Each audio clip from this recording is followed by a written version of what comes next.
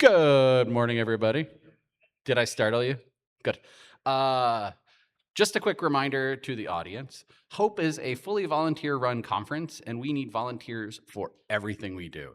If you're at all interested in volunteering this weekend, please see the info booth for more information. It's fun, rewarding, and you meet really great people. And with that out of the way, I'm going to introduce our friend Erica Windish, who is going to talk to us about the Onion Shell zero install from the Tor from the browser.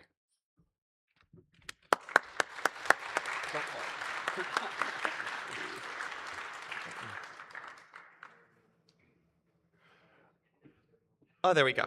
All right. Thank you very much. Let me see if I can get that full screen. Oh, that's the wrong button. Full screen. There we go. All right, thank you.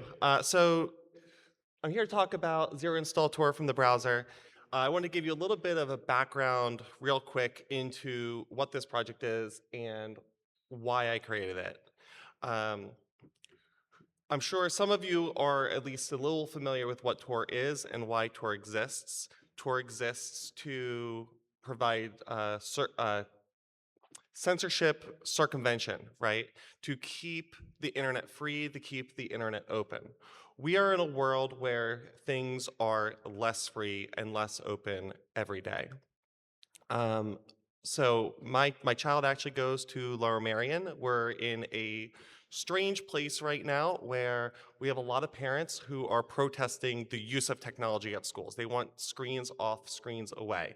The response from our school district has been to restrict the internet on these devices, to censor our children, to monitor everything they do, and there's no opt-out policy. So there are parents who want their children to opt out of school devices, but then there are also parents who don't want the school to be monitoring everything their kids do.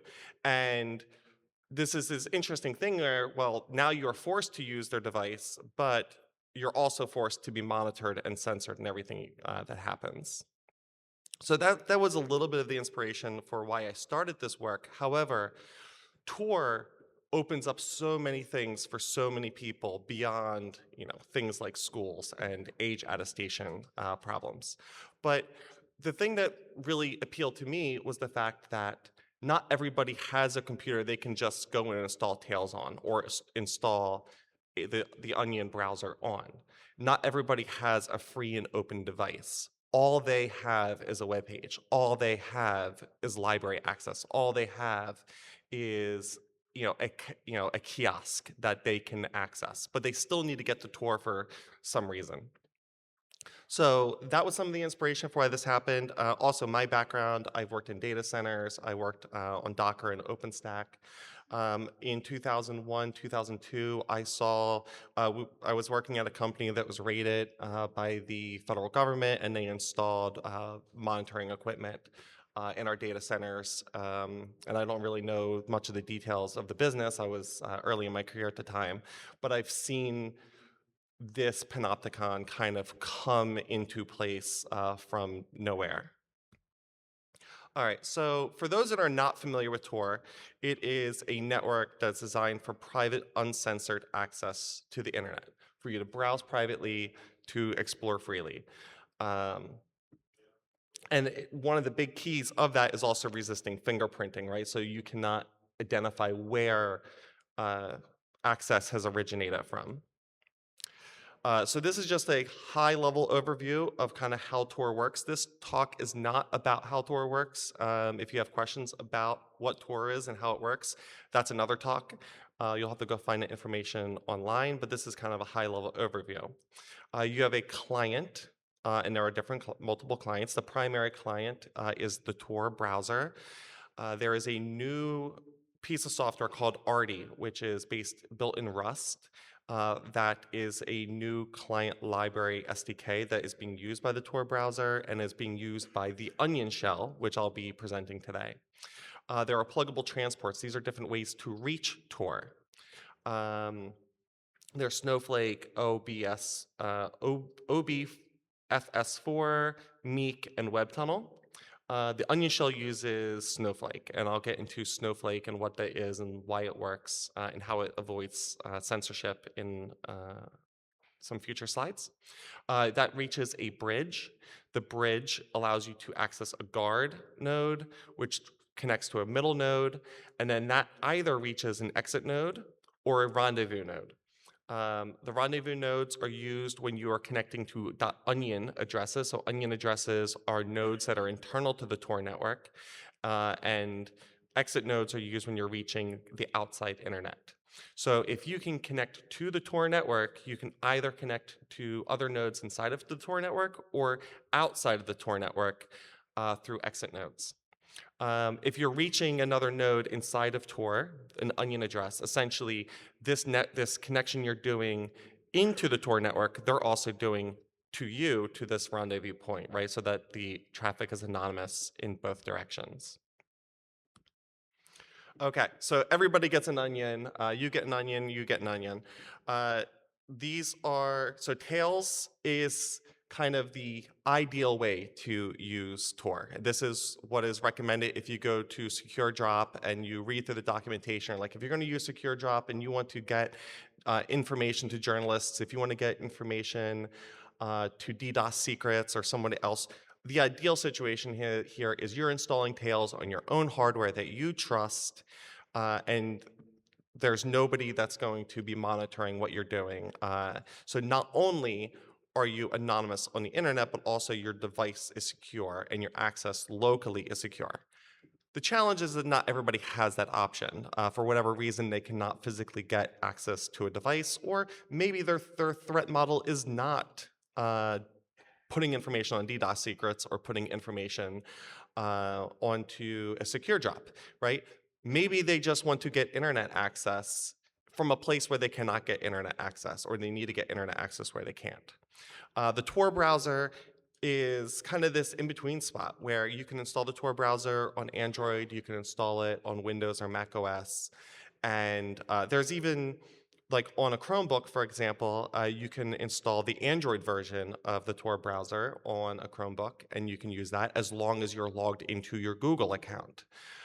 However, you are now logged into your Google account, and that comes with a lot of compromises to your security and your footprint if you're trying to be on Tor, right? If you want to access Tor and you need to do that through a Google account, maybe you've made a mistake somewhere. And then a new option that I've developed. I've started working on this back in maybe October or November of 2025. Spent maybe a couple weeks on it. Didn't quite get 100%, and I dropped it because I needed work and I had to, make some money and did other projects. And then I picked it up in May and finished it over a weekend, published it. I told the Tor project about it. I want to make it clear the Onion Shell is not an official project of the Tor network. It is not part of the Tor Foundation or Tor Inc. I have communicated this with the Tor folks. We've had conversations, and I have published it on the official Tor project GitLab as a personal project. So it is available on their GitLab instance, but it is not an official project of the Tor network at this time.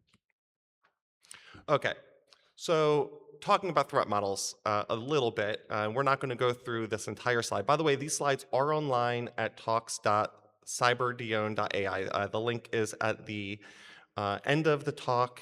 You can also find that link on my Blue Sky. So, okay, so the Onion Shell has its own risk matrix of things that can reach it. And not everything that can reach it will reach it, right? For example, if you are using a device that has an out-of-band KVM, such as Intel ME, it can reach your device, it can reach your screen, and it can see what you're doing on the Onion Shell. That does not mean that every device that you're using has something like Intel ME attached to it. It's just something that could reach it. What's interesting here is that the Onion Shell, more so than other variations of Tor clients, is a little bit more susceptible to TLS interception but also relatively immune to it in a very interesting way. Specifically, that you're accessing the onion shell through a browser. That browser may have TLS interception, but the onion shell uses a separate root of trust and its own cryptography tunneled inside of a TLS connection that may be monitored. So you may have, TLS man in the middle attack, but then you're tunneling more encryption inside of that, which is not being decrypted and inspected in man in the middle attack. Um, Tor fingerprinting, it is using Snowflake, so anything that can fingerprint and detect Snowflake will detect it. However, Snowflake is the most resistant, or arguably one of the most resistant versions of Tor transports today. And of course, if you're using a browser, right, if the browser that is accessing the onion shell, which is a web page, has uh, malicious extensions or corporate extensions such as Purview, Smarsh, Global Relay, Menlo, iBoss, CyberArk Keeper, then those products can also observe and see what the onion shell is doing. The Lower Merion School District that I mentioned earlier is using iBoss, for example. So I don't believe I've not tested it because I don't want myself or my child to get in any trouble. We have actually not tried this on any of their district devices, to make that clear. I do have a Chromebook. They use Chromebooks at that school district. I am using my own personal Chromebook that we'll be doing some demos on today. The Tor browser is, interestingly, in some ways, the most vulnerable of the Tor clients that are widely available, because um, they are installed on an operating system and there are no controls guaranteed on that operating system that secure you and protect your use of Tor, which is why people recommend that you use Tails, because it's an operating system that is designed to protect your use of Tor and is minimalized so that it only contains what is necessary to reach Tor. But if you install the Tor browser on like a average Windows computer, you're still vulnerable to all of the various things on Windows and all of the different corporate access controls and things that might be installed on a Windows computer. So there's no guarantee provided by the Tor browser itself that your device is secure, obviously. So you need to be very mindful if you use it. You can use the Tor browser securely. It's just it does not guarantee you those things out of its own box. Whereas Tails, right, provides you the most out of the box things. So I do consider the onion shell to be somewhat a Tor of last resort, right? It is not the thing that you should reach to first, but if you can't use Tails, right? For example, if you have boot control and you have secure boot on your computer that prevents you from installing Tor, well then you have to install on the operating system that you have.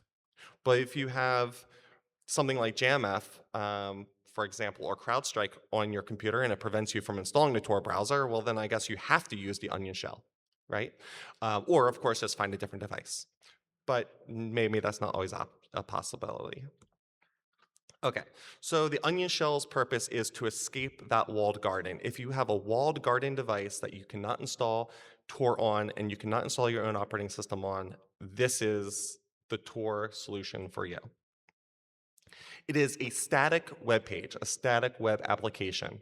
So it takes a single page application kind of to its extreme. It is essentially an HTML file you can drop on a USB stick. You could download it from IPFS. It is all content addressable. You can essentially, again, it's just a web page. It's a static web page that can reach out to Tor with no backend server. So there is another project that was actually created by Aaron Schwartz called Web to Tor that allows you to access Onion sites through web pages. It does so through an intermediary backend host process that could be subpoenaed, could be accessed. There are all sorts of problems with it. It's a cool project, and certainly thank Aaron Schwartz. Rest in peace, and may his memory be a blessing. It's just it does not provide the guarantee that we have from something like the Onion shell, where everything is just simply from the client straight to the web with no backend. And what's actually really cool about this is the Onion shell is just one application built on this technology. The ability to run and access Tor from a static web page like this means that there could be a whole set of applications and video games and other things that could be built that connect to web pages without any backend server. So you just launch a static web page on the internet, and then it can go connect to some backend server on the internet and do something without having to run an intermediate backend server or deal with cores or any of those things. It does so over Snowflake. So Tor over WebRTC. So WebRTC, if you're not familiar with it, is a video conferencing and phone conferencing solution. The Snowflake is a network, a peer-to-peer network that runs over WebRTC. So this is a feature introduced to browsers that allows browsers to connect to essentially peer-to-peer networks for the purposes of phone calls and video calls. So things like WebZoom or Google Meet, etc. So if you block this, you also block many of those web video conferencing products. So if you want to block the onion shell, you're going to be blocking video conferencing on your network. So, one of the ideas of Snowflake is maximizing collateral damage for trying to block the access to the network. So people who are running the onion shell or people who are running other Snowflake-based proxies on their computers join into a peer-to-peer network. So when you run the onion shell, another onion shell can connect to you, and you can all basically mesh and bridge out to a Snowflake bridge. Currently, there are only 2 Snowflake bridges. This is honestly a bit of a big problem, and it was the biggest kind of negative feedback I got from the Tor project itself was, oh no, if this becomes popular, we're going to need a lot more bridges because they only have 2 bridges, and those bridges are fairly overloaded. So we're going to need more of those bridges. But essentially, the onion shell runs in your browser, uses WebRTC. It connects to the overall Snowflake volunteer proxy network. Those bridge into these dedicated Snowflake bridges, and then those connect into standard Tor bridges and relays and let you access everything in the previous slides. And again, this gives you kind of two routes of trust through your browser. So you have the web page itself, which we can serve over. You have to access that web page somehow, right? So if you go to the.onionshell.ch, you would query that over DNS. I do want to also just warn that at the moment we are dual publishing the Onion Shell on AWS Amplify and onto IPFS. My plan is to have this published strictly to IPFS in the future. We're working out some of the kinks in pushing that into prod, but we do have that on our staging environments currently. So you have to query DNS, and hopefully you have secure DNS, which we do. DNS link, which points to the immutable content addressed bytes for the object that's on IPFS. And now this is where if you have a managed device or a man in the middle potentially attacking your thing, because let's say again you're on something like a school network or a corporate network and you have a man in the middle proxy through one of these corporate products, this is where somebody could potentially replace that root HTML page. Using IPFS does provide us some protection against that because it is content addressable. So if you were to go to our GitHub project, or sorry, our GitLab project, gitlab.torproject.org. You can download these bytes directly. You can go to our CI/CD and you can verify all the artifacts and the content addressable, SHA-256s and everything else of the project. But if you're downloading this on the web page, just be mindful this is the one place where a TLS interception could potentially interfere with the replacement of an HTML page. But once you get that HTML page, if you get the right HTML page, it includes what's called SRI hashes. So every piece, every WASM blob, every JavaScript blob, every asset on that web page has been hashed, and those hashes are embedded in that HTML page. So as long as you get the HTML page correctly, it will verify and guarantee that every other asset is being provided through the provenance of the Onion Shell project. That loads WASM. that WASM is WebAssembly, it is a compilation of the Arty project, which is a Rust-based Tor library that is then used to connect to Tor. So kind of this. Now, one of also something to be mindful of, if you are concerned about TLS proxies, one solution here is to download this on a network that you know that is safe, that does not have a man-in-the-middle attack. You can install this as a progressive web application into, like, let's say Chrome, for example, have that cached on your machine. So this does support aggressive caching, so that if you get a valid copy once, it'll stay valid on your machine, and then you can click a button to update it to a new version. But you will basically, if you then go to a malicious network where they have TLS interception, you can then run that cached version locally, and you're only relying on the root of trust of the Tor network, even when you're on a malicious network. So kind of the second stage here on the bottom is the Tor side of things. So everything on the Tor side of things is resistant to man-in-the-middle attacks. Everything on the top side does have this first fetch risk. So just make sure that your first fetch is safe. But once you get past that first fetch, you can connect to the Tor network, kind of as I previously discussed. So this is supported by a whole bunch of technologies. There is Arty, which has been Tor compiled to WASM. It also relies on something called WANX. WANX is an OS that runs in the web page, is a Plan 9 inspired operating system compiled to WebAssembly that was written by Program, which is Jeff Lindsay's handle. Jeff Lindsay invented webhooks. He's been around forever. He also worked on Docker and some other projects. One of the things that I'm working on currently is, so WANX supports Linux VMs. So you'll be able to actually load the Onion shell.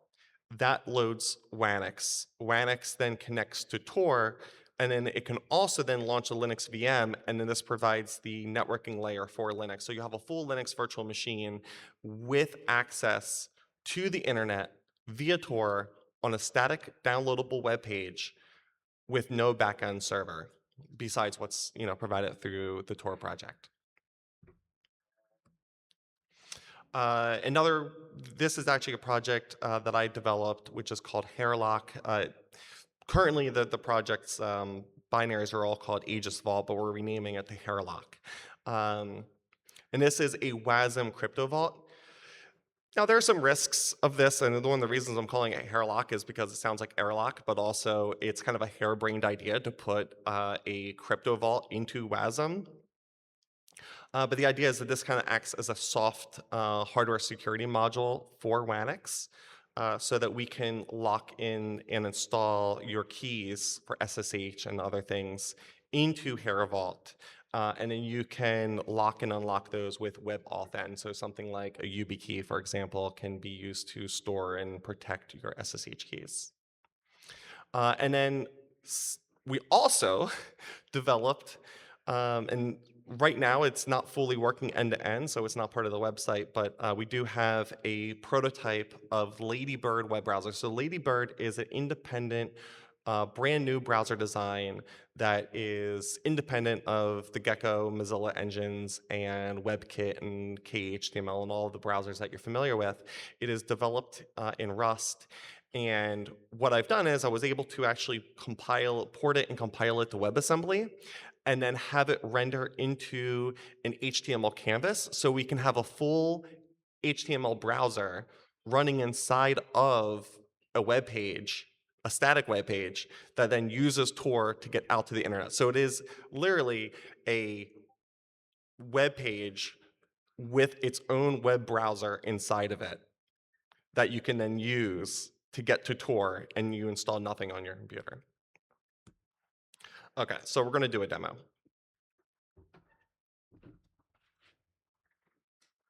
Check 1, 2, 3. We'll see if this starts working. Oh, there we go. Thank you. Okay. Oh, this is really slow. All right, so when you get to the Onion shell, you have, actually, can I refresh this and get the banner? No, I can't. I was just going to do this again. Okay, that was a mistake.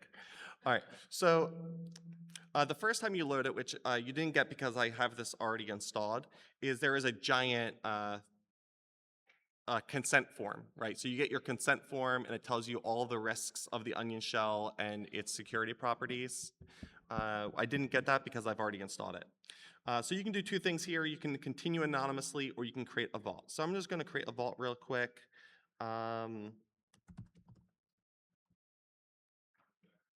Okay, let's try a better password.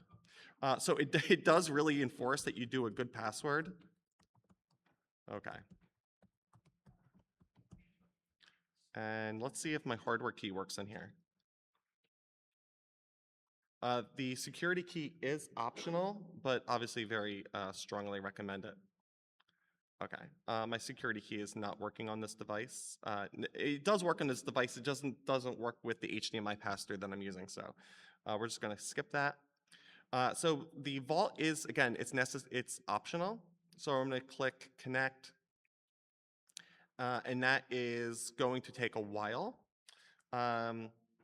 There is a race condition that's in here. It will connect, but it takes a little longer than I would like. The new version that's coming out soon will fix that race condition and will make these connections a lot more reliable. So what I'm gonna do is I'm gonna let that connect, and then we're gonna go over to the other screen.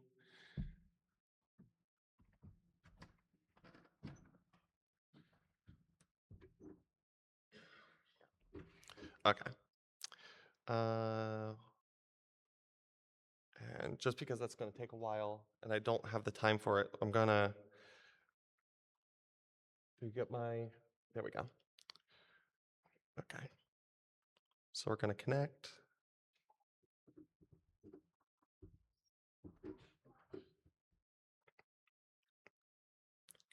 Okay, now we connect.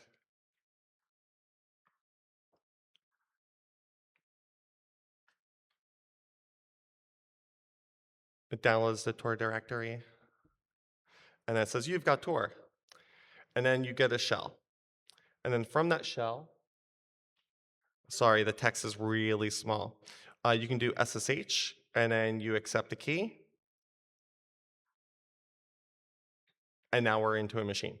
So kind of the V1 here is that we're supporting SSH connections, and you can create SSH keys in your browser that are stored in Hairlock. This is terminal.shop, by the way. This is, you can order coffee from Primagen on here. Here you go.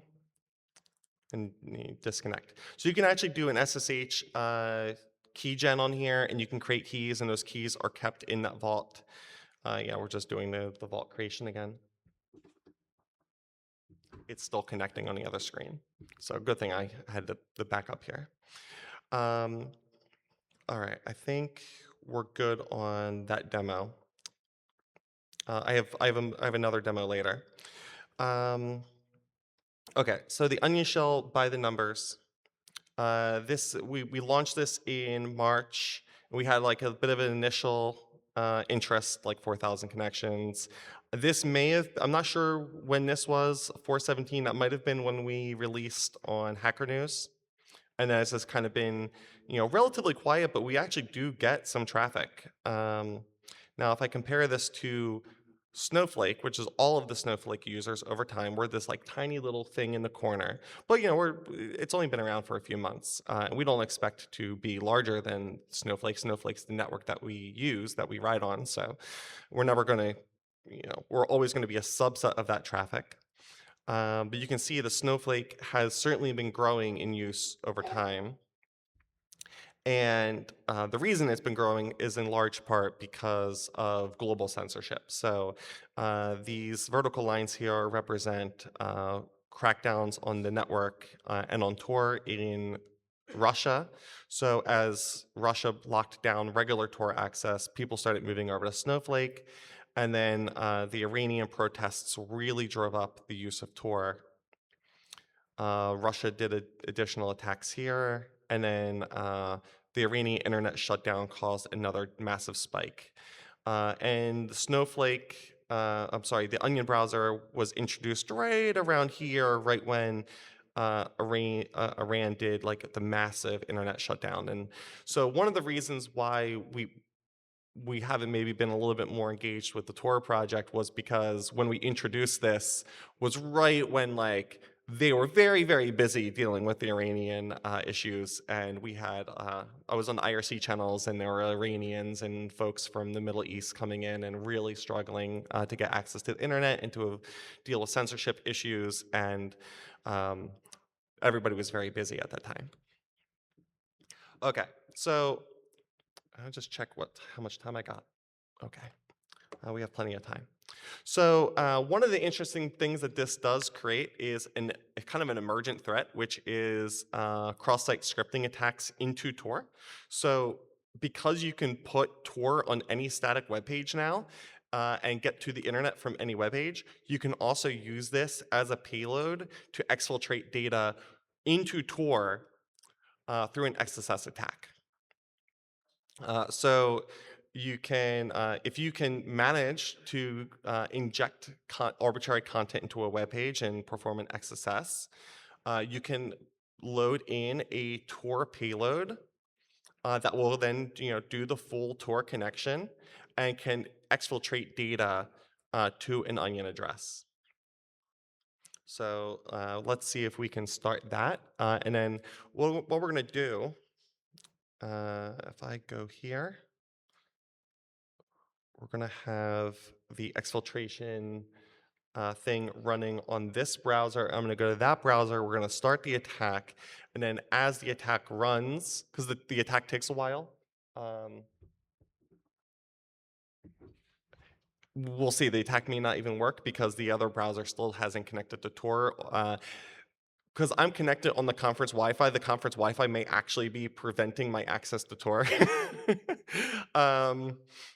It may actually be preventing Snowflake access here, maybe if I tether it to my phone. But I'll show you the other side of the XSS attack, and then I have a screen grab that I can show you what the exfiltrated data looks like.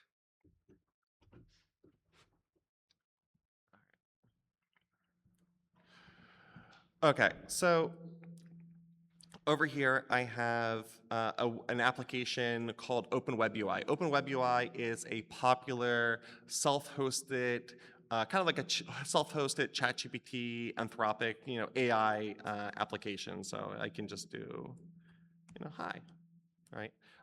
You can talk to it, and it kind of does. You can self-host this and run what you want to, right? I asked it previously about catfish, just so it would have something to query in the logs.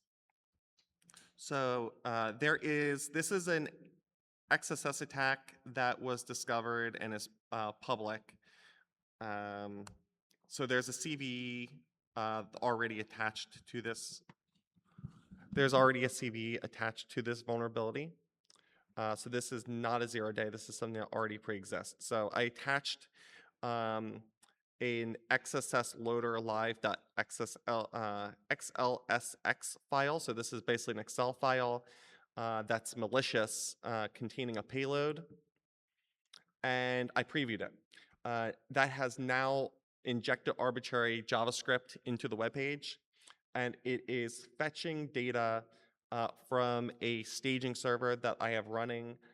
That staging server is live on the internet through an ngrok domain, but the exfiltration server is only available over a tailnet that I have built between the systems, so that we're not doing this completely live and endangering people on the internet. And the payload itself is hardwired into my tailnet. So if somebody were to go and download this malicious payload, it's not going to actually do anything unless somebody finds it and modifies it sufficiently. All right, but what it's doing here is it shows it loads it loads the client, and now it's trying to connect to Snowflake. And if we let this run long enough, it will eventually connect to Snowflake, and it will exfiltrate all of the data on this web page, all of the chat logs, to my server. Now, one of the other things you can do is provide a full C2 where not only we're exfiltrating data, but actually I could have that that onion address, because this is sending it to an onion address. Once the onion address is established, it could also go the other way, where it could then drive the browser and drive the LLM, use your tokens, or even just create a full botnet of AIs, and use those for whatever you want to. There was an earlier talk right before this on anonymous worms. This is the kind of thing that maybe could be used for that, but don't. Okay. All right. While this runs, I'm going to take questions. I'm not expecting this to work just because I think that WebRTC is being blocked in this network. And we can switch back. Well, actually, what I'm going to do is I'm going to load in on the other screen here just to let everybody see what the exfiltration looks like. So this is, once that runs, it connects to an onion address. I have the onion server running on this machine, and this is a local API that I have that loads and shows that data. So it just dumps everything to this page, and you can see the Excel file security review, which was one of the other chats that was on there. And if I were to search this log, you'd find like the catfish and all that stuff. And it even says here via Tor channel, so that's where it's coming from. All right. And we are ready for questions.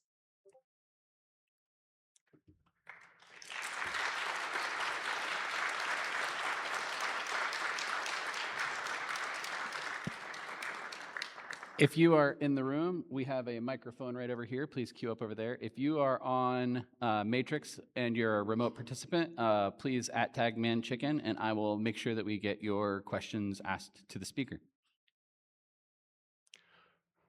Oh, and really quick, I did have a couple mitigations. If you're a site operator, there's a couple things you can do to set just to avoid XSS attacks like this.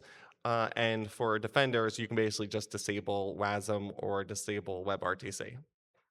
Yeah, and these are the links. Okay. No questions? Oh.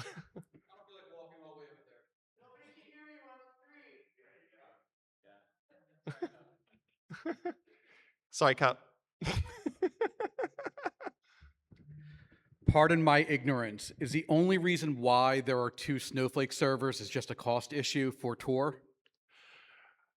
That is a really good question, and I do not have the answer because I do not run. I am a volunteer that has offered my services to the Tor project, and has contributed this onto their GitLab, but I do not know the true answer to that. I do think that the cost is a factor. Part of the problem too is that it is vertically scaled, so there's 2 instances, and when they need more resources, they just keep getting bigger servers rather than more servers. And I think they do need to horizontally scale this. I would like for them to horizontally scale this. And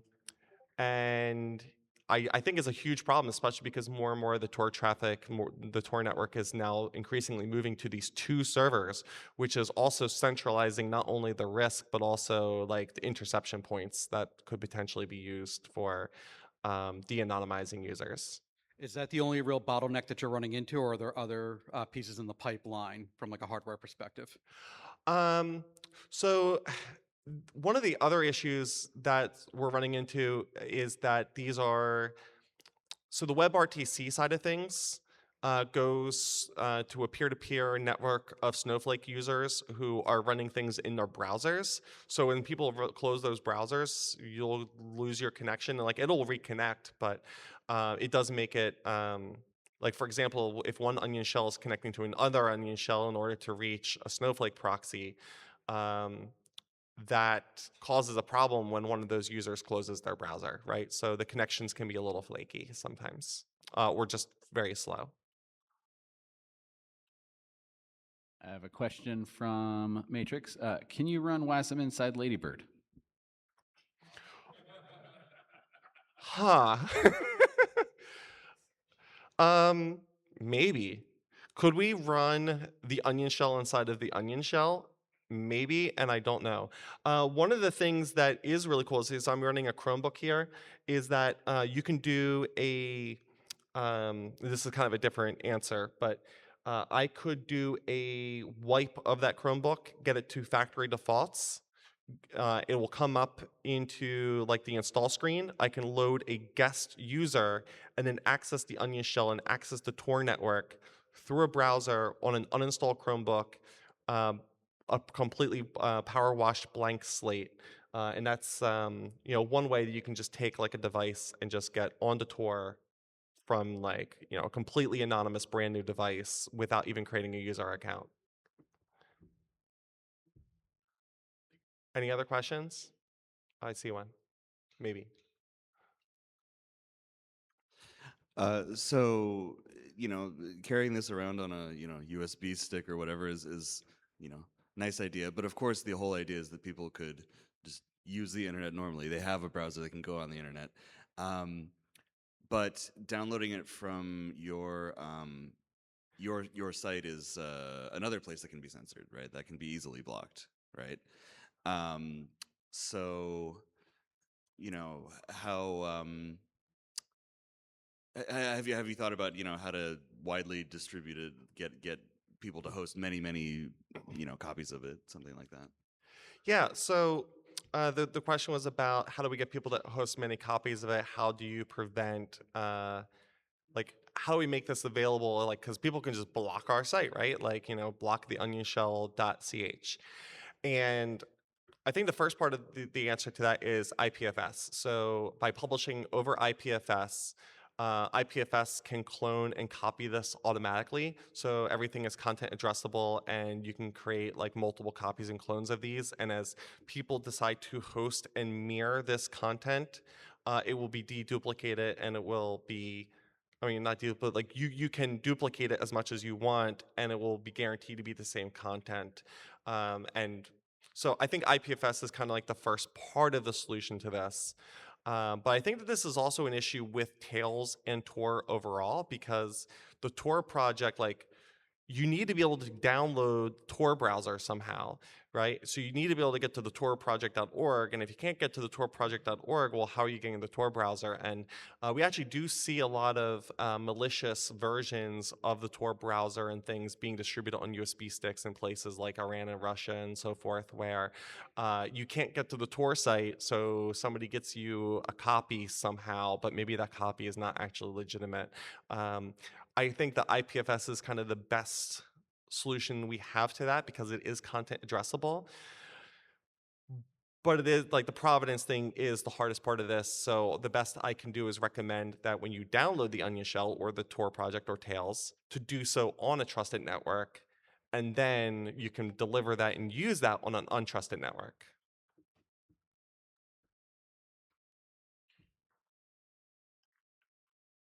If you have any other questions, please come to the mic over here.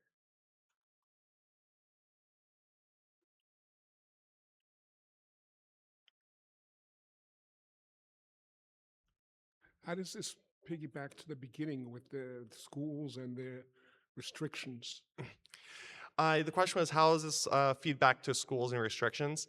So um, the Onion Shell is designed to circumvent walled gardens. So you can access SSH or in the future, any arbitrary Linux application or use the Ladybird web browser to access sites on networks that have heavy restrictions and are heavily censored through organizational controls. So if you are at an organization and you need to exfiltrate data, for example, let's say you are a whistleblower and the data is on a computer that you cannot install Tor on and you cannot get a USB stick on and there's no way to get the data off, well, you could potentially use the Onion Shell.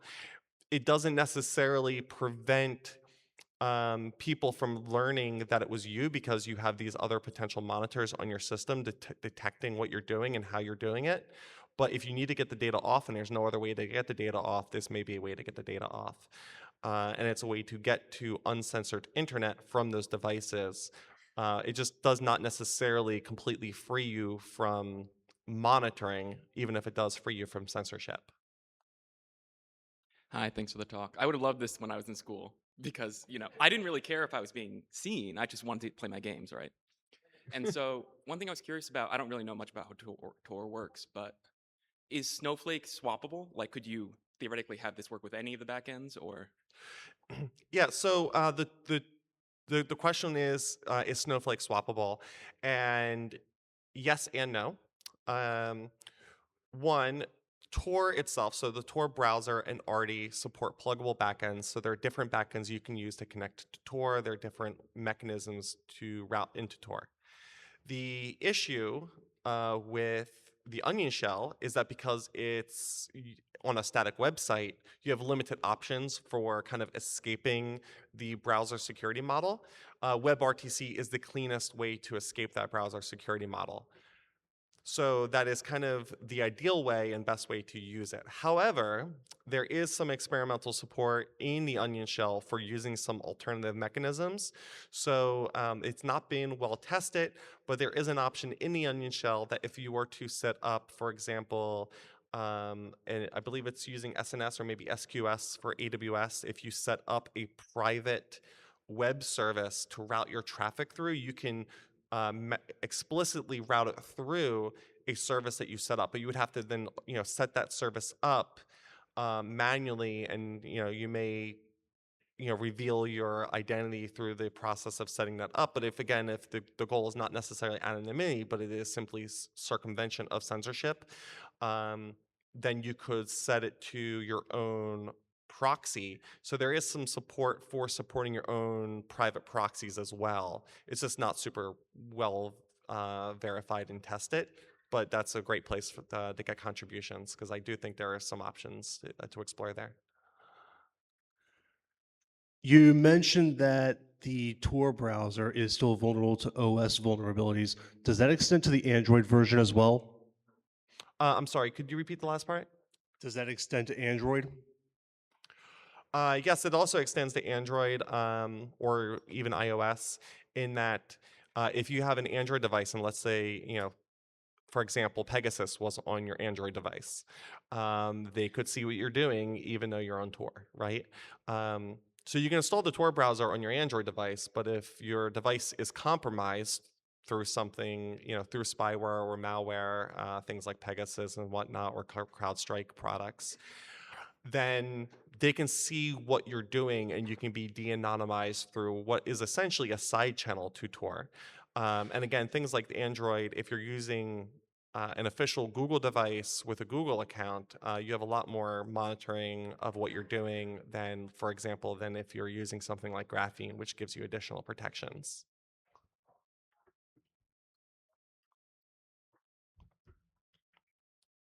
And I would say that kind of Graphene with the Tor browser is kind of the closest you're going to get on a mobile device to being able to run something like Tails that you would normally run on, say, a desktop.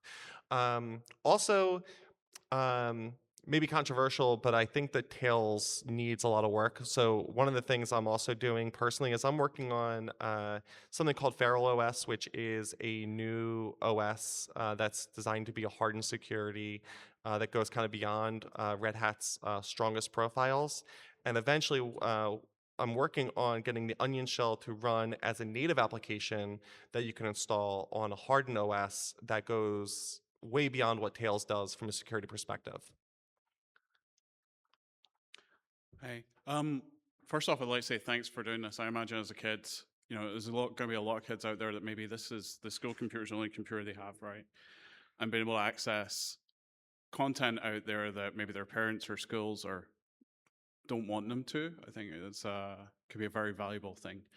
In terms of the security or hardening yourself against the attacks from the device you don't control, have you considered, or could there be an option for the memory this is using to be encrypted with remote keys that are generated and stored somewhere? So where you've got the public key encrypting the memory that this internal operating system is using, but the private key is never hitting the device. Is there any way of keeping the memory safe from the device whilst you're running it within a browser context? Yeah. So the question is, can we? Sorry to expand. Obviously, you have to be able to decrypt that memory to use it, right? It Yeah. seems like a slightly stupid question, but I'm more thinking about ephemeral keys, like keys where I can come back and get it later, but it's only on the private keys only on the device for the session, but not with a like a YubiKey or whatever that I'm having to keep. Like it's in some remote key That is service. exactly what the hair lock does. Right. Okay. Yeah. So the question was, can we essentially keep the data that is used for, let's say, you create ephemeral SSH keys, but they are encrypted in memory until the time of access, um, and only unlocked and used, for the ephemeral or short-term access, and that is what the Hairlock project does. So it will keep your data inside of an IndexedDB in the browser, and it will keep it encrypted until time of use. So it's encrypted at rest, unlocked at time of use, and then the SSH keys inside of those IndexedDB pages are also further encrypted. And when you actually make an SSH connection, it then decrypts the nested SSH key that's in there only at the time of the use of the SSH key, and is age encrypted against your WebAuthn key. Yeah. All right. No further questions. Thank you very much.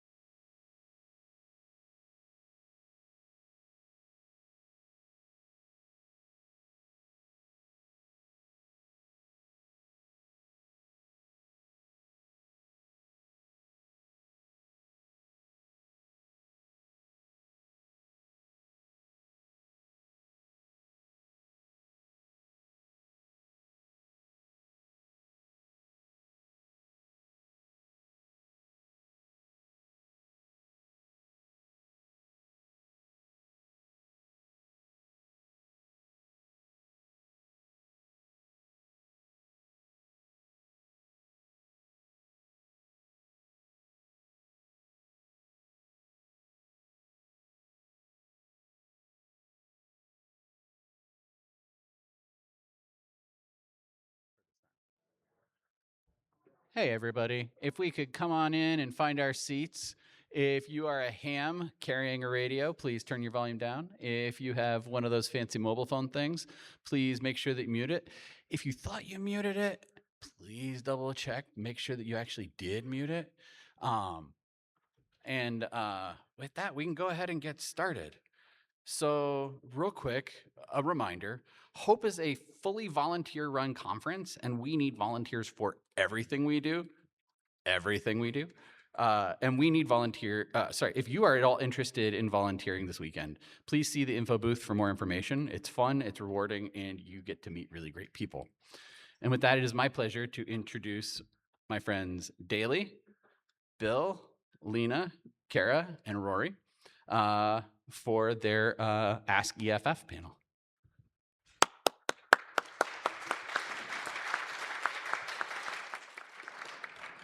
Thanks very much.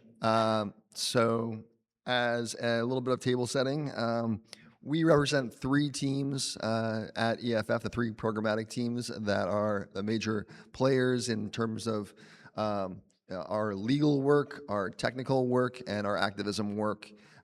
So we can kind of answer a broad spectrum of questions, but some questions you have, EFF is 100+ people at this point, and we're only 5, so we might lack a specific area expertise if it's a very specific question.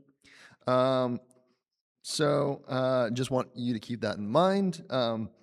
Also wanted to bring up the fact that we have a lawyer on the panel, but Kara is not your lawyer, a lawyer. If you have questions and legal questions, and that's fine, but no questions about your specific case, please. That is a question for your lawyer. This is a 2-hour panel. If you notice our energy levels waning, then it's because this is a 2-hour panel. Just keep that in mind. With that, I will kind of go down the line and we'll introduce ourselves. My name is Bill Buddington. I'm a senior staff technologist at EFF. Have worked on things like HTTPS Everywhere, which was a browser plugin or browser add-on, I should say, that ensured that you access a secure endpoint whenever possible.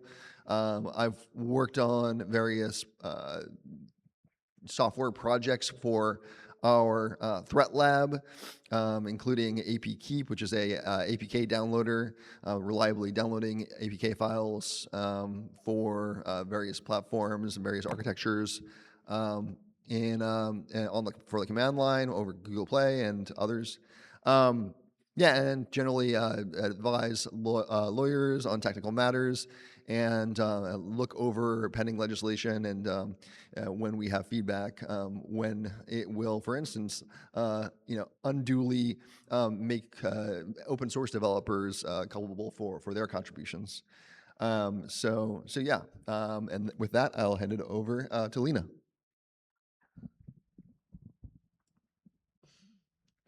Hey y'all, I'm Lena. I'm also a staff technologist at EFF. Oh, thank you. I'm also a staff technologist at EFF.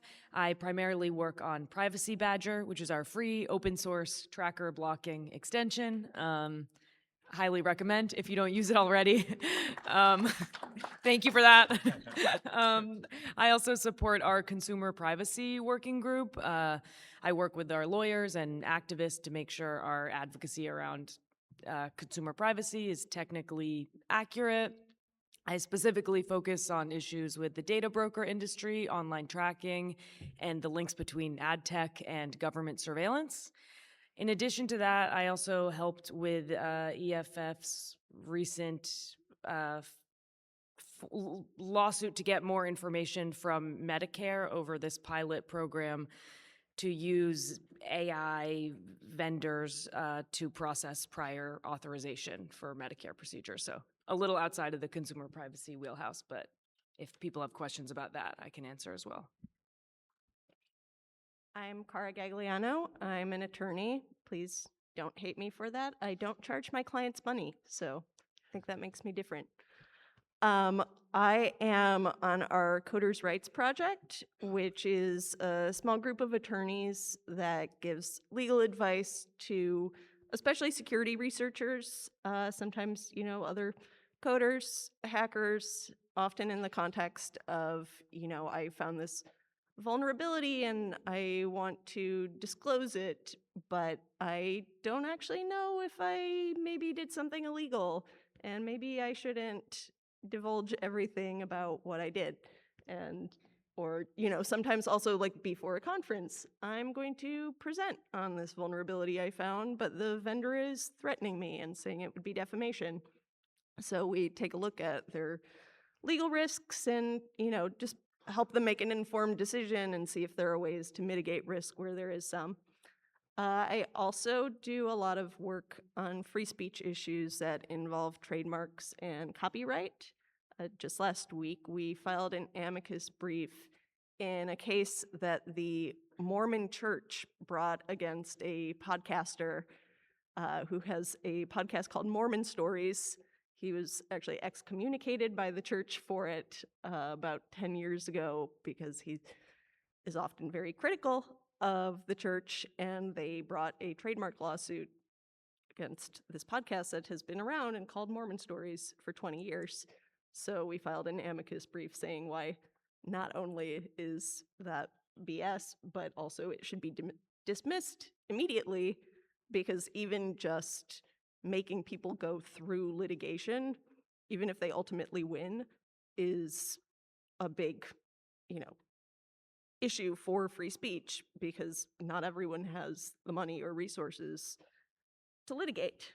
And then finally, I also do kind of an assortment of other surveillance and free speech related work. I have one ongoing case where we're suing the county of San Mateo in California for a policy they have in their jails where people incarcerated there are not allowed to receive physical mail. Instead, their loved ones have to send mail to a company in Florida that scans the mail, shreds it, puts it in a database for years, and then the intended recipients can only, look at scans of their kids' drawing on a tablet, if they can even get their hands on a tablet. So that's, I guess, the lengthy description of things I do. Hey y'all, I'm Rory Mir. I'm on our activism team. I kind of wear two hats on the team. One is I work on open culture and digital commons issues, so open access, open source, open social web, things like that. Most recently worked on a campaign protecting 3D printers in New York and California from surveillance and censorship software that legislators want to bake into it.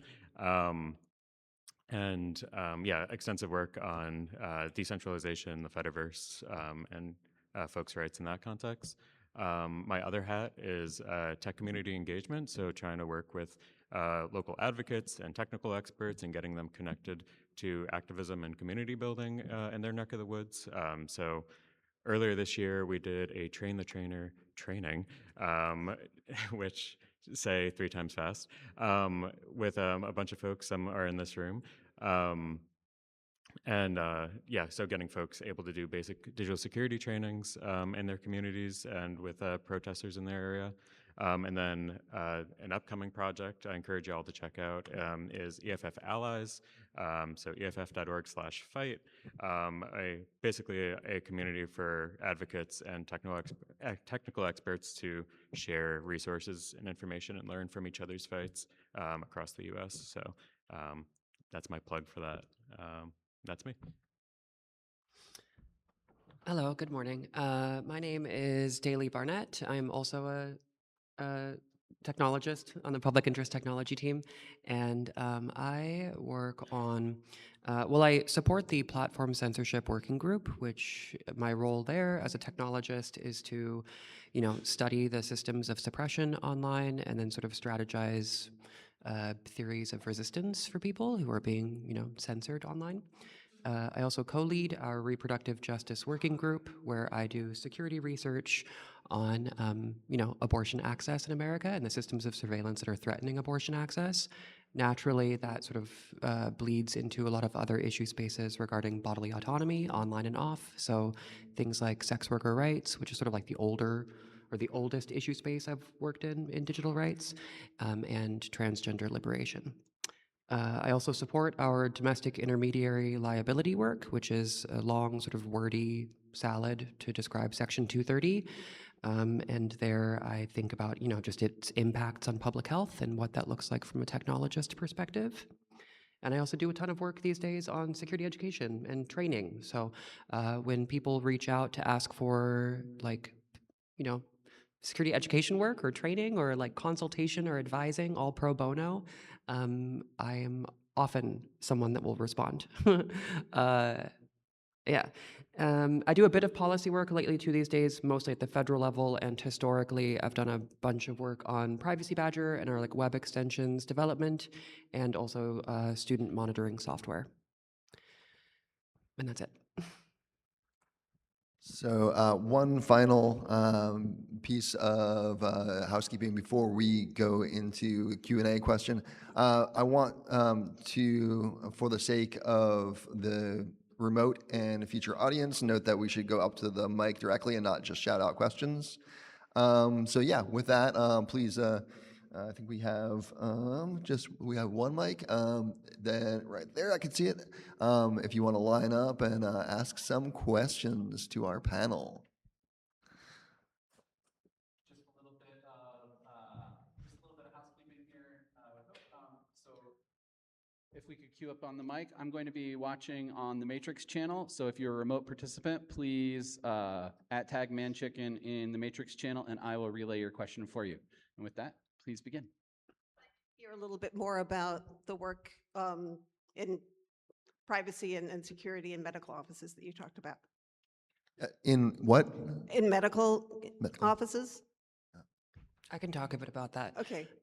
So EFF, we're part of a coalition of people that are focusing on electronic health records and health information exchanges and how they're implemented in healthcare facilities. A lot of that looks like policy advocacy. So pushing for better legislation. At this rate, we're doing it at a state by state sort of basis because we lack federal data privacy legislation. So it's a lot of state by state solutions saying these are data sanctuary states where particular types of sensitive health information related to abortion or trans healthcare are hidden under the special sort of blankets within systems like Epic or Oracle, and then there are these all these weird procedures that come into place for the doctors that have to access that data only in special cases where you get to break the glass only once or something. It's all really technical and annoying, in my opinion, because we lack that sort of federal protection. But we are advocating very hard for it. And I know some of our policy activists are really heartened by some of the better moves made in places like, I think Missouri comes to mind. Am I right on that? Sorry. Who have decent, laws coming into place, these shield laws that are creating data sanctuaries just around that particular state, and we're able to sort of copy the homework from there and then propose it in other places that really need it. So in Arkansas or Texas or Idaho that have really regressive standards for healthcare. Yeah, so less so these days. I'm working directly with the practitioners in medical offices, but I'm certainly no stranger to it. Usually it's at that point, it's beyond their control and my control to think about the Epic implementation in their offices and how to get around that. It's more what sort of leeway do we have to skirt around the specific diagnostic codes that will say whether or not the type of healthcare a person is being given is a crime, and if there are ways to get around it or not. In some cases, they're much more rigid, and you can't, if you're being prescribed testosterone, versus if you're being given misoprostol or mifepristone for an abortion. Those have other uses as well, right? So we can skirt around why someone's being given those medications.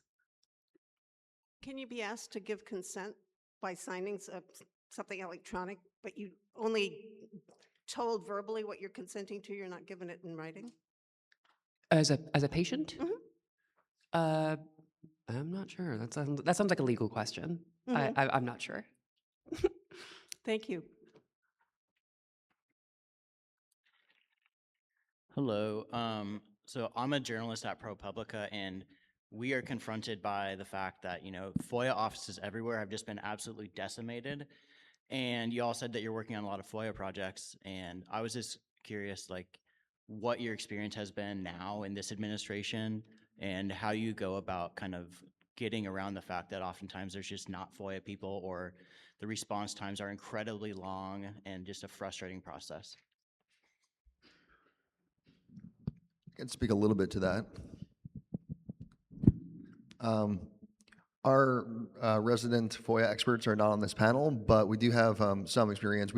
We do use the service Muckrock, and they have been very responsive, and we're able to kind of issue both federal and state public records requests through them.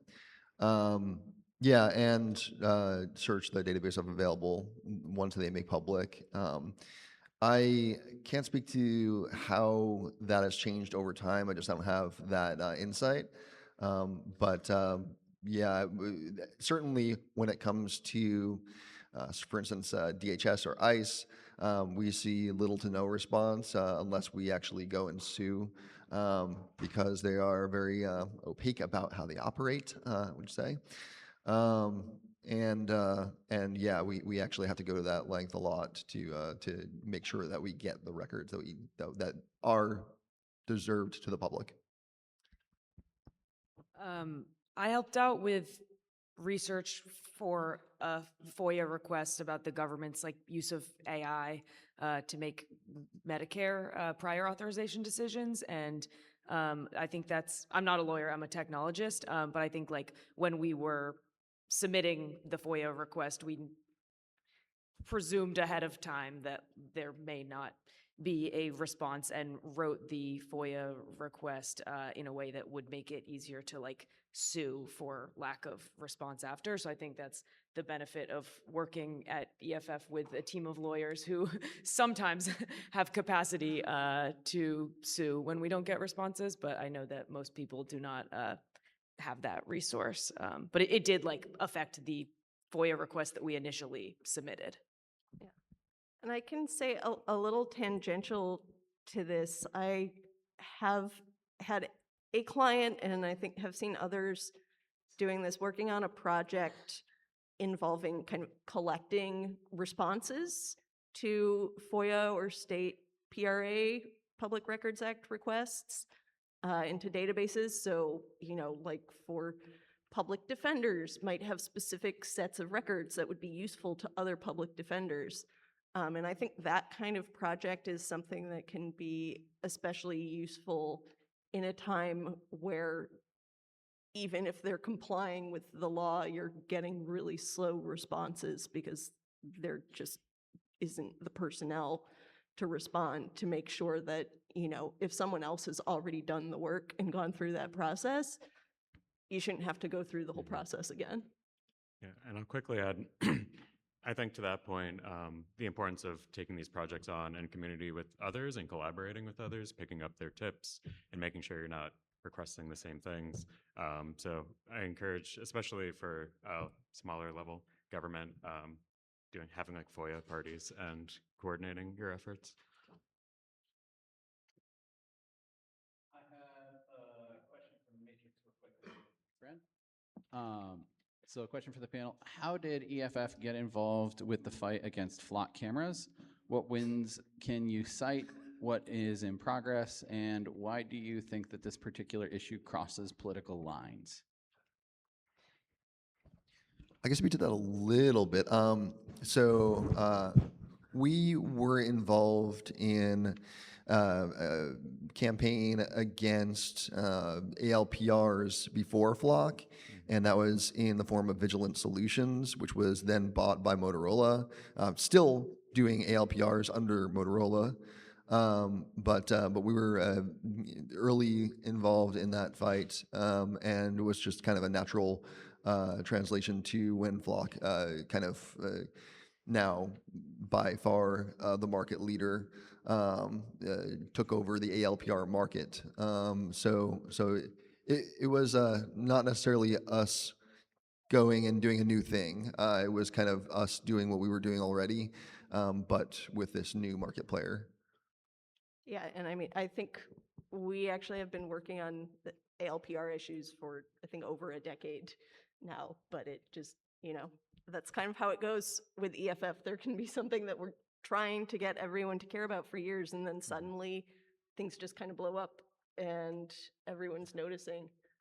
We do have one lawsuit pending right now against the city of San Jose, California, over their ALPR network. Have brought claims under California's constitution, actually in state court there. And so that's pending right now. One reason we sued San Jose in particular is they have a really especially pervasive network. They have about 500 ALPRs set up throughout the city, which is especially a problem because most people, like the way San Jose is set up, most people have to drive to get around, right? It's a very car-dependent city. And they also keep their ALPR data for an entire year after collecting it, which is longer than a lot of cities in California.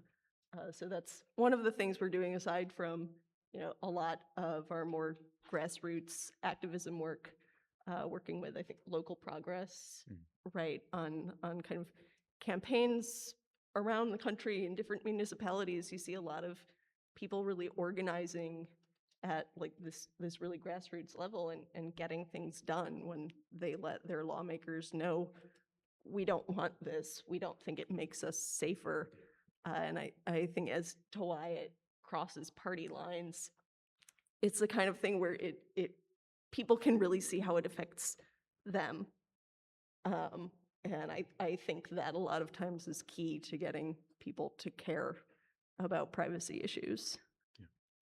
Yeah, and I'll say there's just these like lightning rod moments that happen in advocacy. I know, shout out to Lucy Parsons Labs, who's been organizing against Flock for, I think, over 3 years now, building coalition against. And it's like this year is when Flock had the blow up moment. And I think it's important that activists are in this moment when there's all this attention, make sure it's not just about Flock, it's ALPRs, because we don't want a Flock contract canceled and then Axon comes in with another ALPR solution.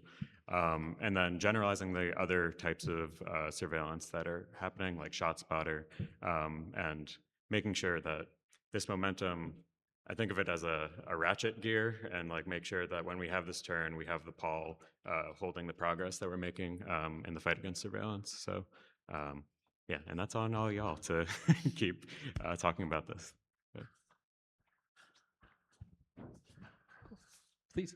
I have two different questions. I read a while back about a homeowner where the flock camera was pointed at their home, and they decided to file a FOIA, and that opened up. I don't know if that's true or not, and that opened up a big can of worms, where the city just decided to not allow the FOIA, and then suspended all the cameras because of the idea that suddenly someone can FOIA all these random cars 24/7 going by his house, and you can see the plates and everything. I don't know if you heard of that. And also, I was wondering, did the EFF, did the mission statement kind of shift or change recently with the giving up the good fight on X, getting off X, going to Mastodon, TikTok, YouTube, and Blue Sky, which are very aggressive, censor very aggressively. And are you moving toward more political, more activism, and away from the original intent of the mission statement? Because I go on YouTube now, and you see so few subscribers for each video. It's like 200, 300, sometimes 80. Maybe the Flock question first, and then. Oh, the FOIA, camera FOIA. The first question. I mean, I think that the bottom line with the ability to FOIA records, and then maybe the response is giving personal information is not to collect it in the first place.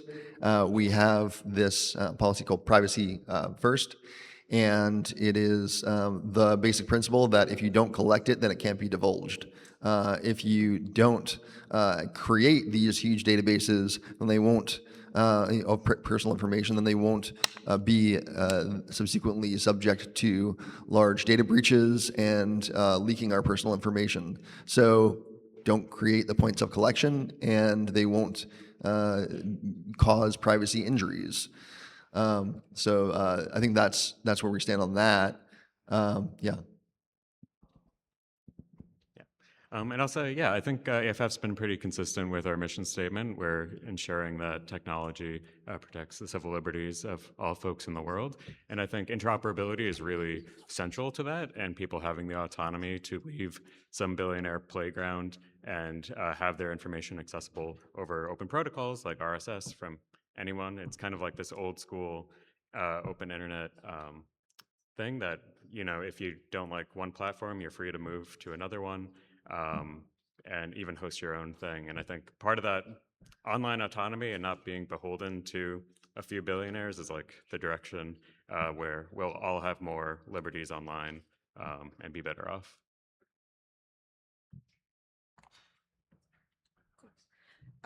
Hi.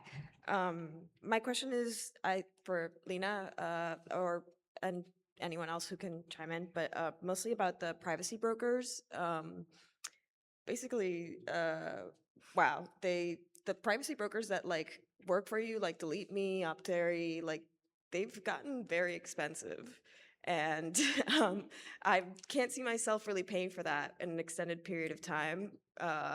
So I guess what I'm really meaning to ask is like, I don't fully trust that they themselves are not the data aggregators in the first place. What is being done policy-wise to sort of minimize that sort of two-faced business practice, and to any particular tips on, you know, being able to fight this? Yeah, I mean, that's a great question.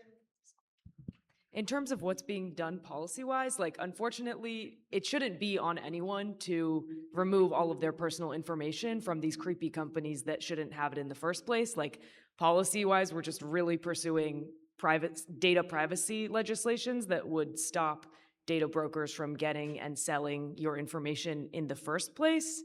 In terms of like these personal data removal services, like whether they're legit or not, whether or not they're kind of like profiting from privacy fears without providing much protection. I can't speak on like a company to company basis, but Consumer Reports did a really excellent like test review of a lot of data removal services, and unfortunately they found that like requesting removal manually from each individual data broker was more effective than any of the paid services. They did find like some difference. They do have like a ranking of the paid services, and one of the ones that scored the highest, easy opt-outs, is about $20 per year, so also a little bit more affordable. Yael Grauer, a journalist, has a really excellent resource called Bad Bool. It stands for like Badass Data Broker Opt-Out List, something like that. It's like a list of all of the like people search sites that you might want to opt out of, and instructions for opting out. And she also kind of like ranks them by priority. I will say that like looking at that list really drives home the point that like it is unrealistic and unfair for people to have to do this to keep their personal information safe. So yeah, in terms of advice, I would say that like it's kind of a balance of your personal threat model and how important it is to completely like scrape certain information from the web, and how much like time you're willing to put into this. And so you might make a different choice about like whether you use an automated solution or do it manually. But in the long term, like this just isn't sustainable, and it shouldn't be an individual burden. And that's partly why EFF fights for data privacy legislation. Also, Thanks so much. Hello, hello. Yeah, I'll also add that privacy is a team sport, and it's best done with others. And what you can do is kind of organize with others and have, for instance, this onerous process of going and opting out of each of these services when you're doing it on your own time is just like maddening and stressful. But when you can organize this kind of opt-out party and have a bunch of people come together and do this as a community practice, and then it becomes less onerous. You kind of are, kvetching with others like about the annoyingness of the process, and it makes it a lot less annoying in turn. So I think that it's important to keep that in mind, that like you can get together with others and opt out of these services in a community way. And I'll shout out Cash Me Outside, who I think's in here somewhere, that held the 404 Dead Name Not Found party over at Transpecos in Bushwick, and just a night of folks, opting out and Googling themselves to remove information from the internet. So it can be a party as well, not just a dry thing. I would add one other thing, which is that if you're like a movement worker who's particularly at risk of being doxxed via data brokers, you can reach out to helpline at EFF.org, and we do a lot of work to make sure that like your footprint won't be weaponized against you. So we can help with like either that like opting out process, or we can possibly get you signed up for a service that does it automatically. I have a question about internet shutdowns. This is on my mind because there was a terrific talk by EYES yesterday about the amazing work that organizers did in Minnesota and the Twin Cities to push back against Operation Metro Surge. They put together some truly incredible infrastructure there to help them do that.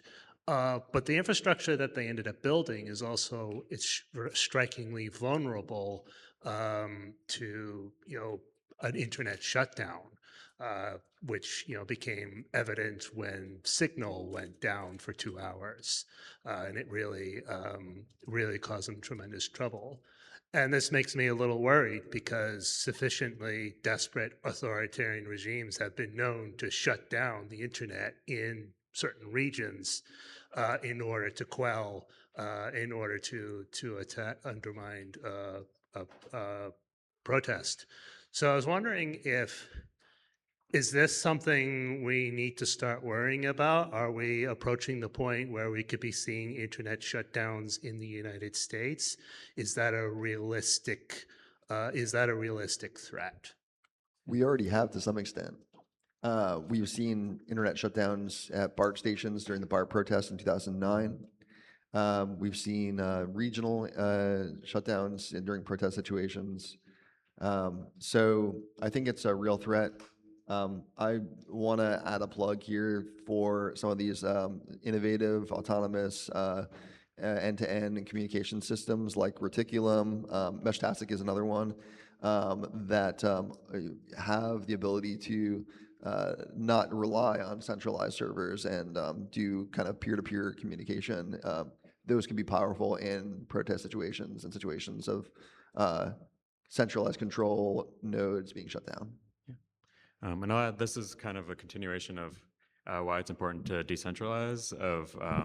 I was saying earlier of like not being reliant on a few big corporations and not having consumer choice in that way. But then there's also this like disaster response or crisis response where the crisis of bad government or natural disaster. We saw Meshtastic being used a lot in Asheville in response to the flooding a little while back. And I think having this kind of additional layer of communication for when the big centralized points fail is an important project for folks to build on. I would also add that like As much as we can invest, and we need to invest in like decentralized futures of technology, we also need to be very particular and clear about what are the essential like infrastructural backbones of the internet and make sure those remain open and free. So I'm talking like ISPs or exchange points or like underwater sea cables, even, you know, like actual physical infrastructure that create those sort of unique choke points for people's access online. And that's kind of like a legal battle, right? Where we have to make sure that those do not have any sort of extra legal control to decide who gets to be online and who doesn't. And then from there, we can, you know, advocate for those better decentralized choices. Hi there. Following up on your terrific research presented last night as well as last year on the collection of data through the online advertising ecosystem, I'm wondering how one might find out if that data has been used by state actors to track them in any way. What ways can that be investigated? I'm so sorry. Can you repeat the end of your question? I did not hear it. Sorry, I'll speak up. I'm wondering, following on that online advertising ecosystem research, how one might investigate or find out if that data has been used to track them. Yeah, I mean, unfortunately, the location data broker industry is incredibly opaque. So most of what we know about how it has been used against specific people comes from incredible investigative journalism. And you know, there are ways to request the information that a company has about you in states with privacy laws. You can submit like a data access request, but when you submit those to location data brokers, for the most part, they say that like they can't give you your location, they can't give out location data because that's too private and like that could be exposing people's privacy. Meanwhile, they're selling it to unknown actors. So yeah, part of the problem with this industry is that it's so opaque and you don't really know who these companies are selling your data to. I would say that like we can sort of generalize from the investigative reporting that is out there that location data brokers sell to the government. This data has been used to track protesters. It has been used to track people seeking abortions. I think there was a series of FTC actions against location data brokers over the past few years, and the like legal complaints against these data brokers had a lot of listed a lot of terrifying use cases of a lot of terrifying ways that these companies were selling people's data, and these location data brokers can sell for really like specific individualized clients. Like there was an example of a company trying to track target people who worked at their competing business and track them to their homes to try to recruit employees from a competing business. Like that's not the sort of thing that typically gets reported on by investigative journalists, but like when you make this level of private location data available for sale, it opens the door to all sorts of invasive use cases. And I wish it were easier to figure out who these companies were selling to, but that's partly why we're working so hard to cut off their access to location data in the first place. I want to ask that, was it? Do you think that age verification laws actually help companies, or they actively damage the companies, or that they just help big companies and damage smaller companies? Because I know there's a lot of old people in the room who don't know this, but for example, Roblox's stock after they introduced age verification, heavily pushed it, went down from $140 to like $35 within the span of a year. Yeah, I could say a part of age verification being required is it creates this moat where really big websites can afford the implementation and the legal compliance of these complex and restrictive requirements. Whereas like smaller, if you think of, again, with something like the Fediverse or Blue Sky, like an individual host having to comply in certain cases, it's too burdensome to meaningfully participate in it. So it is like a way to create this moat around the biggest social media companies.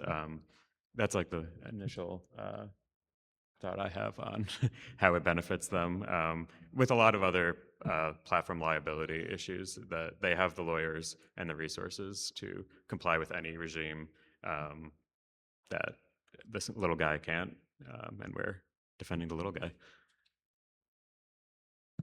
Anyway. So this is kind of like maybe trivial, but I heard mentioned like surveillance software essentially used by schools for test taking, So I was going to ask about like proctoring software, the plague on the already diseased and dying education system. But can you tell us like our rights? Like I've heard a lot of like horror stories and stuff. Tell us our rights. Like what can we do? How can we tell school administrations to get rid of that garbage? Yeah, I mean, a lot of proctoring software requires you to do scans of your entire room and answer incredibly invasive questions about your environment. So there are extremely important privacy questions there, and a lot of what we're able to push back on, unfortunately, if it's a private university that's doing this, there's not a lot of options. Public universities, there are some more options available because they are subject to democratic controls in some way, shape, or form. So you can kind of issue public records requests and things like that on public universities. But yeah, a lot of universities are private tyrannies, so they're not really subject to much control there, other than appealing to their sense of sensibility, I guess. I mean, I do think with private institutions too, if you have connections to like major donors who you can get there of, that's who has control over those kinds of institutions, right, in some form. So, I think that's part of why we try to be so broad and loud with our advocacy, right, is reach everyone and get them thinking about why these things might be bad, so that, maybe you have the parents of the kids at the private school saying, oh, I don't want these companies having like videos of the inside of my home. I'm going to complain to the school board. Yeah, it's essentially Windows-only rootkits. And I'll just say, talk to librarians. They're often the big privacy advocates that understand the contracts. And if anyone is a librarian, check out Library Freedom Project, who has a lot of great resources on how to protect student and patron privacy. Yeah, thank you. Hi, folks. Thank you very much for your work. I'm just wondering if you're seeing a lot of burnout or the opposite. What was the question? Seeing a lot of burnout or the opposite? Oh, yes. Both. I mean, yes, but I think a benefit of like, oh, how do I say this? It's not a benefit. Okay. We were talking about this a bit earlier this morning, this sort of like ever expanding like penumbra of digital rights issues as it like expands into every aspect of our lives. And I think one positive spin on that is that it reveals new allies and like comrades across various issue spaces, which does make it a bit easier to remain like resilient, both within the work itself and our capabilities of rest alongside that work when we can like rely on each other that way. So yes, there's burnout, and yes, there are more and more allies revealing themselves. Particularly shout out to Freedom of the Press Foundation, who has representatives here, and they've been always active in the space with protecting journalists. Digital Defense Fund, which protects abortion activists. A lot of colleagues keep us strong. And I'm at the risk of being kind of one note. I think the antidote to burnout is community. And when you're working with others and seeing how your work is impacting others, you're less likely to get burned out than if you're just trying to go in alone. I think that's the ultimate source of a lot of burnout. Yeah, I will say too that something kind of inherent to our work and like from the law side, the whole concept of impact litigation, right, is we bring cases because we think they're going to make a change in the law that is going to be important and useful to a lot of other people. That just by its nature means we're trying to get courts to agree to something new, right? We're not just trying to retread ground that's already well established in the law. So what that means in practice is we do lose a lot. Like we win too, but there are going to be a lot of losses. And I think it's helpful when we're dealing with those losses to remember that it's like, well, this is part of our work, it's part of the strategy, and also, we might lose at the trial court, but then win on appeal. That's where a lot of law is made, really the appellate courts, not the first layer. And also, it really helps seeing how a lot of our clients and people that we hear from, even when we lose, they're so grateful just that we brought that fight. And, if we get press attention about the lawsuit, it gets more people listening and paying attention and maybe going to their lawmakers. And maybe that's a different way to make change. So I think it is easy to feel burnt out when you feel like you're working so hard and losing, but you have to take the longer view. Hi, thank you, and thank you for continuing to power through such great work in these burnout-inducing times. Oh, thanks. Sorry for my shortness. I wanted to ask you, you mentioned digital security training. When you go through these trainings, are there things that surprise you about what people are doing or not doing to secure their digital selves that might even surprise an audience like this? For sure. Certainly. There, I think, okay. There's some good and bad surprises. I think a good surprise that I often run into is that the more maybe embattled or at risk a specific community is or has been over a very long time before digital rights or surveillance has become a primary threat to them, we find, or they find when I speak with them, that they're actually much better at information security than they previously thought. They just don't use the jargon that us nerds do. So they already have really kind of sophisticated secure communications ideas. Maybe they're just not doing it via fancy highfalutin encryption or something, but they're using really special sort of code words or coded language or sort of linguistic steganography to get shit done. And that is thrilling to me. That is such a joy to go to people and be like, oh my God, hackers have a lot to learn from you. And then a sort of disappointing surprise that I run into more and more these days are similar communities or people who are very at risk, just recognizing the sheer urgency or very high risk profile they take on for doing specific kinds of liberation work, or maybe not even liberation work, just occupying an identity that is so dangerous to the state or the powers that be, that they have some of the most severe levels of risk that we need to consider, and I need to really reckon with that and be grounded in it in a way and still offer good advice to them that is reasonable and accessible and not dismissing the reality of danger. I'll also say, I think, the ground truth thing is so important part of doing training, to actually know what people need and what they're actually doing.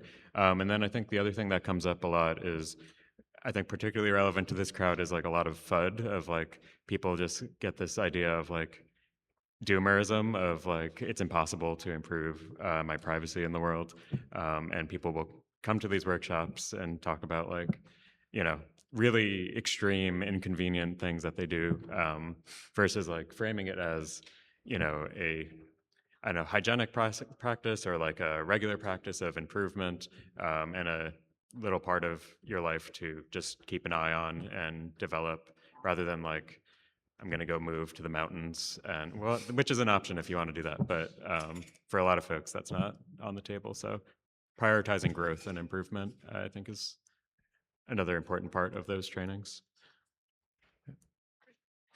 Thank you. Thank you.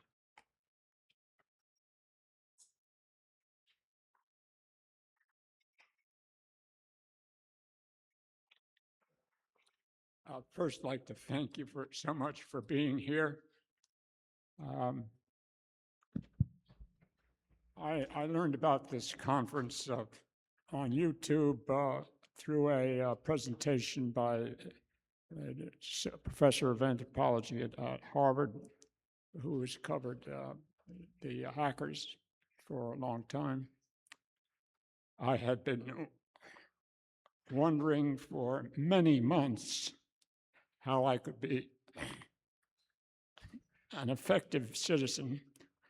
And I realized when I heard this about your organization that you actually are a leading and important, vital asset to our country. And I do hope that over the months that are coming, that you think about how you may organize either personally or in your own community and in larger communities, trying to make our progress in the future safer. I thank you so much. Thank you.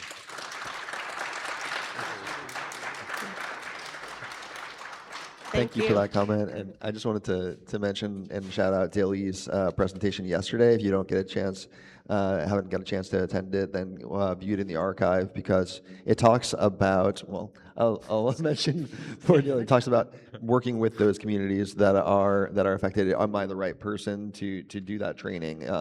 Is there someone that's better suited to do a training that is a part of a community and I'm not a part of, for instance, and that those are extremely important questions. I want to thank Daly for that great presentation yesterday. Really? Yeah. If you want to be like involved in that, Rory is leading like another. Are you leading the next one? It's We're gonna be a doing team another effort. like. We're doing another cohort of Train the Trainers series that Bill and Rory and our colleague who isn't here, Thorin, and myself. Well, actually, I won't be there. Well, whatever. If you want to become a digital security trainer, reach out, because we do like a whole series of like workshops on how to be like effective in your own communities, and that's one way that we prevent burnout is by creating spawns out in the world of doing the same kind of work. Yeah, and I'll say like more broadly for like getting involved in our work, EFF.org/fight is where you can sign up to like our action alerts, which is our relatively low traffic, like now is really important time to call your lawmaker. We keep it like just when it's actually impactful, as well as other updates in the fight. That's one of the most accessible ways for folks to get involved. If you check off the EFF Allies, I want to know about EFF Allies part, then you'll go to my inbox, and I'll be able to connect you with other experts for our EFF Allies initiative, but I'll also be sharing updates about the Train the Trainer series that we'll be doing through that. So yeah, if you want to get involved in EFF's work as a volunteer, EFF.org/fight, and different levels of involvement from there. Hi, thank you all so much for being here.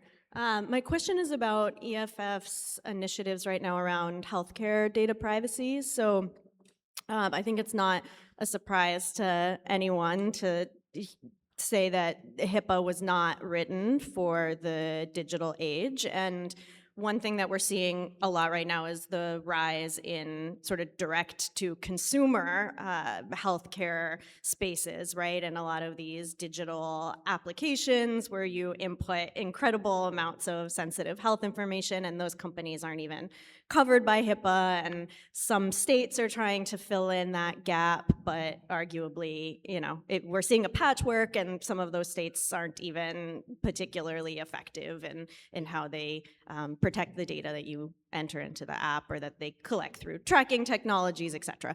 So I'm really interested to know what EFF is working on right now in that space and how to protect what folks can do to protect themselves, but then also more on a policy and legislative level, any work that you're all doing in that space. Thank you so much. Yeah, I mean, you outlined a lot of the problem there, right? Which is that HIPAA is like, well, we need to remember that the P in HIPAA stands for portability, not privacy, right? People often misunderstand that. And the expansion or acceleration of technology in the healthcare space moves a lot quicker than the law does. So we have these intermediaries, or these technologies that are supposedly covered by these business associate agreements through HIPAA that are like, HIPAA's already laughably misunderstood, but even more so from these like shitty tech companies that are just sort of foisted upon patients, people who are just seeking healthcare, as like necessary components to just have like communications with their doctors. And it's like, it's protected by HIPAA. And it's like, no, the fuck it's not. Or, okay, like, legally speaking, I guess it is, but like practically speaking, no, it's not, because there are like a swath of data brokers that are like all have access to the information on those spaces. So, as you said, we lack, federal privacy legislation that protects people across, the country. So it's all a sort of state by state solution. EFF maintains membership in a electronic health records coalition, which is it's like a handful of both like medical practitioners and people who are implementing like Epic in places, and a lot of like policy people. And then there's like me, and maybe I'm the only technologist in that group, but it's a lot of like policy advocacy type work where we're talking about, better state laws, like how do we get specific types of healthcare or information within Epic sort of guarded within those shield laws or those like sanctuary states, and then how do we replicate that strategy in other states that like really need it, like more than like Missouri or whatever. Like how do we get Idaho to get on board, or Texas, because that's not going to happen, but but I don't know, I'm not a policy person, so. I'm not either, but I will add that I feel like there's a very common misconception that HIPAA means that any data about your health that you give a company is protected, and that's not how it works. It, only mandates that like certain medical entities keep your data safe, but there's a lot of like consumer apps that people are giving sensitive, like you mentioned, sensitive health information to that aren't bound under HIPAA, and instead are operating with just like the complete lack of data privacy laws that this country has. I think that, strong data privacy legislation is a start, but I think also people recognizing that like they should be careful about the entities that they're giving their health information to. I want to plug my coworker Thorin's recent report about health tracking wearables.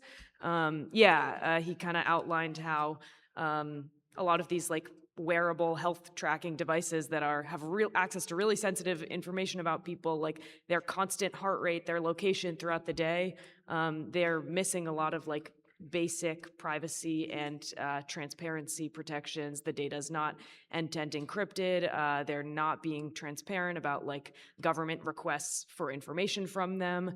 There are like surveillance companies and like public resources that recommend that law enforcement agencies like use these health tracking companies as sources of data that they like send information requests to them. So there's always like a link between lack of consumer privacy protections and government surveillance. And we see like, there are data brokers that literally sell lists of people with certain health conditions.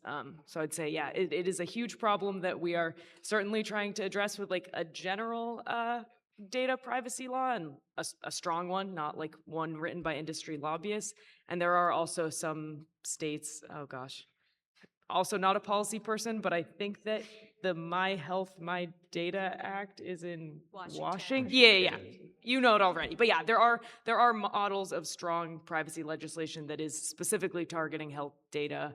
But having a general strong data privacy law would go a long way. And also like Illinois Biometric Privacy Act, BIPA has a PRA stipulation so that individuals can sue those that abuse their health information privacy. So that's one big, kind of stipulation that we want in a federal privacy regulation is that it has PRA clause. And also doesn't Private right of preempt- action. Sorry? Yes, PRA is private right of action here. Meaning you could sue people. And then, that it also has it doesn't preempt state laws that are stronger. It should be a floor, not a ceiling. Thank you so much. Thank you. I'm going to take a question from Matrix real quick before we continue with the line here. Maker says, I recently saw your efforts to get bars in San Francisco to rethink/remove their facial recognition systems. Have you done or heard any research into the ID barcode scanners that are getting more and more common at clubs, at least in New York City? Can you repeat the last part? Barcode scanners for IDs. These are common in like pubs, dispensaries, places like that. I'm not sure if we have like looked into the specific companies doing those scans in New York, but I will say that part of our advocacy around patron scan, which is the like ID scanning technology that was being used in San Francisco gay bars until EFF and many other great organizations sort of like raised alarms about it. A few of those bars have since said they've stopped working with patron scan. We were advocating against them like scanning IDs and creating a database of IDs that is like shared across bars. And so I imagine that it's not like specific to facial recognition. It's the fact that there is a company that is building up a database of ID scans across bars and then sharing information between bars, for example, like flagging people or putting people on a list that will like follow them throughout bars that are like participating in this network. So we haven't looked into the like New York system specifically, but I would imagine that many of the same privacy and legal issues that we flagged apply. I know that we also though mentioned like a specific California ID database law as a concern with patron scan, and there's probably a different law that maybe could be used to fight these systems in New York. Yeah, and to generalize, this also came up 5 years ago with COVID and bars requiring proof of vaccination in order to get in, which is fine, but a lot of them wanted to sell like a digital wallet that like proved the vaccine and then creating this big data record of what bars you're going to and when, and that's sensitive information, especially when you think about gay bars. And yeah, ultimately data is a toxic asset. We want as little information collected for as short a time as possible. And kind of the right to be ephemeral of someone just looking at your ID and letting you in seems reasonable for a bar level of data collection. Yeah. Hi, thank you guys for doing this. One of my favorite tools that you guys have put out is CertBot, which automates the use of SSL certificates. Anybody else using it? Anybody else? Yeah, it's awesome. Up there, Privacy Badger. Is there any tool out there like that that you wish more people knew about and you would like to tell us so that we could check it out and tell our friends? Made by EFF or just like any tool? Any tool. I got one. I love Magic Wormhole because it like, I mean, it's like a terminal based. There are some GUIs for it, but like it's terminal based. It's super fucking easy to use and it's like cute. So I found it to be like a really effective way to get people on board with like P2P as an idea and getting a little bit more friendly with like terminal tools. So like it's been really effective in like communities that are just like needing something to meet some need, like backups. I've been telling all my friends like this, make a better UI for Tailscale, please. Sure. Just like make something where you could just, install an app and like scan codes, like scan a QR code between devices. Yeah. And like to let people set up a family mesh. Yeah. Please do that. Like I don't have the time, but if somebody has time and Yeah. would like me to test it, I'd be very happy to. Yeah, But, like, anything that that's is like definitely needed. great like privacy security tool that like gets people excited about learning a bit more and it's accessible and it's like feels good to use. Magic wormholes like that. It's so cute. Yeah. Hey, I like what you guys do. I like what you have passion for. And I tried to tell my, friends and family, all the important things about not you guys specifically, but what you talk about, privacy and everything. But it's kind of difficult to really get the messages across. I mean, if you're talking to someone who you can't even convince to switch off Google Chrome, how are you going to talk to them about the Fediverse or turning off fingerprinting or anything like that? And I mean, I guess you could like go have a deep conversation with everyone and say, or with a specific person and eventually convince them, maybe. But it's just, I guess my question is, how can you convince someone who isn't really, technologically aware? They just use it because they use their phone for entertainment or, as a tool. Really, they don't think about it any more than that. How do you convince them about these issues that you're working on? I would say, first of all, make it easy. If it's a tool that is a set it and forget it tool like Privacy Badger, then you say, hey, I just installed this in 2 seconds and it's automatically protecting you from here on out. And that's powerful. Like that shows that not everything has to be like dice rolls to figure out in a big chart what your next GPG password should be, having those like little steps that increase your we're saying privacy hygiene or security hygiene that much more is I think powerful, and especially if you could do it as a kind of set it and forget it way. Yeah, I would. Oh, you go. You please. Okay. I would add on, maybe this is obvious, but like find examples of consequences and harm that speak to them specifically.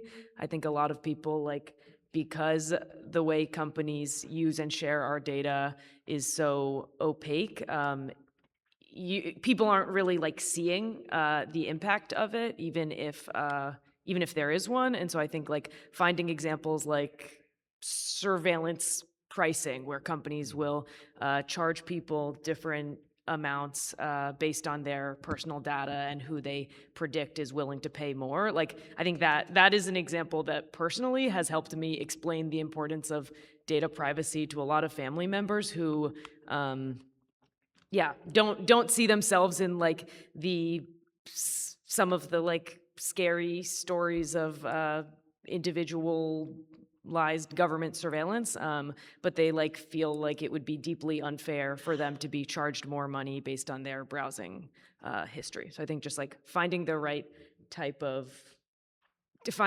like harm for the right audience that will be like motivating. I did notice that the same people who don't really care about most privacy issues, they took real notice of flock cameras when they started popping up. So I guess there's a physical aspect to it, maybe. Yeah, I was going to say too, I mean, I think part of what has gotten a lot more people paying attention with like Flock is the stories about like, oh, a grandmother in Pennsylvania was arrested in Ohio where she had never been because there was an error with the license plate reader and they said that, she had robbed a bank or whatever. I mean, I'm making up those details, but it's based on real stories. Like it's, they've been like, oh, like some older woman who had never been in the place where they say she was arrested and like held in jail overnight. Really kind of breaks down that feeling that a lot of people have of, well, I don't do anything wrong, so it doesn't matter. But the idea that you can do nothing wrong and just be like normal, average, good citizen and still get thrown in jail because this technology can't be trusted, I think gets through to those people sometimes.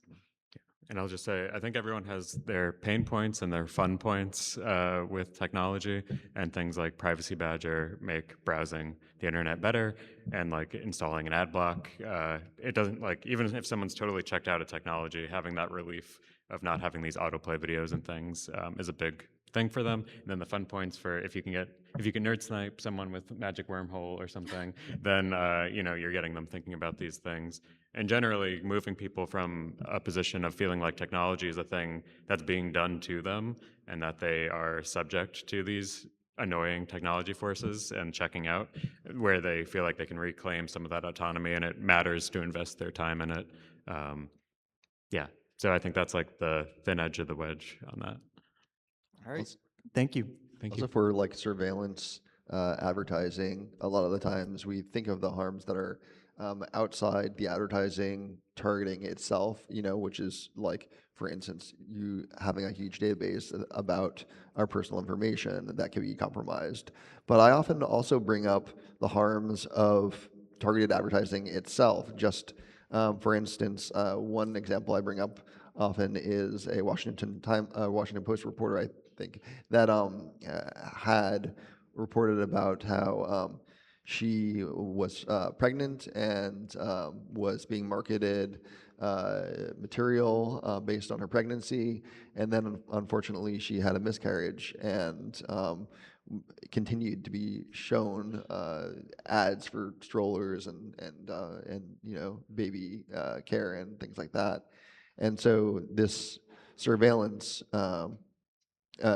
even beyond being creepy, is often extremely harmful in the ways that surveillance promulgates ads that knows about you through your previous browsing experience and previous the surveillance that's done on you behaviorally too. First of all, thank you all so much for the work that you do. And I think I'll be reaching out about the Train the Trainers program. I've done some more informal cybersecurity trainings before, and I'm looking forward to maybe getting more information about how to do it more effectively. I'm going to preface my question by saying that I apologize if this has been addressed before. I came in a bit late, but has there anything in the past 2 years under the current regime that has particularly surprised you, either has been especially shocking from a policy perspective, either directly from the federal government or from state governments or from tech companies? Because it seems to me that, especially since like late 2024, when the election really started heating up, and then especially after Trump won, it's just been a free-for-all. And that all the norms from like all the privacy norms, all of the safety norms that even the tech companies themselves would have previously upheld have been completely abandoned.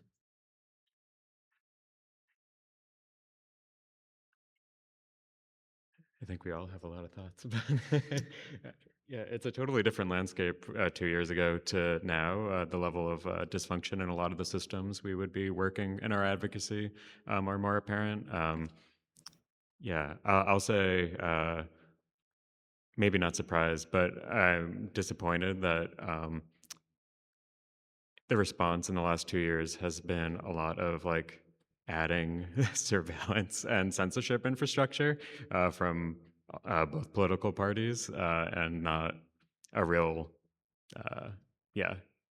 You'd think that there would be a big push to protect people's privacy and autonomy in the face of a scary political change, but it's been united in adding required IDs for internet browsing and things like that.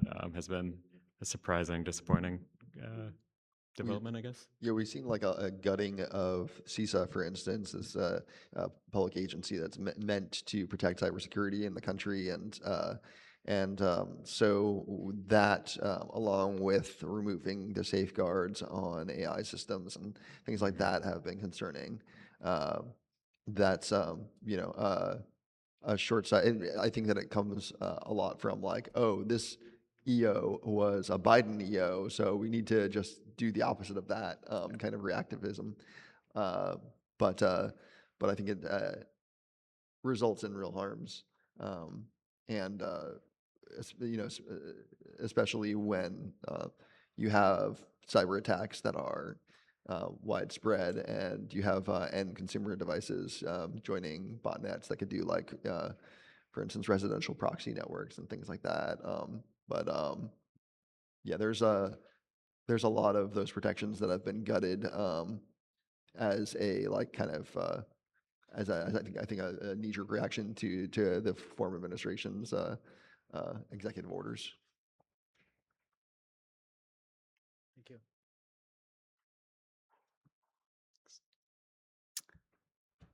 First of all, thank you. I'm going to thank you as a former educator for the materials that I was able to use to educate my students about privacy at the high school level. But I'm retired.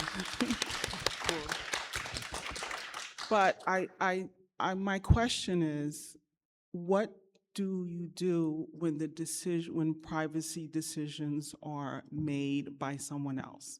And the example that I'm going to give you is that recently, New York City employees who are in the Municipal Labor Council of New York City, now that would include fire, sanitation, MTA, teachers, so we're talking about a huge amount of people who negotiated that now the company that will be providing maintenance prescriptions will be, of all people, Amazon.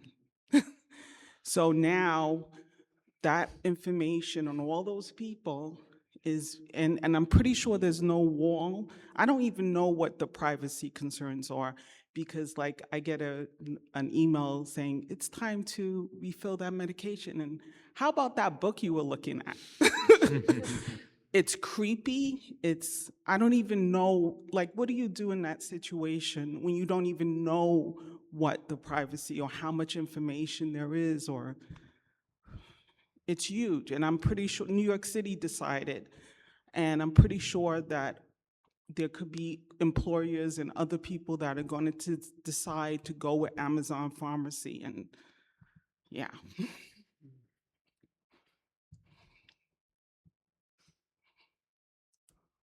I'm thinking about what you said earlier about like when technology is something that like happens to you, right? And this is an example of that, where like these decisions are foisted upon you and you don't really have any agency over that, or like the privacy invasion that's happening. So it's like wrest back some control where you can. Like, what trust are you putting into those systems? So like if you can like compartmentalize certain aspects of your life that are only going to happen on that device or on that whatever tech system that is being foisted upon you, then only do that thing. Don't give in to doing other personal things on there, just so that you can like, I mean, it sucks. You have to like create these different avenues of activity for yourself, or these like personae that you're, activating throughout the day, or have multiple devices or something. But it's like, if that decision's being made beyond your control, then you have to kind of do that.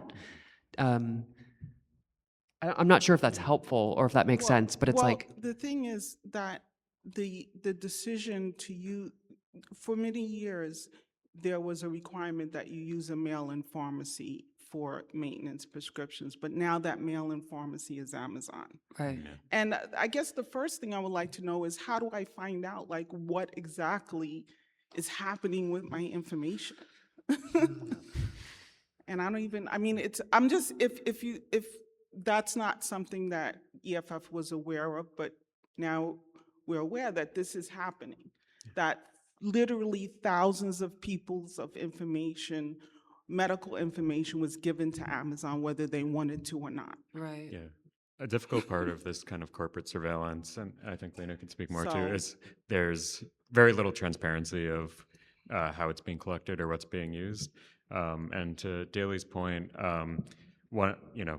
in our position, we have to find the autonomy where we can, and I think resources on surveillance self-defense, ssd.eff.org, walks through things like security planning, which is kind of just a guided series of questions to find out, like, what questions you have, what data is on the line, and then it can kind of guide that research and harm reduction process.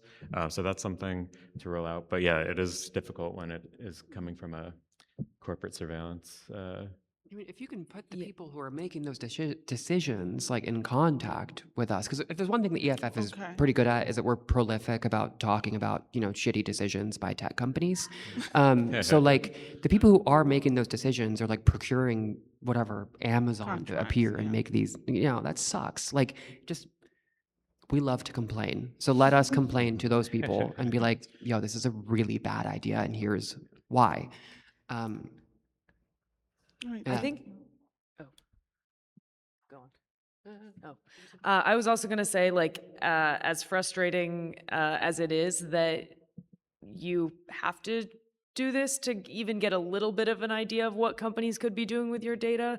Like, I think that starting with if you are concerned and passionate about this, unfortunately, like reading a service's privacy policy is not fun, but it is a start.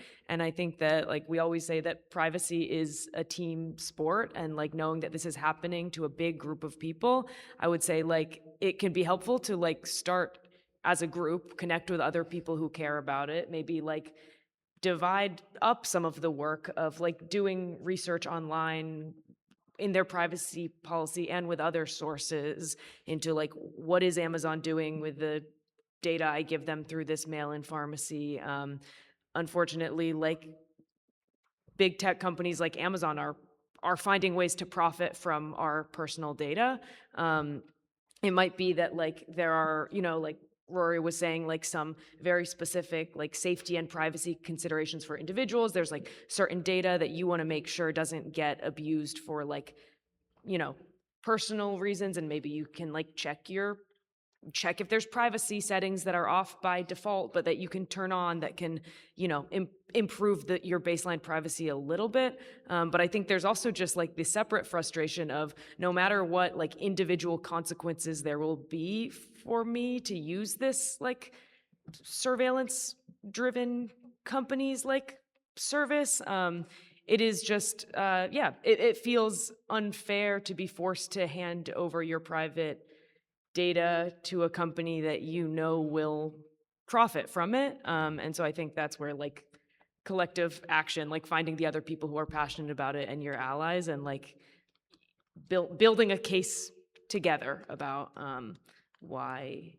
Yeah, sorry, Kara, you were going to say something. Well, yeah, and speaking of collective action, I think, do I understand right, this would be through a municipal employees union provided insurance, or? Yeah, it's through anybody who's on the New York City health plan, which would be all the under the New York City system, individual unions negotiate contracts, like the teacher, the fire, the same. Yeah. But in terms of health benefits, that is collectively bargained with all the city unions. Yeah, that's like the NYCE PPO. Yes, that's exactly what I'm That's talking what about. it is actually my insurance through my husband. Yeah, well, yeah. now you know what I'm talking about. So I mean, then there's also I would think look at what union mechanisms there are to file grievances about this, demand information about it as a union member. This is part of, it's supposed to be on your behalf, collective bargaining, right? That they arranged this. And I mean, I know there are very good aspects of the plan, but they need to hear from the members, right, about what's wrong. And I know it can be easier said than done, especially with a enormous union system like for city employees. But I think that's because of these specific circumstances, that's kind of another avenue available to you. Thank you. I'll just quickly plug to everyone. We have a really great intake coordinator who runs our info@eff.org email. So if you have legal trouble or discovered information locally that you think EFF should know or speak on, you're always welcome to send that to info, and we're very good about making sure you get a response and support if we can. Prior questioner was a little bit frustrated on getting other people to realize, how dire the situation is. I was wondering if anyone read the article in June of 2026 by Bridget Reed entitled "What If It All Came Out," in which she goes over details, the decades of, text and searches and histories, private photos, like with the Baldoni affair, with the discovery tools that you have to, basically give your entire history on a phone, and other things come about that can ensnare people. So I think a big disincentive to get off social media is just read this article, and it's truly horrific, because it just shows one individual, a few individuals where everything was released for decades, and how destructive it is to their reputation, their livelihoods, their families, their friends. Yeah, especially kind of what I think of is the Communications Assistance for Law Enforcement Act, which was enacted in 1994, expanded to digital voice communications in 1996, and how that law in particular was used in the past few years by foreign actors to gain access to U.S. Citizens' communication inside the country. And so you have a surveillance tool that was built in the 90s. It's a very important, I believe the senator, no, the head of, I think it was the FBI at the time, said that there's no chance that it would be compromised. And here we are in, I think it was last year, 2015, that we saw that very system going to compromise the privacy of U.S.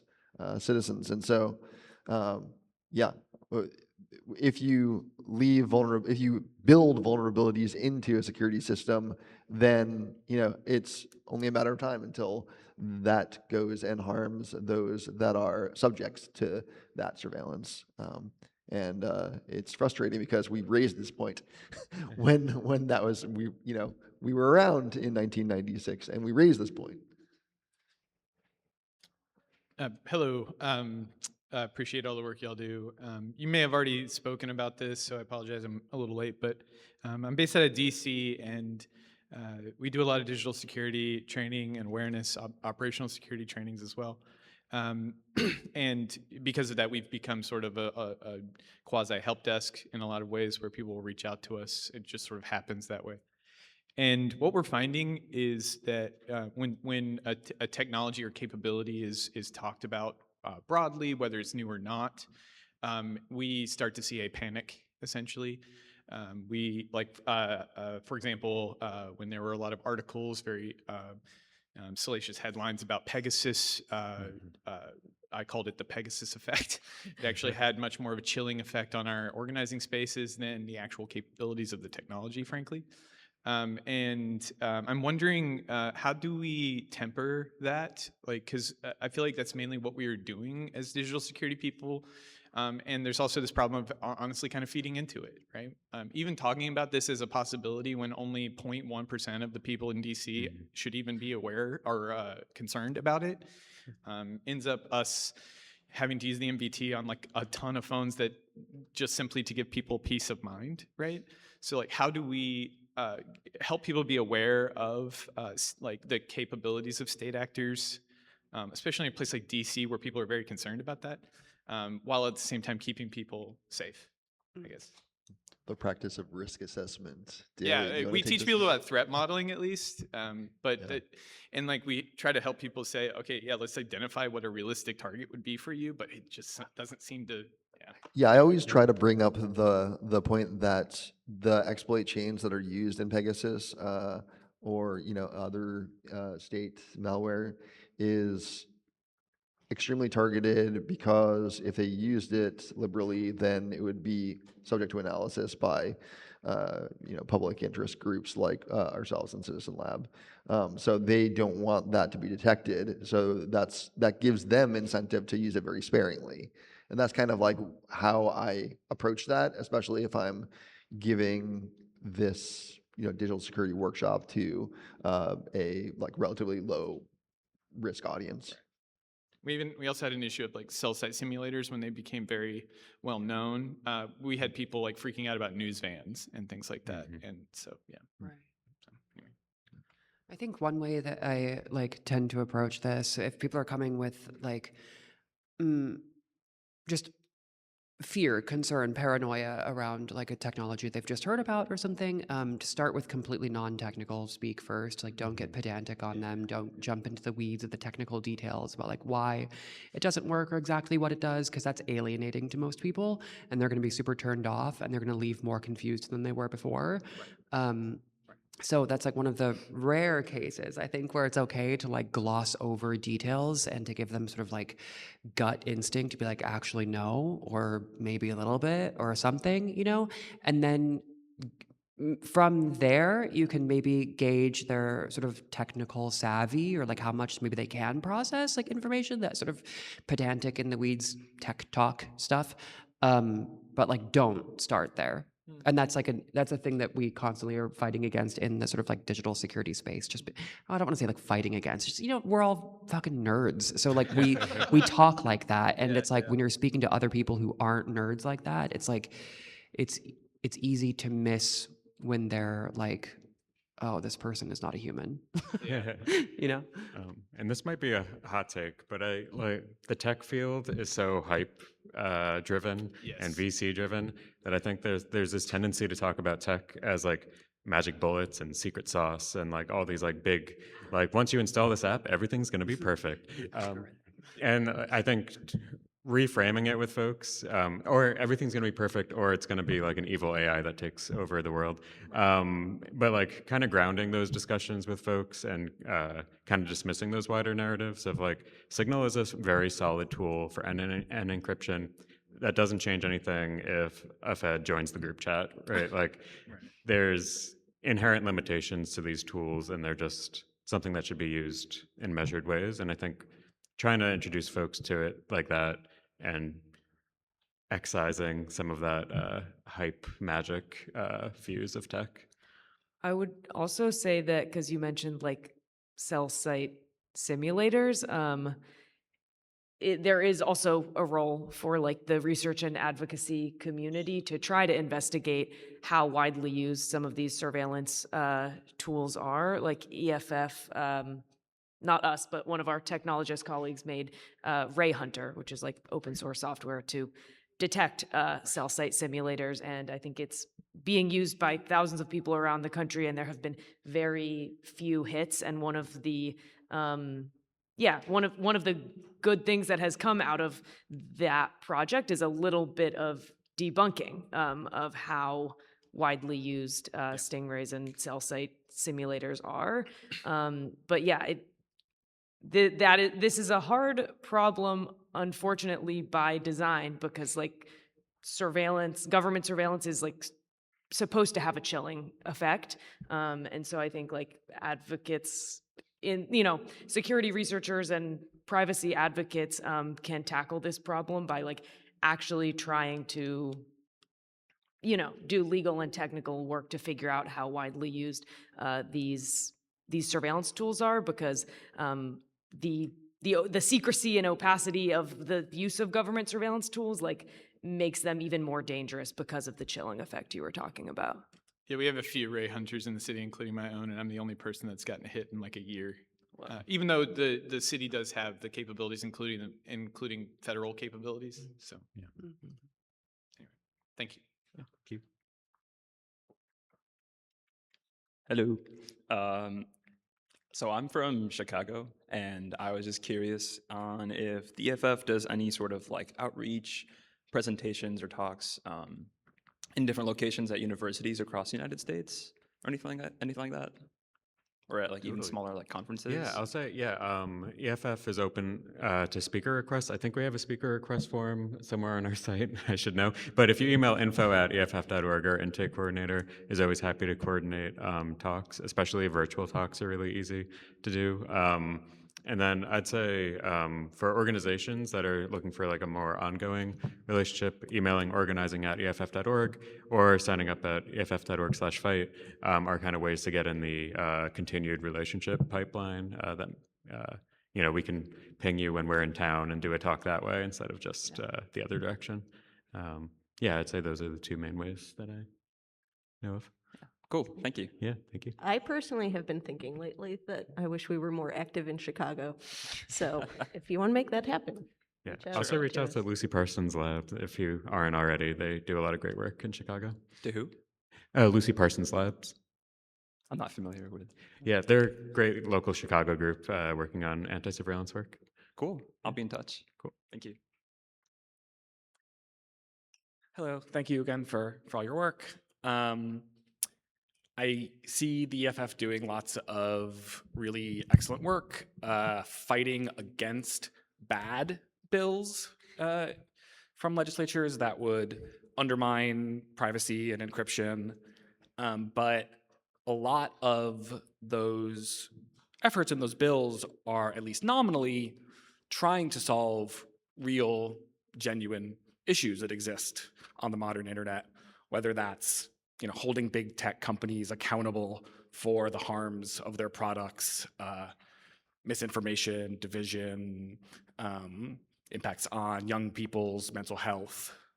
And so you see these legislatures reaching for these tools of like undermining Section 230 or age verification laws that would have these really negative impacts on privacy and security, but they are trying to solve a genuine issue that exists online. And so I believe that defending privacy must come along with articulating a positive vision for how we as a society can address these real problems that exist in a way that doesn't throw privacy under the bus along the way.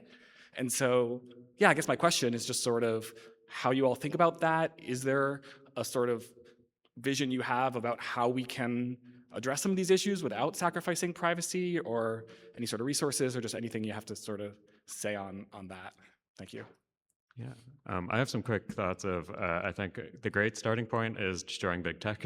I think competition, forcing interoperability, and making people less dependent on huge corporations that don't have their interests in mind is like the positive vision that in our kind of pro-competition, antitrust work is where I see a lot of the optimism and a lot of the possibility can open up in a digital commons where people can build better tools and more ethical tools for each other. And not be subject to, the big intermediaries that want to restrict their autonomy online. So I see that as like, at least for me, I don't know. I don't know if it's like EFF's one and only positive vision for the future, but I'm like, if we can get to the point that people can actually control their own tech again, or for the first time, that allows for a lot more ethical alternatives people can go to instead of the shitty ones that we're stuck with sometimes. But, I would also say that we're not going to solve social problems with technical solutions. So we have to resist that at all costs, right? And any sort of like paternalistic decision to like restrict speech or privacy online through like undermining 230 is stupid, and we need to call that out for what it is when we see it. And we need to continue to advocate now and in the future that privacy and free expression are essential to people's senses of safety online and off. And so like just call those things out for what they are when they appear. They're bullshit and they're lying to you.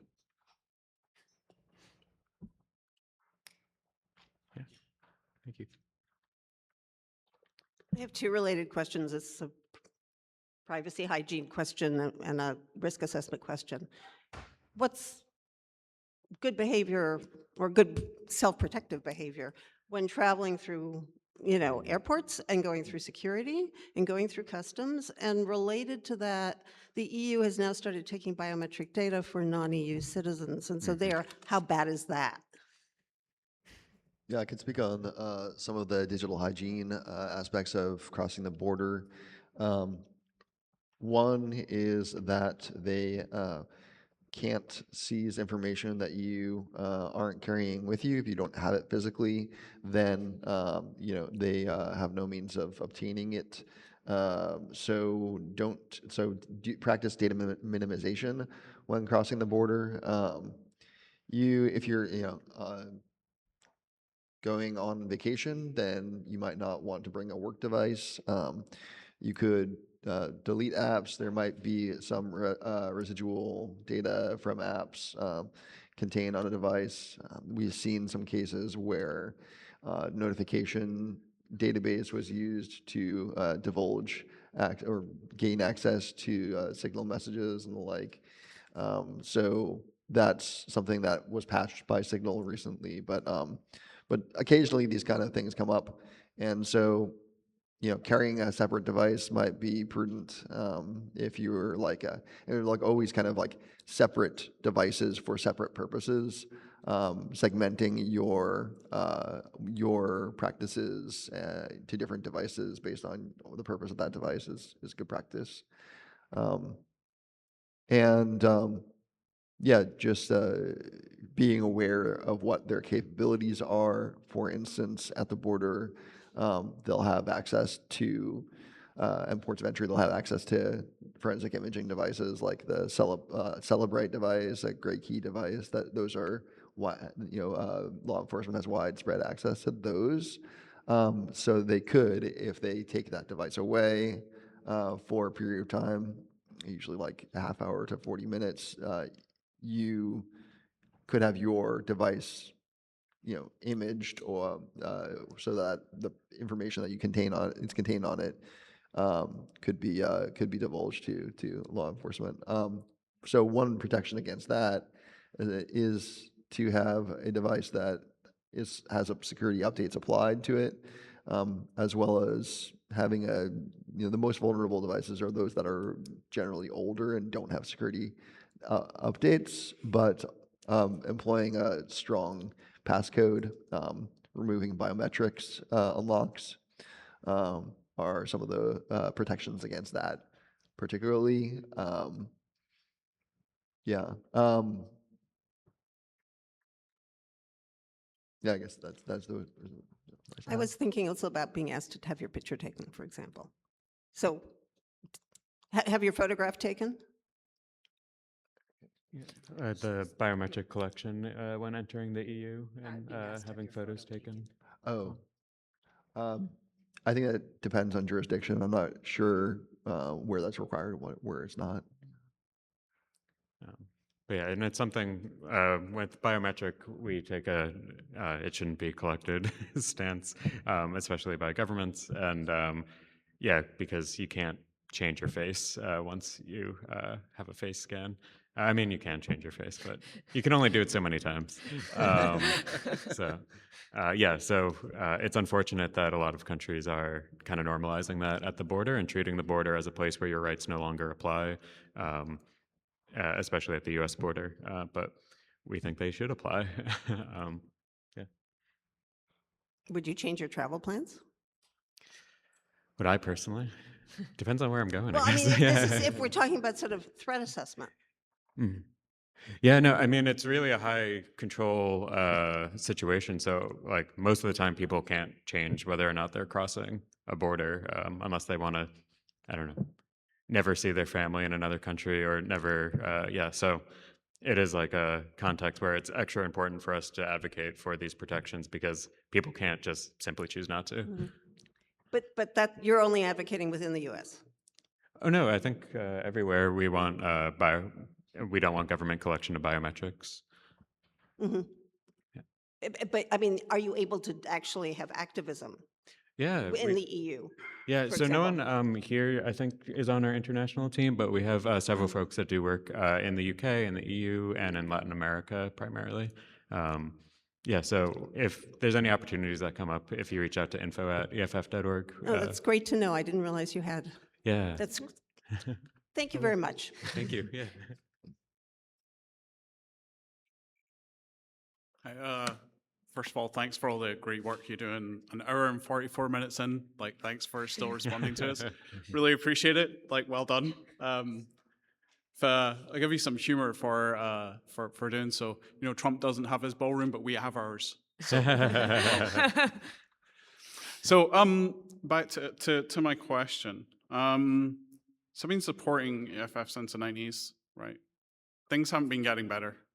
That's not to say it's not worth supporting you. Definitely is. But the trend isn't going in the right way. Yeah, things are getting worse. I'd love to hear each of your thoughts on how we start shifting that trend. Like, is it writing better laws? Like in the EU, occasionally we get this glimmer of we've written a good law, we've written some good data laws, and then like we end up with stuff like chat control, right? Yeah. Where things are worse. Here, there's so many examples. How do we get from where we're going today, where the trend's getting worse? Like, well, there's not been any massive thing where we've built the panopticon and everyone's under the cosh, but it's not looking good either. Like, especially like your talk from yesterday, like, wow, you know, some of the horrific things that are going on here. So yeah, from each of you, how do we turn that trend? How do we turn that corner? How do we get the world to the closer one where it's the one where I want my kids to live in? Yeah. I tend to, like see things that are trending poorly for us as the like overall structure, but once, like for instance, when Signal then Red Phone came around, it was the first time since the invention of the telephone. I think Alexander Graham Bell was tapped, you know? So there are these like little things that happen that then cascade into everyone having, and that's something that's new, right? We do have, I mean, you know, there is a good share of like technological solutionism that I think that is like ill-advised, but I also think that there are some really positive trends that we tend to overlook because the superstructure is just so like overbearing sometimes. But I think there are some reasons for positivity. I'll go next. Yeah, I think it's important. All of our fights are interconnected, and I think while our slice of the fight, like we've dedicated our lives to the digital rights slice of that fight, but all these other fights are also seeing a lot of parallels of a relatively small group of powerful rich folks trying to dictate how society is in an undemocratic and unfair way. And I think an important part of resisting is restoring that balance in that fight and building coalition across our fights, because, you know, we are the majority. Most people don't want to be surveilled. Most people don't want, you know, when asked, they don't want to be surveilled and want to be able to create and express themselves freely. We are the popular position, and I think challenging the powers that would push back against that is something we all have to throw our part into.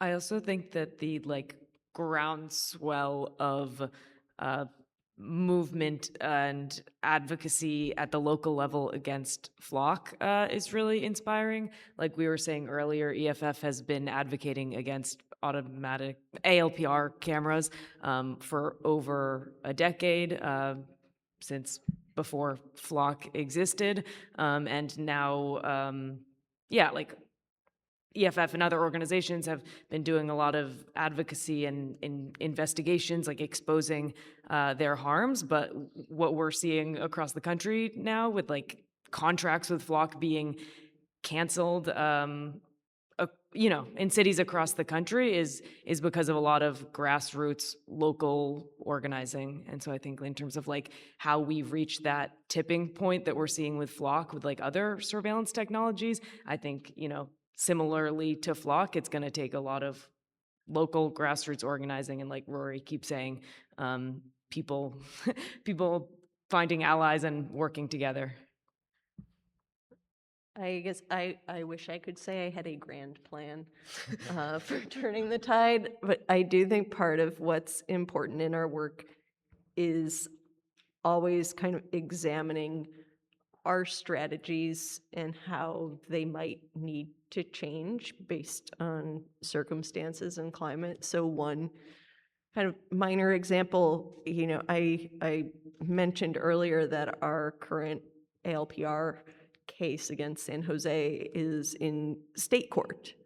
Traditionally, we have really, by and large, like vast majority of our litigation has been in federal court, because that's where you're more likely to make law that applies across the country, not in just that state. We're usually relying on the U.S. Constitution, which is the domain of federal courts, even though state courts can apply it too. And also I won't get into all the reasons that we often prefer to work in federal court, but with the current Supreme Court, and not just the Supreme Court, but the changing makeup of the lower courts too, and courts of appeals that Trump has been able to pack with a lot of judges, that's making us think about, well, what can we do in state court, actually, where maybe we still have better judges, like, California State Court, it might only make California law, but that can still be persuasive to other courts.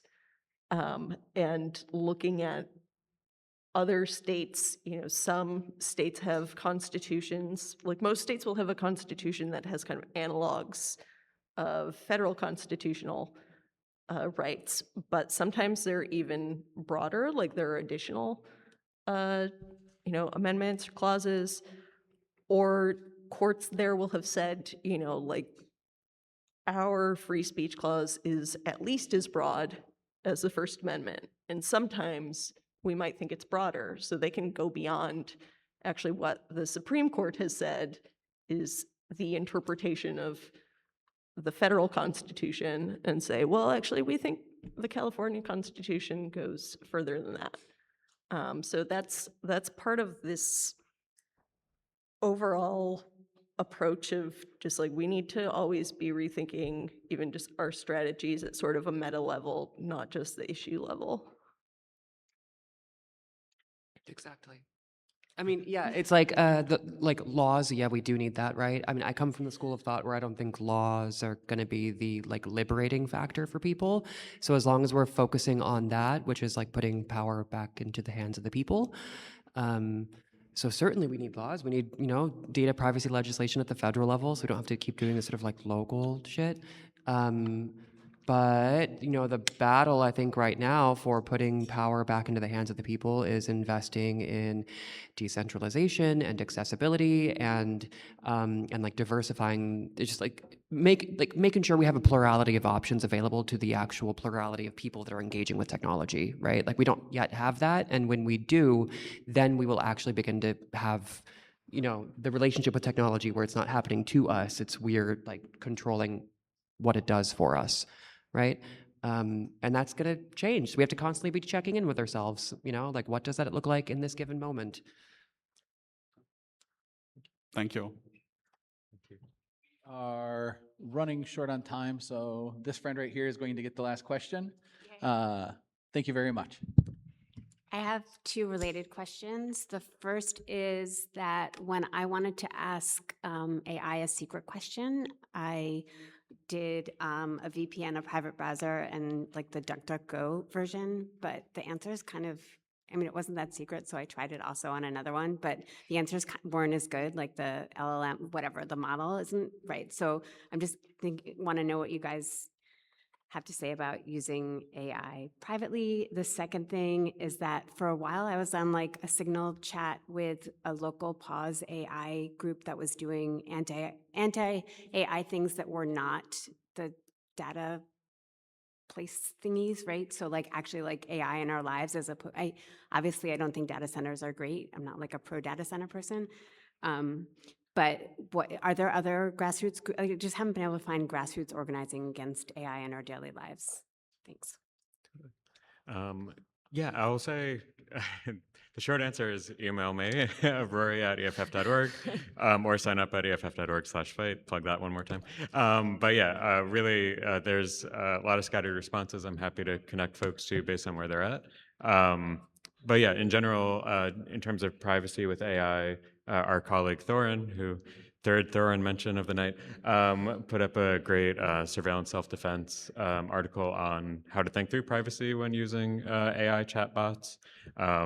And then I'll say my 2 cents on it. It goes back to that competition thing of AI is another software as a service, and a lot of how it's currently being implemented, and that means a lot of unencrypted information getting on servers that are running these models. And I think everyone should be mindful of that privacy impact when implementing AI.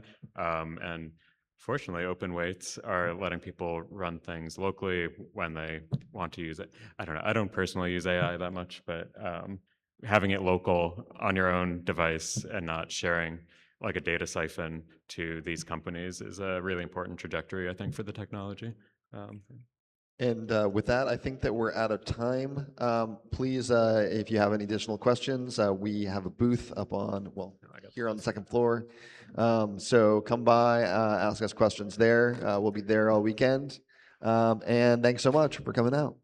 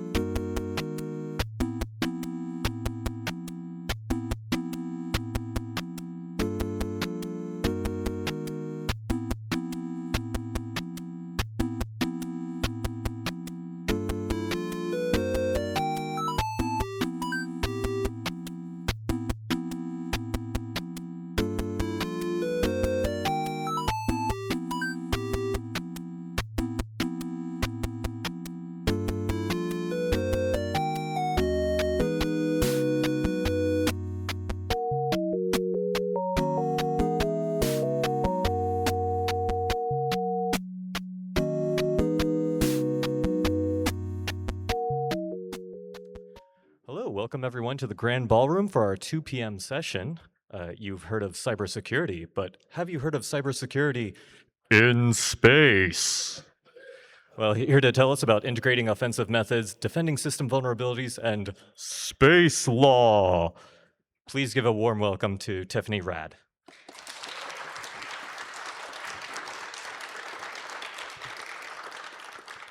Hi, everyone. It's great to be back at Hope, and I have a little bit of a story to tell about Hope. I have been coming to Hope for over 20 years. I think I gave one of my very first cybersecurity presentations ever, and I think it was on how the Digital Millennium Copyright Act made the work I do with vehicle cybersecurity challenging.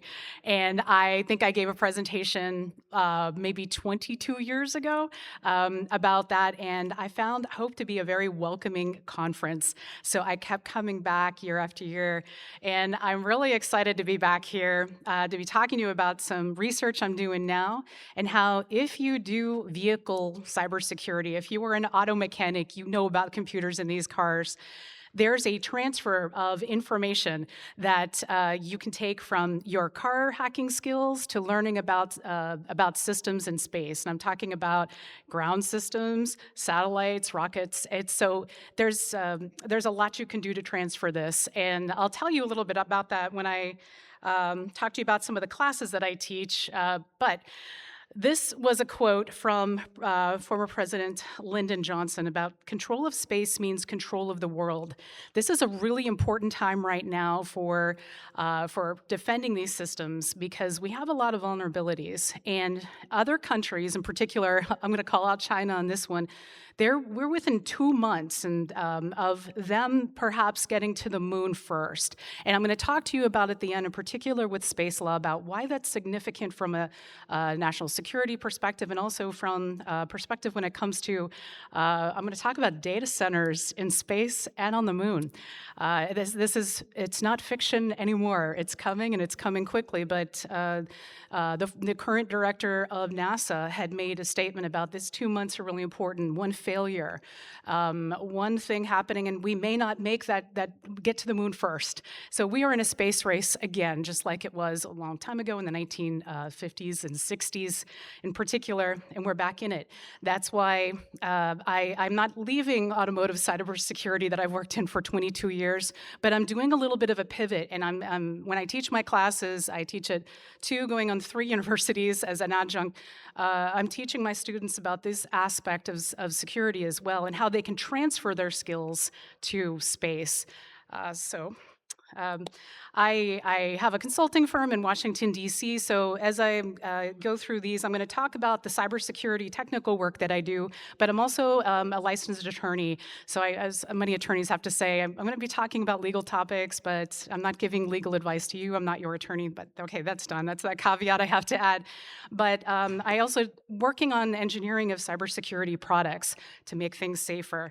I've done a lot on cars, and 22 years, as I mentioned, I'm working on vehicles, and it was one of the reasons I first came to Hope was to tell people about there are some copyright laws that make it difficult, concerning sometimes, to access systems.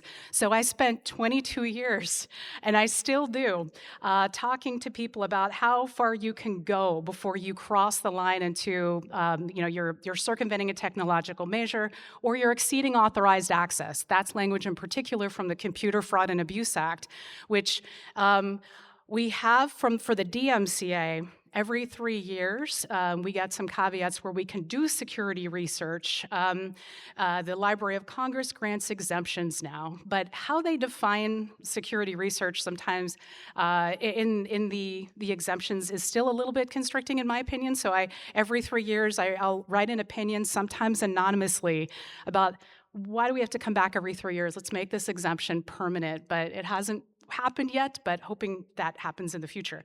But I do work now at this point in time. I write standards, and I know that sounds kind of boring. And actually, when we are arguing over particular words in standards committees, these projects go on for years, but we're setting standards for automotive cybersecurity in particular. But telco comes in. We have a lot of different people that contribute to standards as it should be. But one thing I want to tell you about standards and why they're good to read, I learn to design cybersecurity for systems by reading standards and reading between the lines. What have they missed? So in fact, while we were writing standards, and I won't say for what, but on one of the projects, we actually zero-dayed something twice just by reading the standards, and then we had to put in a CSV, and we did report on that, but we didn't even touch the system. Just by reading the standards, we learned about there were problems in it. But because we were writing the standards, we got to now make the corrections. But it takes years for standards, once they're created, to actually be implemented. So we're still working on that project. But it's one of the ways that I learned about these systems. And when I talk about some standards here with cybersecurity for space systems, look at those. Go read those. You might find that there's something missing. We have frameworks also that I'm going to be showing you. One of them is called Sparta, based on MITRE's attack framework. And if you find some vulnerabilities in it, send them an email, let them know, because they are eagerly interested in making corrections, making things better. So I'm an adjunct professor, as I mentioned, University of Maine, Berkeley. I teach in the master's program there. And as soon, coming up next year, Virginia Tech, they want space cybersecurity. And they're one of these universities that, I'm going to mention the slides too, academia is a bit behind. We are slow. We're kind of like actually the legal profession. We're slow to make changes, slow to acknowledge what's going on in technology. It takes a year usually to get a new course in. And I remember telling some universities, we'll have things on the moon, commercial and government-wise, before this course gets taught. Virginia Tech has a special fast track. So I'm working on developing that curriculum. And I'm going to be talking to you about some hardware that I'm going to incorporate in for the labs that you can buy as well. You can build these things. And I'm going to be releasing my labs on the US, I'm trying to remember the exact word for it, but it's like the cyber range. So university professors from anywhere in the world can log in and use these labs in their courses, because we need to get this type of, I think, specialized cybersecurity course going. Because as I'm going to mention, there are a lot of vulnerabilities. The way the space system cybersecurity industry is now reminds me of what automotive was. I'd say more than a decade ago. And it's not to say that the big companies, and you know what they are, I'm gonna have some references to them in here, in particular SpaceX and Blue Origin, they hire very talented cybersecurity professionals, but yet there are a lot of things, assets already in space that are vulnerable. And the new stuff going up is going to, they're working on the security to make that good, but what's up there already also needs to be secured. And as you know, in cybersecurity, tacking on security at the end is really hard to do and not as efficient as designing it that way from the beginning.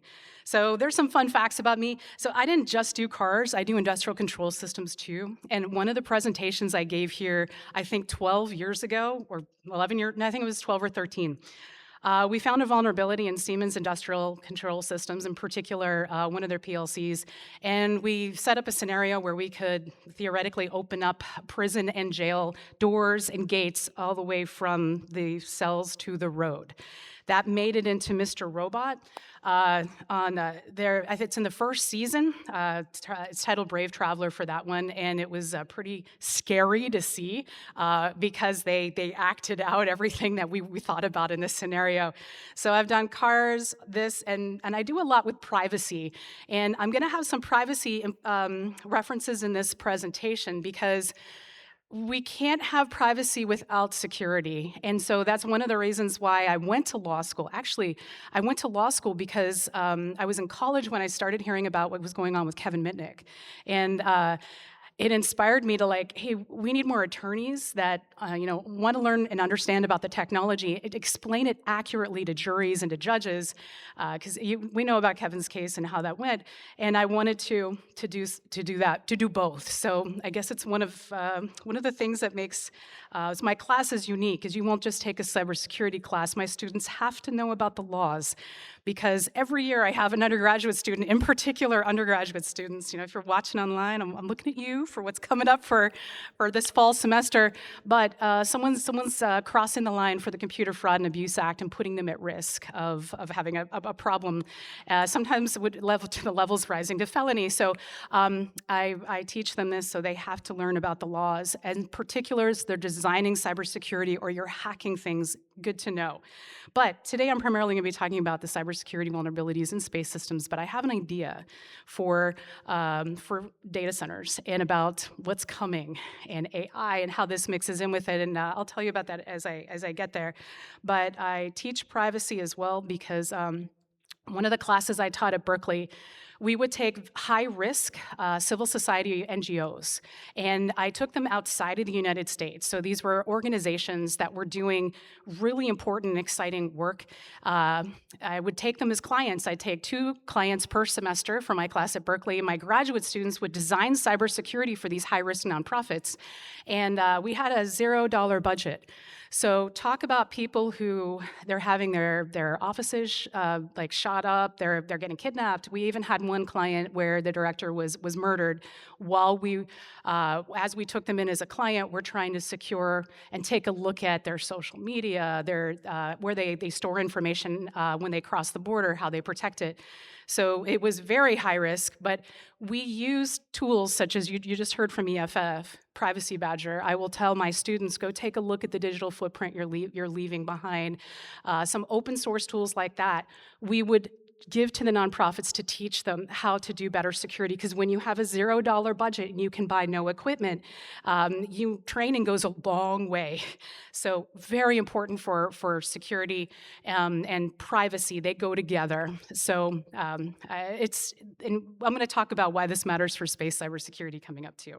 But anyway, I hack cars, and for me, what's interesting is actually hacking them from the outside in. Anyone can, not anyone, but if you plug into a port called the OBD2 port, onboard diagnostics in a vehicle, you're on the system. They're gateways now, there weren't long ago, but gateways that block it, but sometimes cars have 3 OBD2 ports and only the one under the steering wheel has a gateway. So still, there are improvements to be made in vehicles, cybersecurity, but I find it exciting to look at the signals coming off vehicles and also look for identifying information. There's a lot, and that's a whole different talk that I've given before, but there are signals coming out of your vehicle that have information, and I'm not even talking about what cameras can see. I'm talking about in the RF spectrum, that you're leaving behind a digital trail. So this is a lot of the research I do is trying to figure out what those are, their level of encryption, is it hard to break, those kinds of things. So anyway, I do this with vehicles. And back in 2012, I worked for a defense contractor called Battelle, and we decided we're going to teach people how to do this. So every year, and this is still going on, I just came back from Detroit 3 weeks ago, we get automobile manufacturers to donate, in a sense, cars, and they come in with their engineers, and we teach classes for 3.5 days to people that are mechanical engineers, have never done cybersecurity, all kinds of, not everyone is a cybersecurity student, because way back when I started learning about this wasn't even a degree program. You couldn't learn cybersecurity. You kind of had to read Hacker Quarterly and learn from it that way, carefully. But now you can take classes, you can go to programs like this, and it's free. It's free for full-time students, so if you're interested and you're a full-time student, go take a look at cyberautochallenge.org. The way that we can do that is this vehicle sponsors pay for hotel, food, and local transportation. You just got to get yourself to Detroit. And these are some of my students I've taken over the years. You get a challenge coin, which, as you know, as hackers, is pretty cool. If you can, sometimes I'd rather take a challenge coin than anything else. It's pretty awesome to have.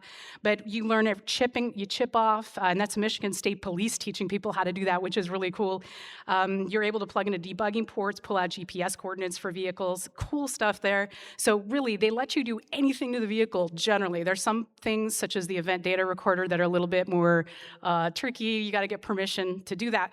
But when it comes to like web app security, it's really, you can do it. They want to know. They're getting a pen test out of this from the students. They want to know how far you can go. And then on the last day, you stay, I don't do this anymore, but the students stay up all night, and they have the ability to hack these cars, and you give a presentation at the end. So they're long days. They're like 13-hour days, but look at some of the cool classes that doing cellular attacks or GPS, well, for the drone one, I'll show you GPS spoofing and all that, and jamming is generally illegal to do. So if you go to this program, you can do it with permission. You can do stuff that on your own could be illegal to do. So it's a lot of fun. The hardware reverse engineering is awesome. We teach students also how to solder. I see that you have that going on, as you always do in the cool workshops here. But for some students, in particular, if you're mechanical engineering, you've never soldered maybe. So we get to learn that. But the assessment day is the hacking, and then we give presentations on Friday. So now we're building up to some more stuff, getting closer to the space systems. And as I mentioned, think about this and that class schedule you just saw for, we have drone now. And drone we've been doing for the past, we didn't have it last year, we didn't have funding. I'm working hard to get funding for next year, combining it with the space challenge, I'll tell you about at the end. But for the drone challenge, it was at Camp Grayling. One of the reasons we did this on a military base way up in Michigan was we could do the jamming and spoofing with permission from the military up there. And 11 universities, students from 11 universities participated. And it's one of my students there, Yola, who's from Berkeley, and she was one of the first in the program we did. But these aren't just regular drones. Some of these drones were taken from, they were Russian, taken from the Ukraine war. So it's really interesting to be able to access this stuff. And if anyone knows what kind of drone that is, that's Justin from the car hacking village at DEF CON. We have the same teachers for car, generally the same, drone, and soon for space, because the tools are the same, the systems are generally the same.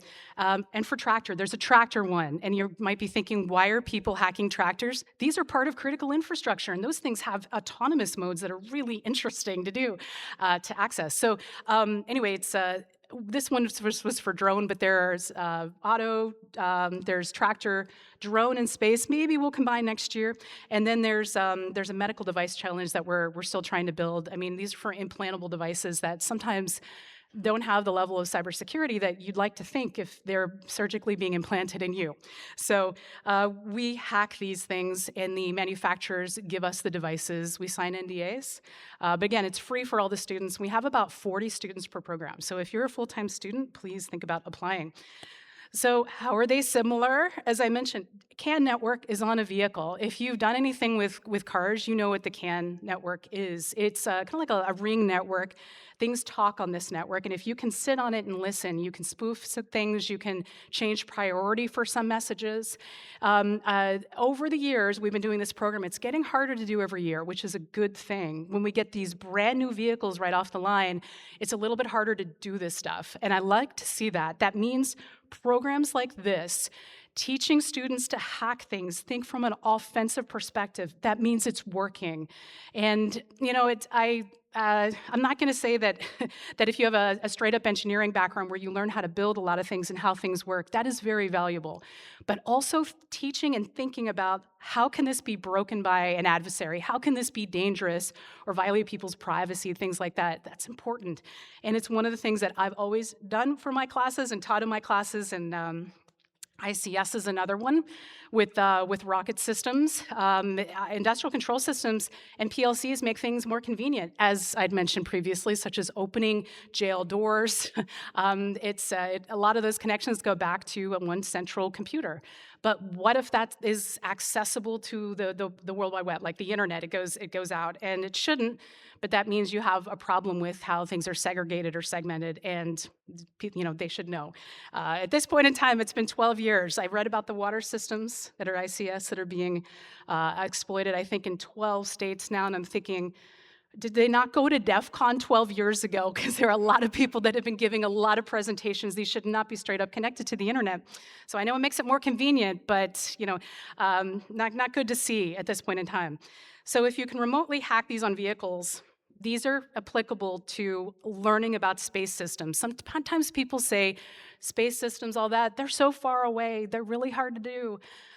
maybe not as hard as you'll think. Let me explain. So if you want to get into this, I'm going to give you some ideas on how to start your research and do it in a safe way too. No one wants to be taking anything out of the sky, and that's not here what I'm here to teach, but there are ways to learn about these systems. So I will talk about jamming for a minute here with GPS. GPS is not a particularly strong signal, and there's been a lot of research done on the vulnerabilities of these, and this is not hacking technically. This is like electronic warfare, but I believe that is the other side of the coin with hacking. Sometimes you can do this to initiate a change or a vulnerability, and then do the hacking. As I have some examples of some universities that have been doing this, but there are new technologies that are coming out from very big defense contractors, such as using beamforming.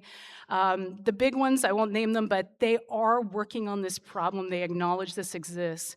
But in the meantime, this exists. So the jamming and the spoofing is something that we do in the camps. Obviously, like I mentioned, with permission, there's different licensing to get to do this type of broadcast in the RF spectrum, and we do that.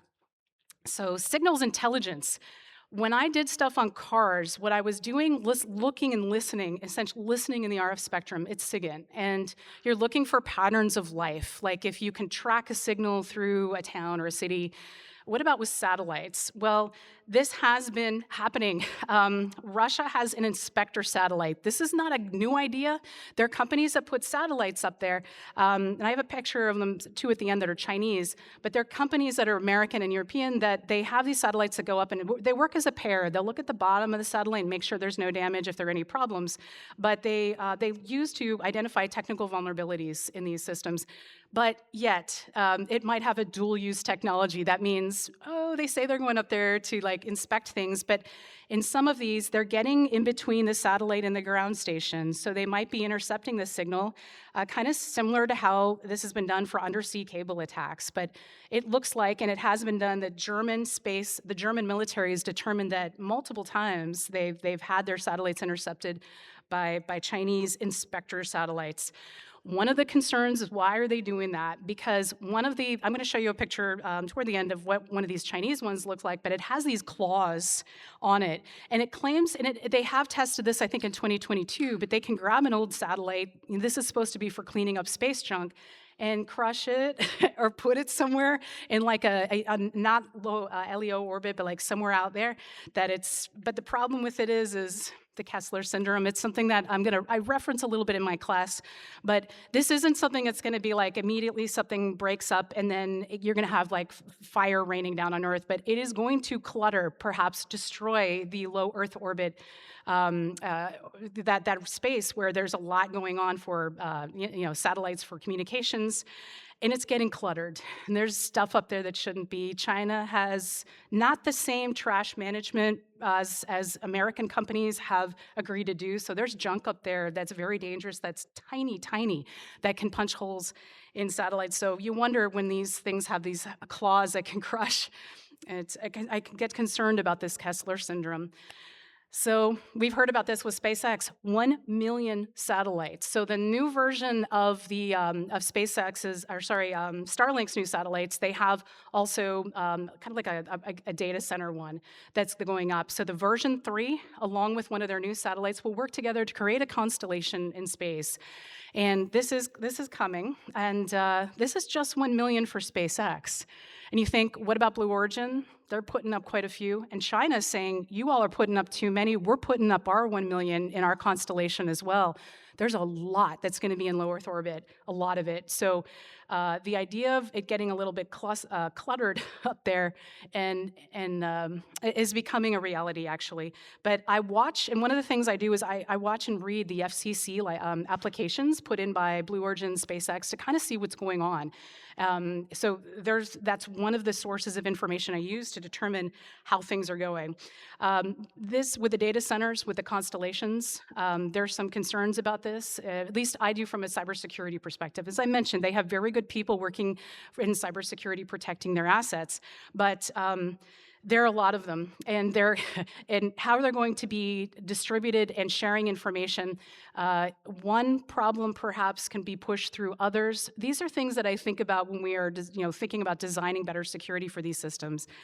Tamper resistant, because you can't really go up there and fix stuff if things go wrong, not easily with humans. So it's part of the problem with the legacy systems that are up there is that they're up there, and short of them coming down or an astronaut going to fix them, you need to be able to do updates, especially security updates. By the way, as if it's not already obvious, any picture like this, it is like what it looks like on the moon and in space. This is AI generated. I'm awful at art. I don't even want to subject anyone to my art, so I asked AI to make some slides for me of what it might look like. And there's another one here about it getting cluttered in low Earth orbit for these systems. So off-world hacking. So now moving from this to thinking about the constellations, thinking about even communications and data centers that are going to be on the moon. The cybersecurity also needs to focus on what's here. And in fact, this is something I want to emphasize. It is still difficult to move and hack a satellite from a perspective of getting a radio signal to connect with the satellite. I know there's some up there, and I know I have some examples. This is being done. It's much more concern that it's the ground stations and then the communications between the ground stations and the satellites. Like, why hack the satellite if you can just hack the things here on the ground? So this is why I'm talking about this and teaching a class about this at Virginia Tech soon. But the disruption of this could be really big because, again, this is part of critical infrastructure. Now, mind you, space itself is not one of the critical domains as defined by, I think it was Obama that created the definitions of what is critical infrastructure. During his administration, this was done. Space isn't one of them. Now, things in this, such as telecommunications, are. Will this be considered to be critical infrastructure in the future? I think actually it might. There are pros and cons with that. Regulation slows things down, and I know a lot of the private companies do not want to be slowed down, and they have some legitimate arguments about why. When other countries such as China are moving super quickly with AI, we have some concerns of ethics, bias with AI, but yet more regulations is going to change how quickly American companies can compete with China. But when it comes to cybersecurity in space, I wonder if regulations will come, and they must if it's considered to be critical infrastructure, one of the domains that's protected. Just if you consider to do any type of jamming, as I'm mentioning, connecting to satellites, be careful here. This is why I mentioned with GPS, you're broadcasting, and you might, but you got to apply for a license to be able to do this. So be careful when you're doing this type of research. I do know that some hackers have been connecting to some satellites, and it kind of brings me back to the days, well, if it's left open, and I'm thinking also Computer Fraud and Abuse Act with the new Supreme Court case, if it's open, they didn't have security in it. I wouldn't take that for granted in the sense that it's still illegal to be able to do this type of broadcasting, to be able to interact with these unless the permission is explicitly given. So some researchers at University of California in San Diego with $800 in equipment off the shelf, 50% of the satellites they tested, that doesn't mean 50% up in orbit, but 50% of what they tested didn't have encrypted signals. Look at some of the stuff here that they said was vulnerable. If you are getting on the airplane Wi-Fi network, this was something that was visible to them, but corporate and bank networks, this kind of stuff is concerning to see that those signals were unencrypted. At this point in time, as I mentioned, nothing should be unencrypted. It's not as hard to do as it used to be. It's not as expensive. This should be done. But knowing that this is being done in academia, the way I look at it is if I'm talking about it here, if you hear it at DEF CON, the adversaries are already doing this stuff. So it's important to know. And here's something I bet you didn't think you'd hear at HOPE at a conference. Russian and Brazilian truckers. No one else here is talking about that except for me. They are accessing satellites because in Siberia and in the rainforest, it's doing the backhauls for all these systems to make the communications. What's just easier? Let's communicate with an old military satellite that's up in space, and we're going to use it like a CB radio. This, as I mentioned, don't do this, but they are doing this. But the fact that they can do this is interesting. thing to me, and something that watching how they do it, reading about this, is alarming in a sense that it's like we know this is going on and how important it is to secure these things. The legacy stuff is going to eventually fall out of orbit or be crushed and grabbed by the Chinese satellites and then thrown into a kind of like a junk orbit that's up there. But know that this is going on, but be careful if you are doing this.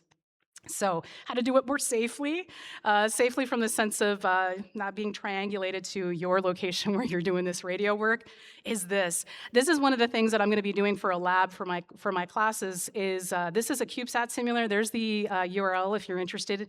You can pay less and do all the soldering. It's like a days of soldering, or you can pay more and they'll send you the boards that you just put together. Some of them are like through the hole too, so it takes some skills to not be able to burn this up when you're building it. But I haven't decided if I'm going to solder mine or not. But this is one of the ways that you can simulate this. I do know though from when I'm reading about instructors using this in the university, it will interact with other systems in the building.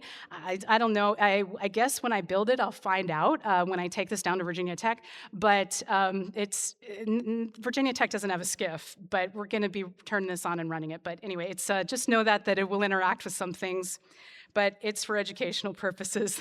There you go. But it's not jamming or spoofing anything. It's just unfortunately being a little loud. But it's a good way to learn how to connect. Oh, the reason that I put that in there with the CubeSat is learning about, for example, vulnerabilities to satellites, such as the Hohmann's orbit. For example, to get satellites from a low orbit to a higher orbit, one of the things they do is they go from a circular orbit to an elliptical, and they do particular burns to get it there. And one of the things with satellites that it's important to conserve is fuel. So you got to do these circular, elliptical, then back to a circular orbit when it's at a higher orbit. And I wanted to teach the students about this, about the CubeSat. What would it look like? How do you change the pitch and the yaw and all that? And what would it do to a satellite if you were to do the burn at the wrong time, or make it when it is doing the orbit burn too long? Then it's like going off, not where you want it to. Again, it's harder to connect to the satellites than it is for the vulnerabilities in the ground systems, which we're going to be focusing on in the classes. But it's an interesting thing to take a look at and to understand a little bit about orbital mechanics. Again, as you're learning about accessing these systems, learn about the physics behind that. So that's pretty cool.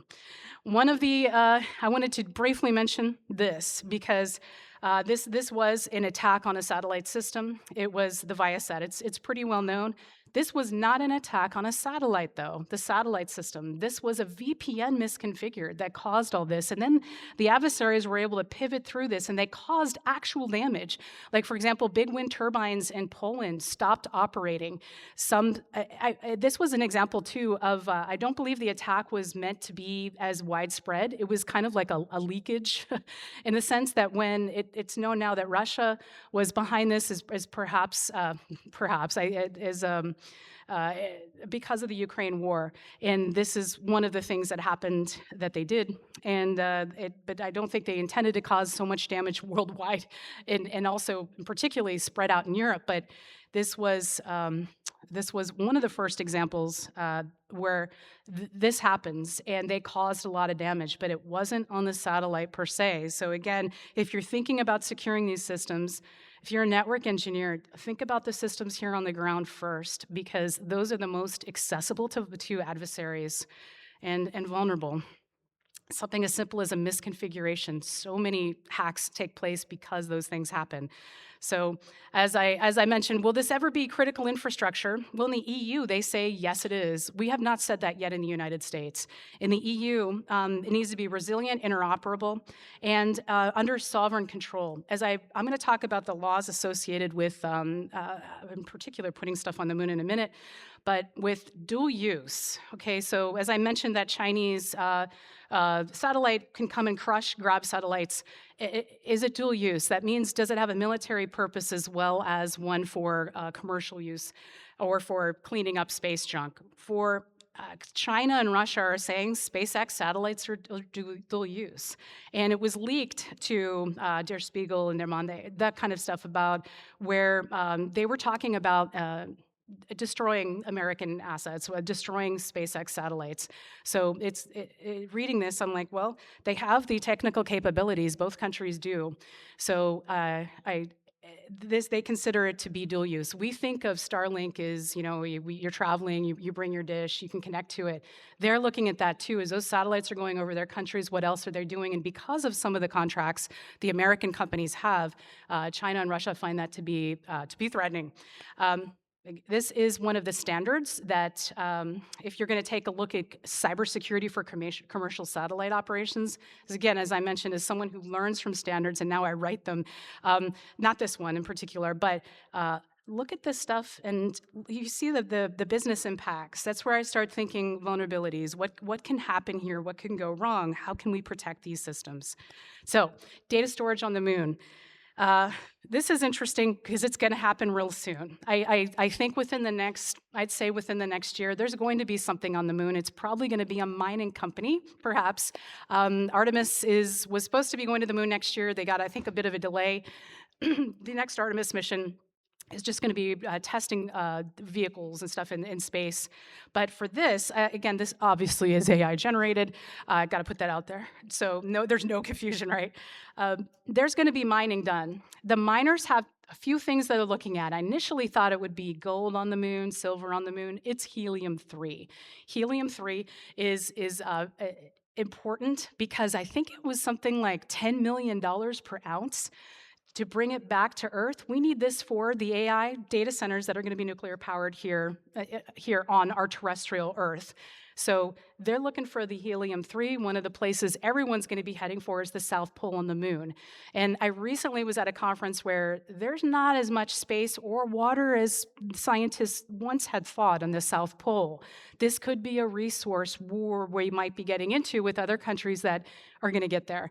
The reason I mention this with data centers is they're probably going to need to be below the surface of the moon because of radiation in particular. And you can't own the moon. Let me move down to this off-world data haven idea.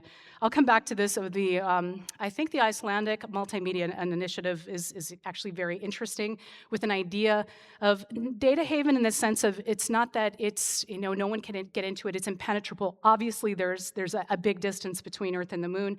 I mean, talk about cold storage for your crypto wallet. This is literally like the most cold storage you can imagine is putting it on a data center in the moon. But this is more about data freedom and data privacy. If you can put things there, what country has jurisdiction over being able to access it? So this is what space law is. And there's I'm going to talk about briefly the Outer Space Treaty is actually, I think, one of the most important right now. The Moon Agreement I have at the bottom because I don't think that's going to be moving forward a whole lot. There are a lot of countries that had signed, don't want to be a part of it, like Saudi Arabia backed out of that one because of the minerals and the resources on the moon. And I do believe that's one of the reasons why we're not going to Mars first. There's money to be made going to the moon. And helium-3 is one of them. Gold and silver indeed are as well. But the Outer Space Treaty in particular talks about ownership. And here's some of the core principles. It's for all humankind. A country can't go and stake a flag. I know we have, but we can't say, oh, the U.S. owns the moon. So the Outer Space Treaty is actually not just like we sign it, these countries have signed it because it's a good idea, but they sign agreeing to want to be a part of this. And they can't take the moon for themselves. So China can't get there first and say, this is ours. But this is what can be done. Is if you are mining the moon, you can keep other companies, other countries off of your mining area for safety reasons, right? You can build facilities for your miners, whether they be robotic or for people that are going. You can send military to the moon, but not weapons of mass destruction. I'm talking about like nuclear testing cannot happen on the moon, such as nuclear bomb testing. What a bad idea that would be too. But that's already in there, you can't do that. But there will be nuclear power plants on the moon. There will be perhaps military like Space Force on the moon. And for companies to go there, they're supposed to have an agreement with their host country to do it. But as we know, there are companies that have a great deal of funding that are going to be heading in that direction, obviously with agreements with the United States at this point in time. But once they start building facilities And then, well, we got to have a data center to run this stuff with the mining operations. It's all robotic. And we're going to put some stuff on the computers here. Data centers, I do believe, will be on the moon. It's not just going to be for mining purposes, but it's a bit of a gray area about who owns that. What jurisdiction exists? Is it US? Is it European? Just yesterday, India was invited to the project for building out the base on the moon. Is it India's laws? So the way that the Outer Space Treaty works, and the Artemis Accords as well, is that it should be whatever sponsoring country you came as or with. But I do believe it's possible that there are companies that have enough money, they could just be like, we're going. We're going. They need to get permission to launch from Texas, Cape Canaveral, out in California. But in the future, this area of, there's room for people to get involved now. Now is the time to talk about what could be changing with space law, because the ownership aspect of this, again, it says you can't own it, a company can't own it, a country can't own it, if you're working it, you still can't own it, but you can keep people off. I saw a presentation just a couple of weeks ago about, there's a Chinese company that's developing these lasers that are supposed to go around a mining area, and anything or person that crosses that laser, it's like a fence, they will be damaged on. So is that actually exceeding what's allowed in the Artemis Accords, the Outer Space Treaty, to being able to defend it with essentially like a weapon, but not using it as a weapon because you're going to call it a fence? So the gray area with this stuff is interesting to me. If you're interested in getting involved in cybersecurity for these, check out the Sparta framework. It is created by the Aerospace Corporation. And again, they took some of MITRE's framework for cybersecurity. So again, if you're interested in learning about this, take a look at Sparta. It's quite good. If you ever go to the Aerospace Village at DEF CON, the people who wrote it run that Aerospace Village. So I think about these things as I'm wrapping up this quick overview about space cybersecurity and law, as I'm concerned about AI-driven attacks, especially since we've seen AI kind of break out of what they call the guardrails over the past month, and it's getting really good. And I have students that have done testing on this. It's becoming difficult to defend against unless you have AI defending AI as the aggressor. They fight each other. It's difficult as a human to keep up with how quickly it can change and morph its attack to when it understands the vulnerability in the attack surface. So there are concerns I have about that, especially when we have constellations overhead. The mega constellations are coming. There's obviously some environmental good things about it. I mean, I live in data center land in Virginia, and those data centers are creeping closer and closer, and they're big, they're loud, and they produce heat. So up in space, well, people need to not worry as much. We'll have other things to worry about, honestly. It's just a transfer, right? But maybe it's good, the energy resources of solar for the moon, eventually nuclear on the moon is going to power some of that stuff. But I think about that. And there's a picture. Oh, look at that. Now it's animating. And so there's a picture of the Chinese grabbing satellite. And the Hackasat happened at DEF CON. I'd like to see them bring that back, where you can enter a competition, and they put it actually up in space, and you're able to legally hack it. I'm creating a course for this for Virginia Tech. We're going to do mostly, this is what I do, offensive. We're going to do a lot of offensive and defensive, but we're going to first learn how to defend it by attacking it.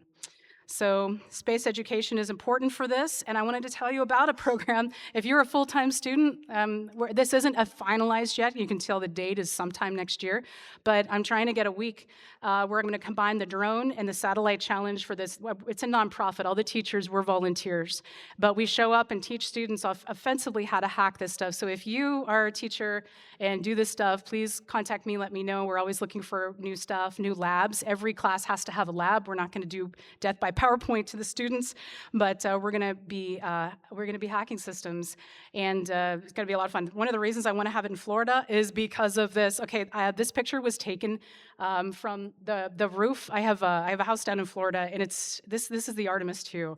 and the house shakes. I mean, being able to see these things launch and feel the power of this stuff, it's one of the reasons I love being down in Florida. They're going up 4 times a week, 5 times a week. Though looking at the applications for the launches for SpaceX, it's going to be every day coming up soon. But it's exciting. That's one of the reasons we want to do this on the Space Coast. Maybe not way up in Michigan, nothing against Michigan, but this is a great place to do it. So thank you very much. I'm glad that you came to listen about space systems, and there's my contact information, and I'll take a few questions if I have time. And I think I have like 4 minutes? Yes, okay.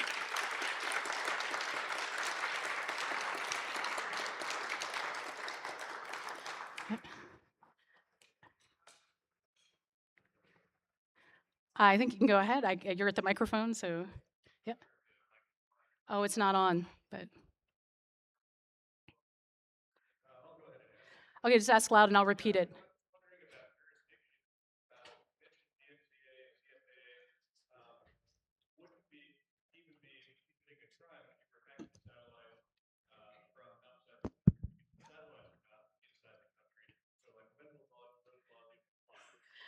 Some would say that they already are applied. So if a country such as the United States puts a satellite up in orbit, that the Computer Fraud and Abuse Act would still apply because it's an asset owned by, for example, SpaceX or Blue Origin or, for example, like Viasat. They would say it does exist because it's an asset, and where it is in the world may not be as important as who owns it. So this has come up in legal papers I've read about space law. There's not a lot yet on cybersecurity and hacking these systems, but I think it's coming. These questions such as, but what if it's on the moon? Will that make a difference? There's also the communication that comes back and touches a ground station. So maybe someone would say, well, the jurisdiction might lie where if you're interfering with something where it touches in the United States, now the U.S. has jurisdiction over it. So I've read some things that might be how it's applied. But it's a really good question about this. And so what about the exemptions for the DMCA, right? If it's research related, and they have 4 or 5, if you go onto the Library of Congress's site, 4 or 5 exemptions that if you, for example, you disclose to the manufacturer, they will consider this to be the Library of Congress and manufacturers should consider this to be good faith hacking. The good faith and the moral stuff with that is, I always find a little bit challenging when I see it because you don't have a legal requirement to tell a manufacturer that you have accessed or hacked their system. But yet this is saying if you want these exemptions, you need to tell them, or you should tell them. It doesn't say need to, it says should. So with the DMCA, there's some people that I'm not going to name them, but they zero-day, and they go to DEF CON with the exploit on vehicles that caused the biggest automotive recall in history, but it's what that person did and what they do, and it makes things happen quickly. But to say that isn't ethical or moral, this is an interesting one to see in the Library of Congress's 5 things you have to do. One of them that it does make sense is you can't put people's lives in danger. So you can't go put someone in your car that you're going to drive off the road. So that's one of the exemptions that they say you can't do. If you do it, you don't get the exemption. Okay. Yes, another question. In terms of the industry of people working on securing these systems, would you say it is largely Gov and SpaceX, or is there an increasing commercial presence? Oh, there are lots of new companies that are popping up. In fact, they're getting some big grants from NASA that are going to be building, even in kind of like inflatable space stations. They want to launch next year. Like, they're going to need the heavy launch vehicles. China just built a heavy launch vehicle. It had an issue last week. I do believe part of it blew up, but they're getting there. They've kind of replicated what SpaceX has done with their heavy and the super heavy rocket. But there are lots of startups. This is one of the things I really like doing is talking to startups that are going to put stuff up. But there's an inflatable type of space station that a California company is designing. There's a kind of a startup rocket company. I see Rocket Labs is not a startup anymore, but it was one once. But I think that there are a lot of once the big companies kind of got these contracts, the government's giving more grants to develop this. So I find that interesting because eventually, right, we're going to have like a civilian group that's going to, let's put our rocket up. I want to put up a CubeSat, like a group of people, like let's put up a hackable satellite, a little thing that we're going to need a launch company to do it. But once it's up there, it's ours and we can hack it. So I see this coming soon. But right now, it is very much dominated by a few very big companies. But the funding from the U.S. government's spreading, and more people are getting inspired to build companies and put stuff in space. So I like to see that. Yeah. Thanks. Okay, I think I am out of time, but thanks very much. I'll be around for the rest of the conference if you have any questions.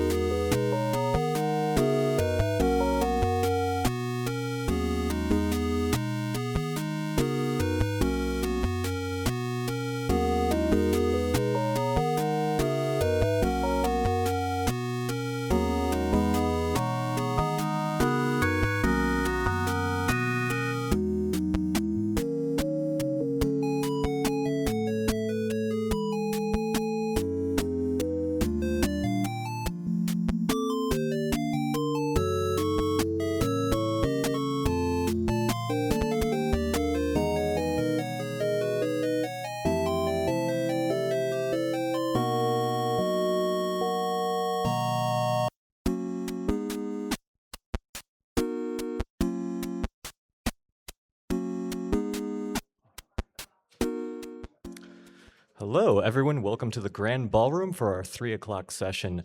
When it comes to censorship and surveillance and the excuses that governments and authorities give us for those policies, I could rant on that for hours and hours. But it would probably be a better use of all of our time to just simply listen to the next talk.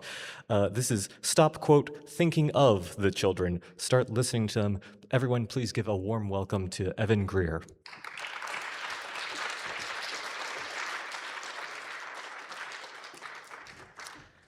Hello, everyone. My name's Evan Greer. I don't know how I get my slides up there. Are we? I was actually about to open by saying I hate speaking at a podium with slides. It is like my least favorite mode. I would much rather we all be sitting in a circle and like coming up with strategies for revolution together. But I am going to try to do my best to both give a little bit of an overview of the kind of landscape of legislation and policies that we are seeing kind of justified through this lens of protecting children in this digital age. Oh, I see. I have to do something fancy. Almost there, people.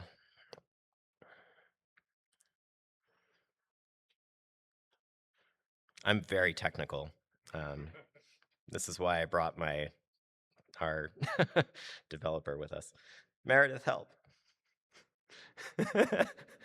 I wasn't actually serious, but now you can definitely help me. All right. Meredith is going to give it up for Meredith, everyone. Fight for the Futures. Technologist.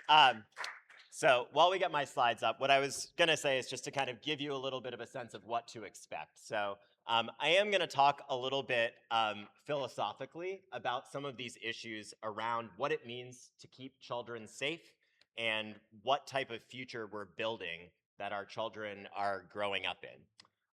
But I also want to kind of give you all some practical information that you all as hackers, as advocates, as builders, as technologists can use to kind of get more involved in the social movements that are resisting censorship and surveillance as false solutions to very real harms. Are we there? We're almost there. We're almost there. So what I'm going to do is give a little bit of a landscape of some of the different types of censorship and surveillance policies that we've been seeing. I'm going to explain what they are, what they do, and why they actually make children less safe rather than more safe. And then I'm going to get into what Fight for the Future and our broader and growing coalition are looking to do about this and how you can get involved and help. And I'm going to try and do all of that in a little less than 40 minutes so that we have lots of time for questions. But also, don't feel like you have to wait till the very end for questions. So if I'm talking about some very complicated, nuanced aspect of Section 230 of the Communications Decency Act, and you want to know a little bit more about that, everyone else will hate you, but you can raise your hand and ask me to explain. So, this is just me. I use she or they pronouns. I'm the director of Fight for the Future. To establish myself as an authority on this issue. Oh, wait, what the heck? This is not what I'm seeing on my screen. Okay. Sorry, everyone.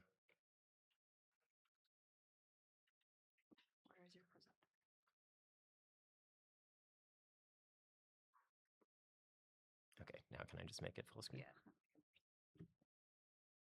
Nope.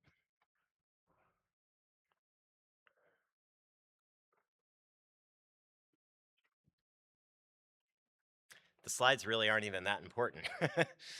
What I was about to do is establish myself as an authority on this topic by showing a censored picture of my own 16-year-old who's here with me at Hope in the soldering workshop that she took a little earlier.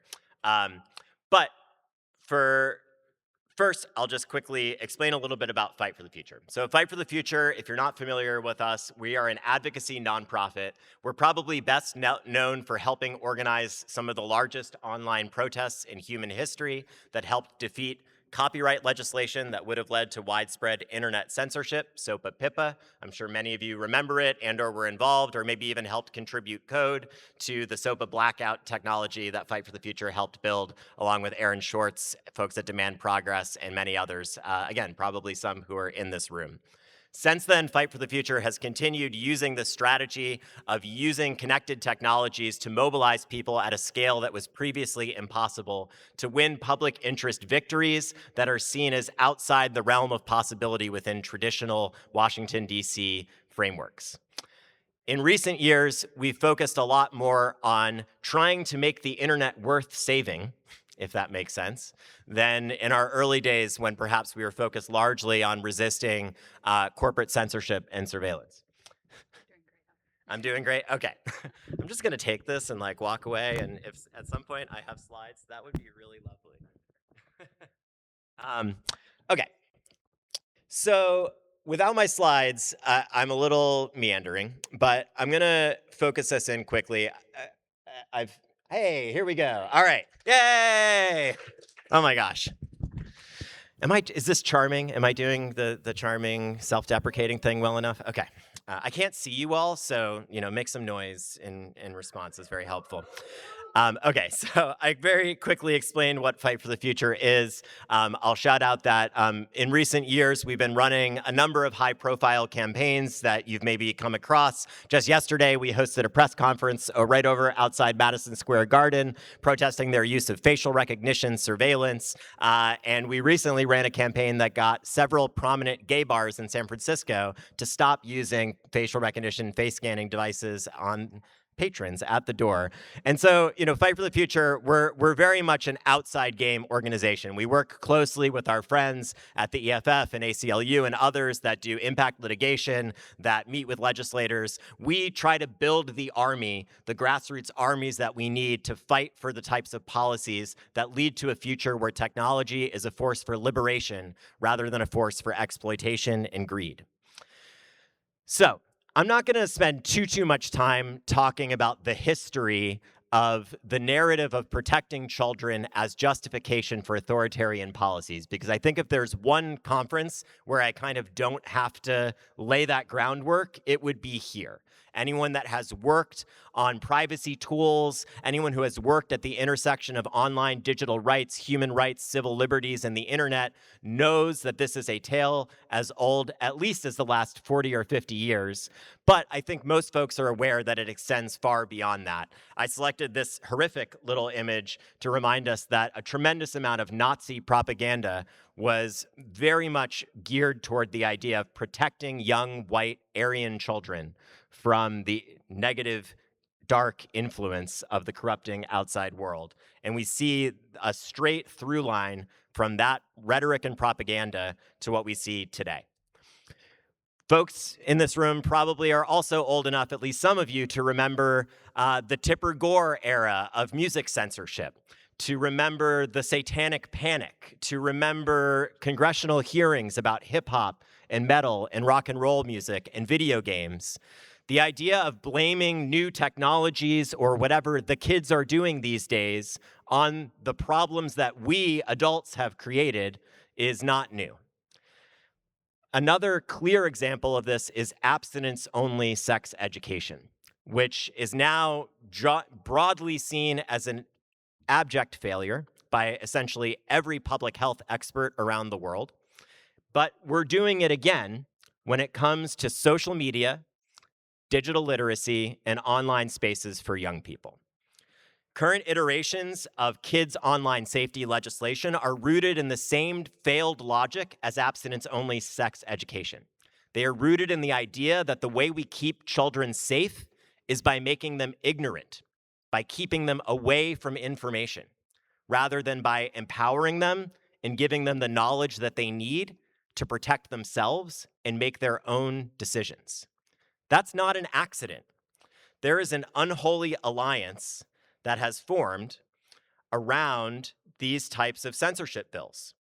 There are grieving parents that have real stories of real loss, whose stories have been co-opted by organizations like NCOS, the National Center on Sexual Exploitation, which is intentionally misleadingly similar to the National Center on Child Exploitation, or National Center on Exploited and Missing Children, but is in fact actually an organization formerly known as Morality in Media, who had some great hits like Gay Marriage Causes Mass Shootings. Same organization, new name, new website, same mission. Censor the internet, keep LGBTQ content away from kids, and claim it's about protecting them. These unholy alliances have led to dangerous legislation that have come really close to passing. But Fight for the Future and our allies have spent a lot of time and energy over the last decade pushing back against these policies. I'm going to give you a little landscape of the quote-unquote kids safety legislative ecosystem, or cinematic universe, if you will. Probably the most symbolic or most popular or best known piece of legislation that we've been fighting and that's out there in the Senate and House right now is the Kids Online Safety Act, or KOSA. This bill is modeled after a lot of legislation that came out of the United Kingdom. It would impose what's called a duty of care, which creates a legal requirement for social media companies and tech platforms to prevent harm before it happens. Now, the drafters of this bill claim that it's only about design features, things like autoplay, infinite scroll, surveillance-driven algorithmic recommendations. If that were true, Fight for the Future would be advocating for this piece of legislation. We completely support using the FTC, for example, to ban harmful and anti-competitive business practices that do real harm to children. What we cannot support is a piece of legislation that would essentially allow the Trump administration to dictate which types of content can be seen by which users, which is what KOSA, as it's currently written, would do. It would create a duty of care for platforms to prevent minor users from seeing content that makes them anxious or depressed. Sounds pretty reasonable on paper.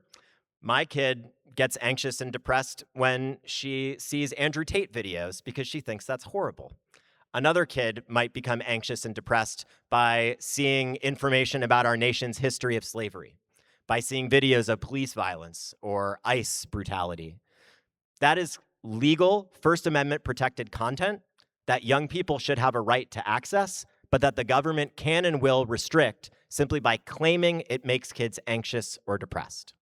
The Kids Online Safety Act has gone through several different iterations. We've built a large coalition. There's a Discord server with like 2,000 angry gay teenagers in it for whom this is like their top issue, and they've been mobilizing and driving tens of thousands of phone calls and emails to lawmakers, and it has been making a difference. We've seen young people coming out of the woodwork to explain why this legislation would make them less safe rather than more safe. And we just saw some cracks in the wall recently where Senator Ed Markey, my senator from Massachusetts, who's been seen as a longtime leader on issues of children's online privacy, actually came out with a statement criticizing the Kids Online Safety Act. This is a major coup within the Senate where it has basically been the most bipartisan piece of legislation in the Trump era, where senators are falling all over themselves to agree with each other that they should crack down on big tech by giving big tech a gift and passing a bill that, in fact, more big tech companies support than oppose.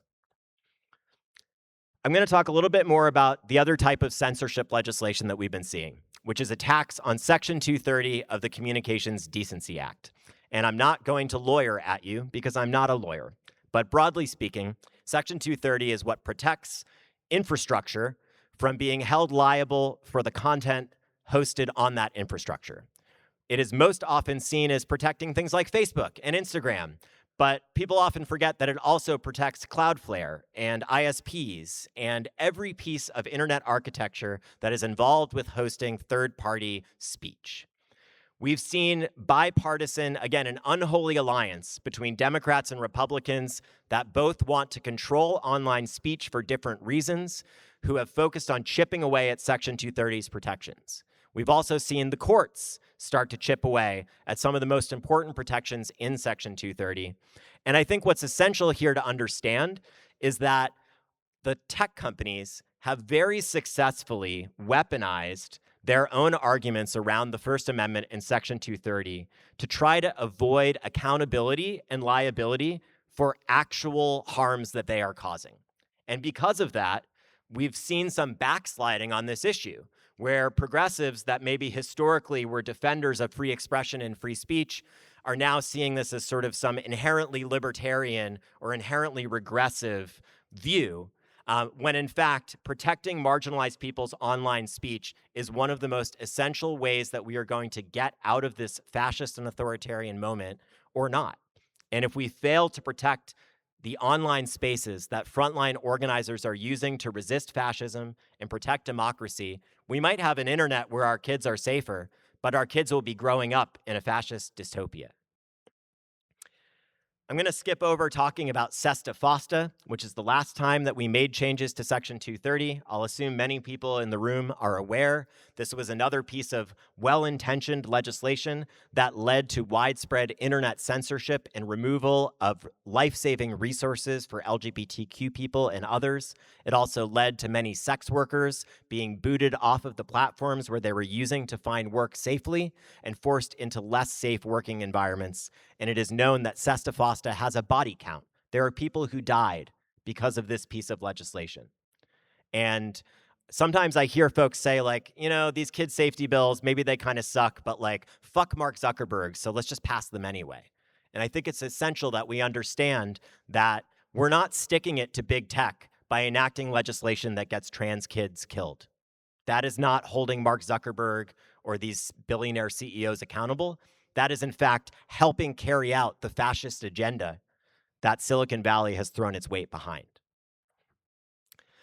The next type of legislation I'm going to talk about is age verification or online ID checks.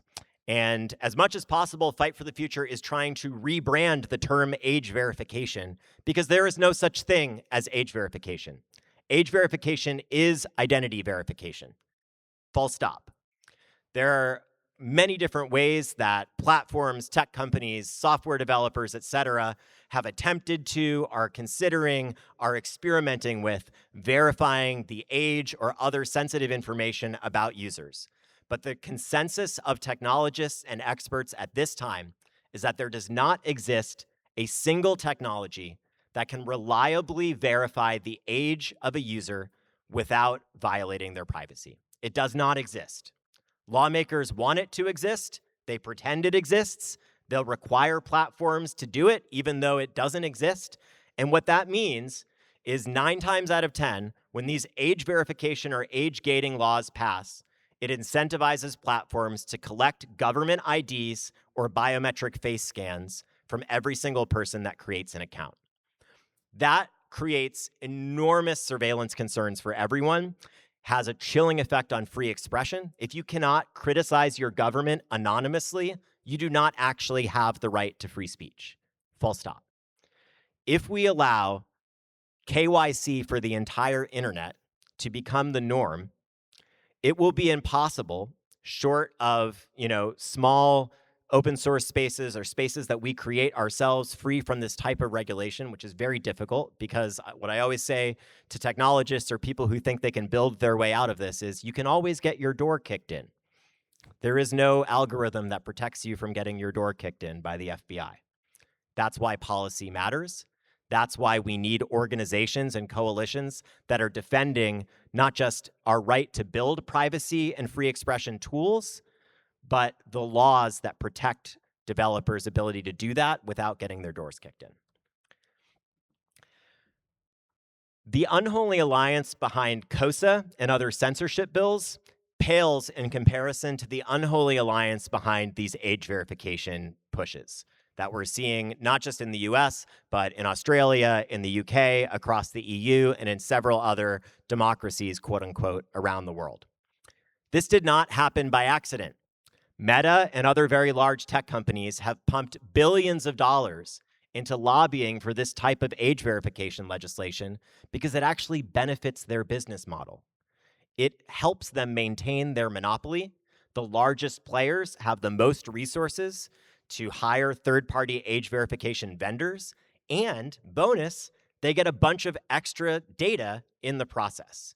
We've already seen large platforms using data collected through age verification to train their AI algorithms, to market, to sell that data to other providers. Of course, I'm sure folks are familiar that we've also seen major hacks. I don't have to tell people in this room that companies are not very good at safeguarding people's sensitive data once they collect it. If we head for a future where not just your social media app, but your gym and your grocery store and your weed dispensary and every other institution that you interact with every day is holding on to a scan of your ID and a scan of your face, we all know what that will lead to, which is widespread identity theft. You don't even have to be a civil liberties advocate to hate age verification legislation because it is a gift to data brokers, data miners, stalkers, hackers, the bad kind, and anyone else that wants to do real harm. Which is why, as I mentioned before, there's broad consensus among experts and technologists that there is no safe way to do age assurance or age verification. And we've actually seen a letter from the world's leading cybersecurity and computer scientists calling for a moratorium on these types of policies. I'm going to skip over attacks on encryption. I think folks probably, again, understand some of the basics there.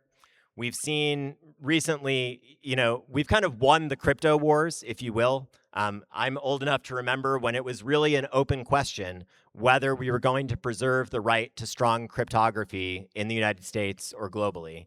It feels like we've come out the other side of that a little bit. I don't know if other folks are feeling as optimistic as I am.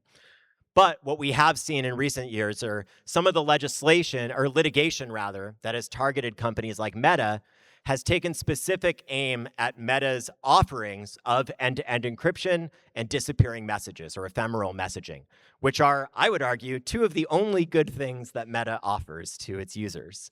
And so, unfortunately, we now see governments, law enforcement, and even allegedly progressive litigants who are basically pushing for lawsuits that could lead to an end to the availability of end-to-end encrypted messaging apps on commercial platforms for most users. That's bad. We should push back against that.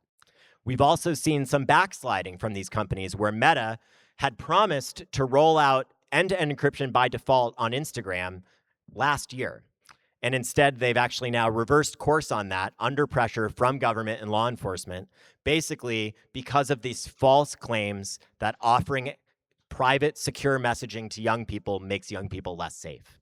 The reality is that there are things that Meta could do to make young people safer. For example, setting default account settings so that random older dudes can't message you without you first turning on a setting that says, I want to let people message me. There are real things that companies and governments can and should do to protect young people online. But 9 times out of 10, these policies are not actually about protecting young people. They're about expanding censorship and surveillance while using young people as the narrative to do that. So what should we do instead? I'm going to go a little bit into kind of some of the more philosophical territory in a moment and talk about how I think we need to shift hearts and minds and radically reshape the frame of protecting children into one of children's liberation and empowerment. But let's be real, that's not going to happen overnight. And this issue has already reached a boiling point where we are seeing dangerous laws passing in numerous states across the US. We've already seen dangerous age verification and censorship laws pass in the UK, in several places in the EU, in Australia. We do not have time to change hearts and minds over the course of the next 20 years because we will already be living in a censored and surveilled dystopia by then if we don't change things now. So in the short term, Fight for the Future has believed in putting forward better proposals for harm reduction that we think we can build bipartisan consensus around to both help actually address the real harms of surveillance capitalism and big tech monopolies, but also take some of the air out of the tires of these false solutions, which are so often presented as if they are the only way that we can address harm. We are so often given a false choice between either accepting more online censorship and surveillance, or we don't care about the kids, or just like let them do whatever. That is not the choices we have. Privacy legislation.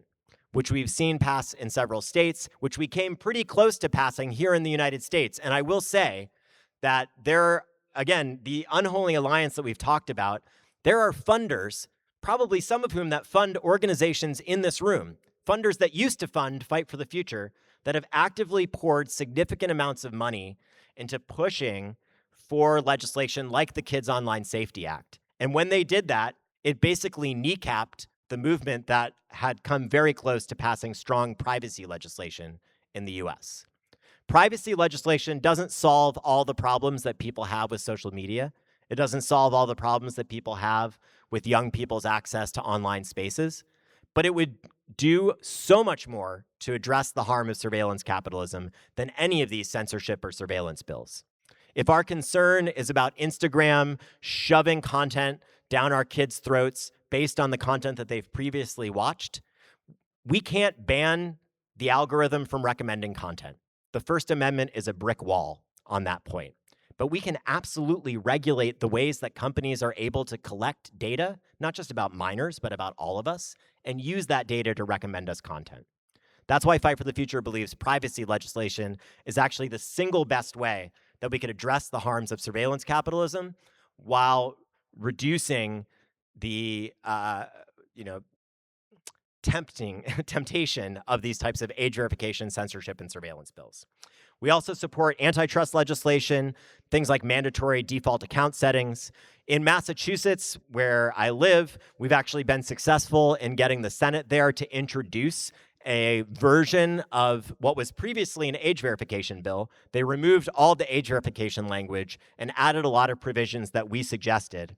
And if we can get something like that passed in Massachusetts, it could actually provide a template that other states across the country could follow, instead of following in the footsteps of states like Florida and Utah that have enacted draconian anti-rights, censorship, and surveillance legislation. We also, thank you. We also succeeded in Boston at getting Boston City Council to unanimously pass a resolution condemning the Kids Online Safety Act and age verification legislation. And so I'm laying this all out because I know it can feel pretty doomy out there. If you're on Blue Sky and you're just reading the news about COSA and age verification, and it's in every single state, and the organizations pushing for it have 10 times the resources of those of us kind of scrappy folks fighting against it, it's tough. But the reality is, we are making a lot of progress on this issue. We are seeing real shifts at the legislative level. And frankly, we've been holding the line. COSA was considered destined to pass not very long ago. And now I think anyone watching the inside game in Washington, D.C. fully expects it to die in conference between the House and Senate. Stopping bad legislation is always easier than passing good legislation. We can play whack-a-mole for a long time, but we can't play whack-a-mole forever. And that's why I want to spend the last 2 minutes before I open it up to questions speaking about what Fight for the Future believes needs to happen. The first thing I think needs to happen is we need a book. We need a book that's better than Jonathan Haidt's propaganda book, which has been thoroughly debunked, but is still on the bestseller list and still cited by every single politician pushing these types of policies. We need a book that memorializes the fact that young people have been on the forefront of every social movement that has achieved positive change throughout human history. I have a few of them up here on the screen. The youth climate strikers, young people resisting the genocide in Gaza. This is the Bread and Roses strike down in the lower right. This is not new, that young people are often the ones saving us from ourselves. And I think that's the number one thing I want to leave folks with. This idea that we're saving the children is almost always wrong. The children are almost always saving us from ourselves, cleaning up the messes that we as adults have created. And that's why instead of asking how we make the internet safer for kids, that's the wrong question. The question should be, what rules governing technology will make the world that our kids are growing up in a better place? Those are two radically different questions. If we just ask, how do we make the internet safer for kids? The answers are the ones that we've been looking at. More censorship, more government control, less privacy, more monitoring, more policing. that would technically make the internet safer for kids. That would also prevent future Greta Thunbergs, future youth climate strikers. That would prevent my kid from using social media, using the internet as a tool to organize for the things that she believes in, to fight for the type of world that she wants to grow up in, and define it for herself, not based on what I want or what I think she needs. So this is the question I think we need to ask. The best way to protect kids is to arm them with knowledge and empower them to protect themselves. That means we need a movement for children's online liberation, not just safety. Fight for the Future is focused on building a coalition of young people, parents, educators, caregivers, and human rights experts to shift this narrative. We've been raising money, we've been building a coalition. We already have thousands of parents of transgender youth that have been mobilized and activated around this issue, and we want all of your help. So if you're a parent, if you're an educator, if you're a caregiver, if you're a psychologist, if you're connected to folks that take care of young people, we need a movement where young people can speak for themselves. I'm tired of seeing them talked over. I'm tired of endless debates in Washington, D.C., where we talk about the kids, but not to the kids. So I'm going to open it up for questions, but I'd love for anyone who's interested in this to please come talk to me. Come talk to my colleagues, Gibran, Meredith from Fight for the Future, who are giving the de-Googling talk right after this. And we'd love to plug you into our network and the work that we're doing, fighting for a future where young people have not just safety, but rights, and where they have a voice and can change our society for the better. Thank you.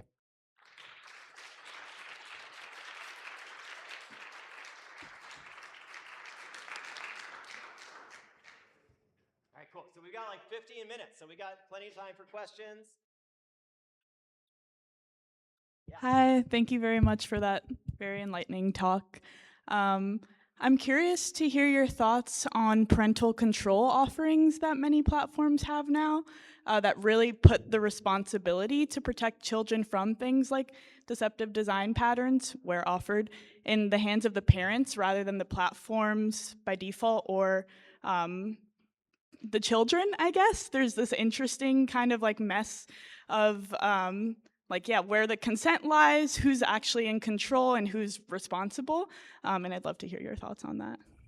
Yeah, thank you so much. I'm actually really glad you asked that, because kind of one of the categories of policies that I forgot to get into are policies around parental consent. And so we've seen, for example, Florida's age verification bill has like different tiers where minors of a certain age can create an account. Younger minors need parental consent to create an account. And we've seen this pop up in Massachusetts as well. And I'm going to answer your question about default settings in a second. But first, I'm just going to get into this issue of parental consent. So are there technologists in the room? Like people who code, build things? Come on, raise your hands. Don't be shy. I know there are. Okay. So you're a technologist, you're building a system, and I tell you that your system, you need parental consent for my kid to sign up for your system. How do you know that I am my kid's parent?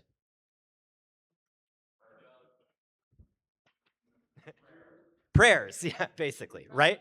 I mean, like, think about this practically. Like, forget privacy, civil liberties, whatever for a second. Just like from a practical perspective, how is a tech company, let's call it even a large tech company, forget a small one without a lot of resources, supposed to figure out that not only is my kid who she says she is, but that I am her parent, I am who I say I am, and I actually have a legal custodial relationship to her, right?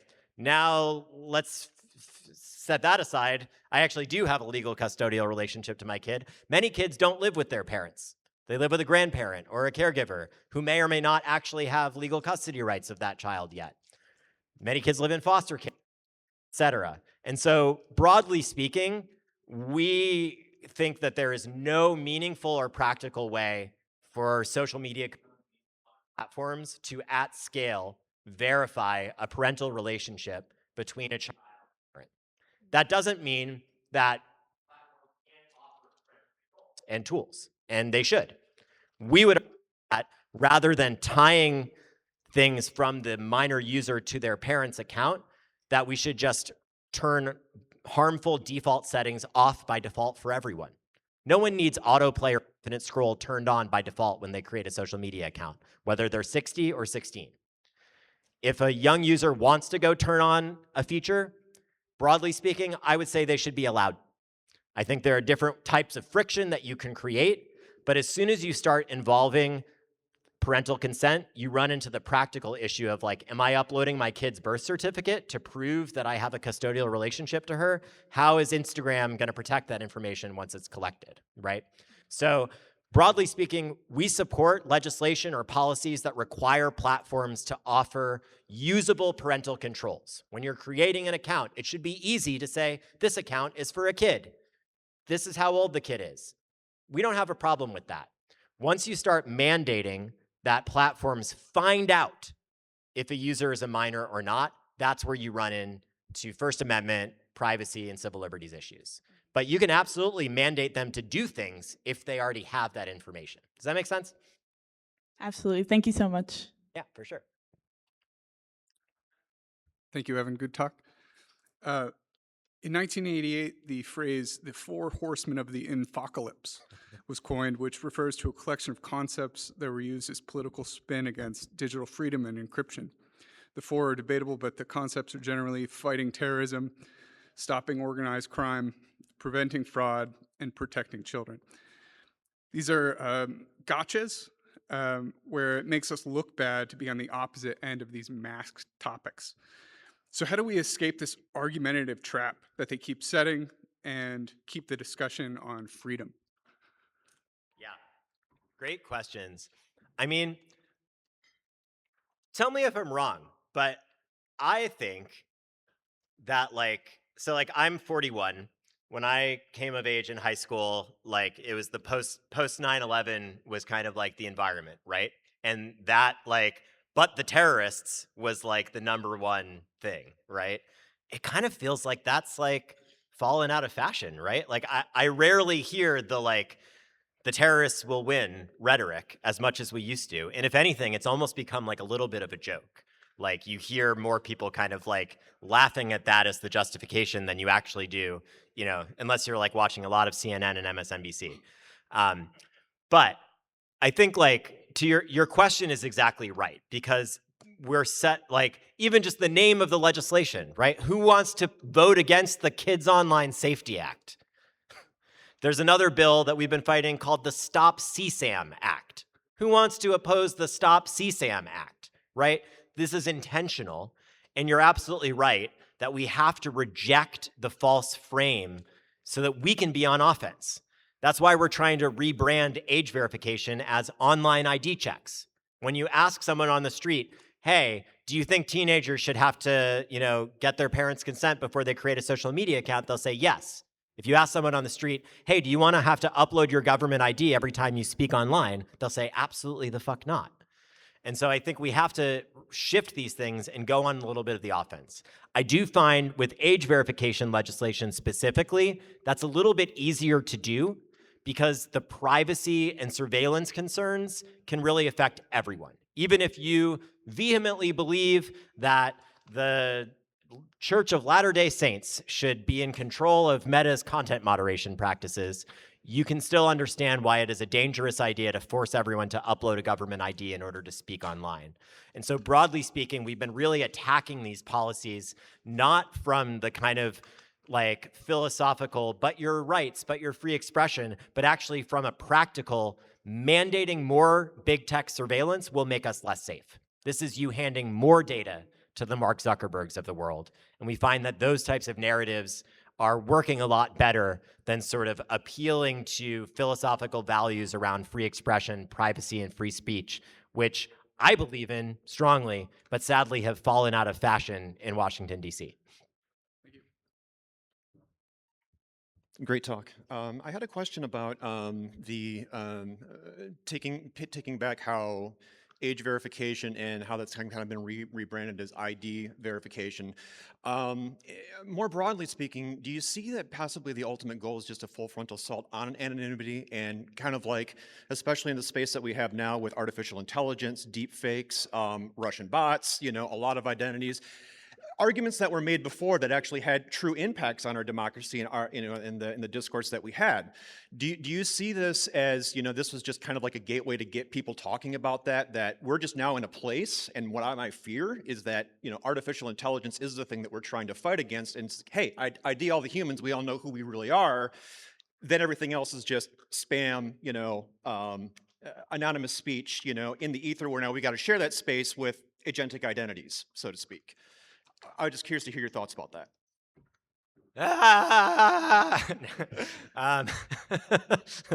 That is the most coherent thought I can form. No, I mean, here's what I would say. Two things I'll say on that. One is, I think we need to view all of these laws, like COSA, age verification laws, as fundamentally pro-AI laws, right? Like what COSA essentially says is you must use more AI filtering to try to weed out content that we don't like.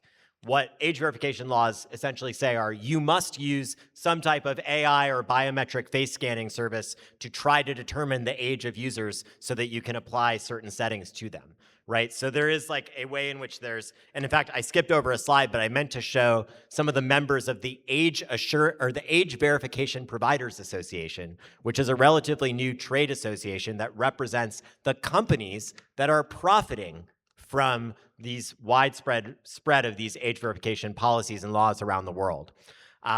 So I think there's like lots of ways that they interact with each other. But like, yes, I think to your point, like there are good faith people pushing for these policies because they genuinely want to see big tech companies taken down a peg.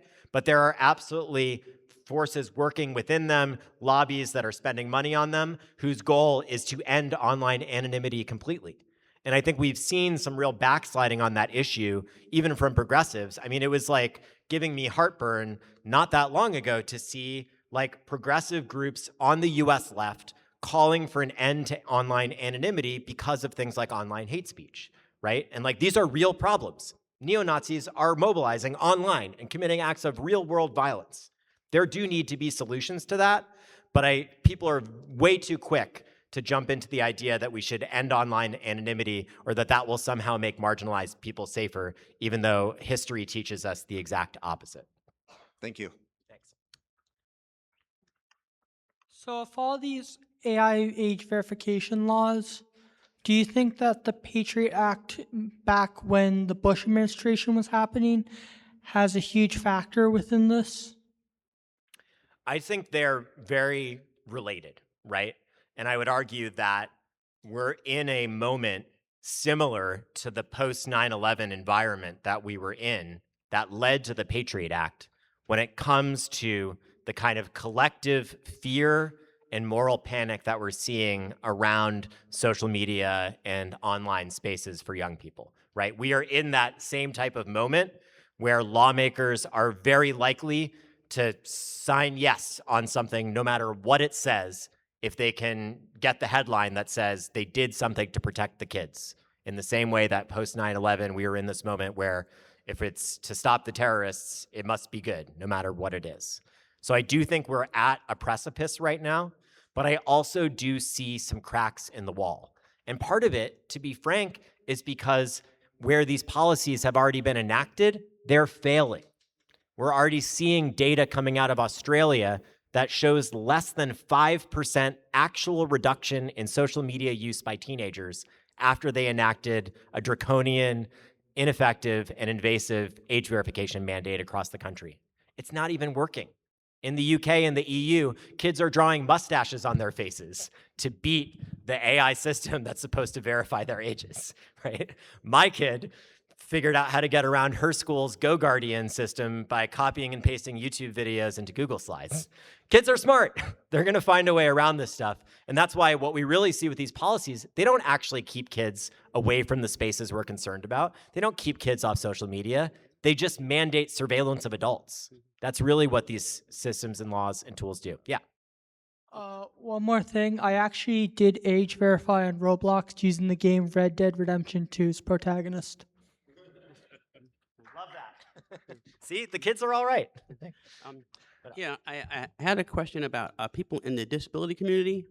The idea that there are people who can have their devices maybe not owned, might be controlled by other people who may be living in like adult homes who want to use technology where other people are determining what they're doing and how they're doing it, and they're being monitored and may not have access to their own IDs possibly.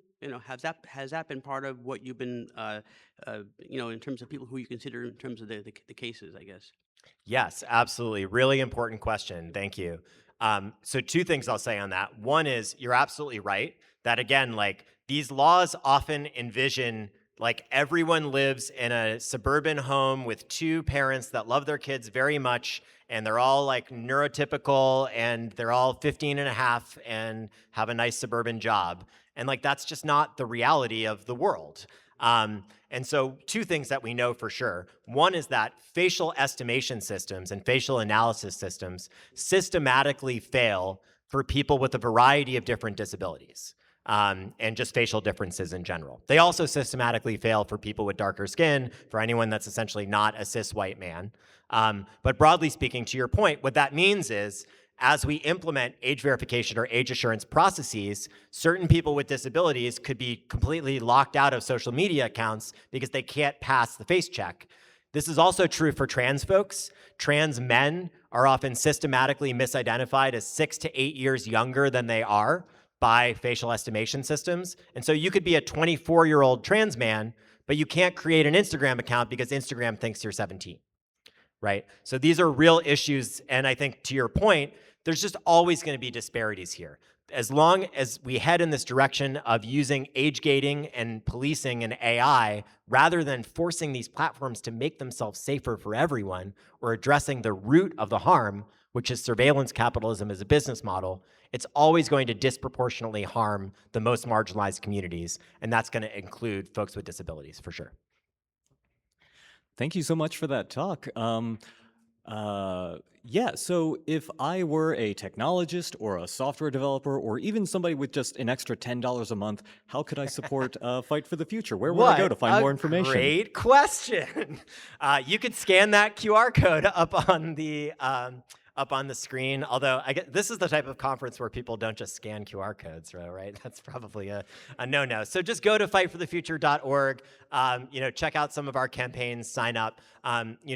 I'll be real. We have lost funding because of our commitment to these issues. We have lost funding from major funders who have decided that they believe censoring the internet is the best way to take on big tech. We've lost funding because of our commitment to defending the rights of Palestinians to speak up. We've lost funding because of our commitment to trans youth. And so if this is something that you believe in, if you want to support this work, sure, your $10 a month makes a difference, but also just come talk to us. Come get involved. We want to connect with other folks. We want to connect with folks that are building tech. We want to connect with folks that are defending our right to build tech. And yeah, we just want to connect with all of you. So mostly just come say, hey, we've got lots of stickers and stuff that we'll put out somewhere. I'm going to put them right here, actually, because my colleagues are next, so I know they won't yell at me. And yeah, stick around for our de-Googling workshop if you want to learn the psychology of getting your organization off of Google. Yeah, thanks so much for coming out, everyone.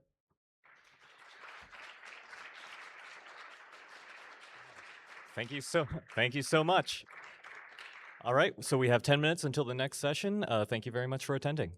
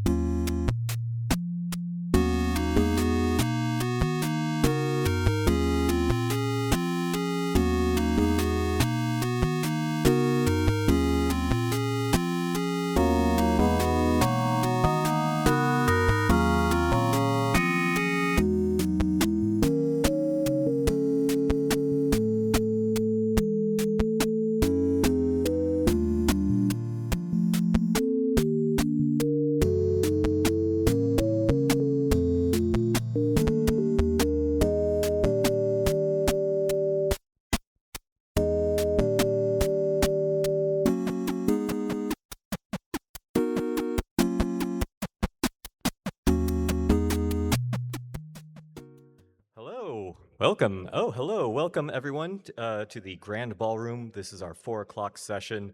Hey, quick show of hands. How many people have ever heard of Google.com? Am I pronouncing that right? Anyway, here we have our talk, How to De-Google Your Org, Practical Advice from People Who've Done It. Please give a warm welcome to Meredith Laverty and Gibran Ludwig.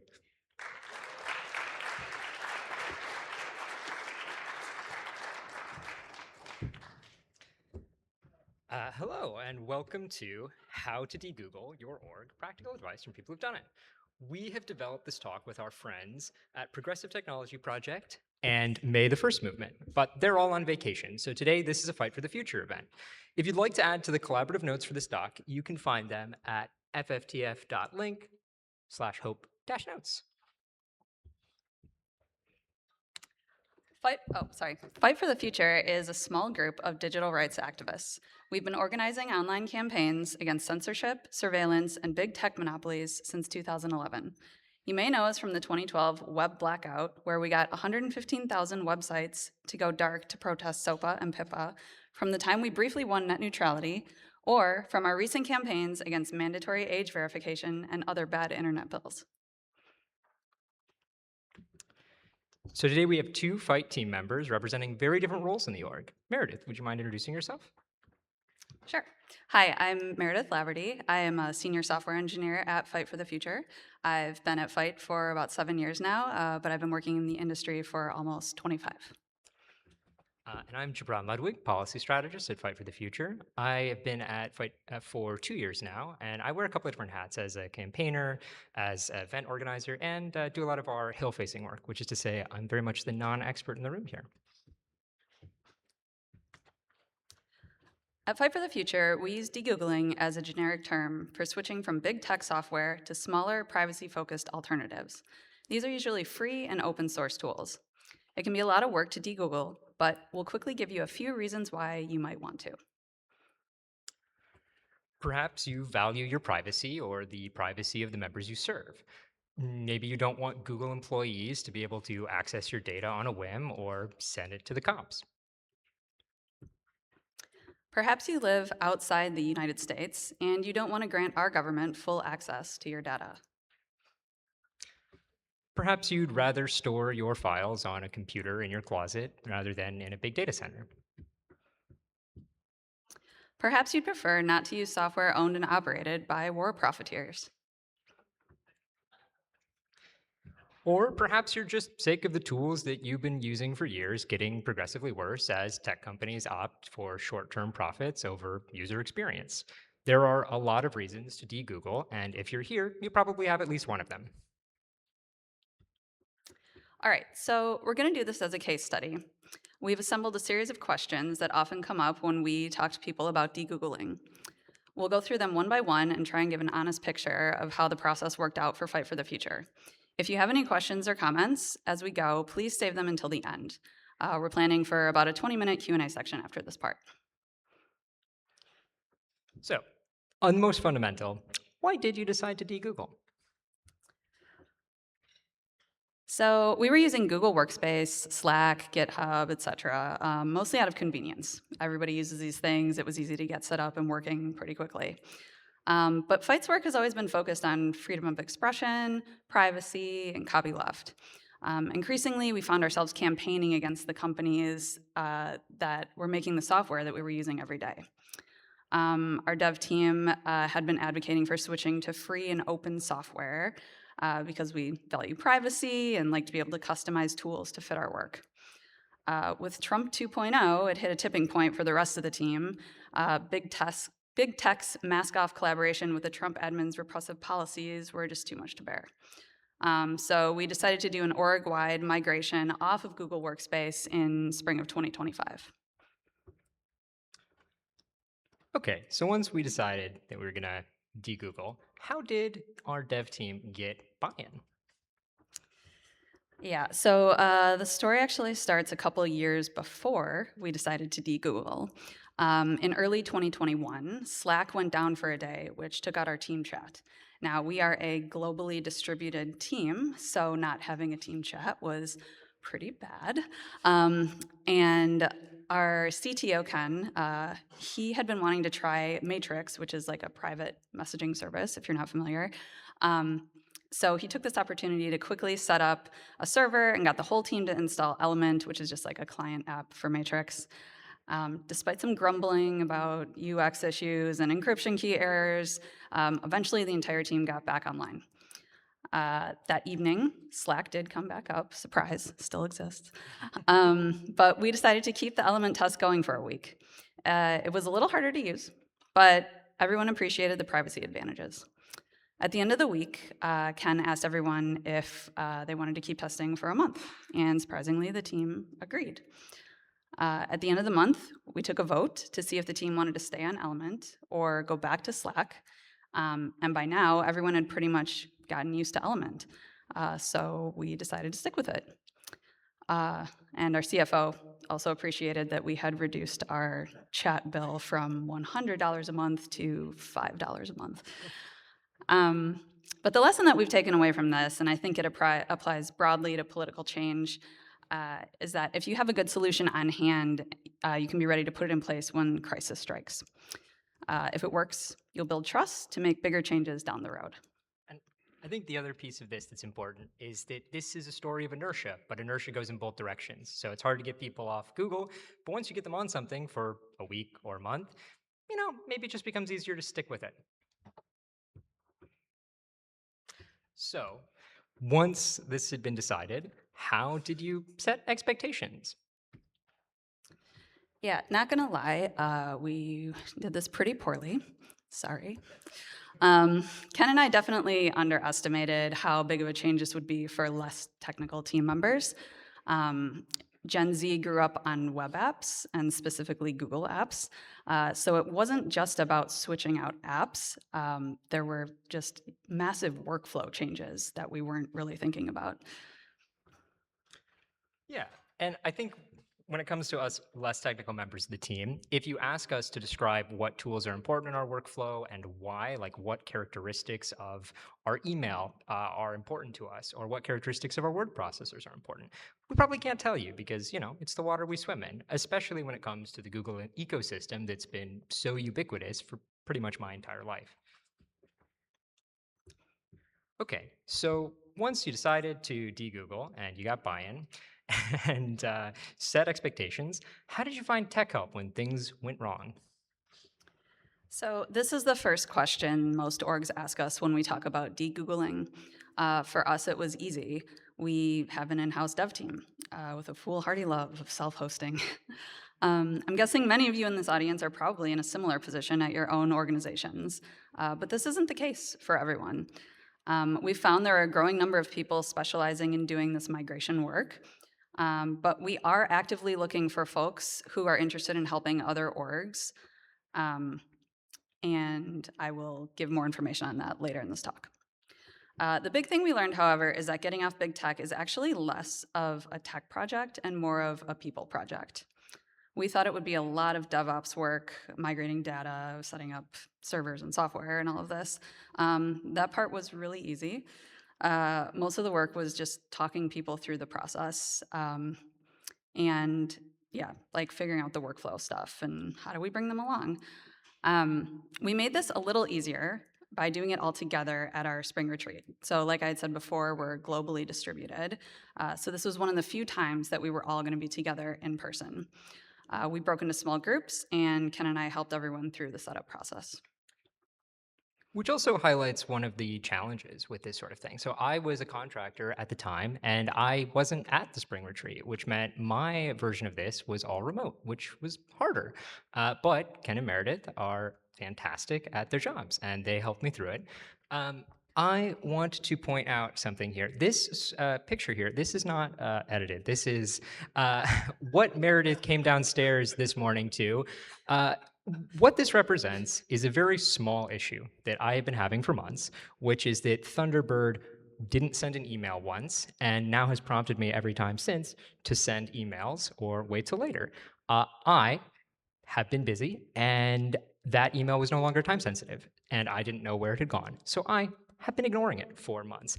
Apparently, I opened and closed my laptop about 10 times. I closed 3 windows of this, by the way, before showing this to Meredith. So yeah, this is a very minor tech issue. This is the kind of thing that is really easy to ignore because fundamentally it took me like 2 seconds to close this every day, and it would have taken me, several minutes to contact Meredith or Ken or Jeremy and ask them to, figure out what's going on.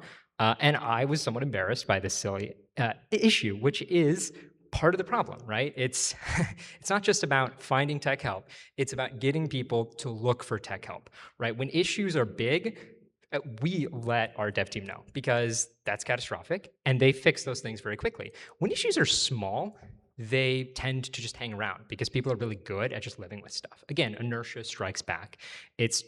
This is fine until, it gets really annoying and I'm like, hey, Meredith, can you help me with this? And we fix this issue in like 2 minutes.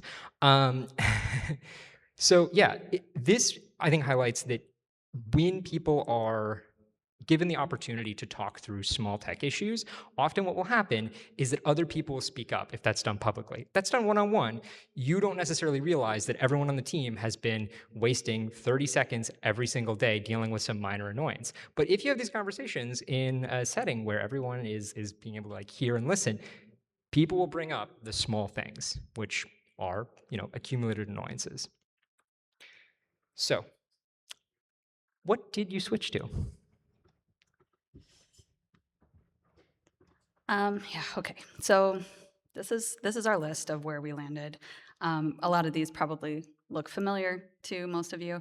I just want to say there's no right way to do this. There's no right solution that will fit everyone. Every app comes with trade-offs, and every org has different priorities. For Fight, we focused on privacy and minimizing vendor lock-in. So we chose self-hosted open source solutions whenever possible. Let's talk about some of the good and the bad we ran into. First of all, Gitty, awesome. So easy to set up. You could do it right now while I'm giving this talk, and you won't even notice the difference. Google search is one that we thought, ooh, people are going to complain about this, but turns out they've spent the last few years making that service terrible. So most of the alternatives are actually better. We've tried a lot of different apps for meetings, but we eventually settled on Signal. So most people already have Signal in the organizing space anyway, so it was familiar. And they've added some really great features for meetings in the past couple of years. The bad, okay. Thunderbird, you either love it or you hate it, okay? This has been a headache, it just has. It's one of the biggest learning curves with our team. Most people got really used to web apps, which are beautiful, and Thunderbird is a creaky desktop app, and yeah, it hasn't been loved, but it's functioning. Let's see, webmail. Thunderbird aside, there are a lot of great non-Google web app services, ProtonMail, FastMail, all of that. We specifically wanted to use a standard IMAP service to avoid vendor lock-in, so we ended up going with Migadoo, and it's been great, reliable, great nonprofit discount. Yeah, we're probably going to continue to complain about Thunderbird indefinitely, but it does work. That is important. Probably the biggest issue we ran into is that we had wanted to simplify this process, right? So the idea was we were going to use Nextcloud for file sharing and for editing documents on the web. This turned out to be a really bad idea. Nextcloud's file editor, or like a web, Nextcloud's text editor is terrible in a variety of ways. Most immediately, which I noticed, I think, the first day I logged into it, is that if you do real-time collaborative editing on Nextcloud, it is very laggy, and the undo button will undo other people's work. It's very bad. Don't use it. It's horrible for this. Turns out Nextcloud, great for file sharing. We still use it, but I don't think anyone at the org uses Nextcloud for text editing. They use one of two options. The first one, which, as it turns out, much better than Google Docs, at least in my opinion, is Outline. Outline is very clean. It runs fast. It's great. I genuinely Outline is the best part of this whole process. I think, as Meredith said, right, there are trade-offs in everything, and the trade-offs inherent in the Google ecosystem are not obvious to us. Again, we're the fish in the water. When you move off, you're going to find some things that don't work as well as you want or don't work how you expect them to, but you're also going to find some things that are like real gems, and Outline could not recommend it enough. But Outline doesn't work for everything. It's really good for real-time collaborative editing. It has two shortcomings, though. One, it's hard to share documents outside the org. It can be done, but it's a little messier than with Google. And two, it doesn't work very well if you are trying to create a document with really specific formatting, like a PDF, which is important for grant writing, or in my job, right, I write like 2-pagers that we need to send to congressional offices. Those have to be 2 pages, which Outline doesn't really recognize because it's just, text.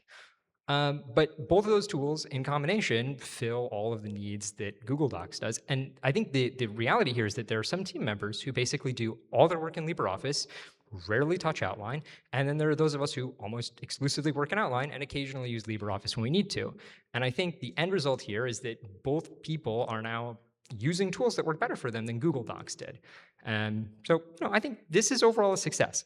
But we had to get through the initial, few weeks of, wait, Ken and Meredith never thought to use collaborative editing? Like, it's listed as a feature on Nextcloud. It says you can do it. You can. You shouldn't. We had to get through that pain process, right? Degoogling it was a process, and it still is, right? We're still improving what we're using. Okay, so what did we learn? Yeah. One thing, and this kind of piggybacks off the last slide.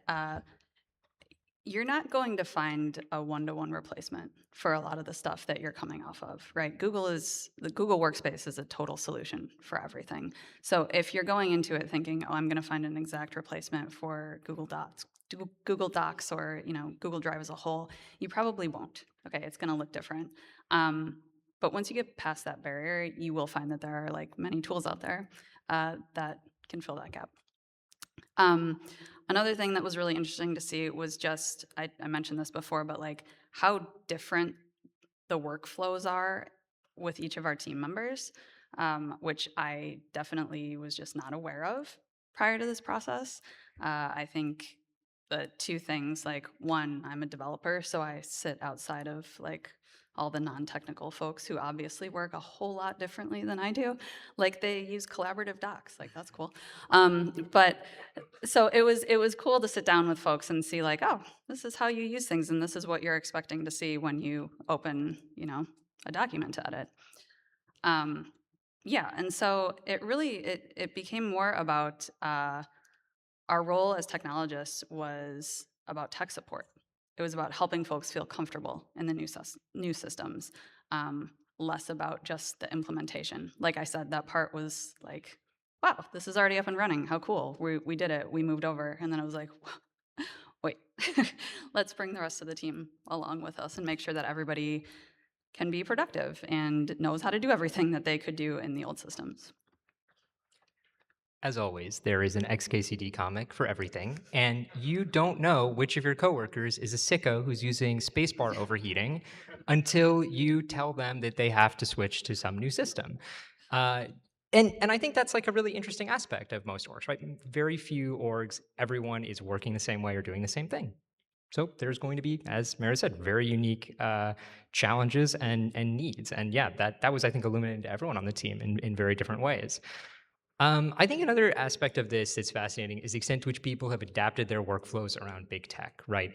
We are swimming in water. That water has, specific features to it. It feels featureless to people because it's all they've ever known, but that's not true. It is a system with trade-offs, and you only really get to see those when you have moved over to something else.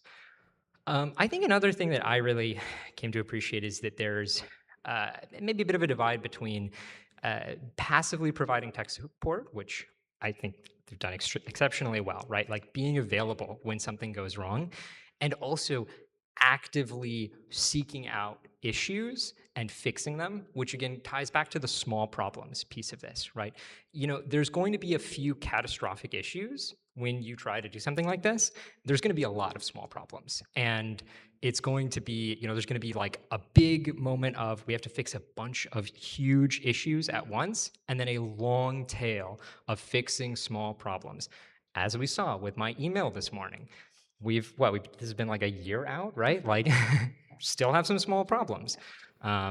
So yeah, I think we've been extremely lucky to have a dev team that is capable and committed to doing both of these things. And yeah, it's been a process that has at moments been painful to go through, but I think it's been worth it.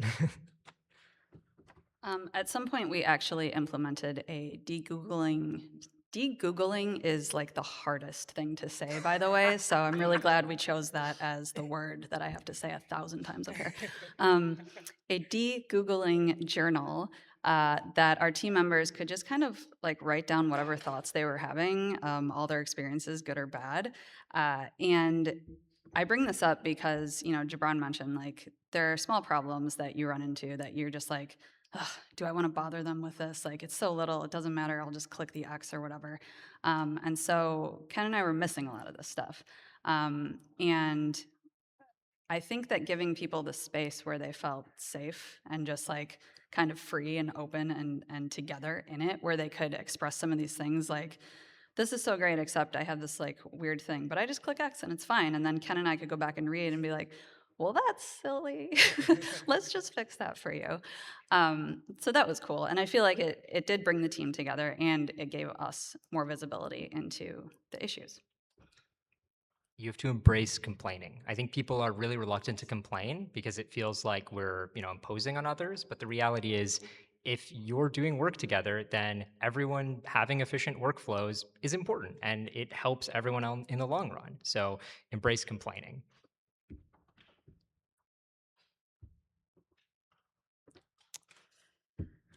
Okay, so tech doesn't have to be something that's foisted upon us, and we learn how to live with it. It can be something that we participate in the creation of and choose to use or not use in line with our values.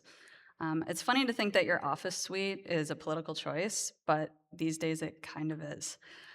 There are alternatives that mostly work pretty well and don't spy on you or necessitate massive data center build-ons. And it's our job to show people how these work and to make them better. As we've gone through our de-Googling process, we've found a lot of missing pieces that would make it easier for others to do the same. They're not hard tech projects. They're mostly just boring work. A good example would be like building an open source webmail app that works as well as Gmail. Totally doable, but if you could raise your hand if you would like to volunteer to do that, that would be great, and then find us after. Excellent. We'll hold you to that. So what can you do right now? Well, you can get off Gmail, Spotify, and a host of other apps. You can try using Signal for meetings. This is honestly the one that I think is by far the easiest thing on here. Signal is very user-friendly at this point. It works really well for meetings. We have like 20 plus people on meetings all the time. It works consistently better than, I think we were using Jitsi before, which was not great. But Signal, really good for this. You or someone at your org who's interested in de-Googling, they should sign up for our fall webinar at getoffbigtech.org. And if you want to help us, or if you want to help us get other orgs off big tech, join our de-Googlers list, and we'll get in touch. That is fftf.link/de-Googlers. You can also check out Rise Against Big Tech for a list of values-aligned service providers. And then our friends at May 1st, they are a software co-op. They do community web, email, and Nextcloud hosting. They're great for getting like super small orgs set up, so please reach out to them if that will fit you. And don't be alarmed by the troll face that Ken put in the QR code. It's fine.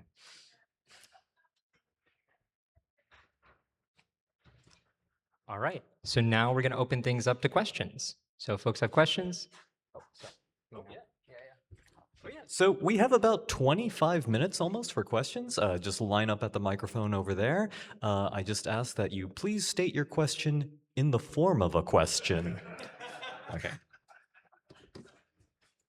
Thank you for the presentation. I wanted to ask specifically about email hosting. I have a close friend who's been hosting his own email for 20 years, and every couple of years there's spam lists, like if people aren't getting his email from Microsoft, or like if somebody has a Microsoft email address or a Google just because he's a small IP address and a small ISP. So I'm wondering if you could talk about or have any experience with using a third-party provider versus self-hosting email.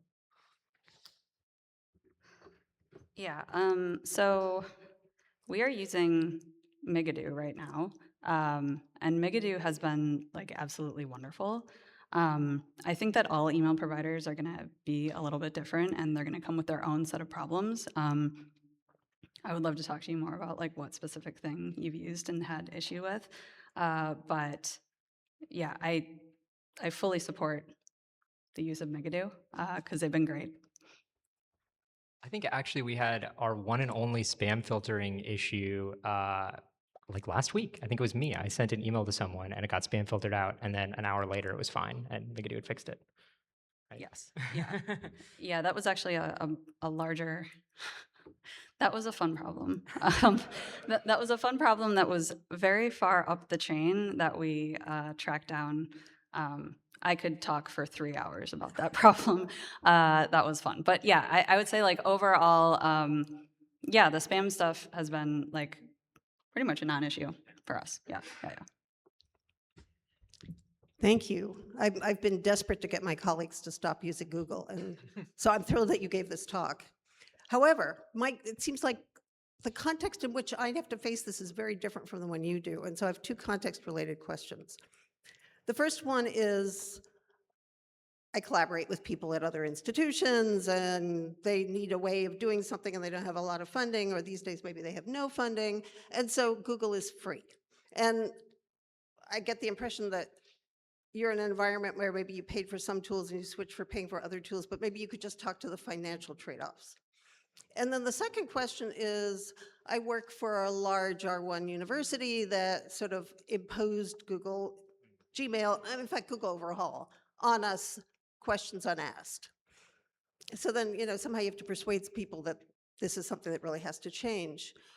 If they have a contract, there's presumably something, I don't know the details, but there's something in the contract about keeping your data private in a way that, to a greater extent than you would if it were a free service. So is that really trustable, and do you have any thoughts about how to make that case?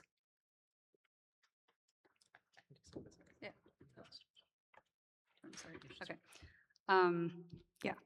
So let's see. If you're in a contract in a big, like a university or something like that, obviously that's going to be a harder one to move. I think when we're talking to folks, it is a lot of smaller orgs like ourselves that have the flexibility to move around. As far as your data being more secure because you are a university or you are paying for a service, I think that might only go so far. And I think that some of the stuff that we talked about with like the current administration and some overstep when it comes to big tech, we have a lot of trust issues there. So I wouldn't necessarily say that that is a guarantee forever. Do you have any thoughts? Yeah, it's definitely more secure, right? But it's as Meredith said, there's no guarantees these days. I agree with you, but I'm not the person we have to convince. Yeah, that is absolutely fair. In a university, I mean, this seems like probably a broader political project, right? Like, do you have like presumably faculty governance to some extent? No. No? Oh, okay. Well, I mean, figurehead. Okay. Yeah. I mean, you can still persuade people, right? Like, I think that is a big project of persuasion, right? To some extent, this was a project of persuasion on a small scale, which makes that part easier.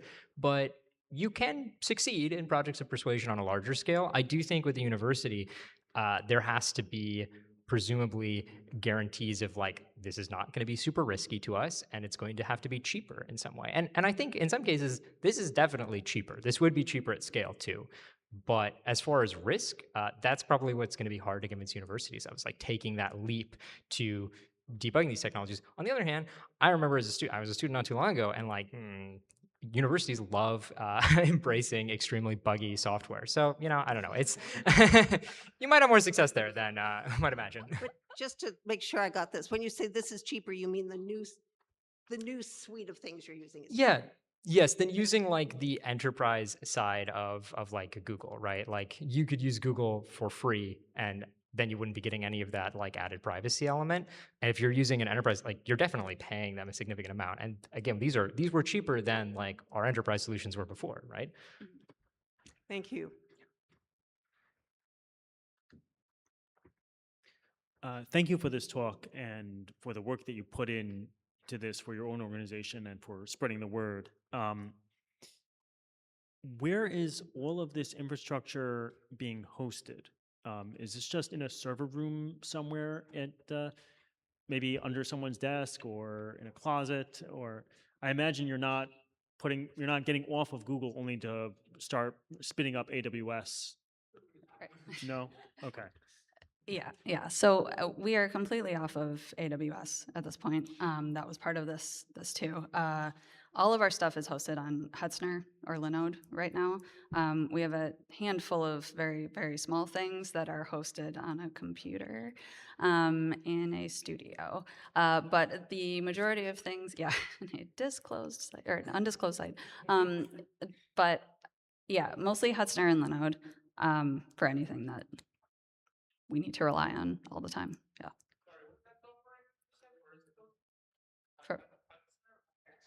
Yeah, Hetzner. Yeah. Yeah. Thank you. A random one for everyone else. If you use Windows in your ecosystem, have you heard of ameliorated? And if so, do you have any recommendations on using ameliorated? Wait, sorry, could you say that one more time? Because I couldn't hear that up here. It's a Windows alternative called ameliorated, the French word for better. It's Windows without any tracing, tracking, weird matters. If you, Oh, yeah, I'm not familiar with that. I haven't used that before. If you wouldn't mind actually putting a link to that in our doc, I would love to take a look at that later though. Okay, thanks. Great choices on the software. Something that I do is help get companies out of the cloud and get them on-prem. It's something I've been doing for years. My question is, similar to his about the hosting, is how do you back it up? This is unfortunately sometimes where I get the call from companies that have slightly moved out of the cloud but didn't have a proper DR plan or testing for it, because they just are used to, in the Google world, you just pay Google and statistically they don't lose it, but it's a real fear, of course, because if something happens, their terms of service with Linode, Hetzner, any of those places, if you're not running bare metal, they don't always do the best job of backing up. I'll just give you a heads up on that. Yeah, that's real. And thankfully, we are in a position where our uptime is not super crucial. So if we go down for a day, it's not like Fight for the Future doesn't cease to exist. Nobody's like, I can't see this campaign website. Like, what am I going to do? But that is a legitimate concern. And yeah, I mean, I would definitely look into options there. Because yeah, I'm not sure. That was not personally something that we needed to prioritize, but I do recognize that is definitely a limitation for a lot of orgs. Just a little bit of specificity here, not just resiliency for uptime, but backups as in if Linode oopsed, would you have the data? That's the part so I'll reach out to you guys on the links. Thank you. Yeah, that's fine. I would just say, like, as far as like our own backups though, like, yes, we do have backups on like different servers. But yeah, we're just not as concerned about like right. Yeah.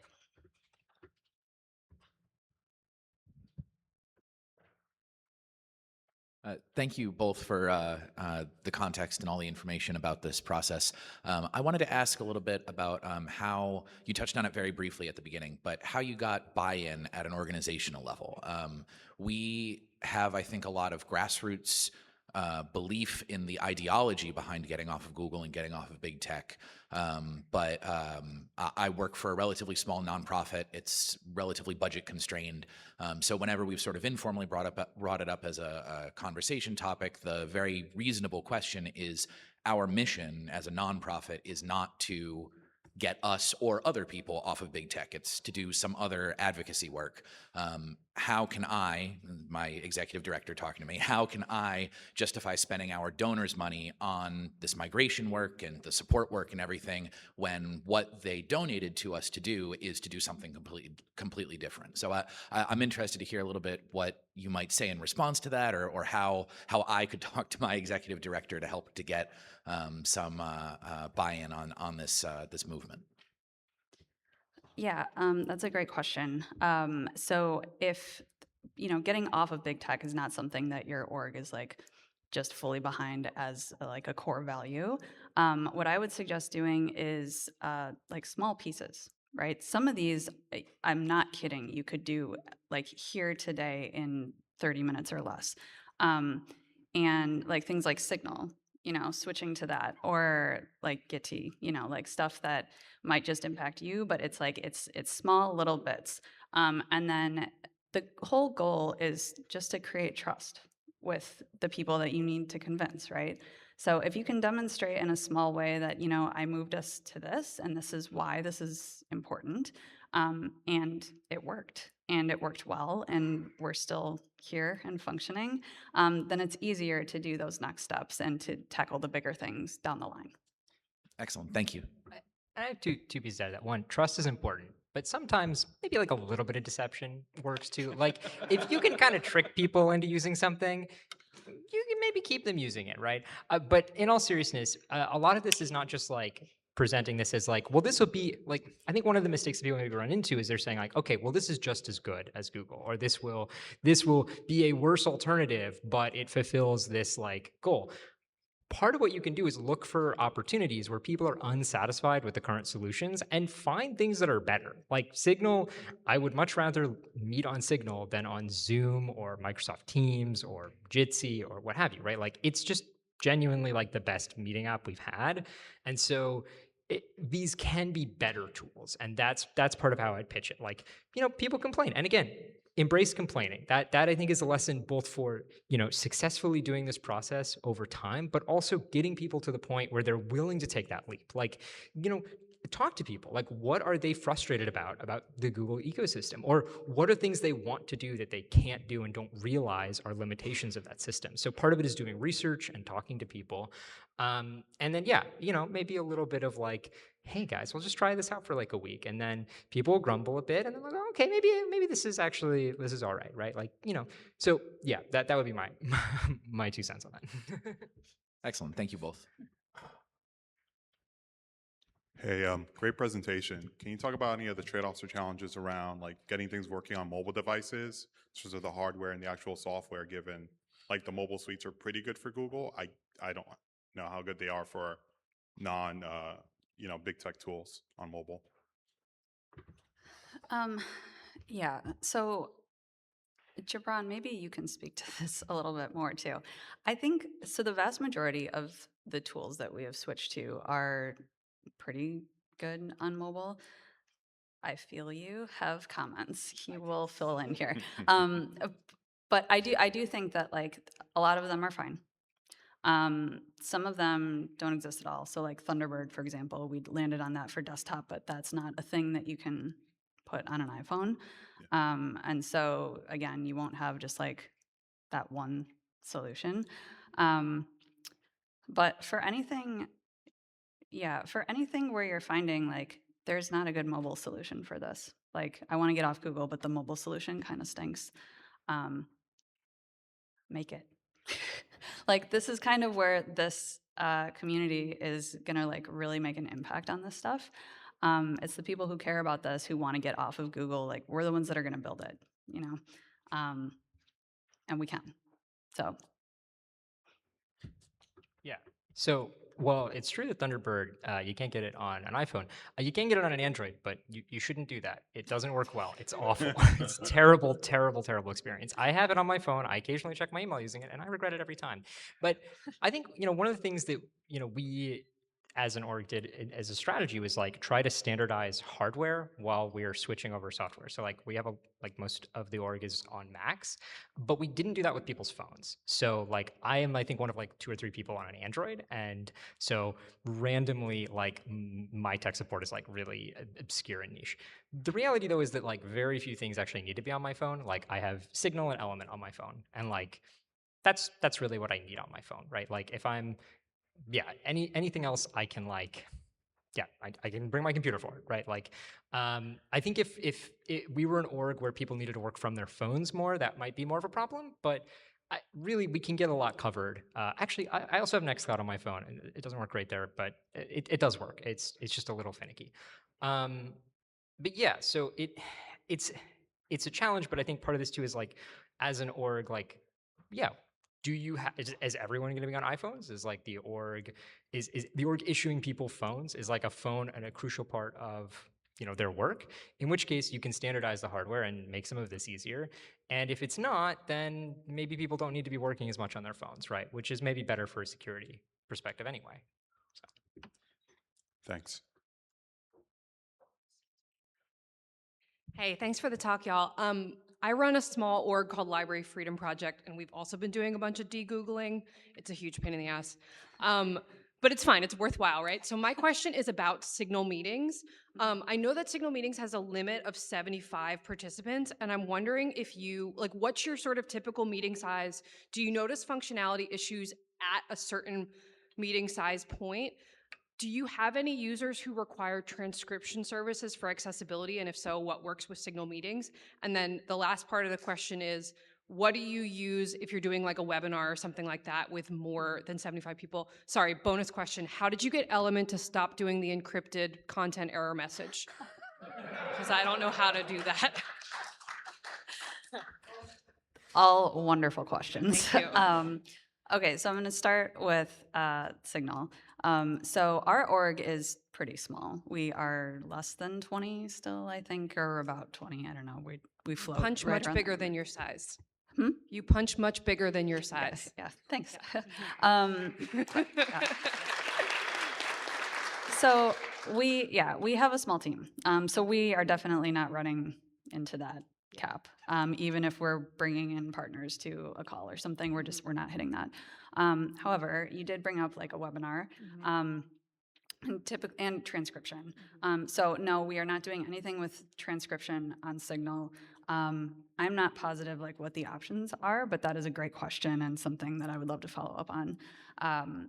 As far as webinars though, we do use Zoom, and you can use the transcription feature in Zoom. Now, I will say that we don't use Zoom for everything. We don't use Zoom for internal meetings. Obviously, we're on Signal, but when we're doing a webinar, we consider that content to be pretty public. And so that we just are kind of okay with taking the risk of using Zoom because we assume that everything that's said is going to be out there anyway for anyone to consume. So that's just the route that we've decided to go there. And then as far as Element, find me after because Okay. Yeah, thank you. Yeah. And actually, one more thing on Zoom. So I think I'm in a somewhat unique position in that I have to use Zoom a little bit more than other folks do because I do a lot of like talking to people who work in Congress, and they have really specific rules about what kinds of software they can have on their computer. And often it's easier to get people on Zoom specifically. But there are some Zoom options that make it a little bit better. Like you can set it to end-to-end encrypted mode, which is not the default. It's enhanced encryption, which, but yeah, you can set it to end-to-end encrypted mode, and you can like set passwords and stuff. So that's what I do when I'm doing like one-on-one meetings. And in that case, it's like really obvious if someone were to like get in the call with us. But yeah, we try to use Zoom very little. I think I maybe use it once every 2 months, which is probably more than anyone else on the team. Thank you. Hello, thank you very much. Hi. I have a couple of scenarios real quick. One night I was driving down the road, saw a collision, stopped to talk to the police officer, and when I said hello, I saw the dashboard computer was pulled up to Google Sheets with a list of all of the officers' locations and names, call signs, like car numbers. And I imagine that's not all that was stored in Google Sheets in Anne Arundel County, Maryland. And I'm curious if the residents of Anne Arundel County, Maryland, would be able to make an argument to their police department about basically recapturing what you said. Another similar example would be the clerk of the House of Representatives hardly goes a day without using Microsoft Teams with a Microsoft employee advising on how to deploy to Microsoft Cloud. And this is our representatives' kind of core infrastructure. So could you please maybe reimagine your argument when it is public infrastructure rather than an organization that you directly manage? Yeah, go ahead. Yeah, so I've actually worked for the House. I interned for Congresswoman Cory Bush a few years ago, and so I had to deal with this ecosystem. And yeah, it's awful. I hate Outlook so much, and it's really unfortunate that so much of our government runs on it. I think you can make privacy arguments and security arguments for a lot of this stuff. I think the other thing that's worth pointing out is that the versions that the government uses are somewhat different. They like have specific vendor requirements. So it's not like the same as just like a public, Gmail account. But yeah, it's a problem there too. And I think it would be really good to get off of those things. I think one of the big challenges, like from an institutional perspective, is that they have both concerns about like having, control over like what software goes on people's government issued laptops, and two, there's a lot of like really high level security concerns, and so they want to like know whatever they're putting on these computers very well. And so it would be a hard argument to make, but I think it's one that you could make quite coherently. Yeah. I think FOSDEM, we're seeing a lot of that in Europe, and it would be nice to hear these arguments in the US also. Thank you very much. Yeah. Thank you so much for your talk. I'm sure you talked to a lot of organizations about de-Googling. What's the difference in reaction between, say, the leadership of organizations and the IT staff of these organizations? Do you find that leadership is more resistant, but the IT folks are actually in favor of it, or is everybody sort of seeing it as like an expensive hassle to de-Google? Or I don't know. Who should people approach in an organization sort of tentatively at first on de-Googling? You take this. Yeah, I think it varies, honestly. Gosh, I mean, some organizations are just more privacy focused. Their core values are about getting off of big tech, and so you're going to have leadership buy-in like very quickly in those cases. A lot of tech folks that we are talking to specifically are fairly aligned with our values, and so it seems like they're all just very eager to do it. And how do we convince our leadership to come along?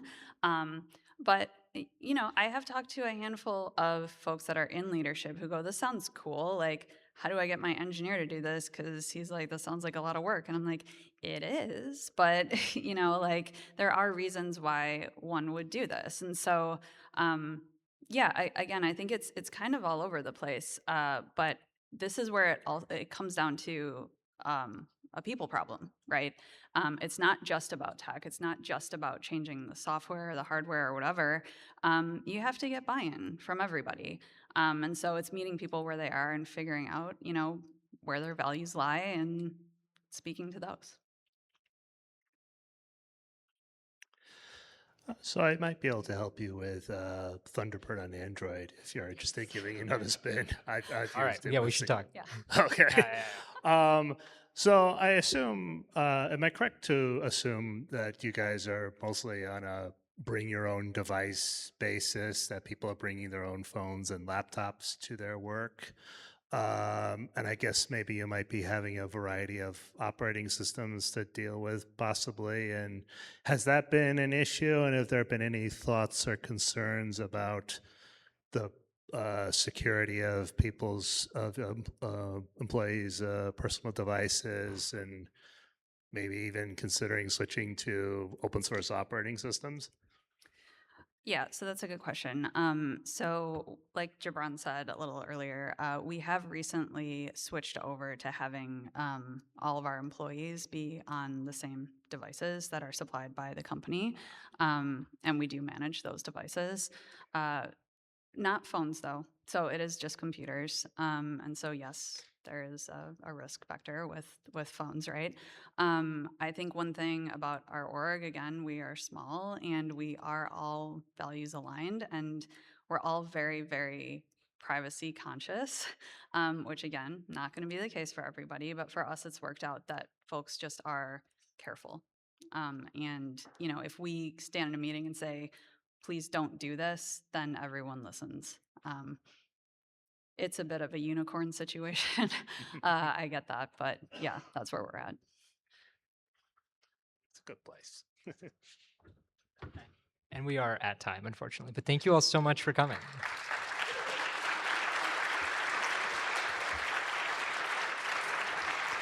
Please come grab stickers. Yes, stickers. Okay, so we have about another 10 minutes until the next session begins. Thank you very much.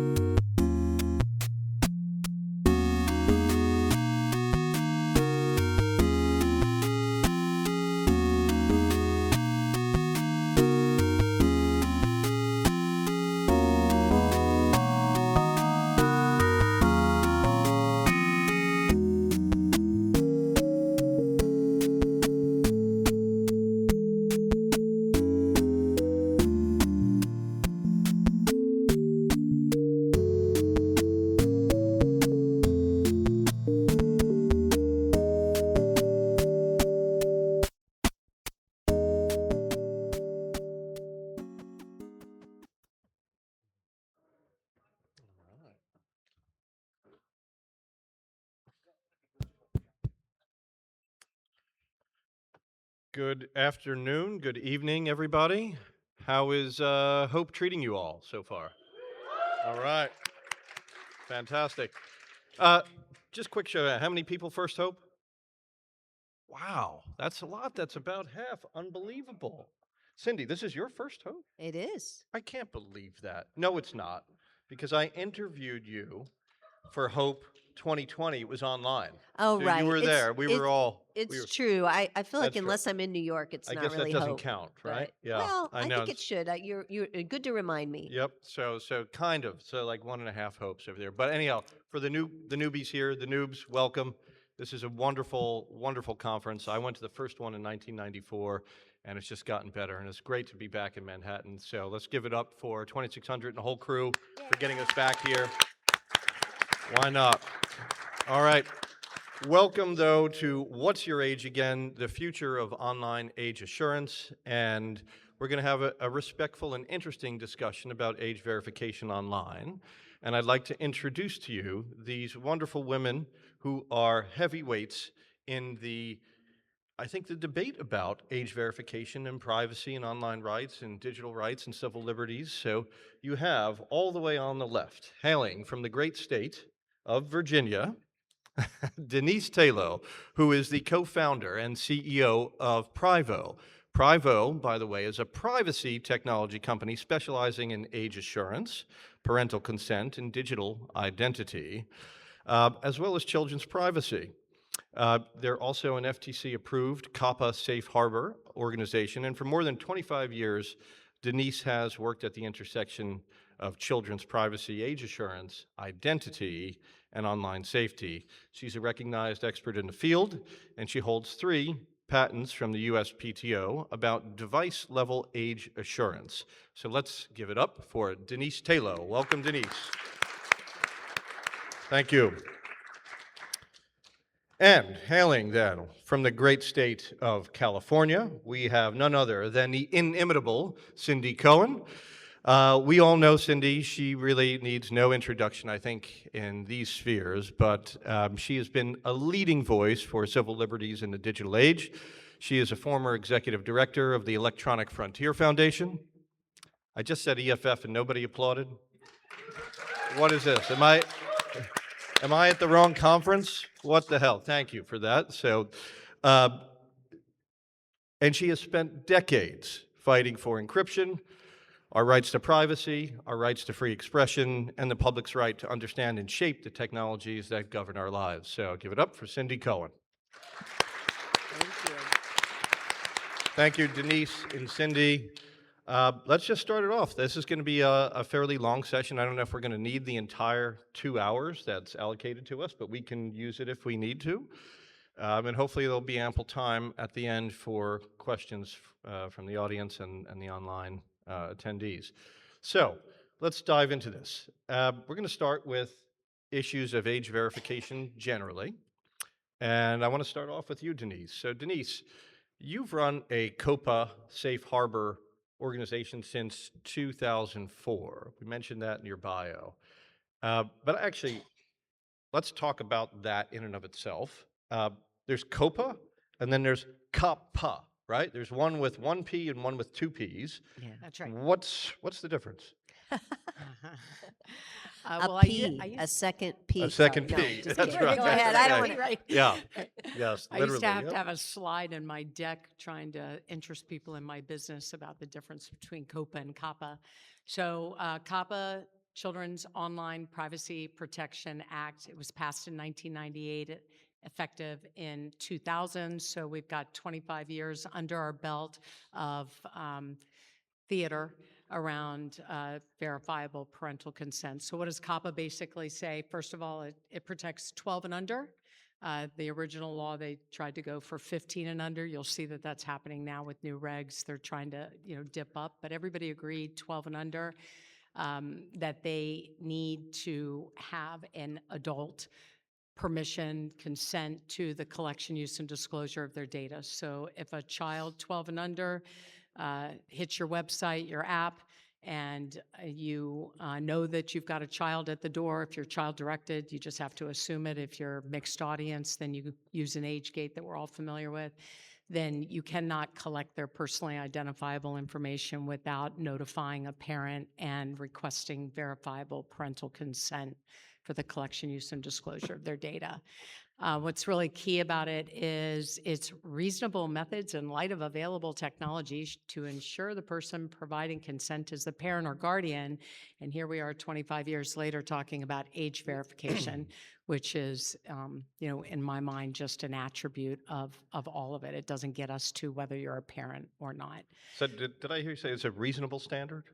Yeah, So it's they're a reasonable standard. And Yeah, then COPA is yeah. the Child Online Protection Act, and that was the original porn law, right? That's the one that said we all have to prove that we are old enough to get porn, and that was set aside by First Amendment rights, and rightly so, I think, many, many years ago. But it's caused a lot of confusion over the decades about what exists and doesn't. That was the original age verification regulation. Got it. Thank you. And reasonableness standards always give you lots of concrete types of things to anchor onto, don't they?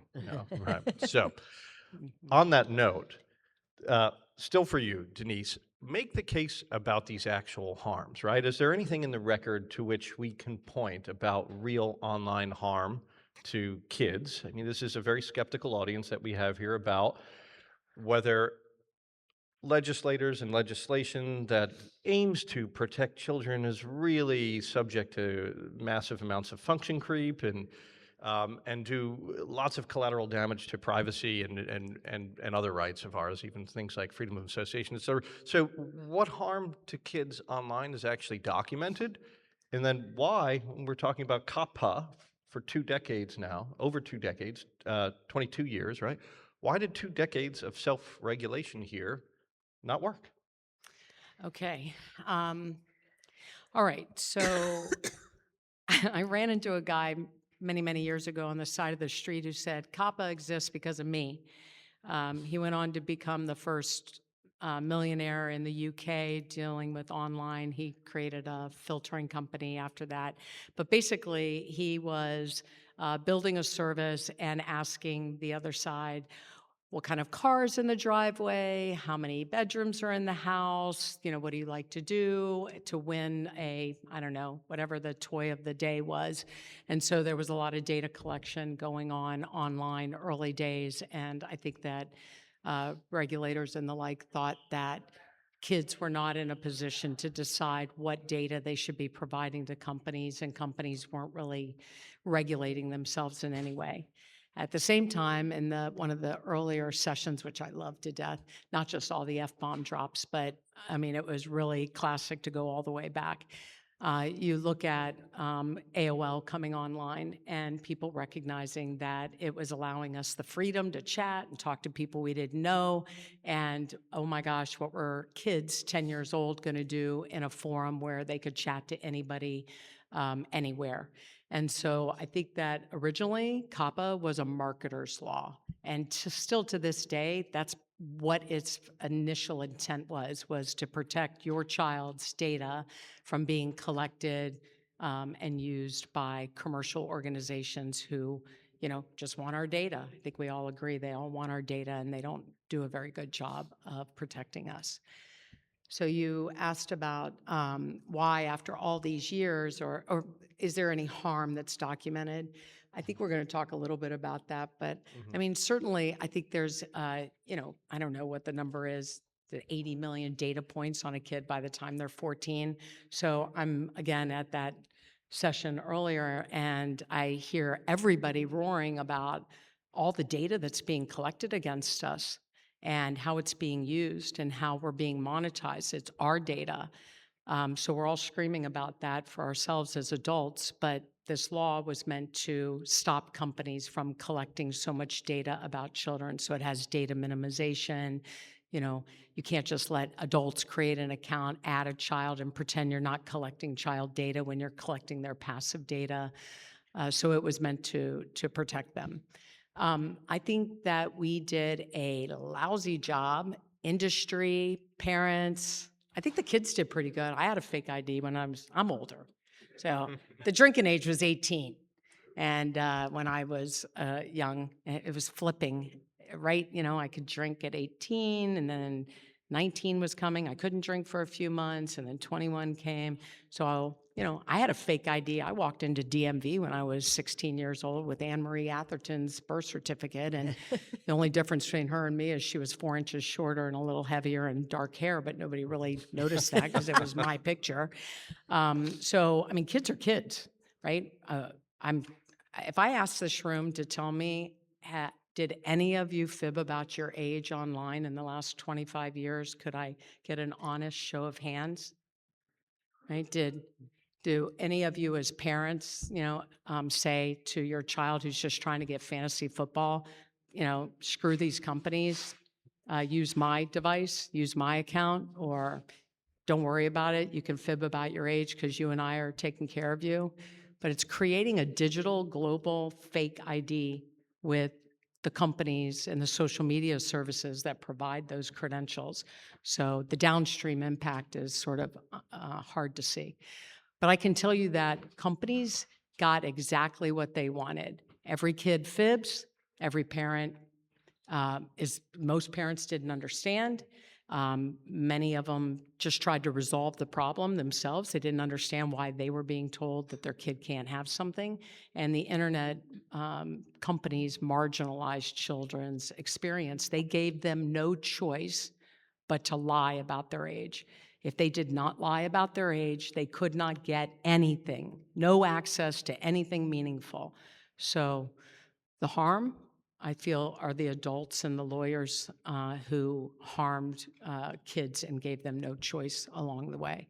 And now those kids, any of you, go to your social media accounts, look at your profile, and tell me what your age is.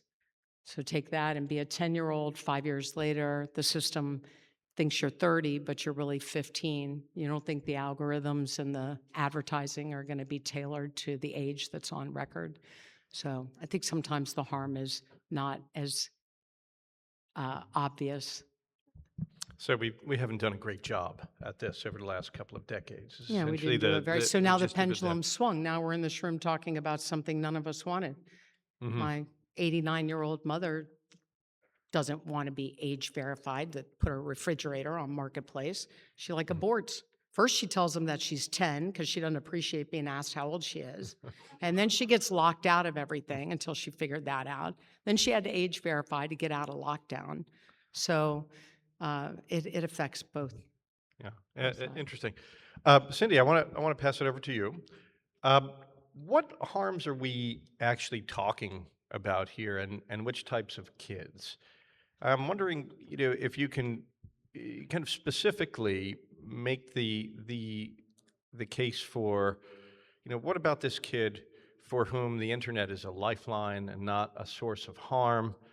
Somebody from the LGBTQIA community, somebody who's looking for some sense of community. Can you talk to me about that, about the harms in these specific cases? Yeah, I actually don't know that we are getting age verification laws now because self-regulation failed.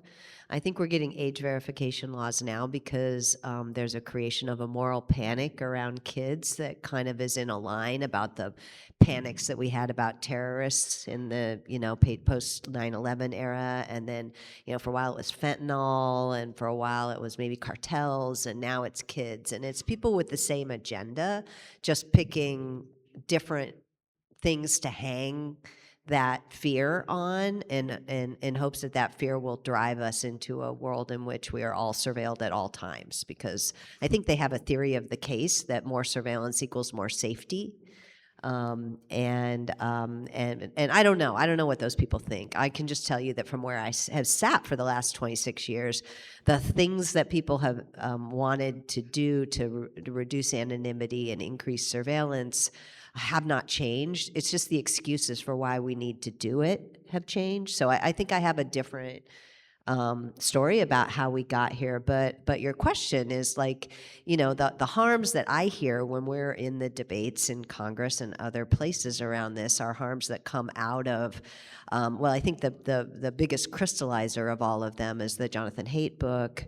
I hope I'm pronouncing his name correctly, the NYU professor who basically kind of doesn't understand that correlation isn't causation.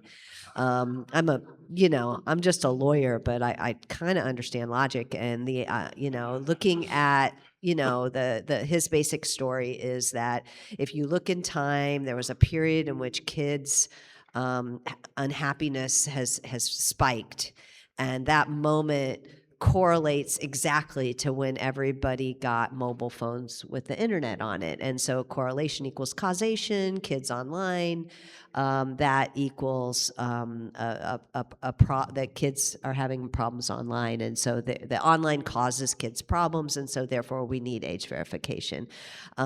There's other stories as well. There's definitely some social science that indicates that upper middle class white girls, I don't know about upper. We can talk about Iowa if you want, but do suffer some issues around self-identity, around body image issues that seem to be exacerbated by being online. But the other side of that, and directly to your question, is that for a lot of kids who are LGBTQ, who are in households that include parental or household member violence against them, or otherwise don't fit in the families and communities that they live in, the online community can be a lifeline. And if you're going to, they don't have a parent, it's not Ozzie and Harriet. They don't have a parent in the home that's going to approve or give them consent in a reasonable basis. The way that we are mythologizing how most kids live is not actually how many, many kids live. And so sometimes when people ask about like, well, we got to worry about the harms for the kids, it's like, whose kids? Whose kids are we centering in this conversation? Because EFF did a completely 100% unscientific survey of LGBTQ kids. We partnered with some organizations that work with kids, LGBTQ and other kids at risk, and we asked them to just tell us their stories about how important the internet was to them. And we had story after, this is available online. You can get it at EFF. We have it there, all sanitized with identities. But story after story about kids saying, I would not be alive today if it weren't for my online community. My online community helped me escape the violence in my home. My online community gave me a place where I could fit in, right? And I mean, I'm old enough to remember, and that's what the internet did for so many kids all across the country and all around the world. It gave them a lifeline when they lived in places that did not suit them. And I worry that we've created this Ozzie and Harriet world. We've worried about, I don't say we don't do anything about this problem with girls and some of the other stuff that we've seen, but I don't think we cut off the knees of everybody who needs the internet and a lifeline, because we've got one community of people who need help. And that's what age verification does. It treats everybody the same. And I don't think that that's smart or wise. Yeah. Now, on that very point, and I can stick with you on this then, Cindy, and then we can bounce it over to Denise. But some legislatures are trying to regulate age restrictions by looking at design, right? We're talking about things like unlimited scrolling, addictive feeds, engagement loops, that type of thing. Is that a better way then to restrict access to these platforms by regulating design itself as opposed to age? I worry about those because we've seen where that leads right now. I mean, in theory, I would be perfectly happy with an idea that said that infinite scroll was something you had to, opt into rather than opt out of. Lots of other things like that. But I really think that the way to get at some of this problem is to cut off the business model at the knees. by passing a real privacy law that says you don't get to collect information from people for one purpose and then use it for other purposes. I mean, that's the whole business model, right? They collect information from you for one purpose and they use it for other purposes. Sometimes it's advertising, but sometimes it's deciding what you pay for things and what mortgages you might qualify for, other services. It's all secondary uses of data, and I think that if we actually went at the privacy problem, I'm not sure we would solve all the problems, but boy, would we shrink it to a more manageable size. So I worry. I think the product liability kind of arguments or use arguments for how the thing is designed is just a smokescreen for censorship most of the time. And it's also really dangerous. So we have the court in, I think it was New Mexico or Arizona, the Meta case, where they said that the offering of encryption, Facebook's offering of encryption in Facebook Messenger was a defective design because it could harm kids because because the secrecy of the communications could protect traffickers and other people who are harming kids. But of course, the secrecy of communications is what literally keeps people alive all around the world. The people that we work with at EFF all around the world who are fighting against authoritarianism, against repressive governments, not just in the US, we're not the only place that has repressive governments.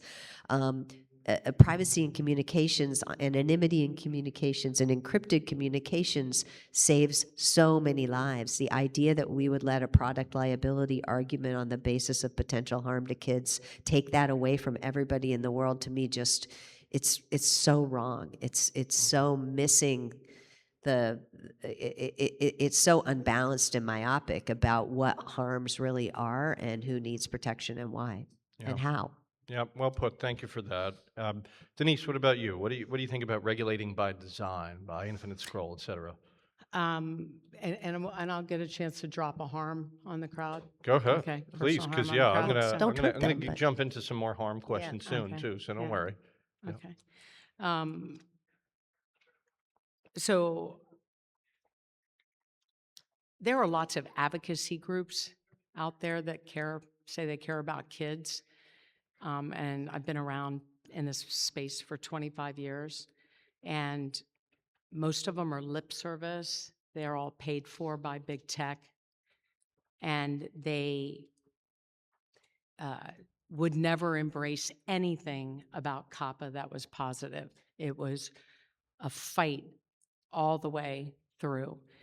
They would have a section of their parent toolkit that would talk about how to keep your kids' privacy safe and how to set their settings in their social media accounts, but never once in the first 15, probably close to 20 years, did they ever tell one parent that your 12 and under is supposed to have your permission to have the account to begin with. So I've seen a lot of what I feel is just not very genuine care along the way. Speaking of features and the like, and I'll get back to my harm because it was very personal, but COPPA, this consent oriented law, has a sliding scale of verifiable parental consent. So if you are a service or an app and you are collecting data for your internal use and you want to tailor the experience for the child and allow them to journal and do all sorts of things, you were never required to get to an age verification or a government-issued ID or prove that you're a parent of any child. You could use Email Plus. Hey kid, we need to get your parents' permission, give us their email. Hey parent, we understand that this is your email, your kids asked for permission. We're telling you what data is going to be collected, how it's going to be used, how long we're going to retain it, whether we're going to share it or not, and we're asking for you to consent to that. And then we have to follow up with Email Plus, which is 3 days later, hey parent, just making sure that that was really your email and that you're cool with the consent you put in place. The law just changed recently this year, and now we can send text messages. So there was a lot of data collection that could still go on with companies with exceptions or with lower levels of assurance.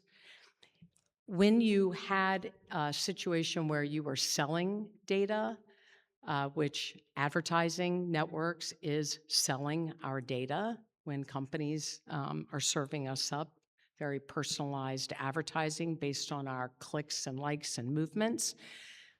Or if you were going to let a child have a forum where they could communicate with others and share a forum where their personal information could be shared, then that rose to the next level of a higher level of assurance. And that's where we had to do things to try to determine, are you an adult? Was as far as anybody ever got in 25 years, much less are you a parent or guardian. That's a checkbox that I say under contract that I am. And so features being gated and having different levels of assurance and different folks that could consent or not consent, i.e. the child could consent for themselves or the parent, was, is nothing new. So when I see age verification coming out and saying, like New York, they just passed the SAFE Act come January, it's gonna get ugly for people on social media because they're basically saying that in order for kids to have access, 17 and under, to algorithmic feeds and push notifications in the middle of the night from midnight to 6, that's something that requires parental consent. And look, I'm not about 16 and 17-year-olds being caught up in all of this because they're out earning a wage. Sometimes they're the breadwinners in the family. They're making a lot of things happen, taking care of their parents who can't take care of themselves. And I'm certainly not going to let somebody argue me down about 12 and under, that they should just have a free-for-all with 12-year-olds' data and not need anybody's consent. Since when can kids sign contracts and hold them accountable to any of it? But the 13 to 15-year-olds are a different group, and I don't think that we want this to go to whole site access. So I'd rather see features of a service so that a kid can actually use the service, engage with the service, watch their friends, communicate with their friends. But if you company want to make money off the kid, then you're having to step it up. Or if you're going to interrupt their sleep at night, you're going to have to step it up. Well, let me interrupt you for a second in terms of interrupting. Would you support something like Cindy had suggested, which would be for an opt-in for something akin to infinite scroll?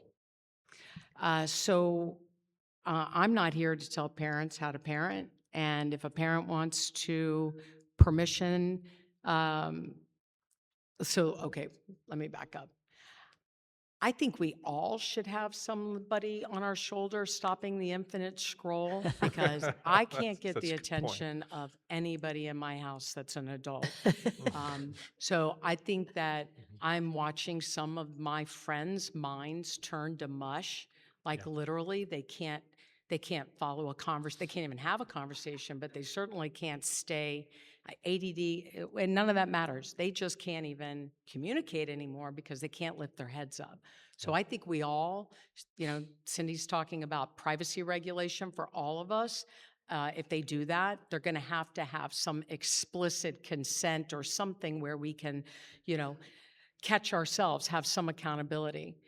So I would, but I'm going to, it's going to bring me right to my harm. Yeah. So I'm a couple years ago, I'm an entrepreneur, I'm trying to run my business, I'm fighting big tech, I'm fighting the people who are for it, against it, and I didn't see anybody really fighting for kids in any of the avenues. And we were putting on a conference out in LA, and we were inviting all these big companies that needed to get, why are you not engaging children? Why are you using these laws as a reason not to engage children and giving them no place to go? So I wanted to have this forum in LA. And I was getting on the plane, and it was packed. I'm sitting next to this kid and chatting with him a little bit, and lo and behold, we get on the plane, and there he is sitting next to me, and I'm a talker, so I'm talking and he's talking, and I told him what I do and what I was going out to talk about this, and everybody's starting to see age verification, this is just a couple years ago. Anyways, he finally like breaks and tells me that he's been addicted to porn since he was 13 years old. His parents are his preachers, so maybe it's harder. You know, it's hard for the preacher kids, right? Because you need to have conversations in the house. Maybe it's not as easy for them. It was people in his congregation that did kind of help him. And he was very angry about it all and sad and broke into tears because he doesn't know what he's supposed to be feeling. He doesn't know how to control what he's feeling. And he's showing me on his phone where he went to the privacy settings related to advertising to set something with a PIN code. And then he gave the PIN code to a friend of his so that if he begins to go somewhere that he has to ask this friend for the code. He can get it and he can go do what he wants because he's 18 years old now. I thought that was pretty interesting that he had to find his own accountability way. Anyways, I'm listening to him and I said, hey, you should come to this conference, get up on stage if you want. And, you know, she wanted to share. He said all of his friends are desensitized. They don't really know what sex really, you know, he said, I just don't think I'm going to ever find somebody that can do for me what I was getting. It doesn't even seem real. And he's really worried about his life. So anyways, he ends up calling and shows up.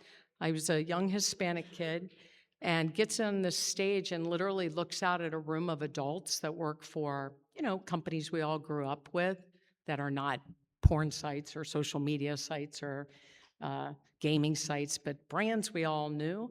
And he basically pointed to them and said he was so disappointed with us as adults that we had done nothing to put even a speed bump in front of his way, that it started for him on social media, just people sharing, desensitized jokes, then links, then he went to some links, and then he couldn't stop going, and then he was at porn sites, and there was no block, no stop, no anything. And he took that, and it's filmed, and it's on my website somewhere, buried somewhere, because he wanted people to be able to see it. So to me, that was harm. This was a kid telling me that as an adult, we had not done a very good job of protecting him from something he didn't think that he was really ready for at a young age. And thank you for that story. I want to ask you both similar questions, so of similar structure, but perhaps of different import here. So we could stick with you for a second, Denise. For you, is there a type of harm where age verification would be the wrong tool? And then I'll ask you, Cindy, I guess you have the benefit of thinking about this a bit more. Is there an online harm, to your mind, where age verification would be the right tool? So why don't we start with Cindy, and we'll start with Denise and give Cindy a head start on ruminating about this. Okay, well, I don't speak for my company.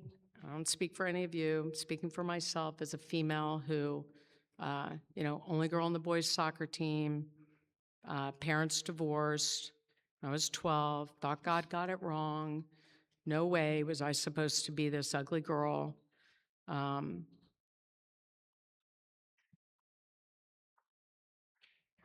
You know,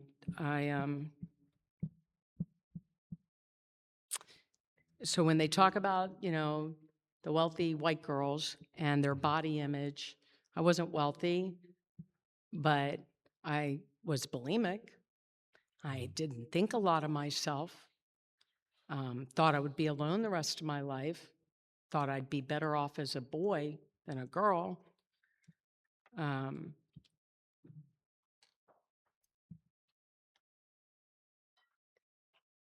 Yeah, take a moment.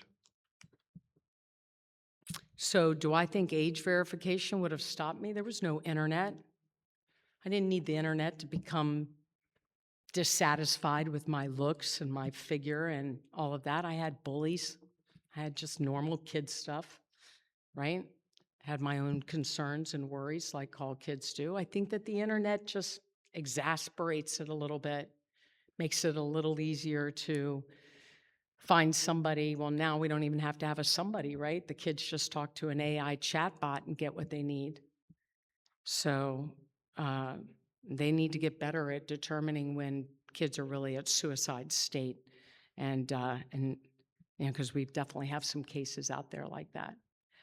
But do I think age verification is going to stop girls from thinking they're not pretty enough or they are not, what guys are going to like? No. So I think the theater of that's the big thing we should all worry about is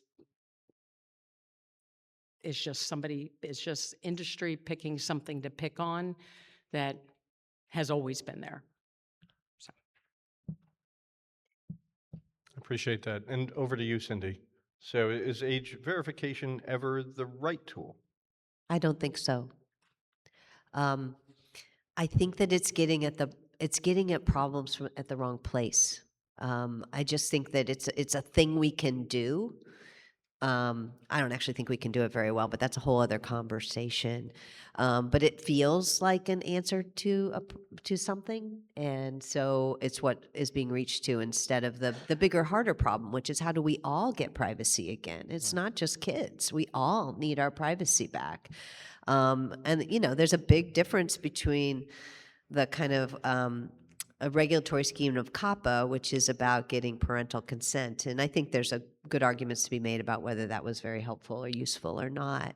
And now, which is mandating that everybody present identification that is then tracked back to us and collected and stored in these big databases that, can be breached and other things like that. Is surveillance the answer to safety? No, I don't think it is, and I don't think it is here any more than I think it is in national security contexts and other kinds of contexts. I think surveillance is always a way that people who already have power get more power, and it's a way that people who have less power get even less power. And until we start to really reckon with this, we're going to keep reaching for the wrong answers to the problems of our society. I mean, I've spent 26 years on this point, so it's no surprise. I don't think surveillance is a way to make people safer. Interesting. So if I were to recap, I guess, Denise. I need to respond. Go ahead. Do you all believe that 15-year-olds should have alcohol, tobacco, smoke joints, buy it online? Have we all decided that age verification should be thrown out the window for the offline vices? Oh, I wasn't saying that. I'm Okay. sorry. I was talking about access to But information. But we gamble online, we buy our weed online. Aren't people buying their weed online, right? We buy a lot of things. We do everything online. We do that in person here in New York now, thankfully. But, Right? yeah. So, is the group going to argue that we should let kids with their parents who aren't paying any attention, be it OnlyFans and FanDuel and DraftKings and Grindr and everywhere? What's that? Say again? Do you need an ID to go to a hospital and get medical help? Do you need an ID to go to school and be educated? No. Okay. We care for one another and we need access to information and education. I agree. I don't disagree with that at all. And oh, by the way, I don't want to be Wait. Hey, friend, let her speak. We'll have a Q&A at the end. I don't think you should. I don't want to turn this into a heckler situation, okay? But we'll have what Q&A I'm saying at the is end. that there are things, Cindy, that you can't deny. And this is, what's happened is everybody's taken this and turned it into identity verification. Like, when are we going to get past all of that and start talking about the fact that my bank knows that I'm an adult? I can prove that I'm an adult when I authenticate my bank account through Plaid. The company doesn't need to we offer parents and adults to send an email to themselves with a 5-digit code because they work for organizations that don't hire minors. Because if you have a irs.gov email, you are not 17 and under. There's there's all sorts of systems that are emerging for you and I to go take care of it ourselves, to go pick who we want to verify. We could do it in this room right now. We could put somebody at the end and hand somebody an age token at the end and bind it to their device as they're walking out the door, and they never have to share their government ID with anybody. Like, we have to be thinking beyond the everything's the surveil. We're already being surveilled. Since when aren't we being surveilled? Oh, but that's not an answer for more. Well, it's not an answer mean, that we have to I'm pull sorry, out our but, you know- driver's license everywhere. I'm not going to do that. Okay. I mean, the tokens. I don't want to get out over my skis because I'm a lawyer, not a technologist. But my understanding is that the identity tokens in Europe have already been hacked, right? And I didn't understand you say again. so in Europe, they were implementing identity tokens that were part of the age verification. I think that system's already been hacked within a couple of weeks, right? I think that's right. I think we talked about I that mean, on Off the Hook we that haven't been actually- talking about the actual I'm talking about mechanics of it ledgerless. yet. I'm talking about on device, no middleman. Nobody in the middle should know where I don't like going to buy my I think we'll my get to the issue. alcohol. I and think having we're all to- getting ahead of our skis Yeah. here too. But why don't we move on from this particular question into another subject? But before we do that, I do want to say, as much as I want this discussion to be robust, I also want it to be respectful. We will have a point at which the audience can participate a little bit later on. If you really feel the need that you want to say something to us right away, just please raise your hand, and I'll send somebody over to you, and we'll be able to take your comment in real time if need be. Yeah, I would like to clarify though, because I do think that there is a big difference between age verification in the context of access to information and age verification in the context to access to goods. And so I just want to be clear, because you did ask the question more broadly and I Right, answered it I more did. narrowly. And I want to be clear. I mean, I don't, but there's a difference between, so anyway, so I just want to clarify, because you did ask a broader question. I answered it in a more narrow way. And that's fine. I appreciate that, Cindy, and I appreciate your position on this too, Denise. So thank you both for this. I want to talk about and move into one of the reasons why we're here and in this predicament now, which has to deal with this case called the Paxton case. Right? So we're going to move into this issue about, if we're doing age verification, really where should it be? So how many people here know about the Paxton case? Has anybody heard of this? It's I the think it's from Supreme last Court summer. So- decision. Yeah, Supreme Court decision. So basically, year. to give you a tiny refresher on this, if you haven't been following it, right? I think it was around 2023, Texas had passed a law. Basically, it said any website that provides enough adult content, well, if you've got enough porn on it, you have to check everybody's age at the door to make sure that they're old enough to come on in, right? Show your ID or stay the hell out, because there's pornography here, right? So, not surprisingly, adult film industry and porn industry, they sued through this trade group called the Free Speech Coalition. The defendant was, his last name was Paxton. I think it was Ken Paxton. He was the Texas Attorney General, and the case took his name. So for 20 years, though, the law was really on the industry side, and that the Supreme Court had blocked most laws out there, because if you were to put any burden on lawful speech, and we're talking about lawful speech here, it had to basically had to survive strict scrutiny, which was the toughest test out there, right? You had to make sure that the law was narrowly tailored and didn't have more collateral consequences than it otherwise should have.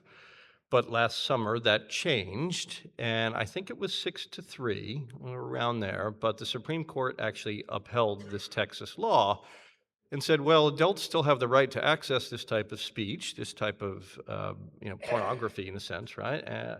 But the court said, but you don't have the right to access it without proving what your age is. And the dissent said, well, the court has lowered the bar here, from strict scrutiny to something else, but they won't actually admit it. But either way, what happened is the wall and the barriers came down, and the states all across this country moved really quickly. So the question stopped being whether age checks can actually exist.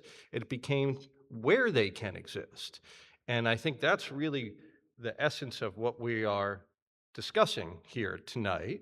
So, Cindy, let me pass it over to you. The Paxton case didn't go your way, I guess, right? You would have No, liked yeah, it. we filed an amicus brief on the You did, other okay. You side, filed yeah. an amicus brief there, right?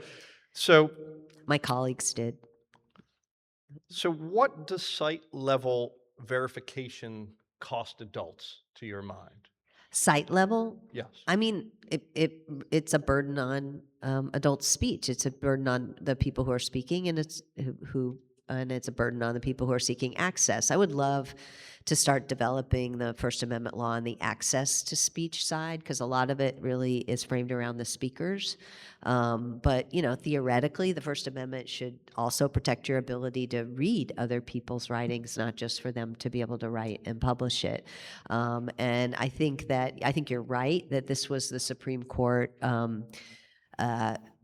giving some space for other kinds of laws. But I would, I don't want to get too lawyerly, but intermediate scrutiny isn't free for all, right? You still have to have a fit between the means and ends. You still have to have a scope that is appropriate. So I don't know that it's game over, and I think we're going to see it now. A lot of these new laws are going to be challenged. I believe the French Supreme Court. I'm not sure what level, just came out and said that the French age verification law violated the rights of children to have access to information, and some other things as well. But I thought it was interesting and appropriate to recognize, as we must all recognize, it's not just adults that have free speech rights and the rights to access information, it's kids as well. And I really share in your observation, Denise, that the group of people who have not had a voice in any of these conversations about age verification are kids. That they're just absent from this conversation. And I think that that's really problematic in terms of these things. And so I think you're right that as a legal matter, this opened the door. I don't know that it opened the door as wide as a lot of the people who are passing age verification would like it to, but we will see. Yeah. How the courts handle this. But I think it's more important that we also think not just whether the courts are going to handle this, but that one of the things that happens when you pass laws that is kind of frustrating is that the Congress or state legislatures generally don't include any provision to figure out whether the law is working. And by this, I don't mean working in terms of keeping kids out of places they aren't supposed to be. And I mean, the whole point of this law is to make kids happier, right?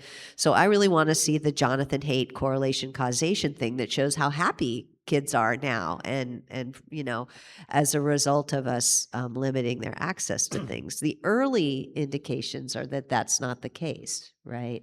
It's actually not even the case that these age verification laws are significantly reducing kids' access to the things they want to do on the internet. We've got kids in England who are just putting mustaches on and doing the pictures, right? And I think the latest Australian research is that 70% of all kids are still getting access to everything they needed access to a couple years after that law went into place. So I don't think it's working as in stopping kids from having access to things, but that's not the question. The question is, if we did all this to make kids happier, are they happier? That's a good question. You also raise an interesting point, right? Nobody's really measuring the efficacy of these particular laws, and how would you measure them anyway?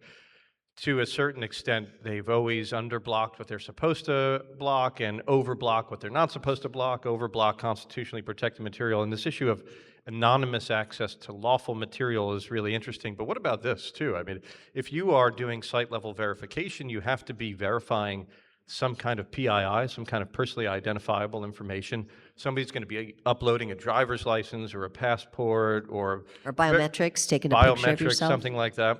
Yep. And then that data has to reside with them or be verified in some way. And then what happens? You all know the answer to this. The site gets popped.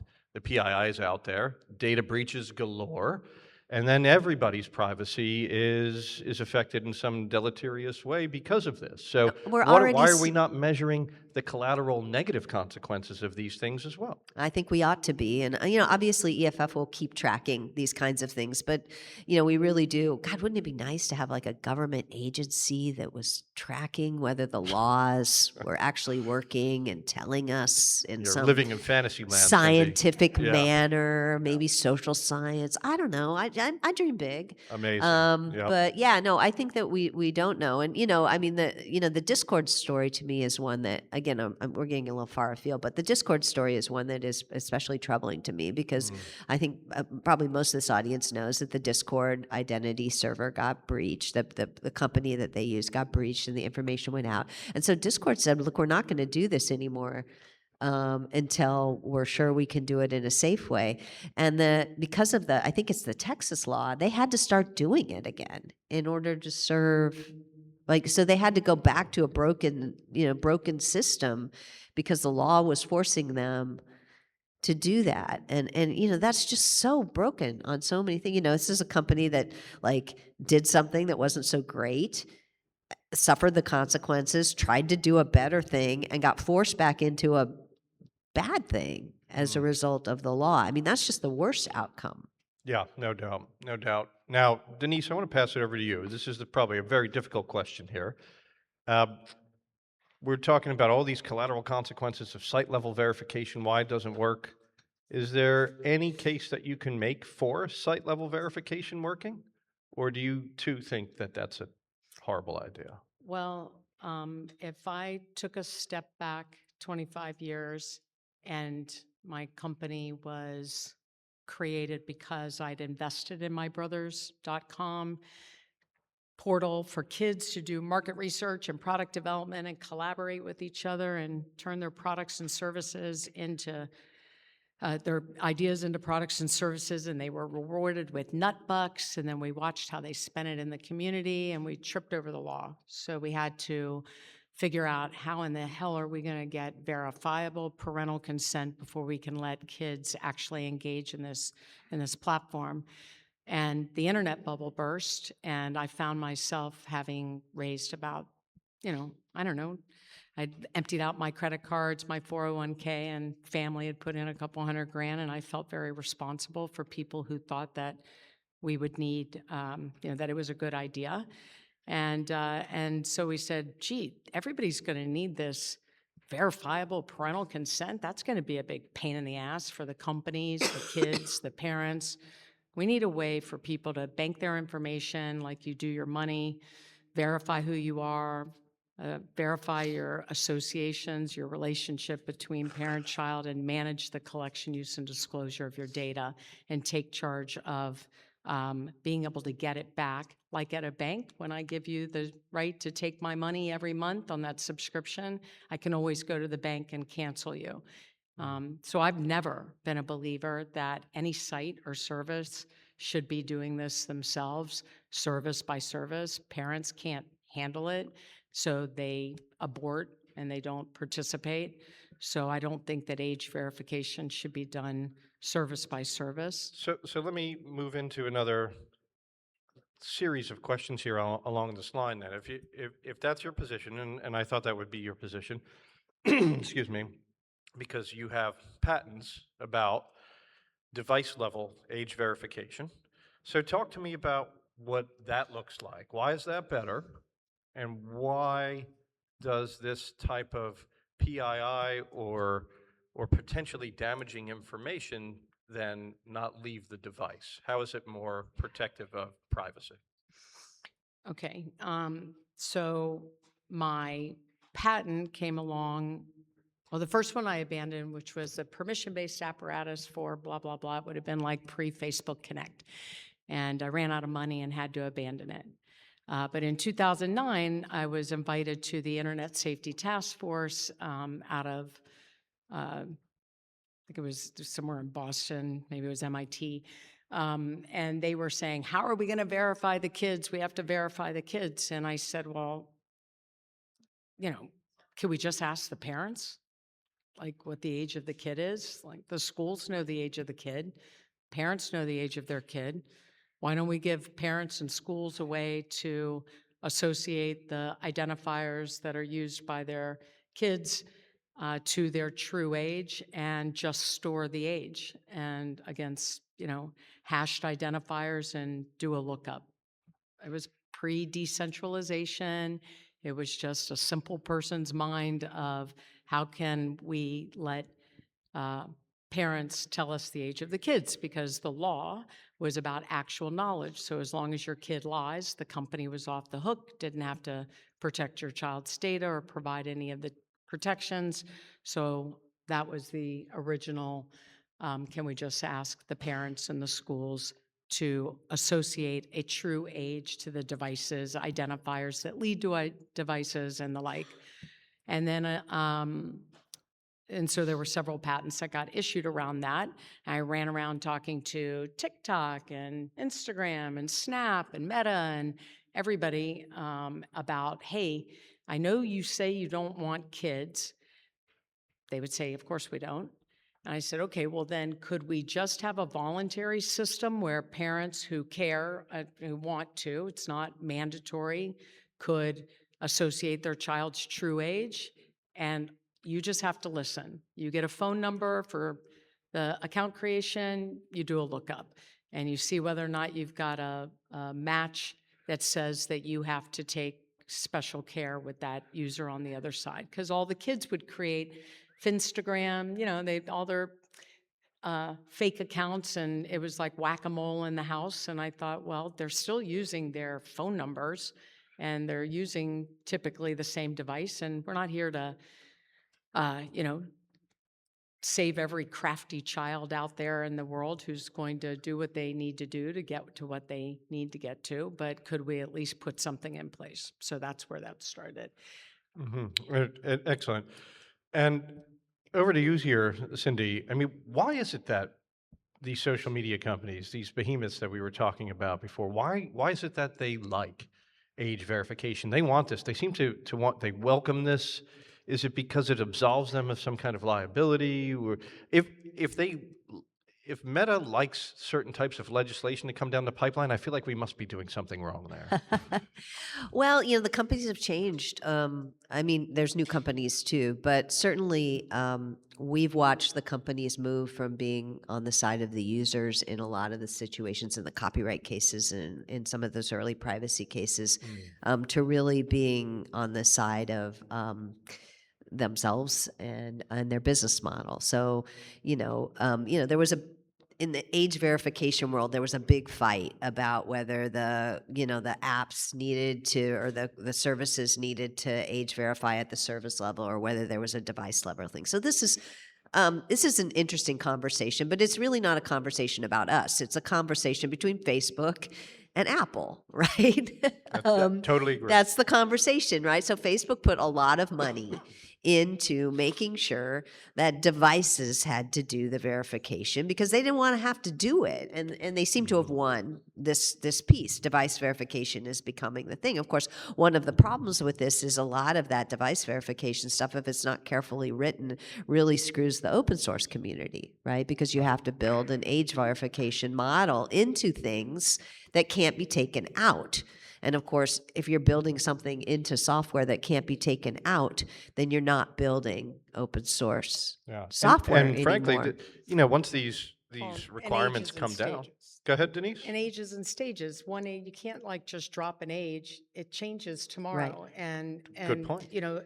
That's why they block all the kids. Everybody screwed up in their age gates. They counted 13-year-olds into the COPPA. So a whole group of kids that should have had access to services didn't, because people were saying 13 and they keep using 13 when the number's 12 and under. It's under 13. It's not 13. It's like we're not over 18. We may be technically by a day, but it messes up the developers in this. So I'm not suggesting that in device when I think of device, I think of mapping devices to an age, whether the age lives on the device or not. But ages and stages, you can't just have a set and go age. It has to be able to continue, or the child will be kept out of things. They have to age up. They become vampires. They check the box back in the old days that they're under 13, and they get marked as a child, and they can never grow out of it, ever. They get treated like a child always. So these flags are not really helpful. And then as far as Meta, because they don't want to pay for it, because they have never put the interest of kids first. I don't care how much money they spend. And they don't want to pay for it. And they bounced it up to Apple and Amazon and Google. But do we really want those guys being the middlemen? They all have a phone home. They know exactly what we're downloading and what we're doing. So, and who's going to be the arbiter when Xbox has one age and Apple has another age and Android has another age? And all of this is being done while nobody wants to hold a single parent accountable. None of these regulators or legislators, or I don't care what you call the people in the industry, none of them want to just say, like, not all parents are bad. Okay, I understand that there are bad parents, there are bad people. And we need like ombudsmans. We need a way for kids to go and get away from that and get their credential, their whatever they need, because they're definitely bad parents. But I don't think on whole, all parents should be thrown into the bucket of they're bad parents. Yeah, I mean, look, So it's a fair point, and I identifiers sense are what matter, not the devices necessarily. I sense some agreement between the two of you with respect to the culpability of these large platforms and kind of playing three-card Monte with age verification here and passing the buck, right? And to Cindy's point, I think you're absolutely right. I mean, think about the complexities in trying to solve age verification if you are an open source software project trying to work through a public forum, you know, with basically people posting in a forum and building software, as opposed to being Meta or Google, and you've got hundreds of coders that can just deal with this in some kind of sprint, right? I mean, that's the other piece of this is complicated, and it is that, you know, obviously there was this fight between Apple and Meta, and it looks like Meta won, but all of these companies benefit if there's an extra surveillance piece of all of us that is legally required. And it makes it really hard for anybody else to enter into this business. Like there's burdens on new companies going on. I mean, the California law was written so broadly that we ultimately, I think, got a carve out in Colorado and thing, but you couldn't offer an operating system that didn't also have age verification in it. Yep. It led to, you know, I think it's Canonical and Ubuntu, like just saying that they just weren't going to be in California anymore. I mean, we were able to carve that out, but Jesus, we shouldn't even had to do that. I mean, that's ridiculous, right? So I think that all these secondary and tertiary problems come from the fact that we picked the wrong solution in the first place, right? And so you end up in this crazy world where Apple and Meta are fighting over something that that both of them should be saying we shouldn't do at all. Yeah. Well, Look, let's face it, though. Wait a minute. As Go well, ahead. and this has been great. Meta knows how old everybody is. They already know who the kids are. They know when the phones get turned when they're not active during school hours. They already know. They infer all of this already. Yep.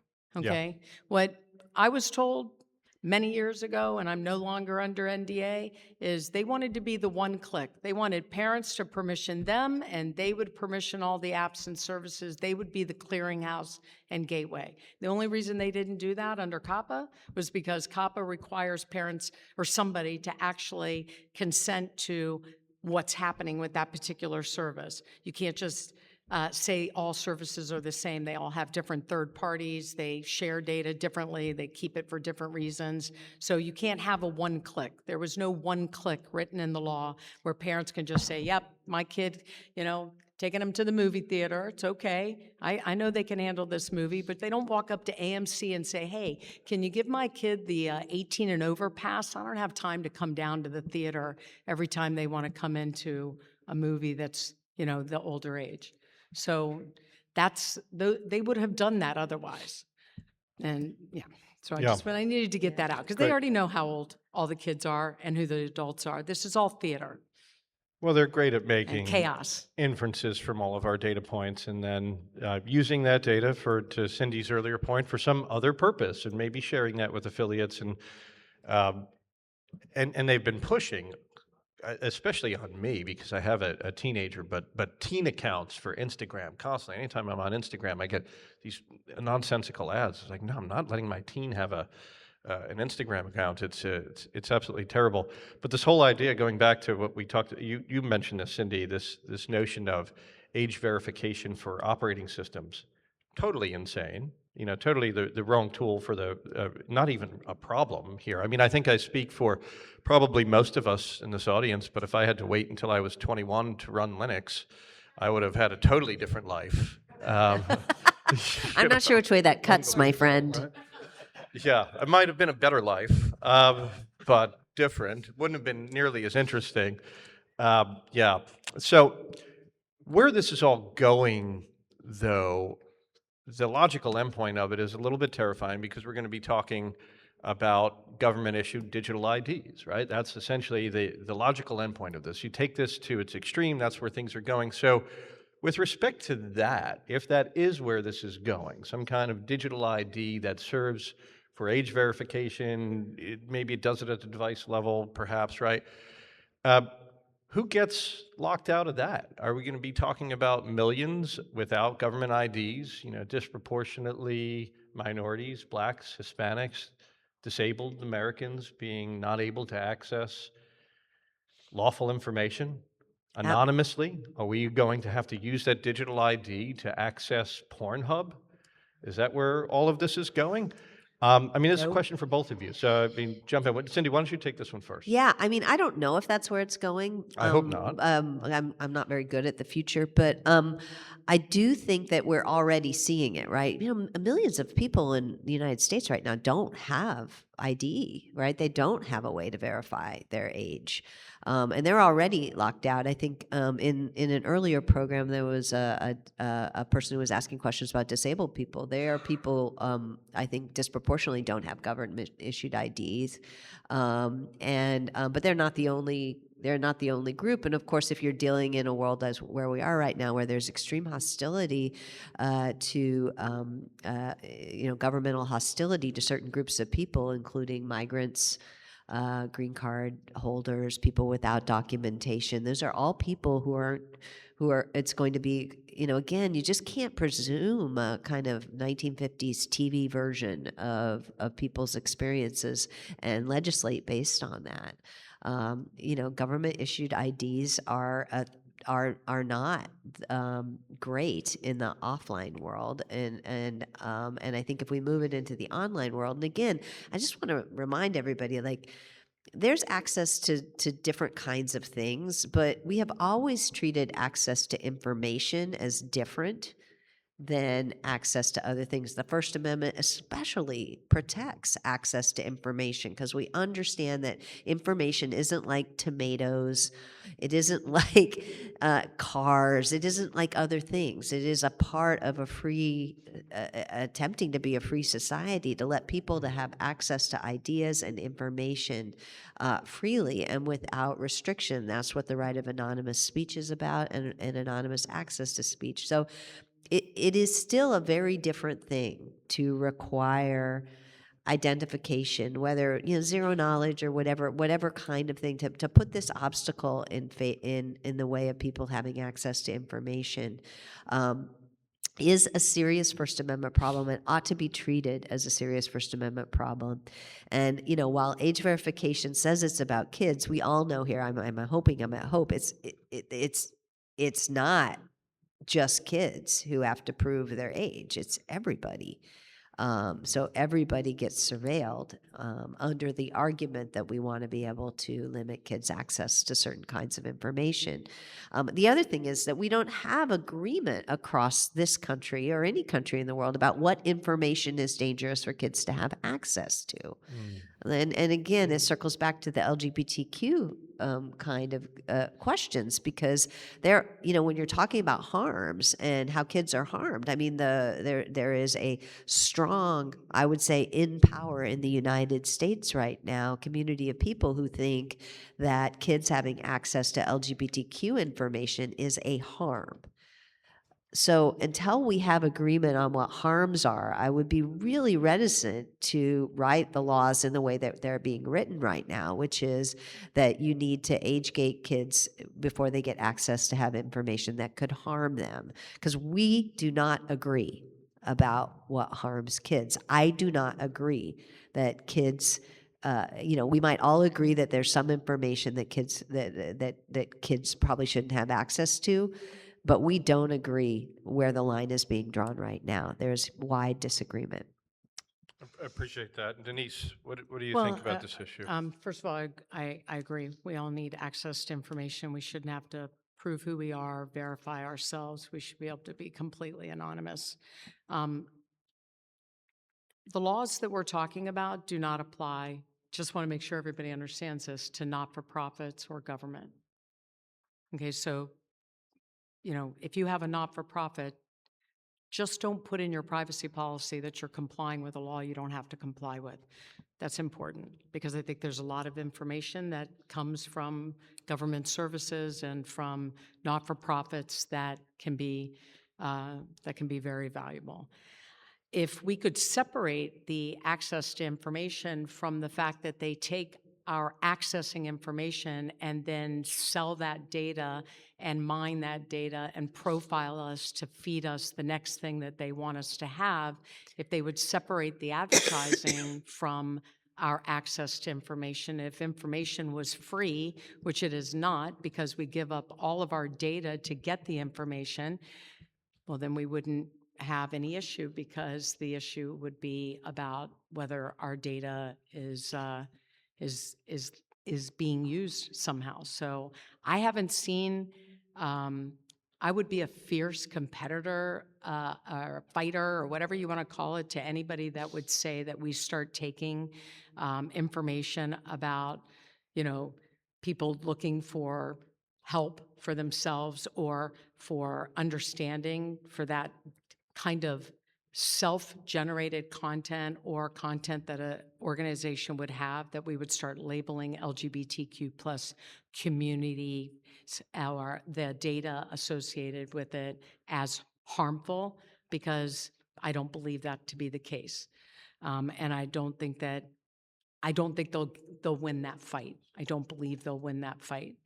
But I do believe that children have rights. They're protected under laws, and companies are not affording them those rights. They're not letting them change their age. They're not letting them delete their data. They're forcing them to lie about their age in order to get to things that should not be gated and should not be held back from them, just because the company doesn't want to do what it needs to do to accommodate children. And I think that gets lost in some of the discussion that we're having. Wow, we agree. Comprehensive privacy law. Yeah, that's wonderful. It's wonderful to hear that as well, and also appreciate your perspective on the idea that bad legislation results in overblocking of lawful information. I think that's a great takeaway from all of this, that there is agreement here on that. I want to move into what I think will be the final section here of. Hold on, I got to get the government issued ID response. Oh, please. Okay. I know we're Jump supposed to right let back in. everybody go early, but I think this Go is really ahead. important, because I know many of you are technologists, and it's important. The last thing I want is my government tracking me doing anything that I do along the way. And I think it's going to be a hard road to win here in the United States, that we're going to have, one single digital ID. There's going to be a lot of fighting about that. Now, with that in mind, no government gives me my identity or gives me my life or my rights, right? I own my data. A government doesn't give me the bundle of data attributes that make up my identity. I don't want to use my government-issued ID when I buy a bottle of tequila at the ABC store, and the moment somebody tries to scan it and make it digital, I put up a big fight and a fuss and go elsewhere if I have to. But I do think that government has a role they could play. And so I've been watching this all for many years. And I don't want anybody to fall out of their chairs here, because the most conservative state in the country that, is, I guess, probably the most conservative, Utah, has actually passed something that is for all of us and for the people. They created the first and just passed into law state-endorsed digital identity. The entire premise of it is the government does not own my identity. They don't give me my identity. All the state can do is endorse the identity attributes that I bring forward to give me a state-endorsed identity at an attribute level, parent-child level, my age, for, first of all, to access their own services. It is written that the government can have no capability technically. They cannot build it technically to allow any phone home. So some of you may be aware of W3C and DID and VCs, and everybody loves decentralized. Well, this is ledgerless. There is no phone home. They don't prescribe what technology, but there's only Carry and ACDC that I've seen so far that actually has it built into the framework, where there is no ping back to anybody. This thing is put in whatever wallet you want, but the wallet has to agree to the digital bill of rights for the individual that they will not and cannot track. So they have to technically prove that they can't do the things that everybody likes to do. They've just done away with mobile driver's license, MDL, in Utah, because they believe that it allows for the state and the government to track what we do. And I think that, or I would encourage those of you who are really technical to go and look at what they're suggesting and see if you can, and email me, call me, poke holes in it, find what you don't agree with, because I would take you and myself straight to the people who are behind it and drill down until we got an answer to that. And I think that if they are successful with this concept, this capability, this approach, then other states may follow, and that may actually set a precedent where none of us, we put 3,000 verifiers, age verification services out of business, and identity verification, and we can trust that we can get something that we manage and control ourselves. And so I challenge people in this room to go look at that and to come and tell me what is not right about it, so that we can go together to the government, to the state, who has taken this up as their issue, regardless about all their other positions. This is one that I think they got right. Yeah, I mean, I think there's some useful things in the new Utah law, and there's a good piece if you want a kind of a drill down. Jay Stanley, who at the ACLU has written a piece. Utah passes nation's strongest digital identity bill. Jay's a longtime privacy advocate and a friend of mine, and I haven't followed this chapter and verse, but I trust Jay. And I think there's some really helpful things in the law. So I think it's a great start. If you want to know what Jay thinks, I can send you the link, and he's got some ideas for how to make it better as well. But I do think it's an interesting idea to try to, and it does some things like it limits when a cop can ask to see your identity. Your identification documents, and it limits what they can do with it, which I think is great. It's about time that we don't just that we think about law enforcement limits on tracking us as much as we think of commercial limits. There's one other, Cindy. It's a new and emerging working group. It's called My Signals, and this is coming from guys that have been building wallets that aren't owned by anybody that, and the idea is that like the global privacy control where you can signal, don't sell my data, that you can voluntarily use the browser to create a signal that says, I want an age appropriate experience. Now, don't now either, now ask me so that I can provide what I have to provide and not put me through your facial scans and others. And then the last thing I wanted to say is not all facial estimation is the same. You need to know, none of us want to do it, but if they take it back across the internet, I don't trust any of it. If they can do it at the edge and it never leaves the device, then I don't see, to me, that's the only way to do it if it's going to emerge.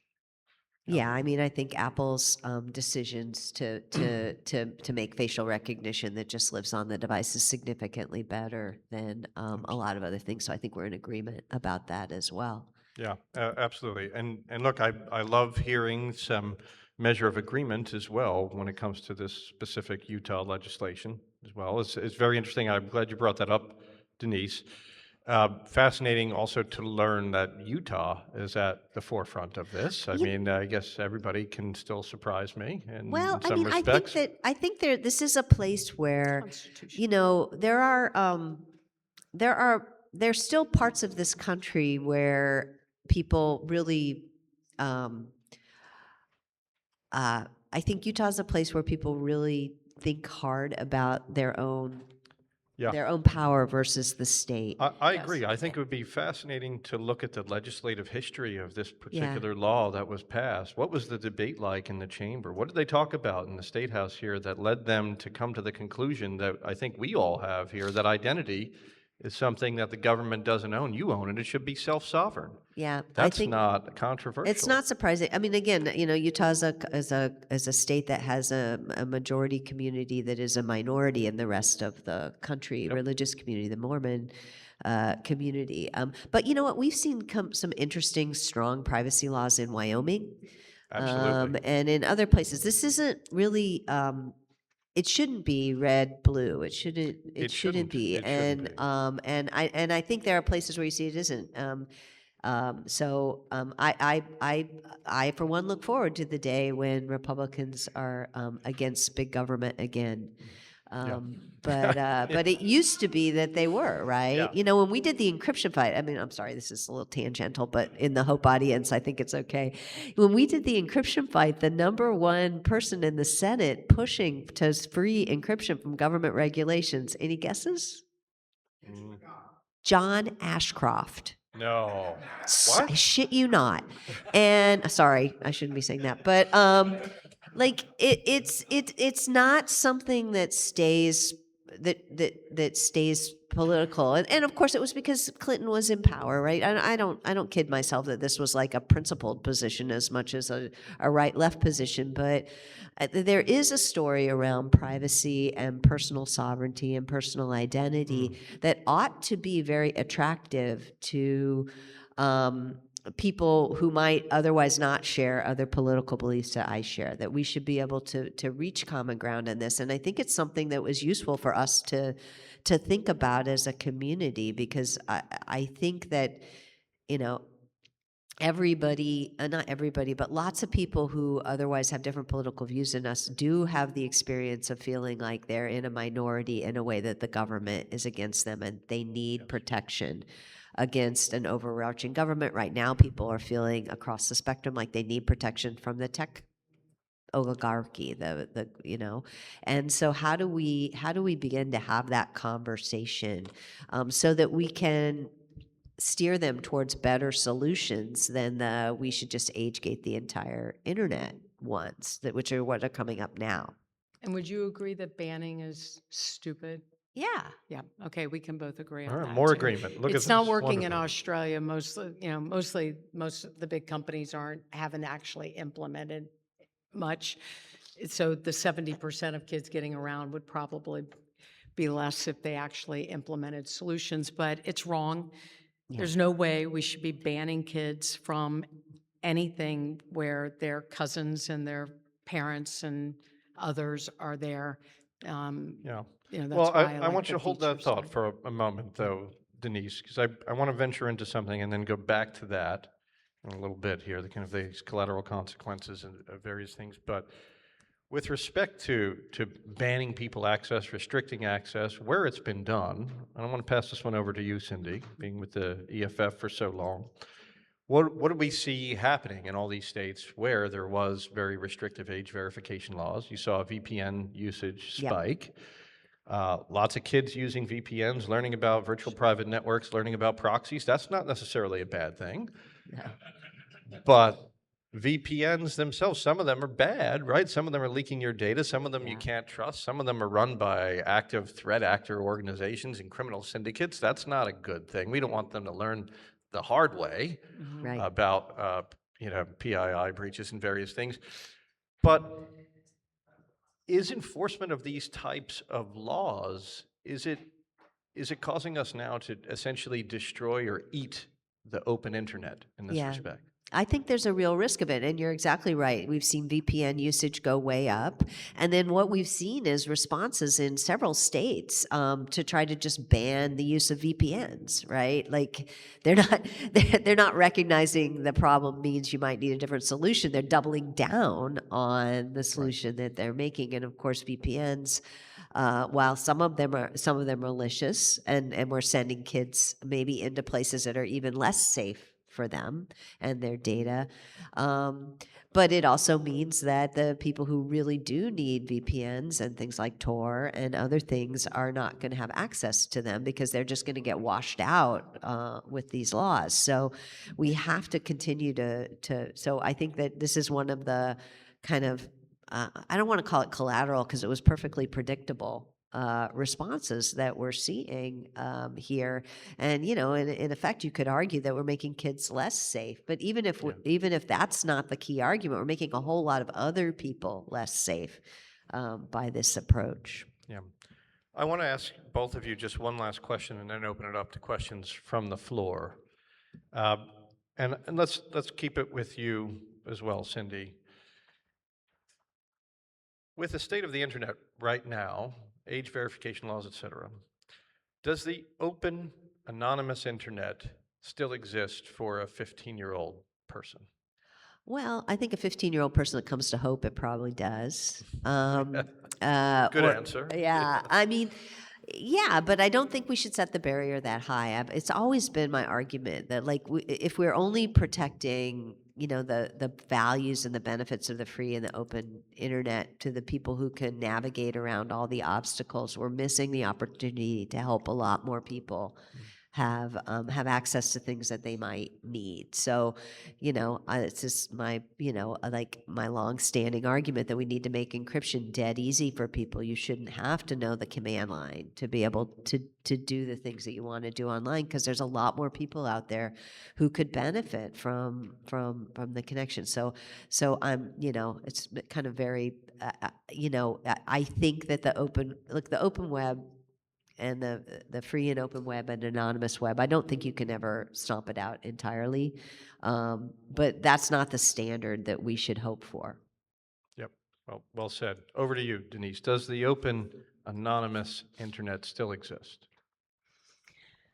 Well, none of this stuff has actually started so much, right? There's really hasn't, I don't think we can measure that quite yet. Yeah. But I think that if we ended up in a situation where we're all verifying ourselves everywhere we go, that the answer would be no. So again, I go back to choice. People need to be able to go where they're comfortable and get a verified attribute, find a way that they are comfortable, and be able to present it when they want to.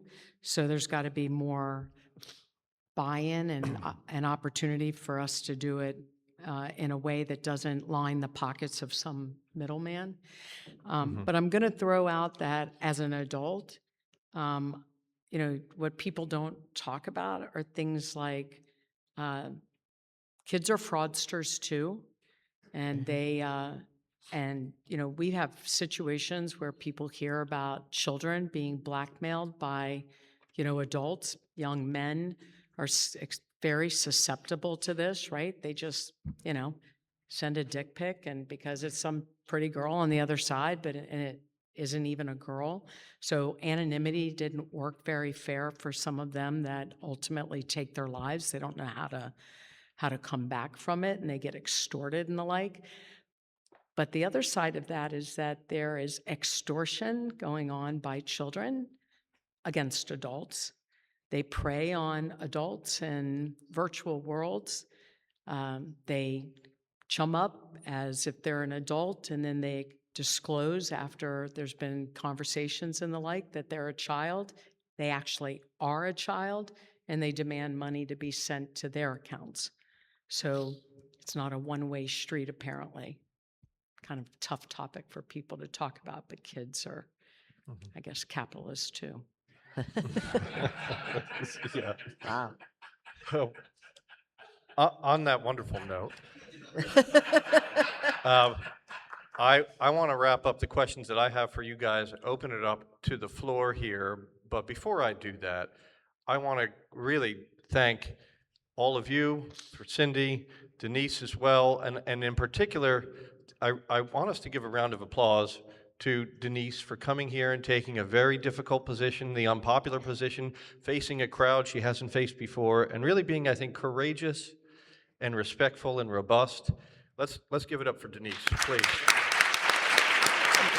Appreciate it. Yeah. Thank you for having me. Thank you. Thanks for having me. And of course, a massive round of applause for Cindy Conan, the 30 years of service that she's Thank given you. all of us, Thank defending our rights. Thank you, Cindy, as always. Now, I want to open it up. Wow, there's a long line already. Okay, so one word of caution here. Bring questions, not speeches. If I hear anybody speechifying, I'm going to cut you off, okay? So fire away, question one. So switching costs, barriers to entry. I'm trying to set up a small social media site, basically Facebook One in my basement, give people the ability to do things that they could 25 years ago when Facebook started. And so when I see this age verification stuff, I see things that are going to be very expensive for me and are irrelevant for the likes of the Facebooks and the Googles and so on. And what I'm trying to do is to set up a thing that other people can copy. You know, I use Blue Sky's identity system so that you can replicate it. And so, you know, how do I go about this age verification stuff? You know, do I just cut off Texas, cut off the UK? I'm British. It's going to be like whack-a-mole. You know, Yeah. that's not going to be a good answer.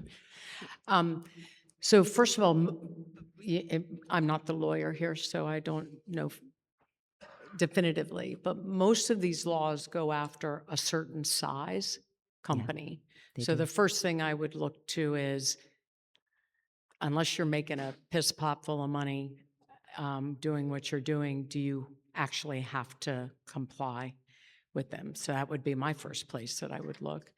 And I think that there's so many technologists here, we have to like adopt open source methodologies. I'm big on giving people choice. So, I would look for 2 or 3 or 4, wherever there are different methodologies that are being accepted. Something I'm really against is all this efficacy that it has to be perfect. It doesn't. I think that people have lots of ways to verify that they're an adult offline. It happens all the time. You're already an adult in so many different services that you're part of. Can we get them to allow us to grab a token, grab a claim from that and leverage it? So I think you're going to have to count first on, you probably don't have to comply because you don't make the amount of money that they're going after right now.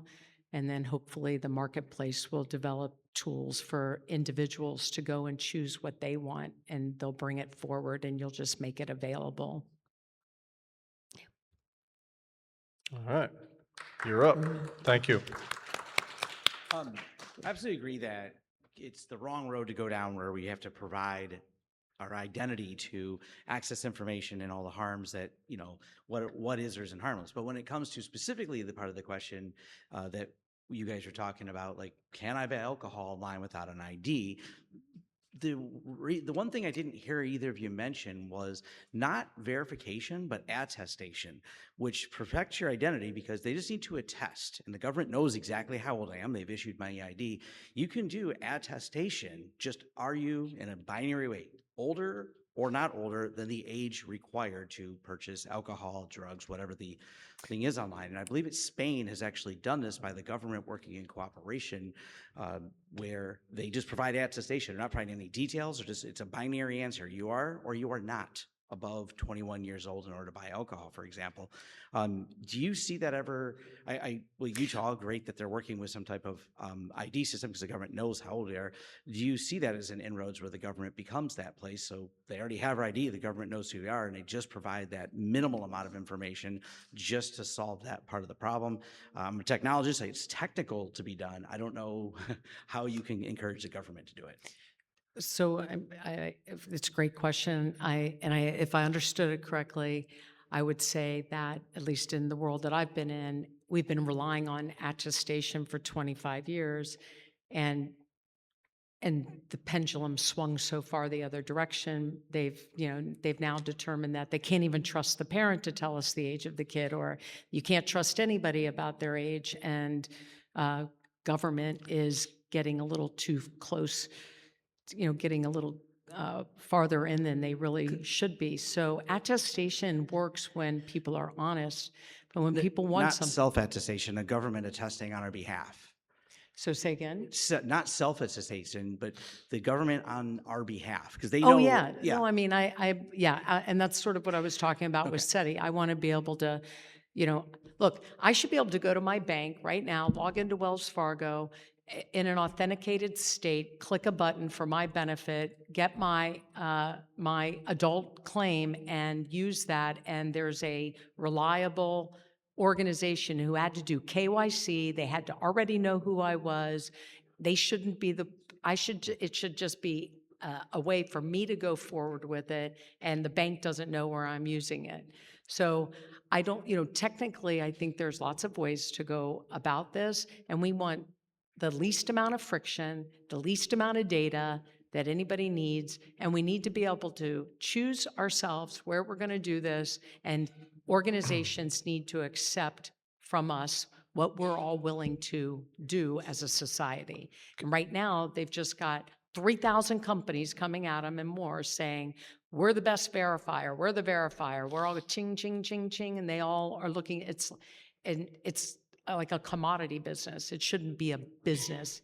We should be able to get this freely and easily ourselves so we can bring these things forward. Well, could I jump in for a second and ask our questioner a question here? If we are going to rely on the government to attest in some form or another who we are or what we are at any particular time, and I'd say, they have the data, it makes sense, right, in some ways, is that then not making the government itself the source of truth about us? Would that comport with Utah's laws that our identities belong to us? Would that be giving up some kind of self-sovereignty over our identity if we were to rely on the government for that attestation? They do that now. I have to show my license to buy beer. But look, I just want to. Point, Not everyone in this country has a government issued ID, and kids don't at a much, like the one place where kids outnumber us is they don't have government issued ID. So the idea that the government, is going to check some solid database of birth certificates, so there are millions of people who are not you and who don't have government issued ID, and for whom the government either doesn't have information at all or doesn't have correct information. And But they have student IDs, Cindy, and student IDs are government IDs, and everybody who's in school has had some adult, not necessarily their adult. Okay, I get it, because we need all children to be able to be educated, but somebody at some point knows that, you've been showing up fifth grade, sixth grade, seventh grade, eighth grade, ninth grade. Like, we know who the kids are. Doesn't everybody play after school sports? How many people have had to take their kids' birth certificates to the soccer field and the Girl Scouts, and they're running around with our kids' health records sitting in their briefcases? I mean, this is a bigger problem than just what we're all talking about now. Our kids' data is everywhere, and there are lots of places that can attest to our kids are kids. But that's not one place, which is what his question was based Well, on. I mean, I consider it a But that's government ID, important, but- right? As a technical, that's important. Like, you're going to figure out what elementary school I went to No, make sure. not at all. There's a scope here. The scope was they have to attest that I'm over 21 to buy alcohol. It was only the drug question. It's not, I don't think in any way we should have an ID for kids to access the internet, social media. So you don't need it as a kid. You only need it if you want to buy drugs. We'll just keep it narrow in scope to the drugs, for example. I need to attest that I'm over 21, which means I don't care if a kid has an ID. They don't need an ID because they're Well, hopefully the not buying company beer. needs it to sign a contract with your kid. Yeah. You know, We could go on, but I do Yeah, know there's a let's long line of move it on. people. Yeah. But I think that I don't think that attestation, as opposed to collecting IDs, solves most of the underlying problem. It solves one problem, which is you get more information than you need. And that's an important thing to do. But my problems with age verification are more than just the fact that you get more information than you need. Yeah, no, I agree on the social media. No, look, it's an excellent question, great food for thought here, and I think we could talk about that for an hour as well. So, please. Hi. A little bit of background. I work for an organization that deals primarily with rural youth in the digital context. And so my question here has to do with the inverse of what the intent of the age verification systems are. A lot of the youth and a lot of the issues that we see arising, similar to what you described, Cindy, where there are children online committing crimes, is that if we are verifying that there are children on platforms, right, via whether it's locally on the edge case by facial ID or through some sort of other sort of verification system, we're essentially creating a space that is a child-only space. And we have we have highly sophisticated actors that are already operating in that space, whether they're children or adults or young adults who are actively working in coordination with each other transnationally to exploit those children. So my question here is, from a technical or legal level, is there any sort of discussion being had around these conversations about when you create those spaces for children only, to protect them against those more sophisticated actors? The only other thing I'll say is that Roblox currently is working to replace Discord. They're adding a video chat feature similar to Discord, which is the exact opposite of what Roblox needs to be doing for our children. So the question here is, the inverse. What happens when we've created these spaces via age verification and we've essentially created playgrounds for predators? Thank you. Yeah. I think you raised a reasonable question, and it's not. And your point is, kids only is an issue. I also worry that kids only is a honeypot for people who are looking for kids to exploit them. A slightly different point than the one that you were making, but I think an important one to think about. Yeah, I mean, and adults can verify and pose as a child. So we need impersonation laws, which exist, right? You shouldn't be able to pose as a minor and then for the purpose of causing harm to minors, like we should put that person in jail. But nobody's really doing that because all of the adults pose as children to go just test the services. And so we can all have this conversation about what kid-only services look like. Adults are doing that. But there's other laws that are on the books that should be helpful in some of this. And I think also the inference, the idea that, as this community first of all, the kid-only communities, as we know, have not just been kid-only, nor that's not really how the real world or the offline world works, right? There's not that much of that. But it's a big issue when you think about, oh, this is child only. Now I'm going to give this false sense of security to everybody in there that it's just children. Just like it's a false sense of security for me to go in the metaverse and sit at the bar next to a child that I thought should have been an adult and somebody should have gated in. So I mean, both sides are at risk, and nobody has the real solution for all of this yet. Yeah, thank you very much. I appreciate that. There Right. are laws that say that people should not be predators online already. You're correct. Thank you. Mhm, thank you. Great. Thank you for the question. Hello. Thank you guys both so much. That was very interesting. Yeah, I'm wondering. So I'm a professor, and so I'm always seeing 22-year-olds who are in these computational art and design classes. Could you speak a little more into Oh, the mic? I'm yes, having trouble. sorry. Oh, No, I know it's good. way too high. Yeah, I don't. I feel you, sister. This happens to me all the time. Thanks. Yeah. Yeah, I'll just like go like this. Okay. Actually, wait. Let me see if I can figure it out very, very quickly. Like a rock star, hold it to Yeah. the Yeah, side. there you Oh, go. wait. I can just Take do it out. this. There you go. There we go. Okay. Yeah. Thank there we go. Teamwork. I love to see Wow. this. Wonderful. Yeah, that was great. Okay. Yeah, so I guess something I think a lot about, so when I start classes, I ask them what it was like growing up with the internet. And it's been really interesting to see how that's changed over the past 6 years that I've been teaching. And when I think about protecting kids from the internet, I don't think about information actually, which I think this conversation has mostly centered on information, access to information, even in the negative of it being like porn, right? Like that's a form of information.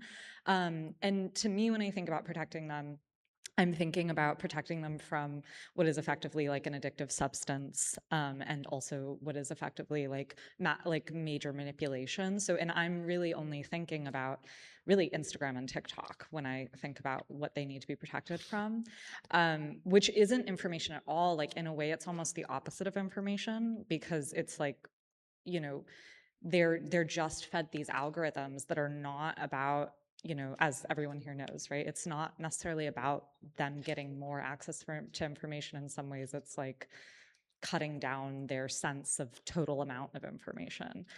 So I guess I'm curious about, I don't know, like what protections, and I guess this is mostly a question for Cindy, but I'd love both of your opinions. Like what other like non-age verification protections could you guys imagine in that context? Just Yeah. like if companies would, and I Would couldn't be hear, less I couldn't hear addictive and everything. horrible. I don't hear girls' voices that great. Oh God.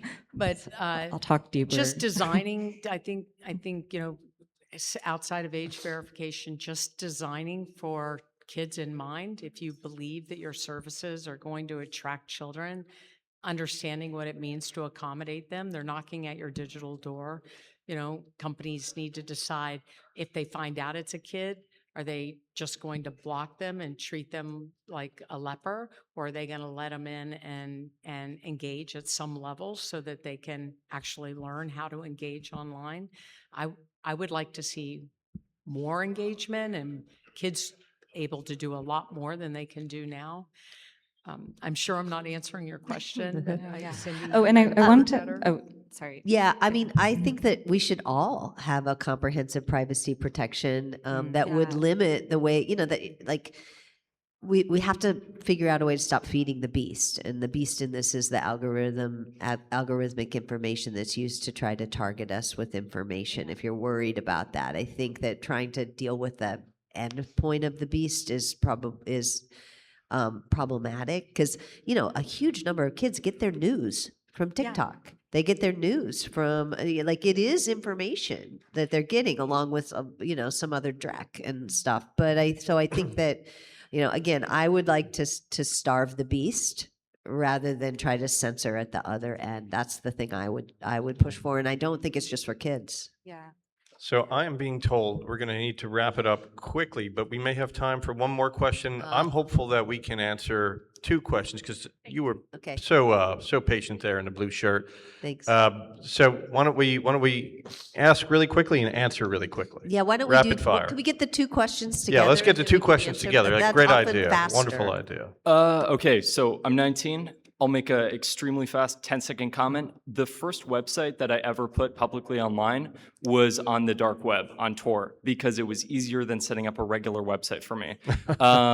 If I can do that at like 13, 14, I don't even remember. I think people can get around this pretty easily. My real question is about victims, because there's a lot of discussions about children in general, but I feel like we aren't talking enough about people that are actively being victimized or that are more likely to become victimized. I think that there's not enough discussions on platform safety and too many discussions about Okay, age we got to get to the verification question. We're specifically. really running out of time here. Is there a question? Yep. But thank you for the points. Yes, safety, yes. Sorry about that. Yeah, so actually that speaks to what I was going to ask. So web standards aren't internet standards. Internet standards being very technical. TCP was not one of the things that was discussed to have an age gate. You don't have to present your birthday to open a socket. Given that there are kids who will develop these platforms and make their own isolated communities, in this world that age verification is trying to get to, who's liable for when kids inevitably make their own spaces? As a liability matter, I'm not sure, because everybody stands on the shoulders of the giants, right? So I mean, it's all layers on the internet. So the question about liability, I would have to look at the specific laws. It's a great question, and I think we need to wrap it up. Oh and my I think God. it's a question that is unanswerable at the moment, but wonderful question. I want to thank Denise and Cindy and the audience for a wonderful session. Thank you, everybody. And thank you, Alex. Thank you. Cheers. Okay.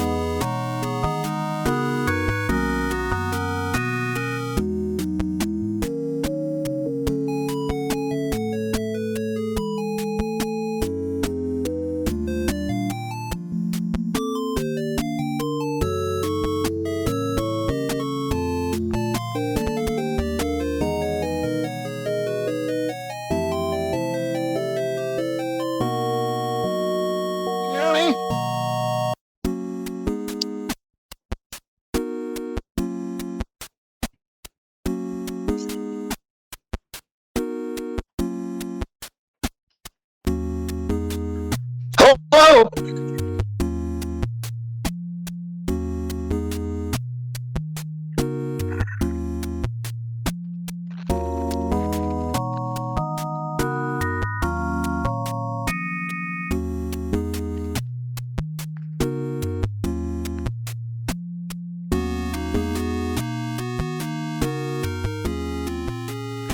Hello? Can you hear me? Hello?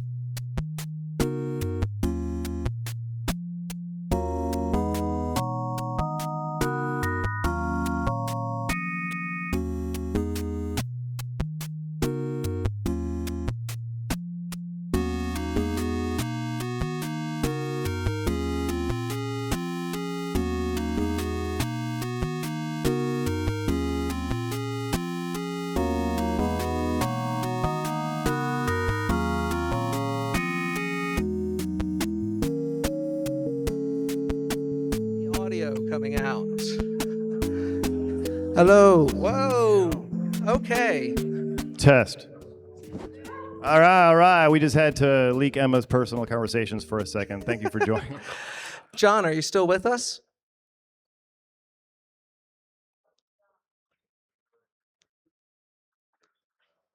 Oh no.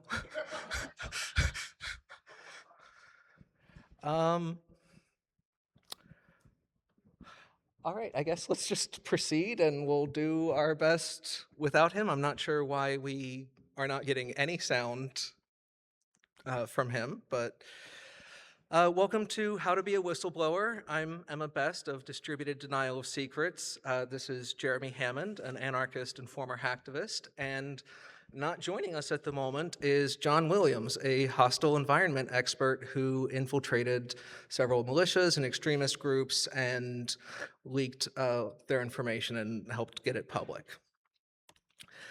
So to start off, we have basically 4 different types of whistleblowers.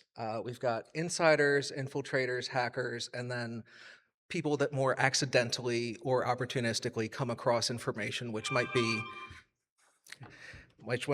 in the public interest. And Jeremy, if you want to... Yeah, so a lot of different kinds of whistleblowers, right? Every time! Hell of a year, right? We're going to get all into this, and we're going to veer around quite a bit, too. But this has been the thing, right, this year. A lot has happened this year, as a matter of fact.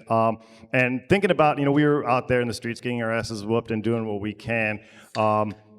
Everybody remember the ICE blowing the whistle? If you see ICE, and it's become generalized and decentralized, and then if you see them in the neighborhood, you alert the folks, so that way they know that you got some predators kidnapping people. But something about this really made me think, honestly, because it didn't actually stop ICE from the kidnappings. As a matter of fact, June and July has been the biggest numbers, according to their own numbers anyways.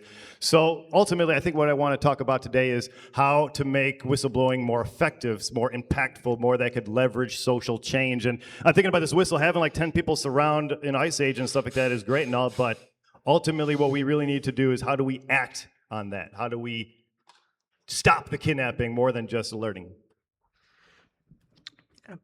So just going through the types of insiders real quick, or the types of whistleblowers. The insiders are the people who have expected, quote unquote, legitimate access to things. People like Chelsea Manning or Edward Snowden or any of a number of other people who have seen things in the course of their work or their life and come forward. Then we have people who are more infiltrators who actively go after this information.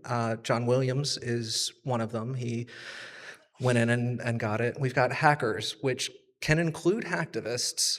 There's a lot of assumption that it focuses exclusively on hacktivists, but financially motivated hackers can be whistleblowers too. We've seen instances where ransomware gangs have gotten access to data and released it while pointing out the public interest. We've seen examples where financially motivated hackers have gotten access to something and either tried to sell it and failed, or decided, this is too important, I need to do something more than try and make a buck off of that. And then you've got the accidental stuff where, you might accidentally get added to a national security chat where they're talking about ongoing military operations in excruciating detail, even though there's no reason for you to be there. And so all of these instances, there's no one size or shape for whistleblowers. One of the most important things that when we were talking about the panel ahead of time, was people need to have realistic expectations. There's very few whistleblowers that get the rock star treatment, and when they do, it's really not good for them. They don't benefit from it. Whatever else you might think about Julian Assange, his fame and infamy did not help his case in terms of the attention that it brought on him. It did help with support, but that much attention really, it backfires. Everything okay? Yeah, we're just trying to get John back online. Unfortunately, John couldn't join us. They got a lot of enemies, as a matter of fact. I don't actually know that's the particular reason why, but Yeah, no doubt. I mean, honestly, when we focus on the messenger instead of the message, it does get diluted, and obviously, like, it's better to hit and run and get away with it and do it again, right? So Yeah. You've on the other side of the spectrum, you've got pariahs, people who are going to experience social and professional or legal backlash. This can be, because it's so broad, more common. People who, even if you blow the whistle legitimately, you can suffer for it. Thomas Drake, I think, is one of the prime examples of this. I'm not sure where he's at now, but for at least several years after he blew the whistle on NSA surveillance and excesses, he could not get a job. He worked at an Apple store for some time because despite all of this experience and knowledge and technical capability, no one was willing to touch him. There's also the possibility, although it's more rare than thrillers and Hollywood would have us believe, violent retaliation does happen. There have been threats against people in DDoS secrets. There have been threats against, honestly, anyone that comes forward and blows the whistle is going to get some threats. There's going to be some backlash. And one of the questions is, how serious is it going to be, and how prepared are you to deal with that? And that brings us to the third option, kind of in the middle, which is getting an indifferent response. And even if that's combined with one of the other two, if you are a whistleblower and you ostensibly risk everything to speak your truth and nobody cares, that can be utterly devastating, especially because you still run the risks. Anything to add here, Jeremy?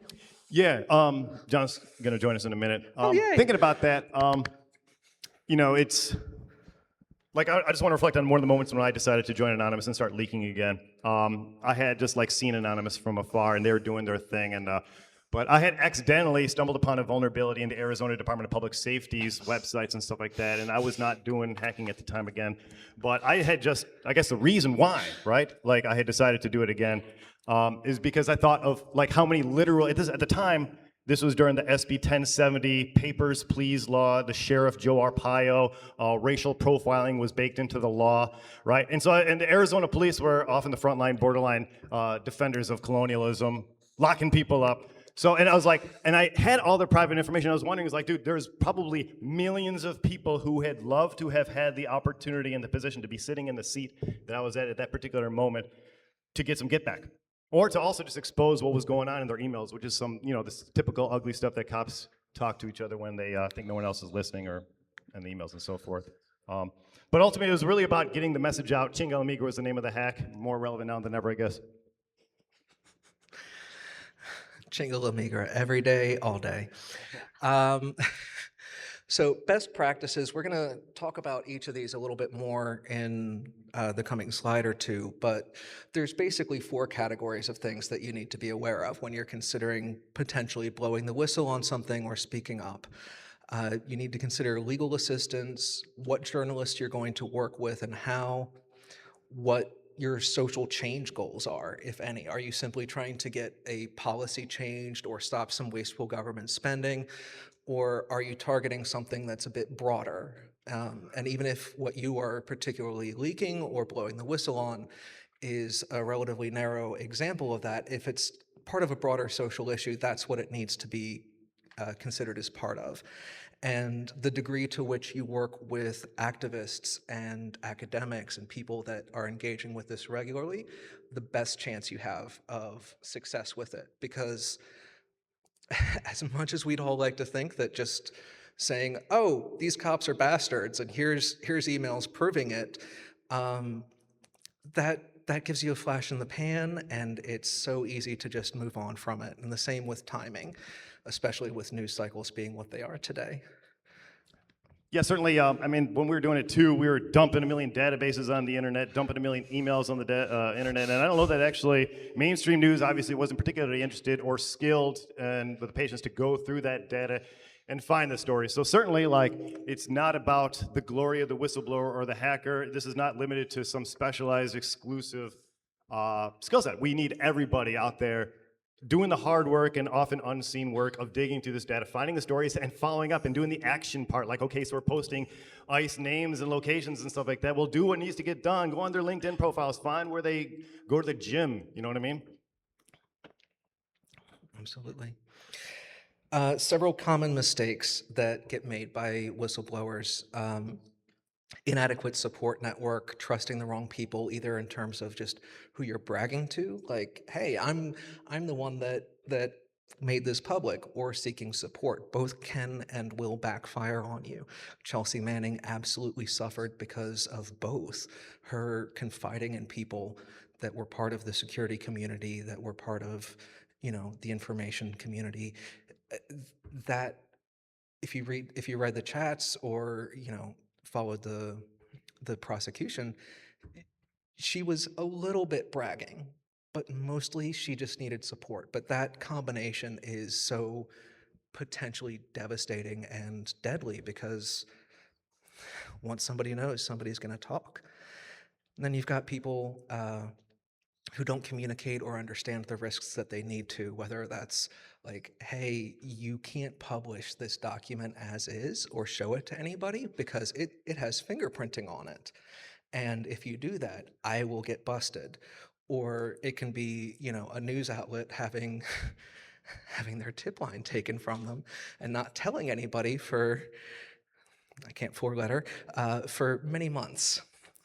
And then, of course, you've got people who will go public at the wrong time or for the wrong reasons, whether that's, rock star this or that, or political motivations that are frankly petty. Like, literally, we are just competing for political positions of power. That's one of the biggest sources of leaks. Yeah. And that's one thing I want to actually ask John, maybe he's with us now, about, because I don't know if you read the article where he had infiltrated the militia, and it was difficult to decide, like, when is the time to release what you have in a way that would be most effective in this particular case, dismantling the right-wing militia. But also, like, you would obviously lose your position then, right? So how long are you going to listen? Because the more you stay quiet, the more you could hear, right? But at some point, though, like, you got to take action. So John did, I think in this particular case, maybe he's with us, John, but we can't hear you. I heard you on my phone, but. Can we switch this to like speaker and put him up to the mic? John, Hello,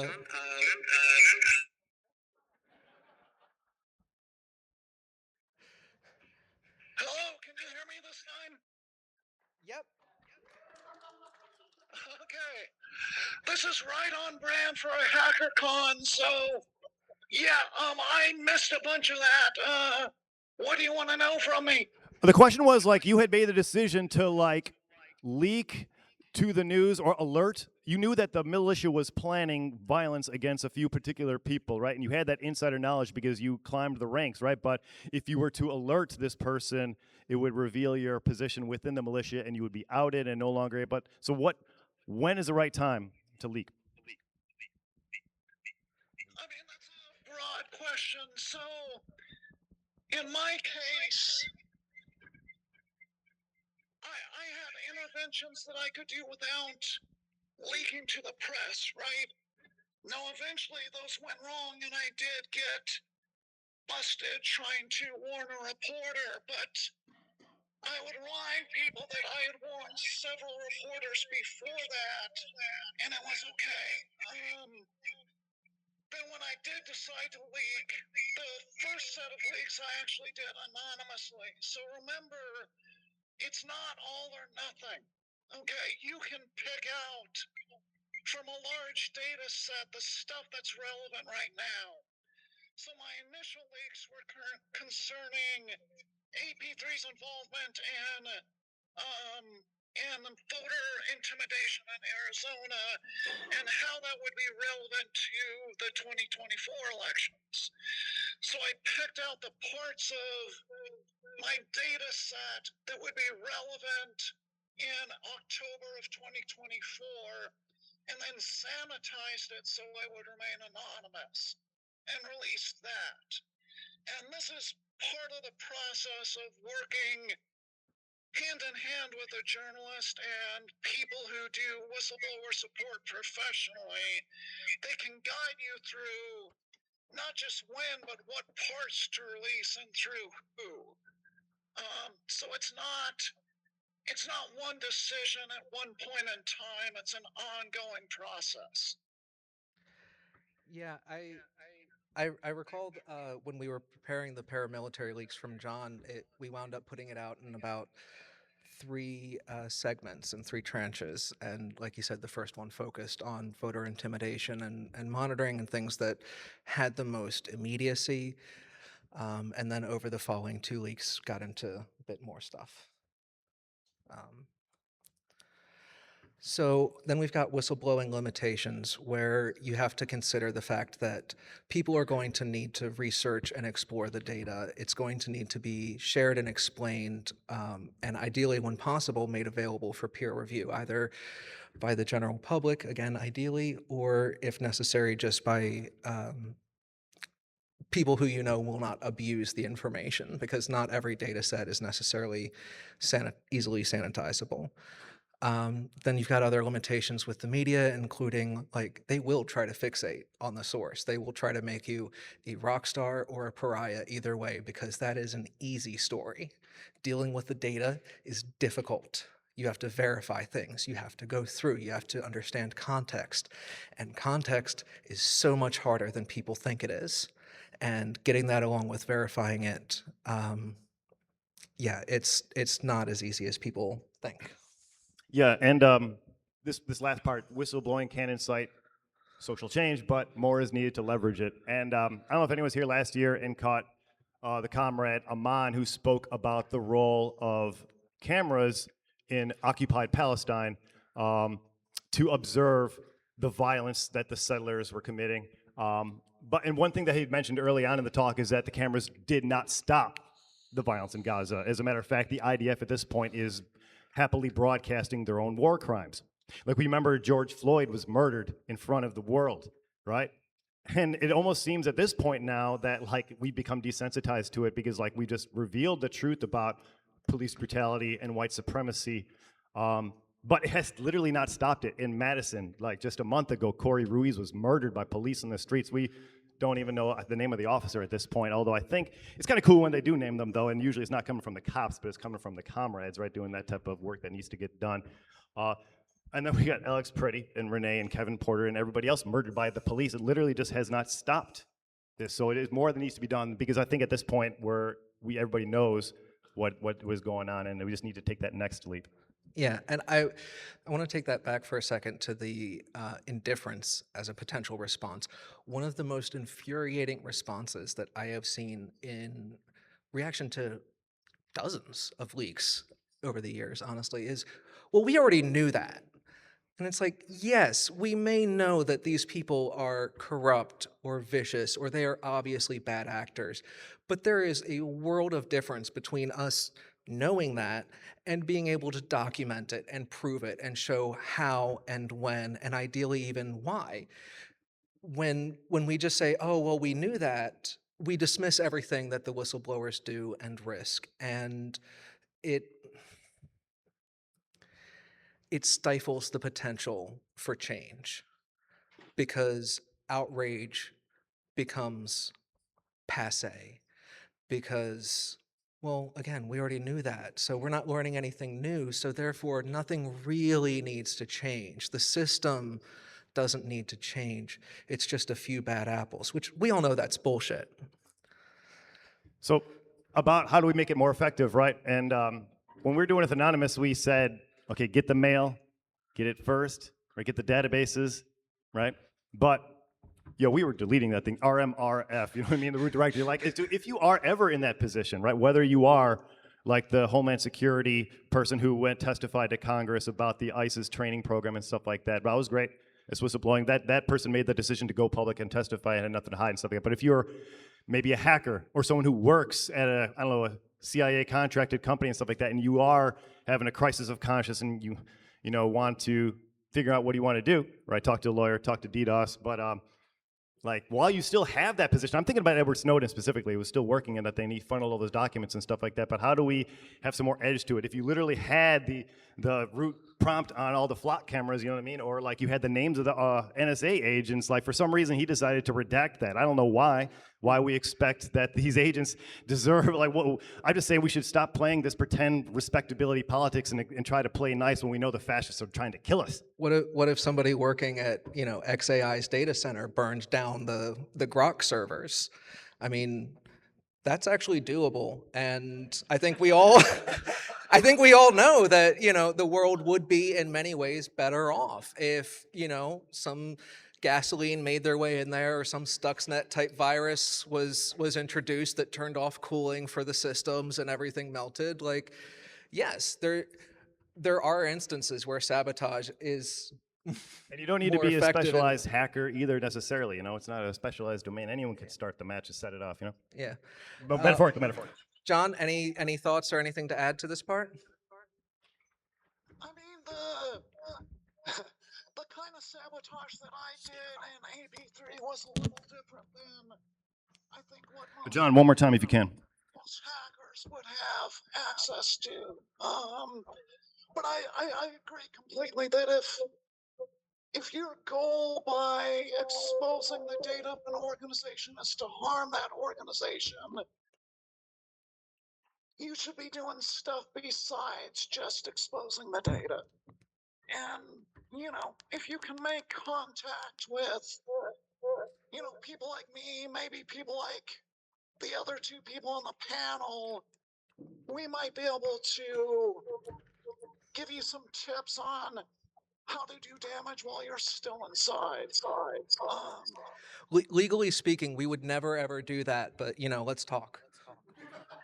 Yeah, I might have some hypotheticals I could run by you, All right, thanks. I guess one more idea on this, and I hope you catch the Blue Leaks 2.0 talk tomorrow. I was not a part of it, but I'm such a fan,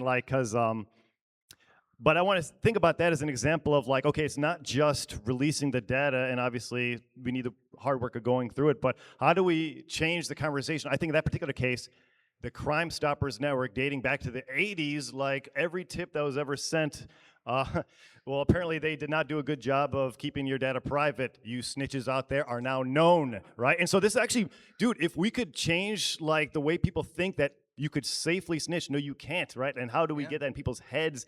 We might have a lot less of it. Yeah. So the final section I think we want to talk about is the fallout.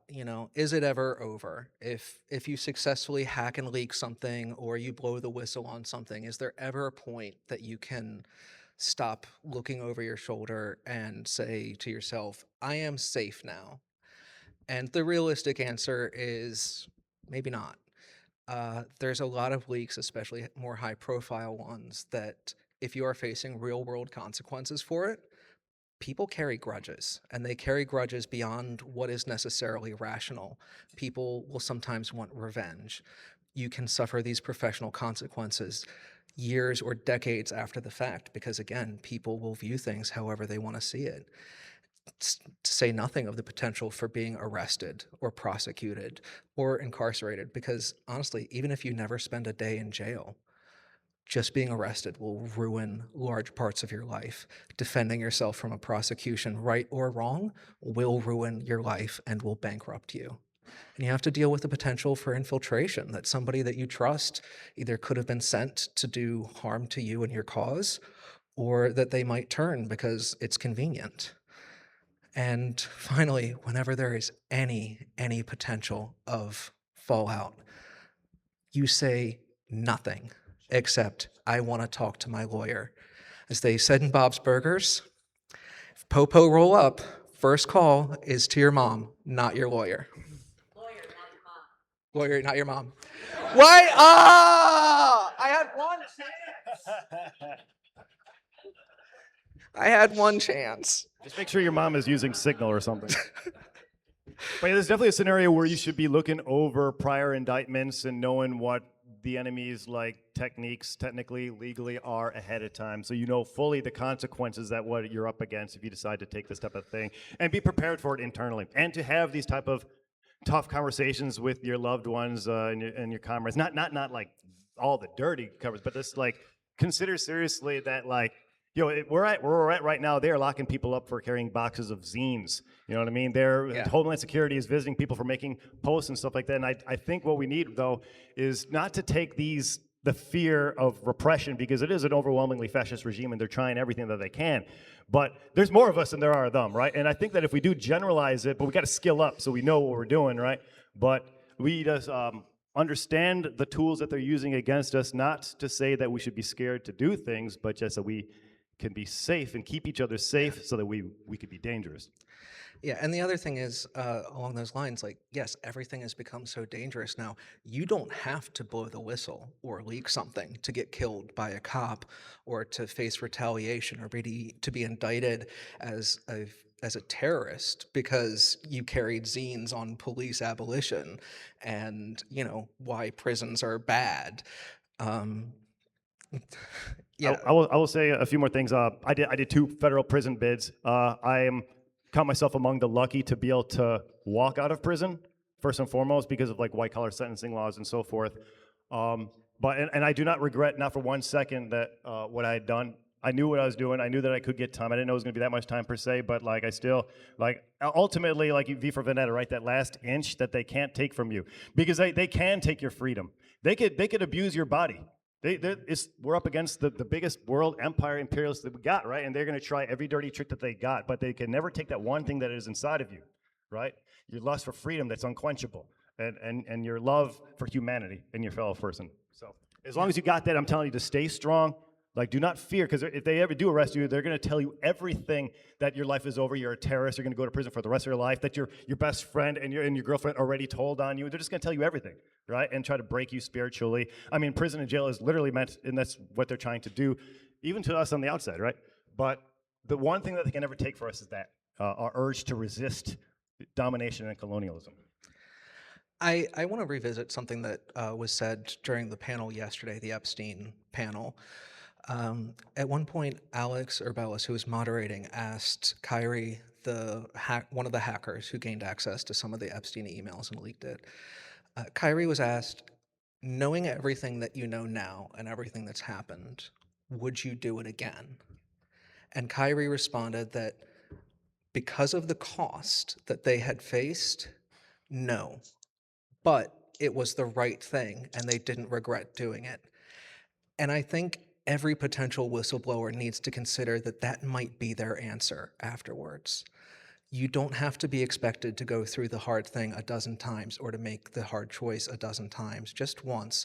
But you do have to be realistic about what that means for yourself, for your life, for your career, for all the people around you. Anything to... I wonder if John might be back on the line. Yeah, I'm still here. One thing I would add to the conversation about being arrested is that if you haven't been through the process before, you need to prepare yourself for that. A surprising number of activists don't know simple things like how the booking process at a jail works. The more you can prepare yourself for like the mundane realities of getting arrested, the better off you'll be when they come to you and start telling you that, oh, your friend snitched on you.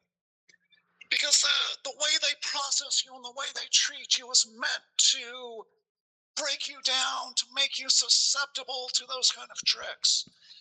And so if you're an activist that's doing this sort of thing and you're blowing the whistle on something that's likely to send you to jail or prison, get with somebody who has been through jail or prison and have them walk you through the process.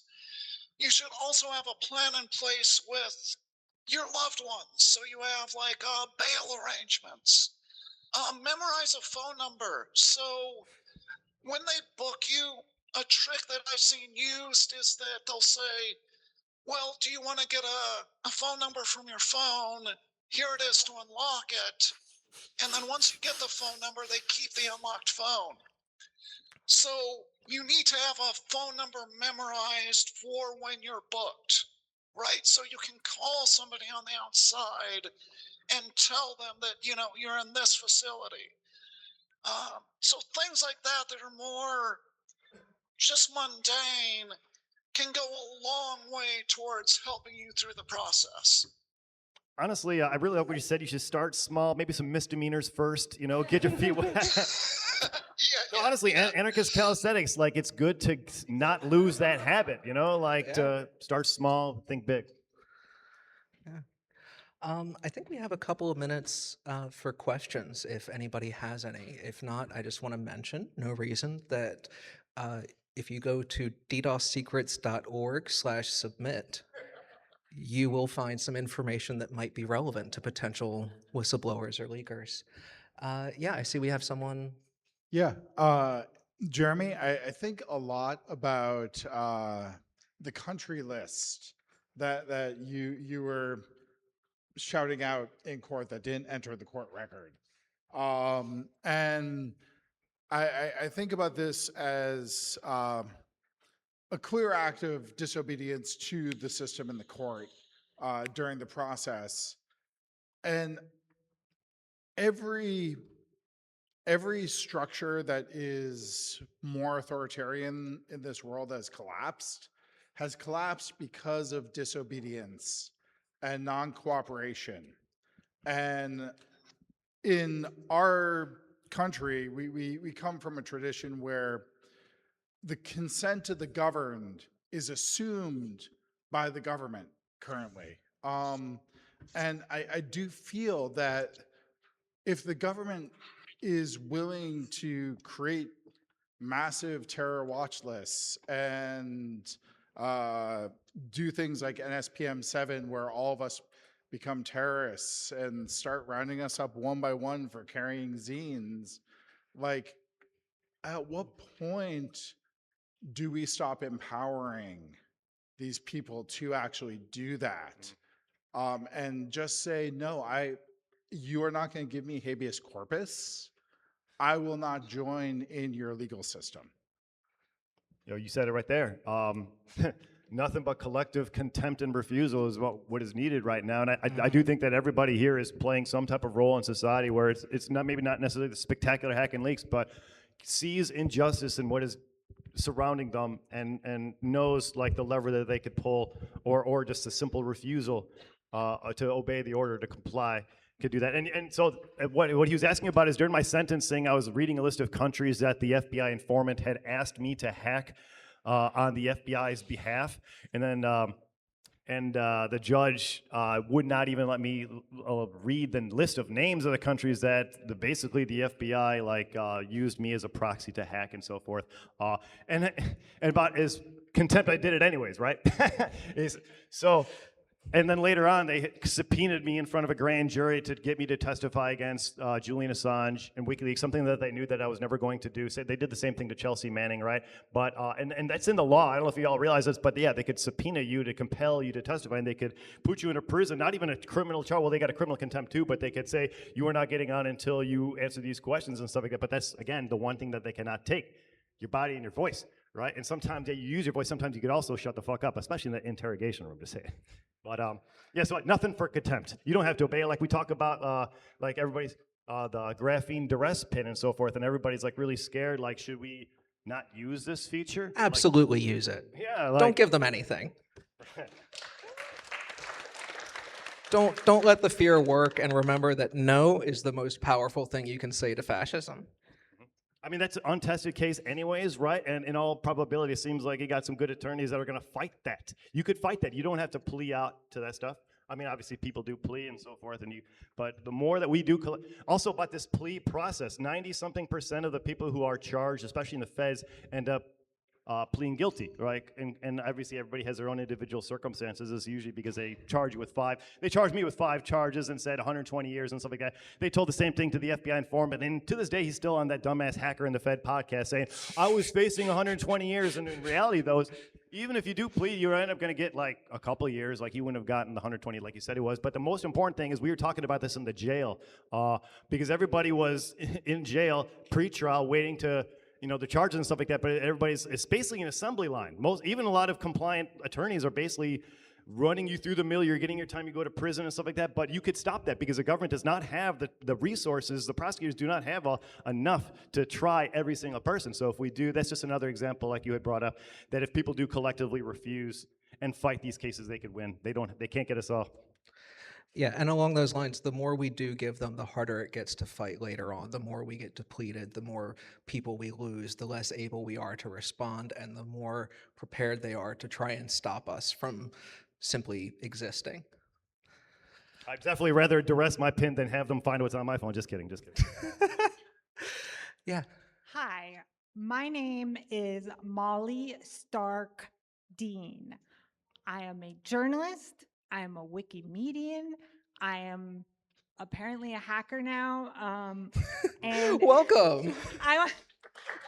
I want to say publicly that I am a happy person, and if someone else says I committed suicide, that did not happen. I want to say that right now. Okay. I'm also a journalist, and yeah, go. I am also a journalist who happens to also be a source and a whistleblower at the same time. So this man happened upon my very rich family because I'm also a trust fund baby. So what happened was this man came upon my family and is slowly sucking the money out of my family's estate. I have been looking for lawyers. The lawyers all don't want to touch me. Other journalism outfits that I used to work for. So I've worked for, it's easier to talk about newsrooms I haven't worked for because I've worked for them all, like Fox, Reuters, CNN, like all of them. And they won't talk to me because it's not a conservative story because it's against banks. It's not a liberal story because it's involved, like the main character is a trust fund baby. Like I am not a hero in anybody's story. But if my mom and grandmother end up homeless because of this bank and the other bank involved, it's turned into a thing where last week I got my first cease and desist letter. So thank you. I got my first cease and desist letter, which is great. And he thought that it was going to be hindering and silencing me, and it only wants me to have a louder whistle. So this is just my way of having a louder whistle. And my one question for both of you is, have you ever been both the whistle and the source of the story and the whistleblower of the story where you felt like, oh, I'm so worried about this that you ended up has anything, what would make you step one step back? I've never been both at the same time. I've been both at different times. But yeah, I've generally found that it's best to let other people help present the evidence, because otherwise it's really easy to just dismiss. And it's also often surprisingly hard to be unbiased about things that are affecting your own life. And that's not like an attack on anyone. It's just you have the least perspective on the things that you're closest to.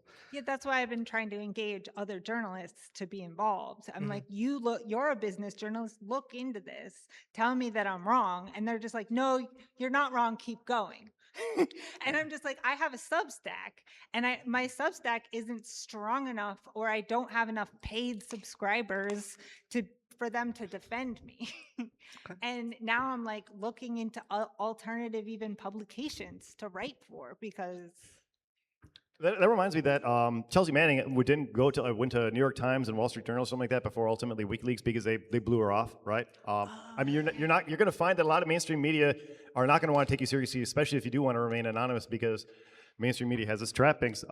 It certainly is best to deal with movement attorneys or projects like DDoS, who does have that professionalism and does have that level of like connections to journalists who can make those type of stories happen. So they also I'll take off the legwork and avoid the bias and stuff like that. But I do want to say sometimes, and I'm not even talking about DDoS, but I'm talking about there's a danger of the institutionalization of a project generally. It could become stale. It could become hamstrung itself. So Yeah. I want to say that we could become a multi-headed Hydra agent of chaos and just do it yourself. Anyone could start a Tor hidden service and post the data itself. But if you do collaborate with journalists, you can comb through the data and make it more effective. I think we have time for one more quick one.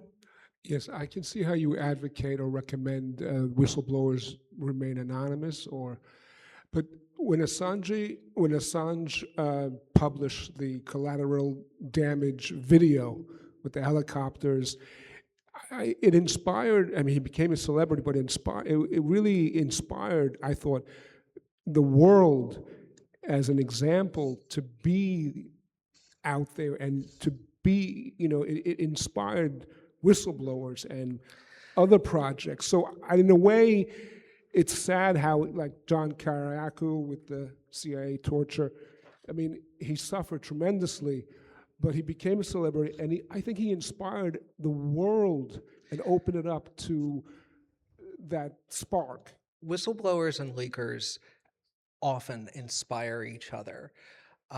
Julian Assange was inspired to a degree by Daniel Ellsberg. When Chelsea Manning submitted the collateral murder thing, one of the things that she's mentioned a few times that helped inspire her to do that was the 9/11 pager database that WikiLeaks released. She said she saw that and she recognized it for being most likely derived from NSA intercepts, and she said, this is important, these people are capable of it, and she started reaching out. We have hacktivists who have been inspired by WikiLeaks. Those are honestly very easy to find.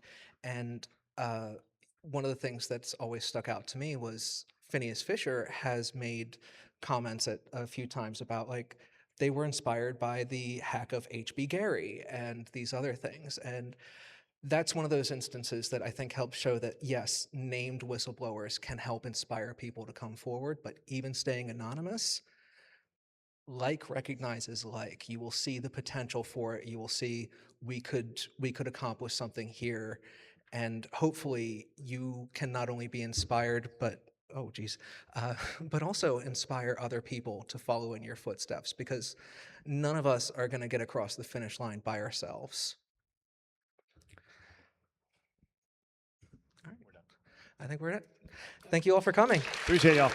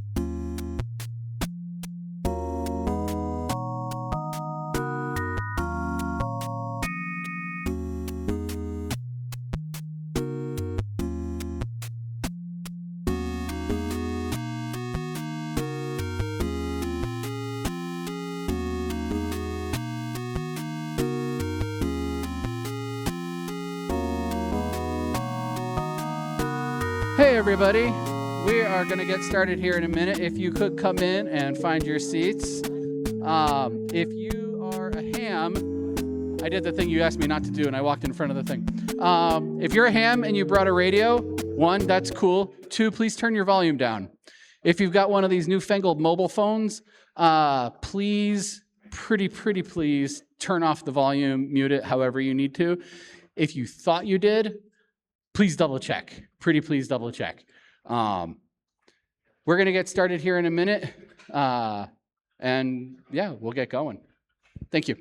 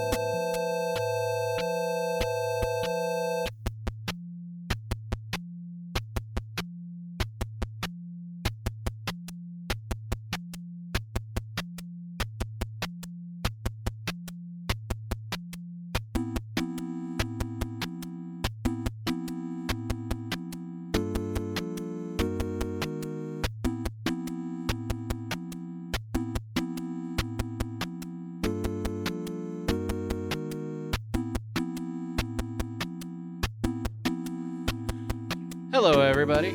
I'm back. So, quick reminder, HOPE is a fully volunteer-run conference, and we need volunteers for everything we do. If you are at all interested in volunteering this weekend, please see the info booth for more information. It's fun, it's rewarding, and you meet really great people. And with that out of the way, allow me to introduce our friends who are presenting on no laptop or Wi-Fi, no problem. Democratizing coding for the mobile-only world. And these are our friends, David, Hal, and Alyssa. Let's give it up for them.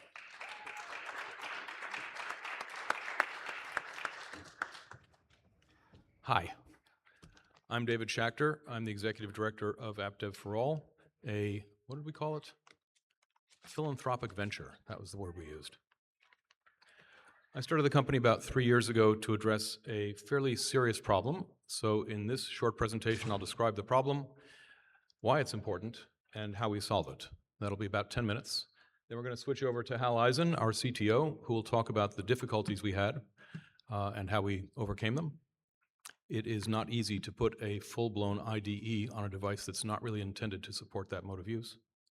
And then the last part of the presentation will be by Alyssa Miller, our Director of Communications, and she's going to talk about the critical importance of documentation of the highest quality on an offline IDE. And then she's going to show you one more thing. This will be the first time we've shown it in public. We're very proud of it. We think it's going to make a difference, and I hope you feel the same. At the end, because there's probably more to cover than we can fit, we will be retiring to the Kips Bay meeting room upstairs on the 3rd floor. You're welcome to come join us up there, ask questions, take flyers, try it out. We've got a bunch of demo phones you can give it a shot with. And with that, let's get started. The IDEs that we're familiar with today run on laptops and desktop computers. You need one if you're going to develop anything like an Android app. So I'll tell you about one of our developers, Daniel, who grew up in Lagos, Nigeria. He did not have internet in the house. He did not have a computer in the house. But over there, not too far away, was a coffee shop with Wi-Fi. And over there was a place with a computer he could use, and he had a bicycle. Back and forth and back and forth. He is a brilliant developer. He is amazingly good and has the most amazing legs you've ever seen, like this. Daniel's story is not unique. Around the world, about a quarter of the population, 2.2 billion people, do not have laptops or desktops. These are people who are living in countries where the median income is $4.50 a day. They're not buying laptops anytime soon. But they do have cell phones. Now, when I say cell phone, you think of some fancy cell phone like this Galaxy Note 20 from 3 or 4 years ago, or maybe a mid-range phone. I'm sure everyone in this room has at least a mid-range phone. But in countries like Daniel's, they don't do that. Their handsets are $35 handsets. We know because we went there and we bought one. It is a piece of crap. It is completely cost optimized. So you're talking about chips that are many generations old, 32-bit CPUs, 2 gigabytes of RAM maximum, a terrible low-resolution display, power supply components that are sketchy to begin with, so if you push this to its limits, it will crash. That is our target market. When I started 3 years ago, my friend said, oh, you can ignore the 30-bit phones because those people don't have any money. That's exactly who we're building this for. So that's the story about Daniel and traditional computers. The next bullet up there is reliable bandwidth. As I said, Daniel didn't have internet. Now, another one of our developers, Dara, did have internet in the house growing up, but it was metered internet. And if you go over the metered limit during the month, every byte after that costs you a ruinous amount of money. So the result is you don't do YouTube, you don't do peer-to-peer programming with video chat, you don't take distance learning courses with video, you can't afford it. On some of the lower plans, you can't even afford streaming audio. So yes, she had internet, but not in a way that's terribly useful.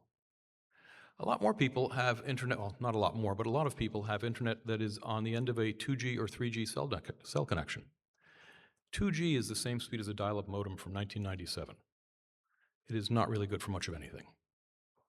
When I worked at LinkedIn before the pandemic, my job was to figure out where the problems were and fix them. And one of the problems I found was that just to load our home page took 16 megabytes. Can you imagine doing that on a 2G connection? So there are a lot of people who are said to have internet, but it's not useful, and a lot more that just don't have it at all. For millions or billions of people, the computer they have is the handset, and that's it. If they cannot build apps on that handset, they are not going to build apps. And it seemed to me, after watching 60 years of promises that were going to make people's lives better and watching how those promises have failed over and over again, the smart thing to do is to copy what Douglas Engelbart suggested, the guy who invented the mouse. He said, don't build for people, don't build tools for people, build tools for the tool builders. They know what they need. Enable the tool builders and they will build the tools that the people need. So that's what we tried to do. Next slide. This slide is pretty straightforward. Penetration of Android phones worldwide. People have said, why aren't you building for the iPhone? Well, people who have iPhones are rich. They don't need our help. The iPhone outside the United States is a status symbol. People will often have an iPhone to show and an Android phone to use. Next slide. Code on the Go is the IDE that we're talking about here. Built for what we call the bottom billions. It is free and open source, and that last bullet item is something that I always have to point out. When we talk about this, folks often think that it's just a remote desktop shell on some virtual machine somewhere. It is not. Sometimes people think that it's a toy. It is not. Or that it's something for the educational market, and if you give it a large program, it will crash. We've run very large programs through Code on the Go to make sure that it can build them. We've even built Code on the Go in Code on the Go. It took a lot of effort, but it was able to do it. We started by looking at the half-baked IDEs that were available for Android. They're student projects, and once they get partway through, they find out that the hard parts are really hard, and they have to go to college. So we picked the very best one, we forked it. When he graduated from college, we hired him. Actually, he started working for us in college, and we had to say, you may not bill us more than 10 hours a week. College comes first, after college. And what I particularly like is that when he started working for us full-time, he could go to his parents and say, remember that thing you were yelling at me for wasting my time on in high school? That's my job. Next slide, please. These 4 bullets are fairly straightforward, technical kind of bullets. It's designed for offline use, and that is particularly critical in places that might have internet, but where you could go to jail if you're caught using it. So we audited the code base, ripped out wherever network connections were being made. The ones that remain go through a dialog that asks you if you want to proceed, and you can say yes or no, and you can check a box that says never ask me again. When you install it, we are asked to consent to telemetry and crash data collection. If you say no, we don't do that. And then to make sure, we put up a network analyzer and watched as we used it to make sure there are no hidden packets coming out. It supports every Android device out there that we know of back through 2018. I can't say we've tested on all of them, and there are some very weird devices out there, so if you find one that doesn't work, let us know, but we're not going to make any promises. It is a full-strength, real honest-to-goodness IDE. There are a bunch of things that go into that claim, and a few of them are listed on item number 3. So this is, as far as we know, the first native development environment that has a built-in debugger. That is very, very hard to do because Android isolates processes from each other. It makes it really hard for them to communicate. We had to figure a way around that. And the last item up there is the first objection that I get from people when I talk about this, the user interface. Phone is too small. The keyboard is terrible. And particularly on the $35 handsets, their screens are even lower resolution and their sensors are even worse. So we started working on that very early on. You're going to see a demo of that when Hal does his portion of the presentation. But I do want to point out that the phone is a worse user experience than the laptop, in part because we're used to how laptops work and the entire ecosystem is built around a keyboard and a mouse with a very small pointer, as opposed to a finger, which is a fat blob and it's covering over the things you're touching. These are not insurmountable obstacles. They just require you to rethink some of the assumptions that we make based on the existing WIMP interface, Windows, icon, mouse, and pointer. Next slide, please. Oh, demo time. Let's see a demo.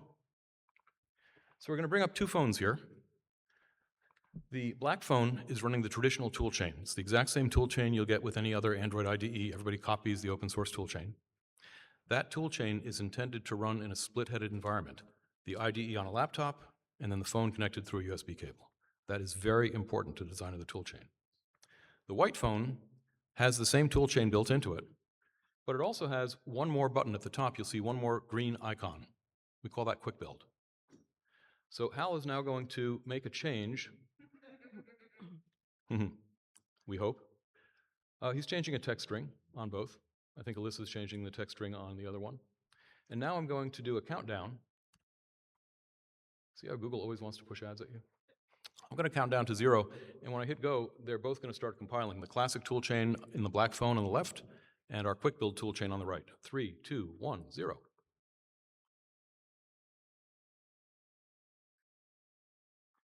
Something is not right. We'll probably come back to the demo later. Oh, demo. That's not what I was expecting. Anyway, it finished. And there's the new app. Meanwhile, the traditional toolchain is still chugging along.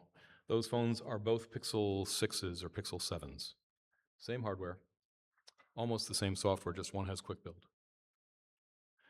The point I'm trying to make is that a cell phone can build your software very fast if you take advantage of the fact that it's native.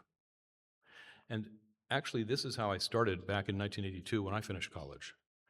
My first job was in an environment where we'd compile on one machine called an Intel Blue Box, and we tested on a different machine called an in-circuit emulator. And we spent a lot of our time tracing down communications issues and dealing with 2 completely different environments. And it's the exact same thing today with modern IDEs. For Android development, you have one operating system on your laptop and a different operating system on the device, and you spend a lot of time chasing down problems. With the native build, it just goes away. It's not an issue. The other thing I want to demo here is some of the changes we've made to the user interface just to make it friendlier on a small screen device. So let's start by getting rid of all of the Chrome that's distracting. Press the Make Big button, and now you just see your code. Nothing but code. Much more pleasant. The other thing I'd like to show is detachable windows. So Hal is going to undock this window, move it around, make it into a little pill. You can have as many, oh, I think you redocked it. There we go. Now it's a little pill. You can move that around, so you can do that to as many windows as you want. This is one way of making better use of the screen space. We also have a slide up panel on the bottom, a slide right panel on the left, all sorts of gadgets to make better use of screen space. That's it for my demo. What's the next slide? Oh yeah, charts and graphs. The upper left graph shows the rate at which it's being downloaded week by week. You'll notice that we started off at a fairly low rate, and this is no publicity. The best publicity we've got is coming here tonight. In the last couple of weeks, the download rate has gone way high, and that's very pleasing. We don't know exactly what's going on, but that's about the same time that we translated all the documentation for the IDE into, I'm sorry, that's not correct. We translated all the tooltips into Chinese, and we translated all of the demo videos, the tutorial videos on YouTube into Chinese and put them up on Bilibili, which is an Inside the Great Firewall video sharing site. Needless to say, we'll be doing the same thing for the remaining 32 languages that this app supports. The graph on the top right shows 32-bit versus 64-bit adoption. 32-bit adoption is running about 12 to 14% as much as 64-bit adoption, and it's increasing. That percentage is increasing as people who are not on the internet and have crummy old phones find out that we exist. So the strategy of supporting old phones, not leaving those people in the dust, seems to be a good idea. And the bottom graph is downloads by country. The top 4 countries are China, India, the United States, and Indonesia. That graph, of course, goes off way far on the right with a long tail, but that's what we're able to fit on the screen. All right, do I have any more slides or am I done? Oh yeah, this slide. People have used Code on the Go to deliver real apps and to upload them to real app stores like F-Droid and APK Mirror and even the Google Play Store. The total number of laptops required was 0. The amount of internet bandwidth they needed was 0. And most importantly, particularly I think to this audience, the government approvals they needed were 0. The money they had to pay to a large multinational corporation was 0. The number of gatekeepers they had to deal with is 0. And I mention this because I'm sure you all remember last summer in Minnesota when the federal government made a phone call to Apple and a phone call to Google and said, we don't like those ice tracker applications. And you know, it'd be good for your health with this nice store you got here. It'd be good for your corporate health if you made them go away. My dad used to get those phone calls when he was running a concrete business. We still don't know what was in that concrete, but it wasn't sand. Anyway, having your ability to distribute an app be dependent on the goodwill of a multinational corporation that answers to no one, whose legal imperative is to make investors happy, is not a great way to distribute. Code on the Go allows you to build an app on your phone, completely independent of anyone else's approval, and then distribute it by sharing it from your phone virally to other people. This is a completely different way of distributing software. You are not required to do it, but you can if you want. You can escape from being underneath the corporate thumb. Next slide. And Alyssa is going to read the text here after I introduce it. On the right, we have a phone showing a language called Sinhala, which is one of the local languages in Sri Lanka, spoken by about 14 to 18 million people, according to Wikipedia. And if you can't trust Wikipedia, whom can you trust? It's on the internet, after all. Beautiful looking language. I don't know what it's saying. But one of our users, Prakanth, built a replacement keyboard for Android that speaks Sinhala. He put it up on the Play Store, thousands of downloads. Not a world-changing application, but for 14 to 18 million people, it makes it easier for them to communicate in their native language. And now Alyssa is going to read some of what Prakanth sent us. Try to do my Ken Burns voice. I'm writing this message with a heart full of gratitude and respect for what you've built. There was a time when developing a complete Android app without a PC felt like an impossible dream, but your app, Code on the Go, turned that dream into reality for me. What started out as a little passion project on my smartphone is now successfully published and trusted app on the Google Play Store. I owe this milestone entirely to your platform and your hard work. Thank you for empowering ordinary guys like me to achieve something this big right from our phones. You guys are literally changing lives. It's kind of nice. And there's a link to the app. It's kind of nice to hear back from real people who say this thing works. The first person who used Code on the Go used it to automate his friend's repair business, just for taking customer tickets of who brought in what that needs repairs and when it'll be ready. And I asked him, why did you use Code on the Go? And he said, because all I have is a laptop. Another one of our users built a better pipeline than ours for doing C and C++ development. In fact, I think one of the other speakers will talk about it later. And I asked him, why are you doing this? And he said, I have massive amounts of data to analyze, and all I have is a phone. I need it to run as fast as possible. And your pipeline is too slow, the classic pipeline. So now he's built his own version of Quick Build. All right, I think that's it for me. And now I'm going to turn it over to Hal to tell you what's going on inside. So just to make sure everybody is on the same page, an IDE is an integrated development environment. Software engineers use IDEs for their core work. And a lot of that work centers on this loop, the edit, compile, debug loop. Editing, you're working in your source code. Compiling, you're running it through a linter or through the Java compiler, C compiler. And then it doesn't work because we're human and it's not perfect. And so then we lather, rinse, repeat, and we do that over and over and over again, and we lose track of time, and it's just really quite blissful. However, in order to have that experience of getting into flow mode and being able to enjoy software engineering, you do need to be able to do a debugger. And as David alluded to before, debuggers are interesting. They involve two different programs that talk to each other over a communication channel. They need to be able to send commands back and forth. They need to be able to send data back and forth. And without that, you can't actually have a working debugger. IDEs do other things. We don't have to get into that right now. Maybe come up to Kip's Bay and we'll talk about that after. Next. So the other thing about software engineering is that it involves trade-offs. Trade-offs are where there are two things that different people can disagree about which is more important at any point in time. I don't know that red pentagons are always better or worse than yellow faces, and I might have one opinion today and I might have a different opinion tomorrow, and Alyssa might be different still. So trade-offs are very sensitive to context, and they're very sensitive to whatever the subjective acceptance criteria might be as you are designing and building a product. Next. Now, the good folks at Android had to go through their own engineering trade-off conversation, and they were debating the value of security versus the value of convenience. They knew that Android was going to be installed on millions, probably billions of phones, and they knew that it was going to be in the hands of non-technical people. And they knew that there are some people who wanted to take advantage of those two facts. So they realized from very early on that they needed to bake in a lot of security to their system. At the same time, they knew that the people who were using the phone needed the phone to be convenient. It needed to do what they wanted to do, and they needed to do it quickly and easily. So they made a lot of decisions attempting to balance these two very desirable goals.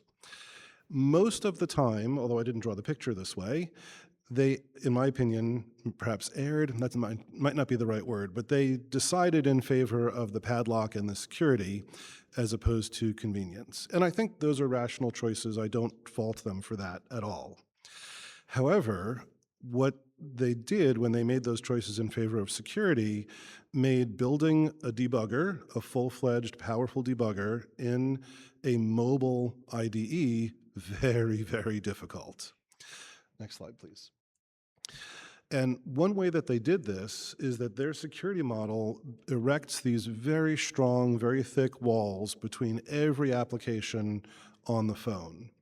So your editor cannot talk to your browser, cannot talk to your social media, cannot talk to your app downloader, etc. There is one small exception, which is the party picture down there at the bottom. There is a folder called /SD card, which has a download folder in it. And you are allowed to share data in that folder only. And we take advantage of that because when you uninstall and reinstall Code on the Go to upgrade, all of your source code is stored in a project folder that is in this shared location, so it can survive upgrades. However, because applications cannot talk to each other, and because an IDE, by definition, is making a second application, a child application, if you're going to debug that child application, you got to be able to talk between those two applications. We needed to find a way to work around or through those brick walls that were separating us. And the solution that we discovered had been made by a group called Shizuku. Anyone know Shizuku? No? Okay, it's really cool software. Very clever. It takes what's called ADB, the Android Debug Bridge, and it turns it into a sort of a client-server architecture using Unix sockets. And those sockets live in that shared party space I was alluding to before. And so now, if you figure out how to format your data carefully and send it across those Unix sockets, you can punch a hole through that security wall, provided both applications are cooperating. And so our particular debugger has a whole pairing mechanism, but once you set it up, you can then do step into, step through, step over. You can interrogate variables that are in the live child application. It's everything you would expect from a modern, powerful debugger in any other IDE. All right, so I have a couple of demos for you. Can we bring up the white phone? All right. As David mentioned before, one of the real challenges in the mobile IDE environment is data entry. And we need to type a lot of source code to be able to write our programs. And the keyboard on a mobile phone is not super convenient for high-speed, long session typing. You're there with your thumbs and you're just pecking away, and it's very error-prone. If you do try to do like the swipe to go a little bit faster, autocomplete almost never knows what your variables are called or what the syntax is and the semicolons and parentheses and everything. So it's real tough. We set about trying to solve that problem for one specific use case. In Android programs, you need to set out what's called a layout file. This describes the look and feel of your application. There's a button over here, there's a text entry field over there, maybe there's a switch somewhere in the middle to do a setting. And traditional Android development has these XML format files. They are very brittle. They take a lot of specialized knowledge to be able to create in the first place, and they're a major pain in the neck to type. So we thought, it's 2026, maybe there's a better way. And so we did some research, and we decided to do an experiment using machine learning. And the idea is that the end user can, instead of typing with their thumbs, get a blank piece of paper and a pen or a pencil and just draw the user interface that they want. And take a picture of that with the camera on the phone and load that picture into Code on the Go. The central area we call the canvas, and then on the two sides there's margins. The margins are where the metadata describing the different widgets is going to live. There are little labels that will associate each widget to the correct metadata. And then once the picture is loaded, I hit one button, detect, and the machine learning, we use the YOLO V8 library. We can talk about that offline if anyone wants to. It sets bounding boxes for all of the widgets in the drawing that the user gave us. And it also classifies, this to me looks like just plain text. This looks like a switch. That looks like a radio button. And so it labels all of those things here. And then, assuming the user agrees with what the labels are, they hit the update button, and I say yes. And now the Code on the Go engine has substituted what used to be an empty placeholder for all of the sophisticated widgets.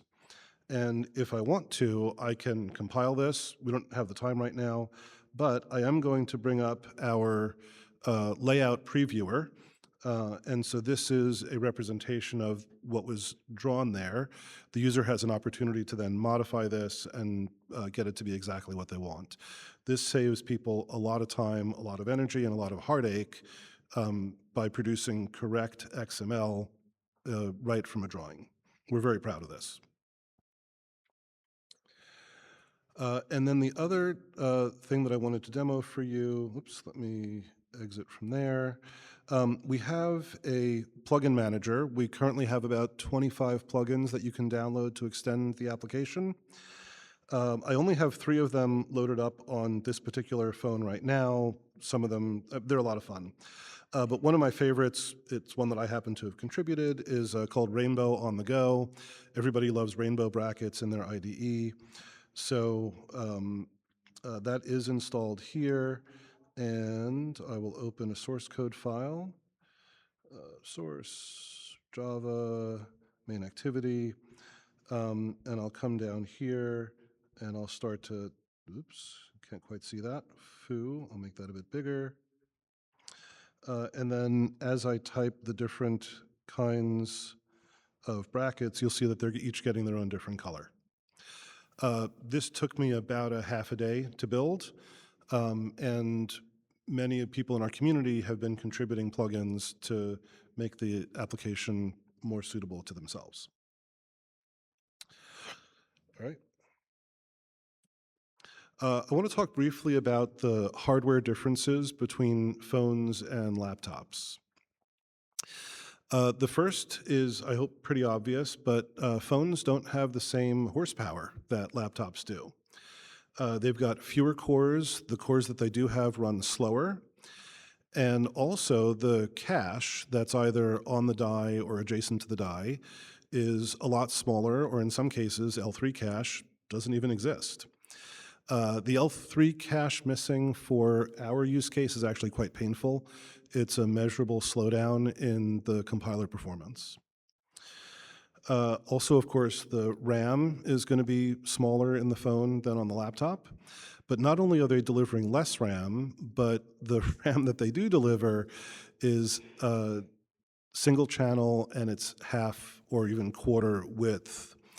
A lot of these phones, because they are mass produced, people are speccing out the cheapest parts they can possibly put in their bill of materials, because otherwise they can't make the cost of the devices given the market. We're talking about the bottom billions that are buying these phones. They need to keep the costs down. And then similarly, the mass storage that is put into a phone is smaller than in a laptop, but also it's a lot slower. It's flash instead of NVMe. And there's also, as I mentioned before, this fuse file system, which provides Android with an opportunity to add a security layer for files that are in that shared party room and SD card. And then finally, of course, a phone has a very limited amount of energy in the battery. And so the thermal and power budget is much, much lower than what you find in a laptop.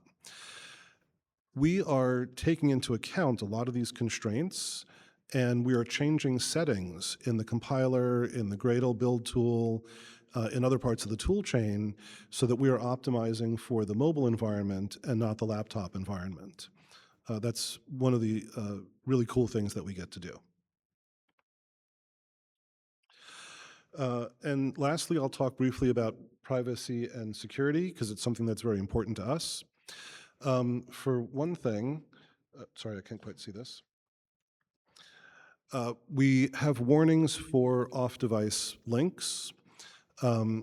We know that there are going to be some people who are going to be writing software in a culture where the powers that be do not approve of all these people writing the code that they're going to write.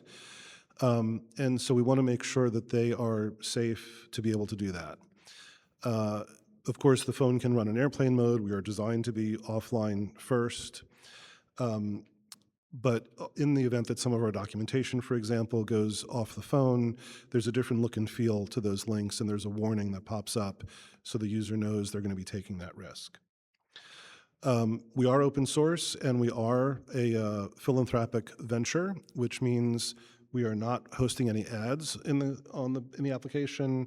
We don't do any user tracking. There's no profiling. We're not selling your data. We don't really have your data. And so this is about you as the person, the developer. It's not about us trying to make a lot of money or gain any power or something. We can go to sleep at night with a clear heart because we know that we were doing what's right for the community. I think David mentioned this, but while you onboard to the application, there is a dialogue that explains we do give you the option to contribute crash reports to help improve the quality of the application. You can decline that, and that's totally fine. And I mentioned before that some people we assume are going to be using this application under some oppressive regimes. We're going to soon add a hide the boss is coming button. People used to put this in some of their video games. It would just pop up a generic spreadsheet. And that way it looks like they're using their phone for some approved purpose. And people could even upload whatever they want that hide the boss is coming button to look like. It could be religious verses, it could be a spreadsheet, or whatever else is going to make them feel safe. And I will now hand it over to Alyssa, our Director of Communications. I'm going to talk briefly about documentation and help. I know that documentation is everybody's favorite subject and the first thing that you look for when you're looking at a new software package. So our offline users cannot go online and look up the Android API docs or the Kotlin language reference.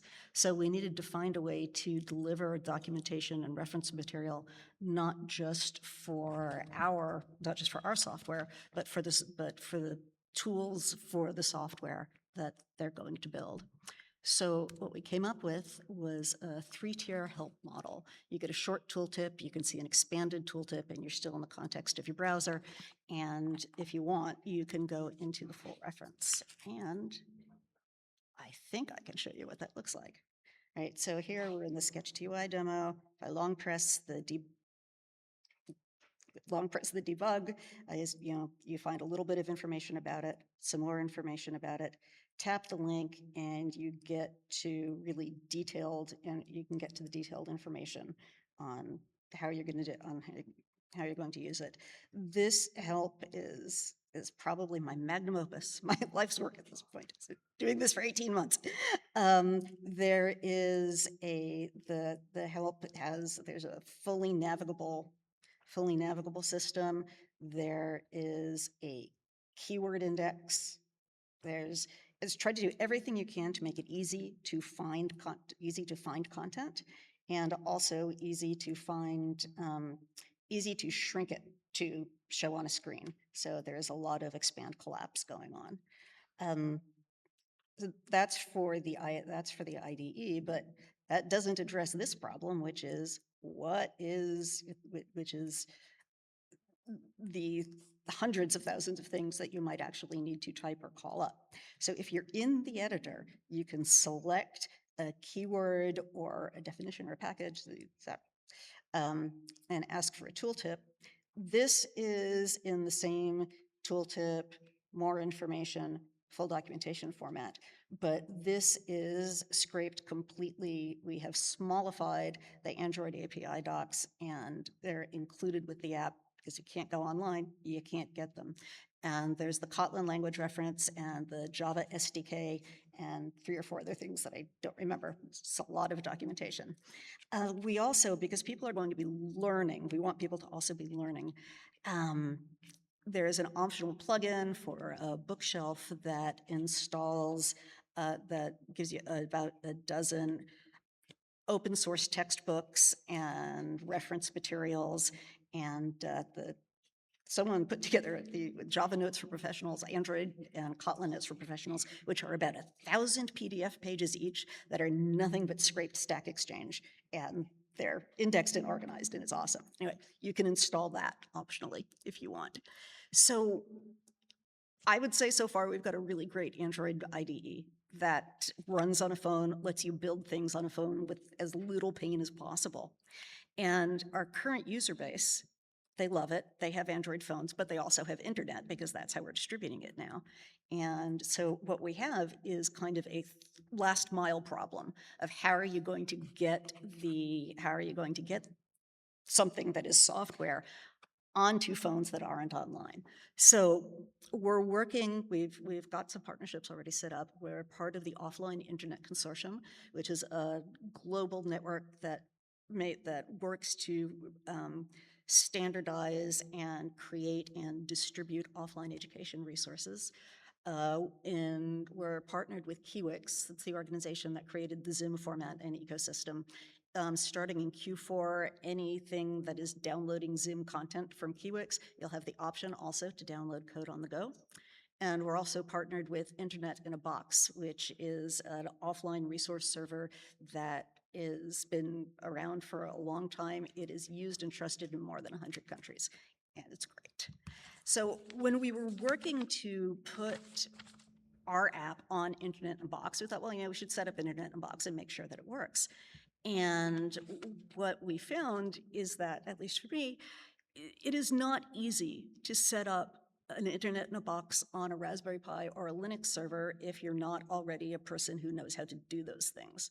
So anything that starts with first make a disk image, then do this, then enter your netmask.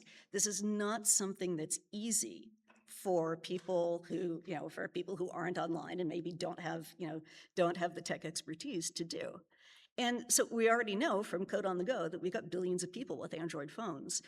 Why don't we take Internet in a Box out of the box and put it directly onto an Android phone instead of requiring the other hardware? So that is what we have done.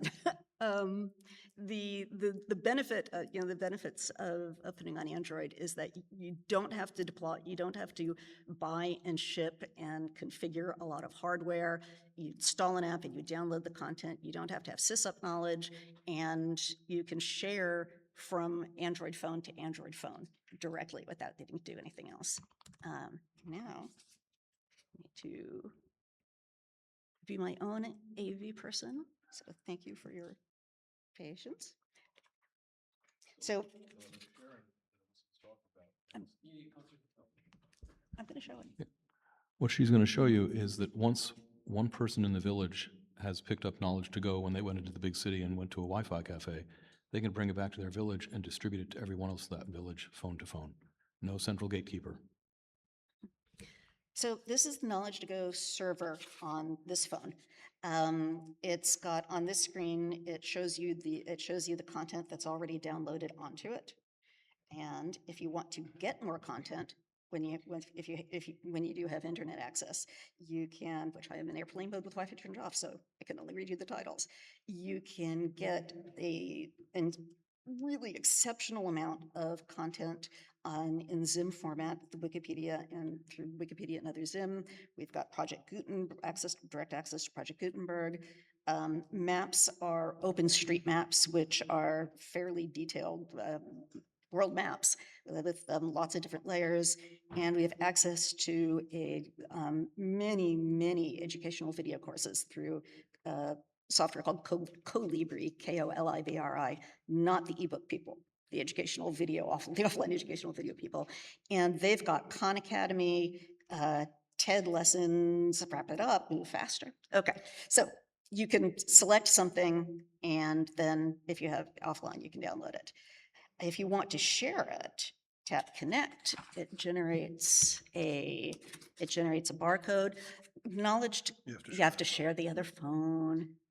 Thank you. This is my first presentation. Camera, yeah. So as soon as you click connect, the Knowledge to Go becomes a local hotspot. You don't have to do anything to make it happen. If you're already on the same Wi-Fi network, you can go that way, but places may not have Wi-Fi networks. So the first thing is going to connect me to this local hotspot, and it does not have internet access. And then I'm going to connect to the library. And now this phone has access to everything. Yeah, you could download code on the, that's going to reload, code on the go. You can see Kiwix, it's all there. And which is great. Anybody who has any kind of device, can access, I just haven't, thank you for your patience.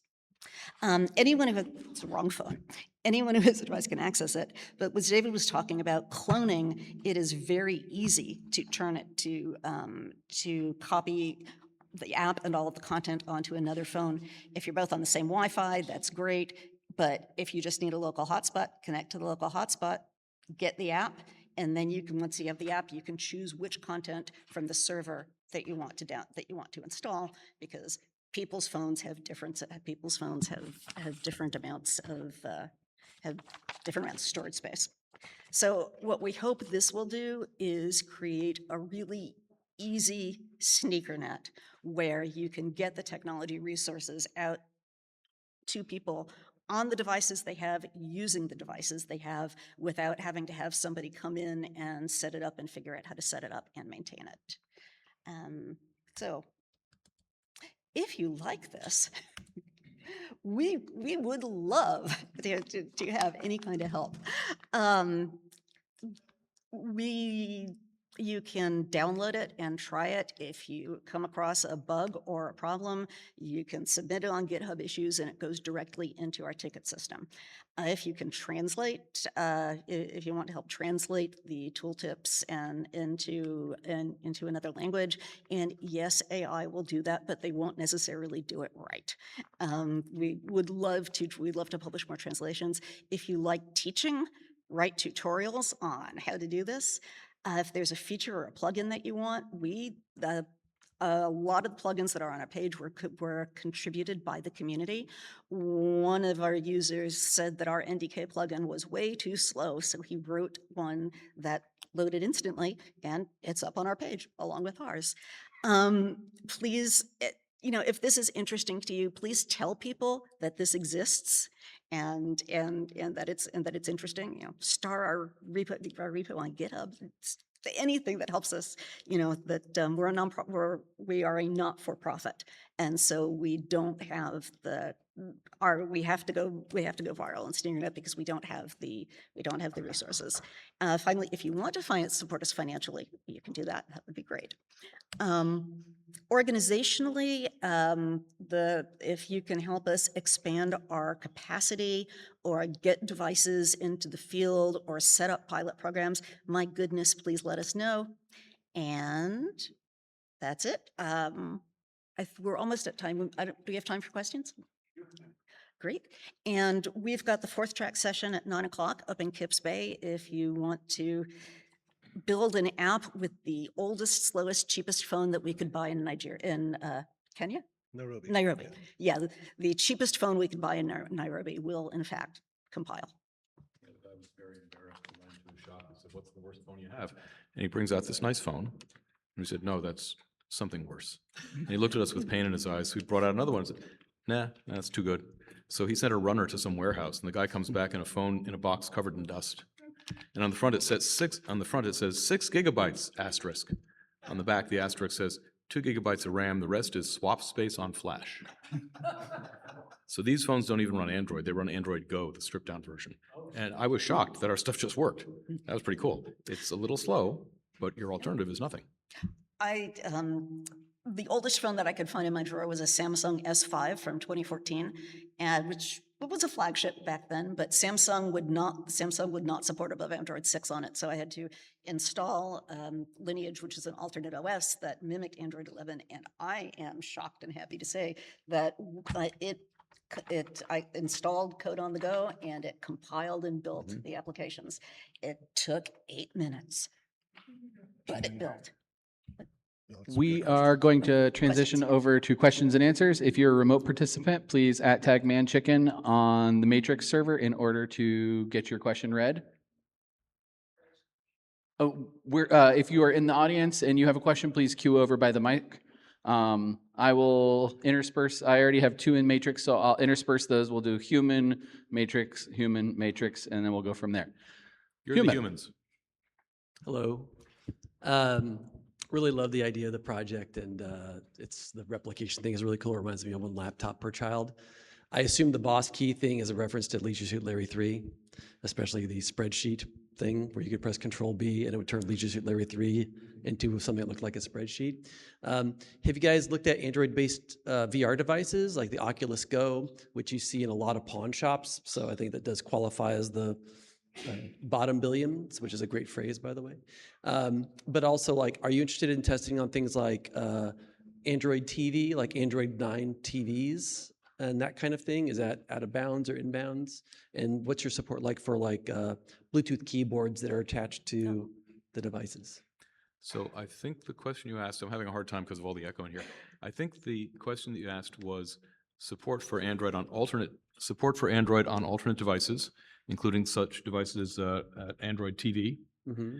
And you were talking about the Oculus device for a moment, but I didn't quite understand that. Oculus Go is like an Android 10 device, and the Mhm. MetaQuest one is a Android 12 device. And so are those like inbounds, out of bounds, or? That would be fascinating to try. I'd love to get one and give it a shot. Mostly we're focusing on the phones that people have in volume, right? The large volume phones. So if you gave us an Oculus Go, we'll give it a shot, but I'm not going to go out and hunt one because there aren't many of them in the field. Would you accept PRs that like add support for such sort of alternate Android devices? We're not going to do it, but it's open source. Would and you we'd love accept it if pull you did it and requests? added a plugin. Hence, would you accept pull requests made by someone else for those things, or is it out of bounds for the project? I'm sorry, the echo's too bad. Can you figure out what the question was? The question is, would you accept a pull request from a third party if they submitted it? We have done so already. We do so. We look forward to it. Okay, On the website, thanks. there's a section on the website about how to contribute, and it's the usual stuff. And to answer your question about the Bluetooth keyboard, yes, I do it every day. Okay, thank you. All right, we're going to take a question from Matrix. What languages are supported? Can additional languages be added through LSM Edition? We support Java and Kotlin out of the box. We have plugins for Python, C and C++. We've created Flutter templates, but we have not yet bundled the Flutter toolchain. But I heard from someone in the community who did do it, so I know it's possible. And we intend to add more languages as we have opportunity. Cool, thank you. For questioners, please, we're running out of time, so let's make sure that we are speaking quickly, please. Hi, thanks for the work.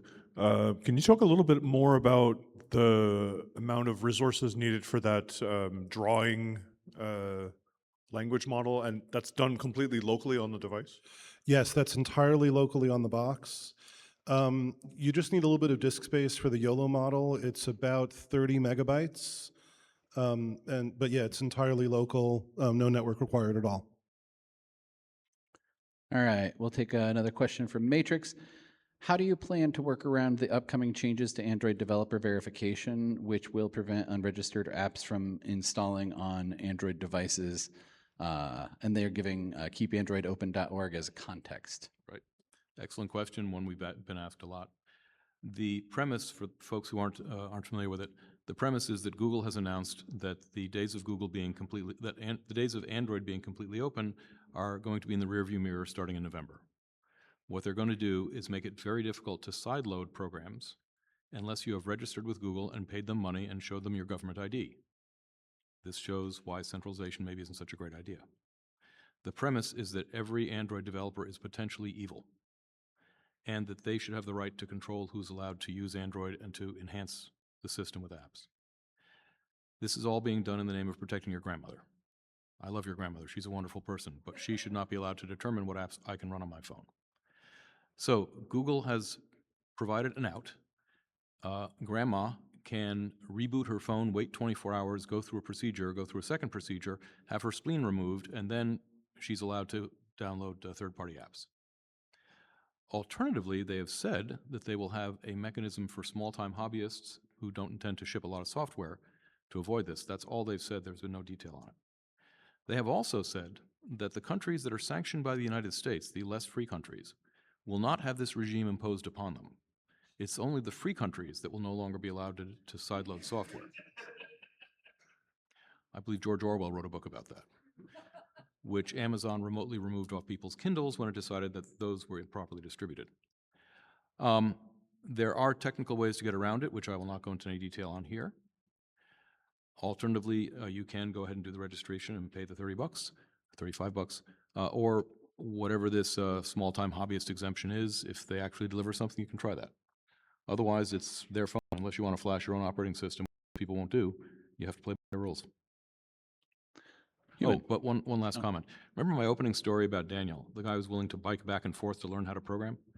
I have a similar story from my past. I learned to program in 1975 when there was no internet. and no teachers, no textbooks. So it was just as unpleasant back then. If you are sufficiently motivated, you will go through the Google procedure to unlock your phone. It is onerous, deliberately so, but you can do it. And I think that a lot of people are desperate to learn how to build apps on the computer that they have, and they will go through that procedure. Please. Any considerations? I understand the research constraints on one phone, but like if you have like a family that has maybe 2 or 3 phones and an extended family, like distributed compiling or anything like that, has that been explored from an engineering perspective? That's a great idea. I love that idea. We have done our first little bit of distributed processing with a sharing plugin that actually it was Daniel who wrote it. It allows multiple users on the same LAN only to share the screen across phones so they can pair program. It also allows a teacher to broadcast from the teacher's phone to all the students in the classroom in a read-only mode so students can't mess with the cursor. That means you don't have to provide a projector and a screen and blinds in places where that's economically infeasible. Sorry? That was someone else, I'm sorry. Were you asking how the sharing is done? No, someone just was interrupting. I'm Oh, okay. sorry. Yeah, that was background noise. Thank you for your answer. Yeah, just thought throwing it out there. All right, and this will be the last question. Were you surprised at the uptake from the United States? I'm sorry. Could you make it? Could you repeat your question? Couldn't please? hear you. When you had the list of the countries, were you surprised about the uptake from the United States? Yes, my assumption is that those are VPN endpoints of people from elsewhere. But we can't prove it. That's the whole point of coming in through VPN. We're assuming that those are probably VPN endpoints from elsewhere, but can't prove it. That's kind of the whole point. You could also ask us how many people are using Code on the Go. We have telemetry from a lot of people, but if you opt out, you'll be invisible. And we will not be able to give you an accurate answer to that question, which is perfectly fine. We're not doing this to make money. We do not answer to investors. We're doing it for users. On that note, everybody, let's give it up again for David, Hal, and Alyssa.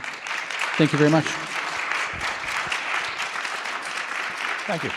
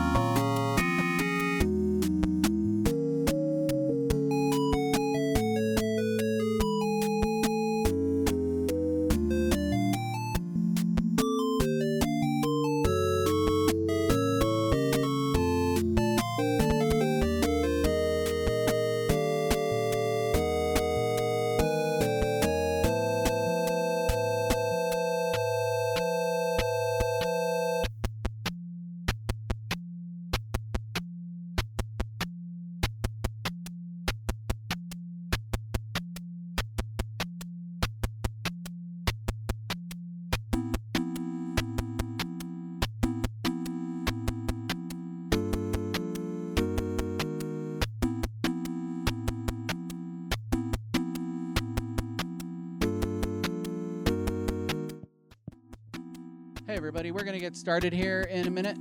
If you could find your seats. If you're a ham and you brought a radio, I'll stand away from the speaker before I invoke the feedback gods. If you are a ham and you brought a radio, please turn the volume down. Radios are cool, but not when they interrupt talks. If you are a person in possession of a newfangled iPhone, Android phone, whatever phone, please make sure that it is muted. If you think that you muted it, please double check to make sure that you did in fact mute it. Thank you very much. We'll get started here in just a minute.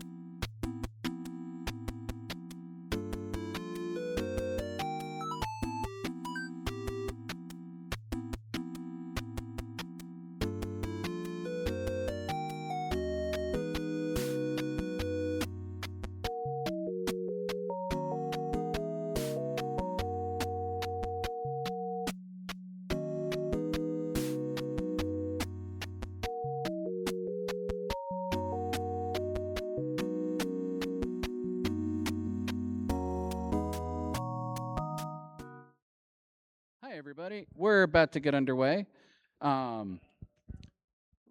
Real quick, a quick reminder, HOPE is a fully volunteer-run conference, and we need volunteers for everything that we do. If you are at all interested in volunteering this weekend, please see the info booth for more information. It's fun, rewarding, and you get to meet really great people. And with that said, we're going to explore, does self-sovereign identity imply decentralized identity, with our friend Wes here. Let's give it up for Wes.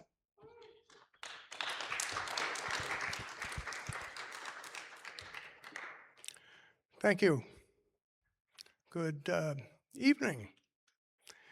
It's so good to have my presentation scheduled for the Saturday 9 p.m.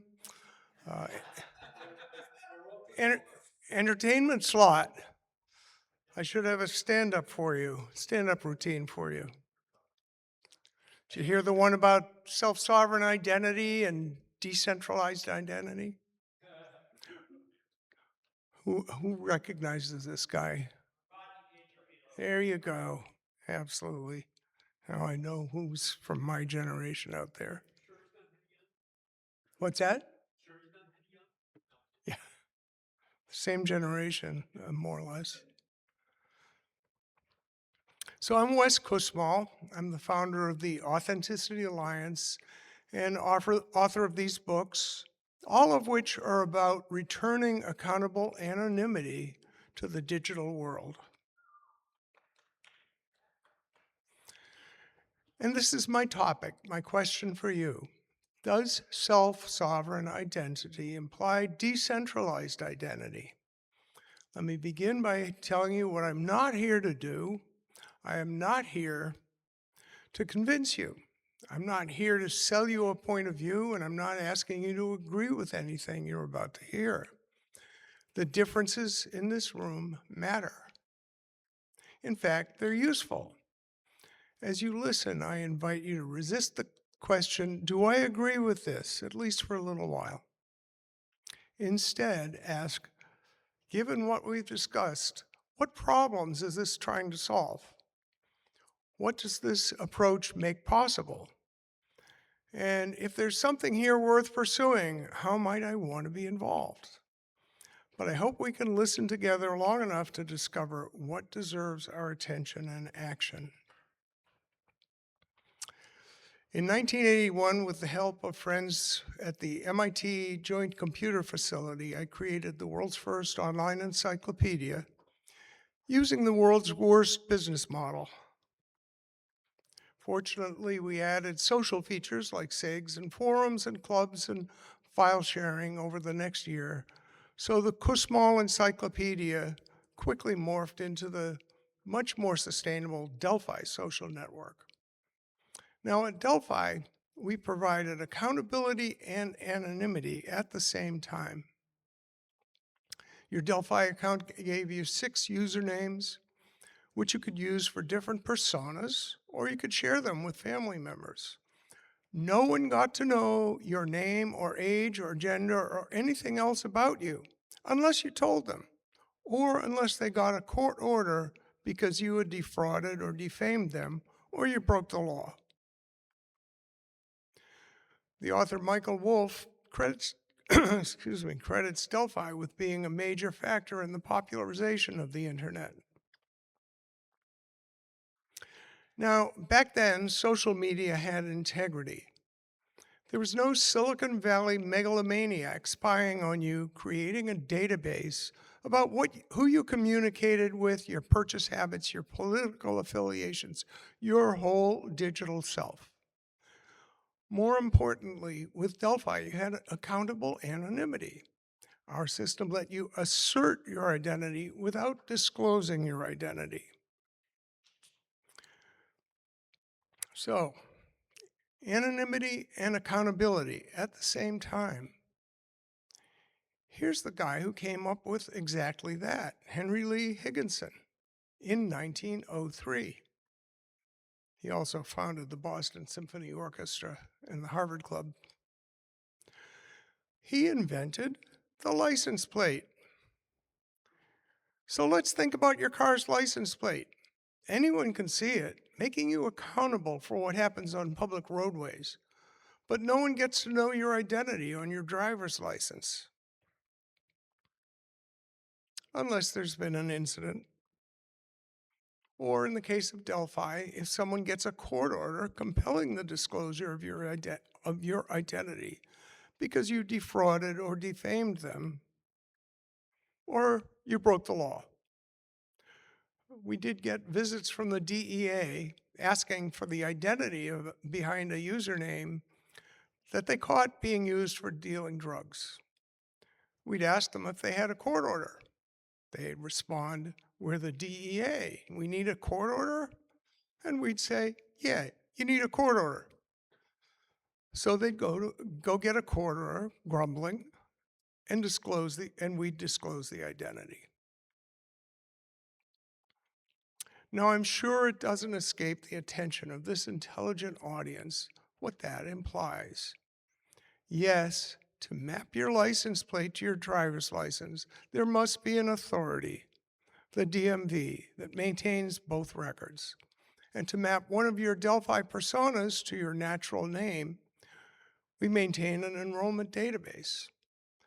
Of course, those were the days before, if the product is free, you are the product. We had your credit card. Delphi was free as in freedom, but not free as in beer. So let me pause here to see if we can agree on a couple of things. First, centralized authority has been the source of big problems. Centralized authority has a dark history of abuse. It has a way of attracting power addicts to its leadership positions. Centralized authority has earned its bad reputation. Do we agree? Sounds like that's a yes. Second, self-sovereign identity enables the individual to control the use of information about themselves, their self. Can someone please finish the work on pronouns? Anyway, self-sovereign identity thwarts the telemetry, in quotes, i.e. theft, practices of Syllabandia. And is it blanking out up there? Because it is out down here. Is SSI a worthy principle for us to build upon? Do we agree? There's a little less assuredness behind that. So back to Delphi. I remember a conversation with Kip Bryan, our VP of Engineering, just before we sold Delphi to Rupert Murdoch. We had provided both anonymity, or at least pseudonymity, and accountability to our users. But social media was moving to the web, where they would have neither. We were asking each other, how can this work? Where's the accountability? The companies of Syllabandia try to obfuscate what they're up to by calling it telemetry, knowing full well that it has nothing to do with telemetry. The technical term for what they do is theft. Syllabandia generates much of its $2.2 trillion of revenue yearly by stealing and selling information about our beliefs, relationships, intelligence, susceptibility to persuasion, and, oh yes, our buying habits. The latter, buying habits information, is a rapidly shrinking portion of the personal information being sold and bought, largely by mafiaistic organizations selling ideological echo chambers and cults. Syllabandia consists of Silicon Valley, plus the broadband and media industries, plus their feeders in the data brokerage, botnet, dark web, private equity, venture capital, and cybersecurity industries. That last one, cybersecurity, has stumbled upon the fact that it's more profitable to not solve security problems than to solve them. This reminds me of the lip balm industry, which has been sued for selling products that make your lips chap, creating a dependency. By regularly introducing schemes that let them continue their theft of our personal information, that is, our personal intellectual property, because that's what it is, Syllabandia becomes an enabler of things like this. And I can't copy all right. Need to escape this for a moment.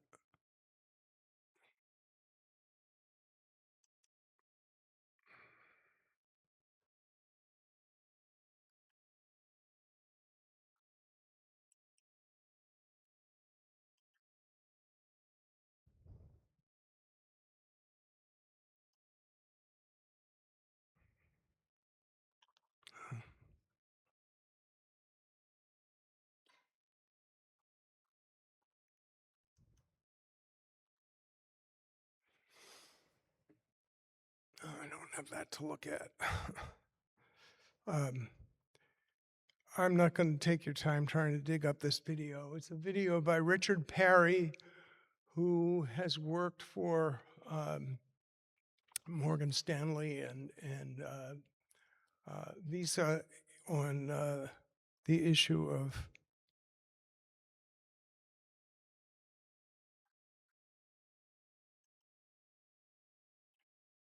back up there now.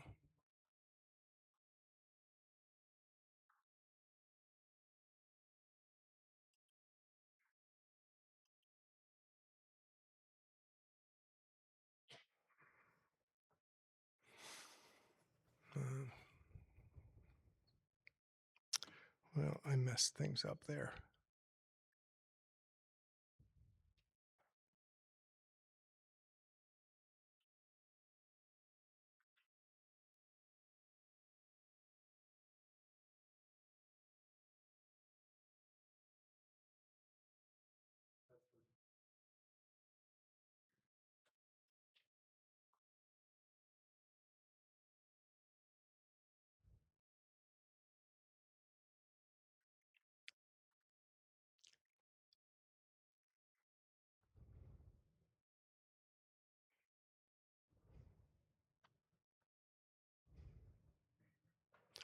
By regularly introducing identity schemes that let them continue their theft of our personal information, that is, our personal intellectual property, Syllabandia becomes an enabler of synthetic identities. It would be easy enough to put identity certificates in your phone that would make it impossible for you to go out and buy 60 phones and become 60 different people with all with the same biometrics.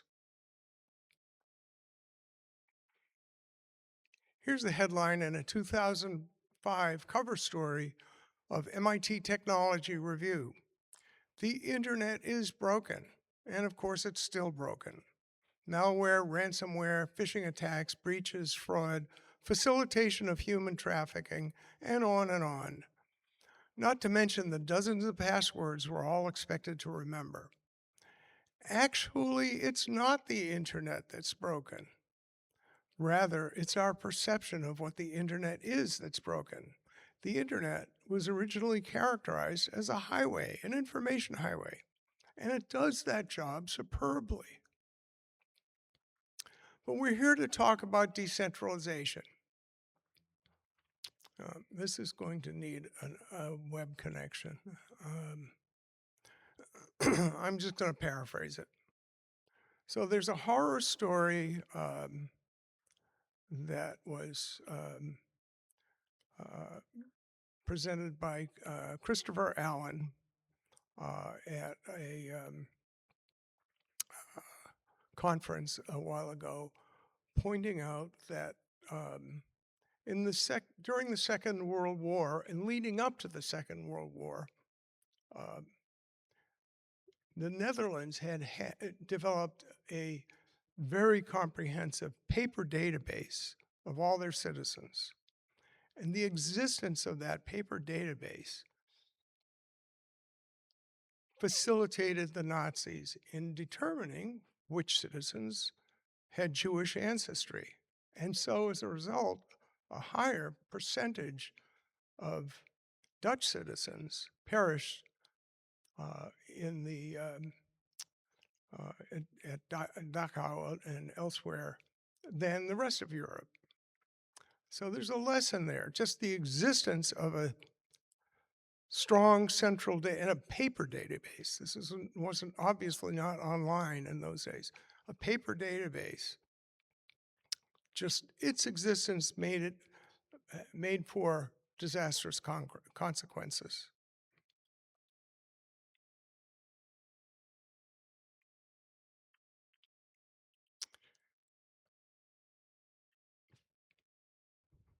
Dan Geer, who wrote the foreword to my book, Quiet Enjoyment, points out that the most important thing in engineering is the problem statement.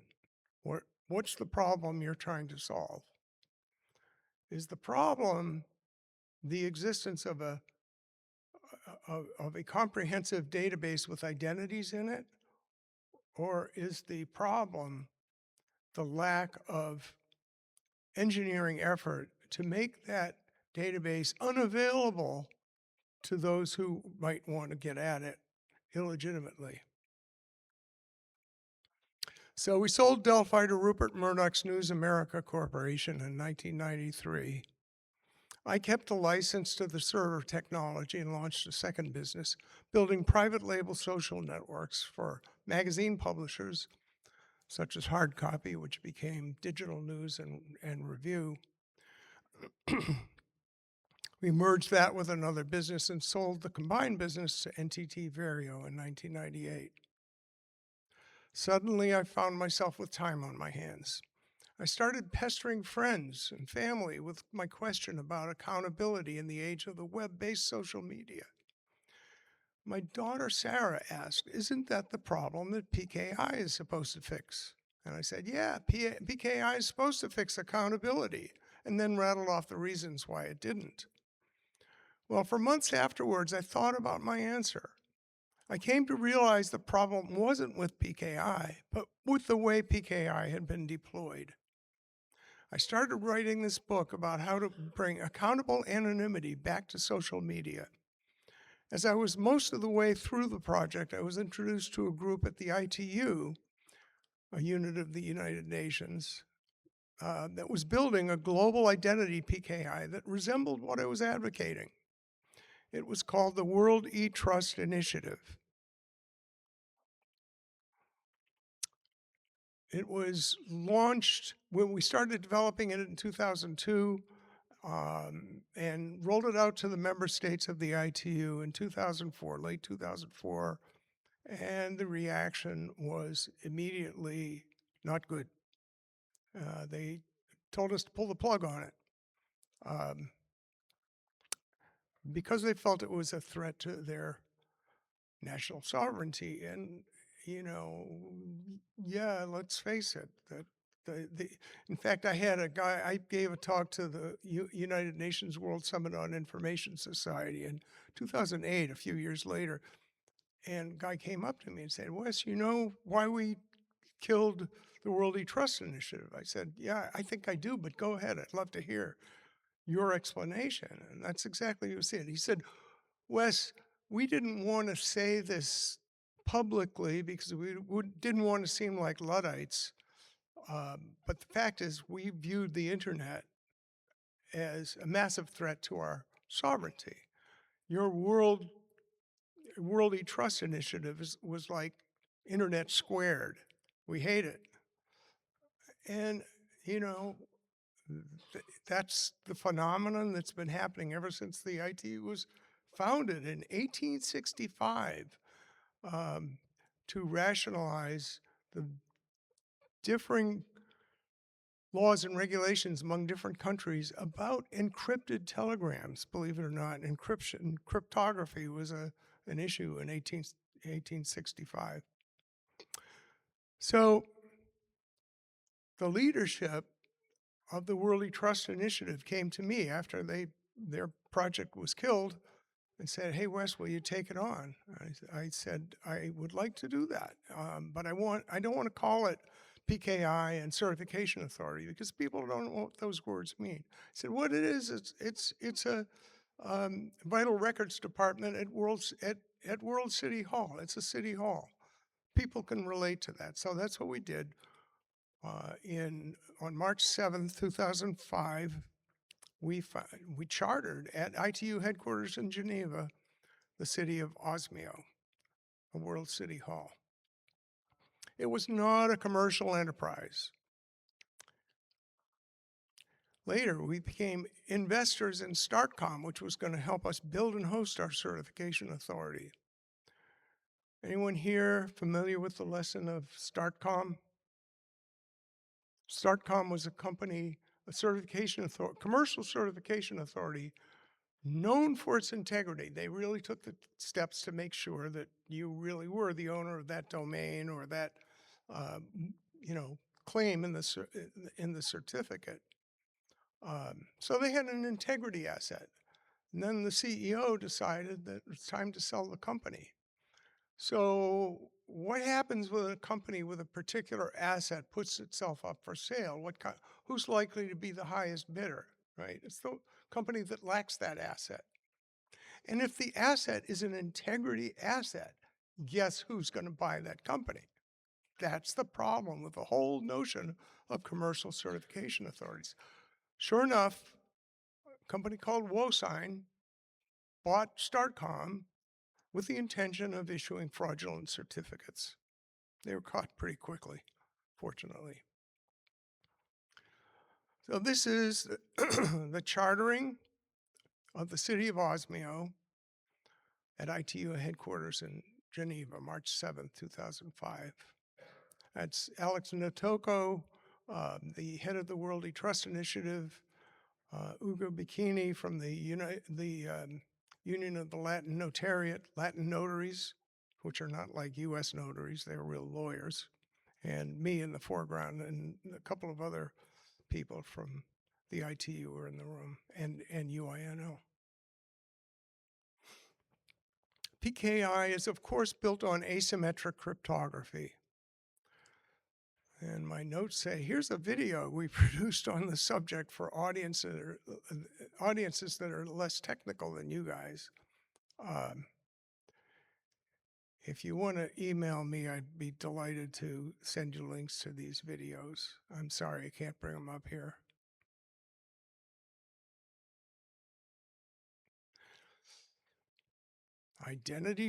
So that video went on from explaining PKI, identity PKI, to identity certificates. And of course, certificates are signed by authority. And here we are again at central authority. Here we are back at centralized authority. So back to this question, does self-sovereign identity imply decentralized identity? Widely deployed self-sovereign identity can put an end to the abusive practices of the set of industries called Syllabandia, the surveillance capitalism industries. But a viable identity system must also address accountability. We are all relying parties, not just banks and insurance companies and healthcare organizations and websites that you log into. Those are what we think of when we say relying party. But in fact, we all rely on the identity claims made by others that we encounter online. And we all experience a version of Cory Doctorow's enshittification phenomenon, not the site corruption stuff Doctorow focuses on, but rather the pervasive BS around identity, phishing attacks, fraud, predation, manipulation, and on and on. Our elderly parents and our young children are particularly susceptible to enshittification originating from individual fraudsters. Some very large percentage of Facebook users have been victimized by responding to someone who's taken over the account of a friend, in spite of Meta's considerable efforts to prevent account takeover. Bots and synthetic identities are everywhere. No, that's not to say that Meta doesn't like synthetic identities, i.e. fake identities. Oh, and here's one I really wish I could play for you. This is the story of a bot farmer who was hired to create fake people who will appear all of a sudden in droves among people who have been deemed susceptible to the message and convince them quickly that some new phenomenon is happening and that they should join this typically a cult.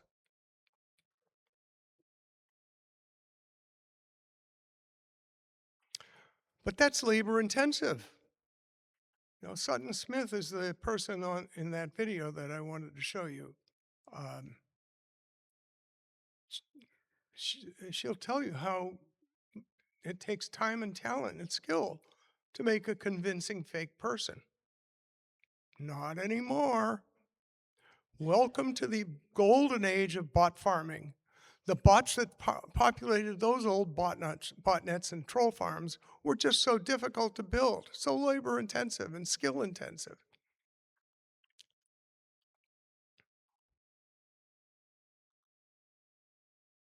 Agentic AI changes all that. Soon each of us will have an army of fake friends, each of whom knows more about you, your habits and secrets and opinions and relationships than your own mother does. That's because they all have access to the huge database about you that's been collected from all your liking and friending and commenting, joining and buying and viewing and following and unfollowing over the years. So back to this question. Does self-sovereign identity imply decentralized identity? I used to tell people that I viewed Bitcoin as the only truly decentralized system. Then I stumbled across the fact that Bitcoin Core is more than software. Bitcoin Core is also used to identify a group of currently 5 individuals in charge of the software called Bitcoin Core. And doesn't that make sense? Does software just appear and then those who wrote it go away into the dust? And no, of course it's cultivated, it's improved, its bugs are addressed, limitations imposed on its growth and scaling show up. Bitcoin Core, like most software, does run autonomously, but Bitcoin Core does not govern itself. Bitcoin Core, the software, does not govern itself. So I promised I wouldn't sell you a point of view, try to sell you a point of view. However, I do feel I should cite the old maxim that there's a right way and a wrong way to do everything. As Dan Geer noted in his foreword to Quiet Enjoyment, the single most important step in engineering is to get the problem statement right. This is as true in social engineering as it is in information systems engineering. So there is the city of Osmio, the index page of the city of Osmio, osmio.ch, O-S-M-I-O. And here's the problem statement. An identity system must provide accountability as well as privacy. Accountability requires the existence of a non-purchasable source of identity attestation whose authority all people identified the system's identity credentials will accept. The mapping of the digital license plate to the digital birth certificate in such a system must be done in such a way as to not have any components of the mapping reveal the contents of the digital birth certificate. The assertion of identity must support multiple personas. Anyone with a valid identity credential must be allowed to participate in the system's governance. The digital license plate, making you accountable for what happens on public roadways without disclosing your identity. Unlike a fleet of cars with different license plates, dozens of license plate identity certificates, each representing a different persona of yours, is not expensive. I'm not sure that's a complete sentence. A fleet of cars accomplishes the job, so people see you driving around and or they don't notice who it is because it's a different car all the time. But different persona certificates are easily made and inexpensive. The Internet of People Protocol. Osmio Vital Records Department has an identity database. It's a certification authority database. It has public keys and certificate serial numbers, but it has no identity information. So that dictator who wants to know the name of that person who's been critical of their regime could approach the sysadmin or anyone else in the organization at gunpoint, and they would have no way of answering. They'd have no way of providing the information. There is no identity information in the Osmio Vital Records Department database. Instead, what is associated with your public key, which we call a PCN, personal certification number, we have found that the word key confuses people, and what it is a number. A key pair is really two mathematically related numbers, so why call them keys? Why not call them numbers? So they're called PCN, personal certification number, and PEN, personal endorsement number. And we find people are pick up on that much more readily. So you have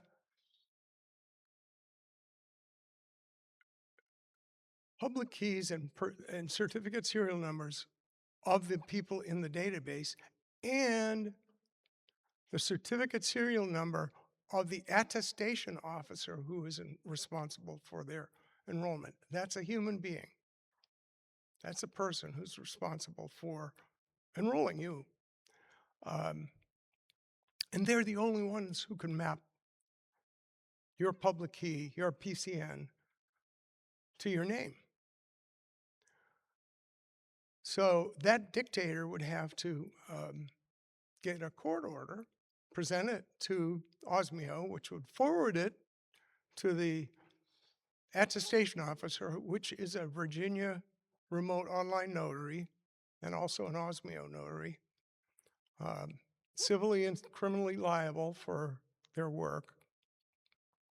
And it's up to the attestation officer and Osmio to decide whether to honor the court order. And in that case, it would go into the trash.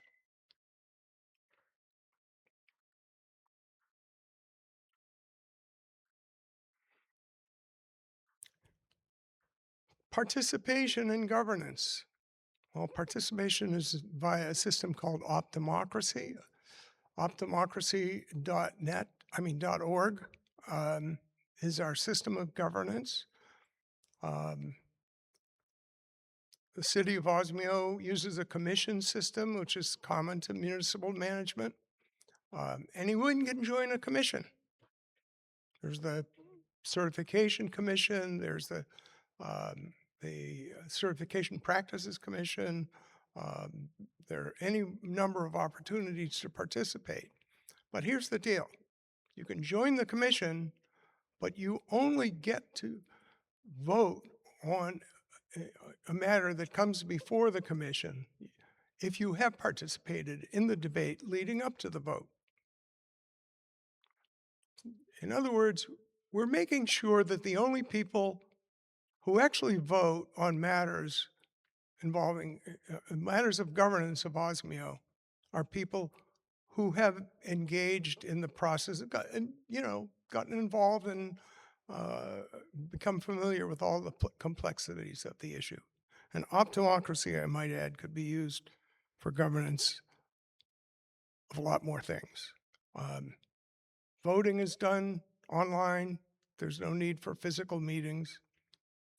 Everyone authenticates with an identity certificate.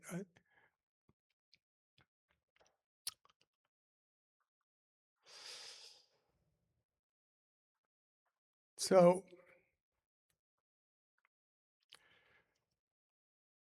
that's it.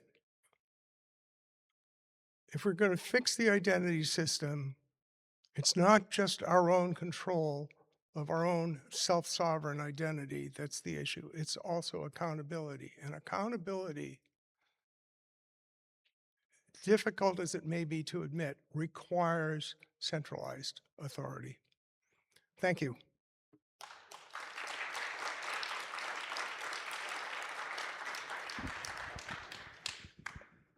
Hey friends, we are going to go into Q&A. For the remote participants, please remember to @tag manchicken in the Matrix channel and I will forward your questions. If you are a human in this room, not in the rooms over there, but in this room, the microphone right over there is for questions. Please begin queuing there and we will take questions in the order in which they were received as time permits.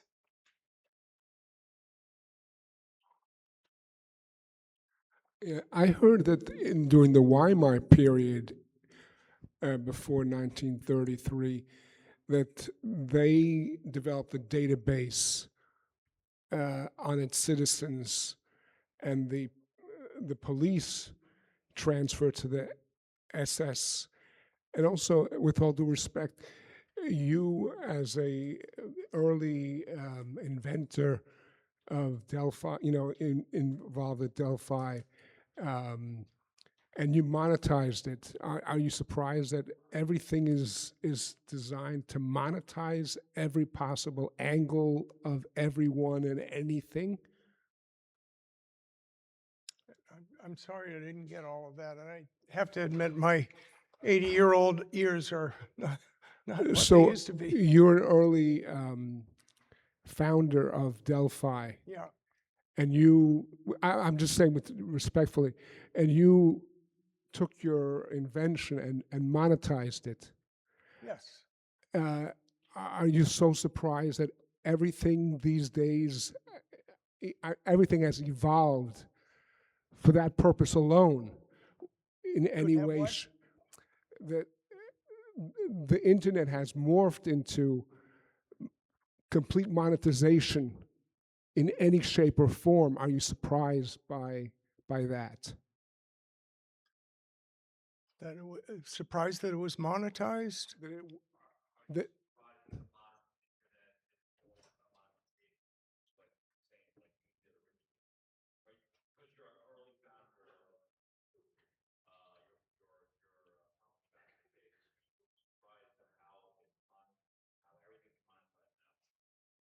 Oh, I'm not surprised at all. You know, when thieves have an opportunity, when the values are, the goods are left out on the table, the thieves will take them. You know, we Let's have. make sure that we're using the microphone for questions so remote participants can hear.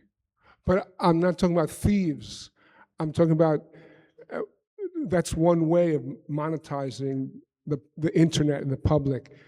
But here you were a founder, and your inclination was to sell and not build. Isn't it kind of hypocritical that you, on one hand, monetize like Wolf?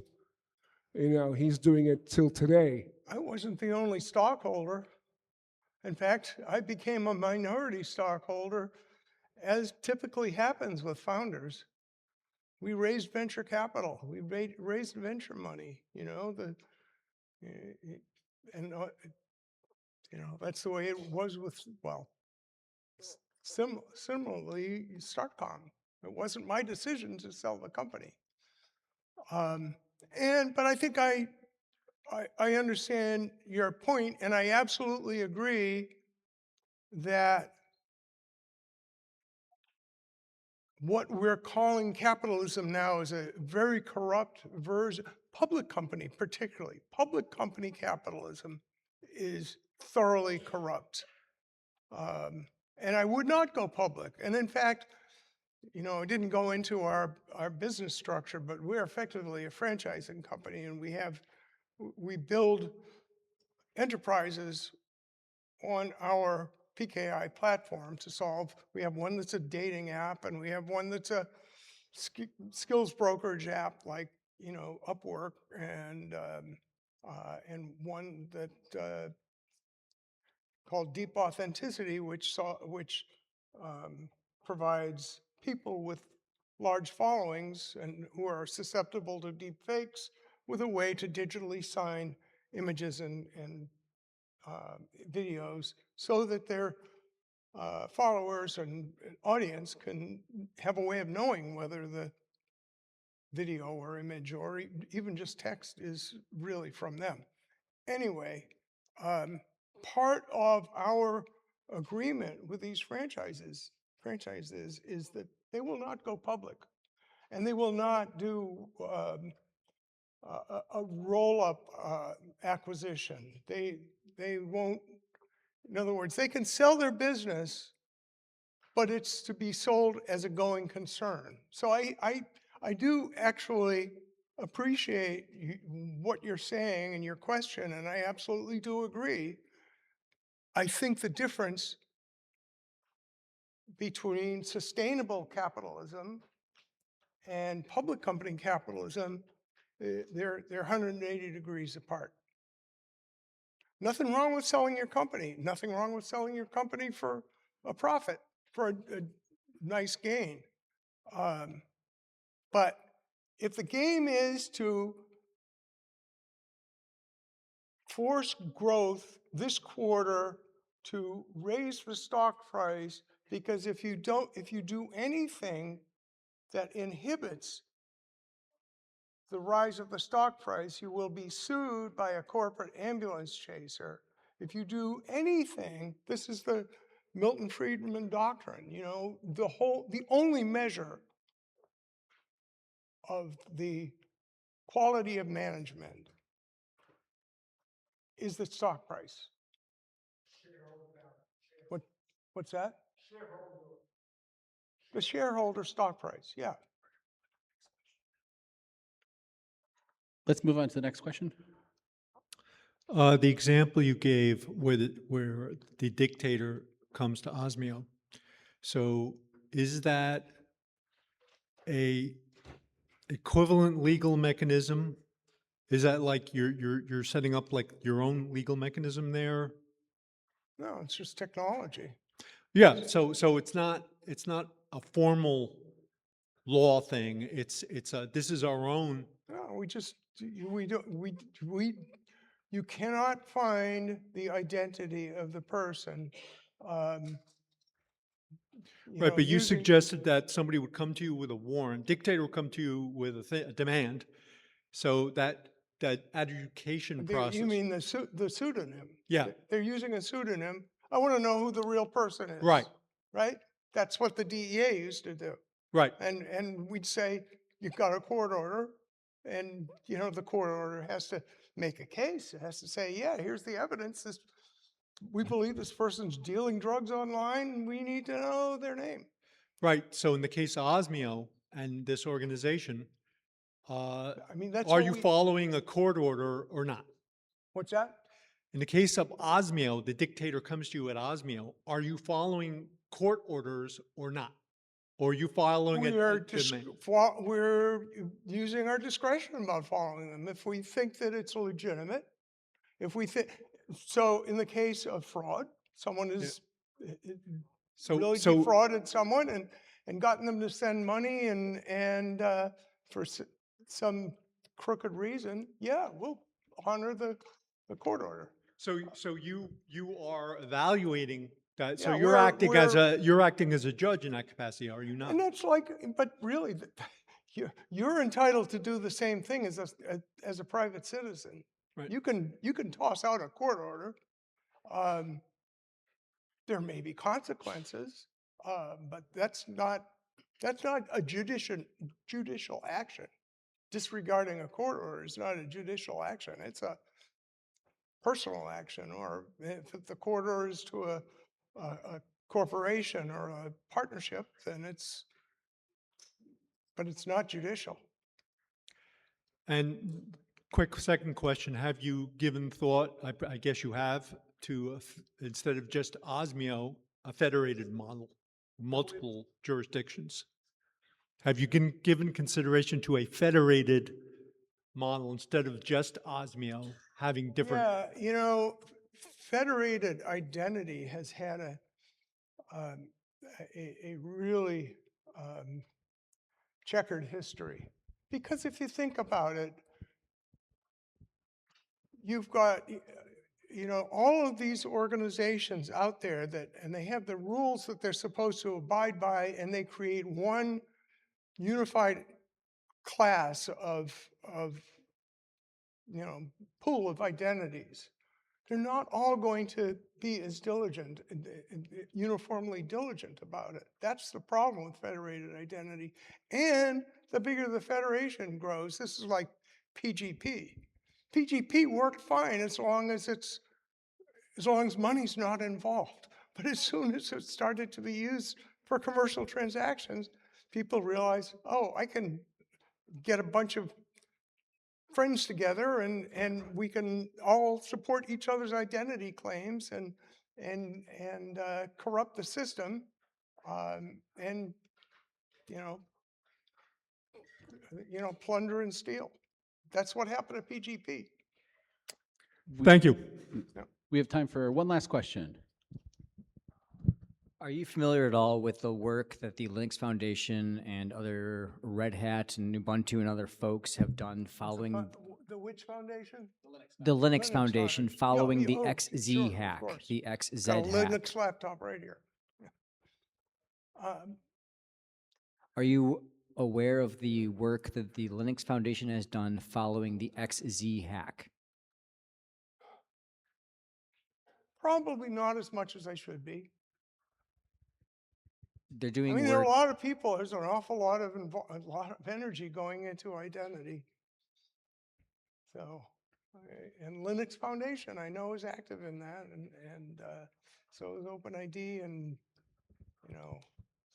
Passkey, etc. I mean, there's just a lot going into it. It's a multifaceted issue when you have a distributed workforce around the world. So that was basically the same concept you're discussing. I'm sorry, I can't hear you. I'll take it offline. Okay. All right. Thank you. Thank you, friends. Let's hear it for our friend Wes again. Thank you.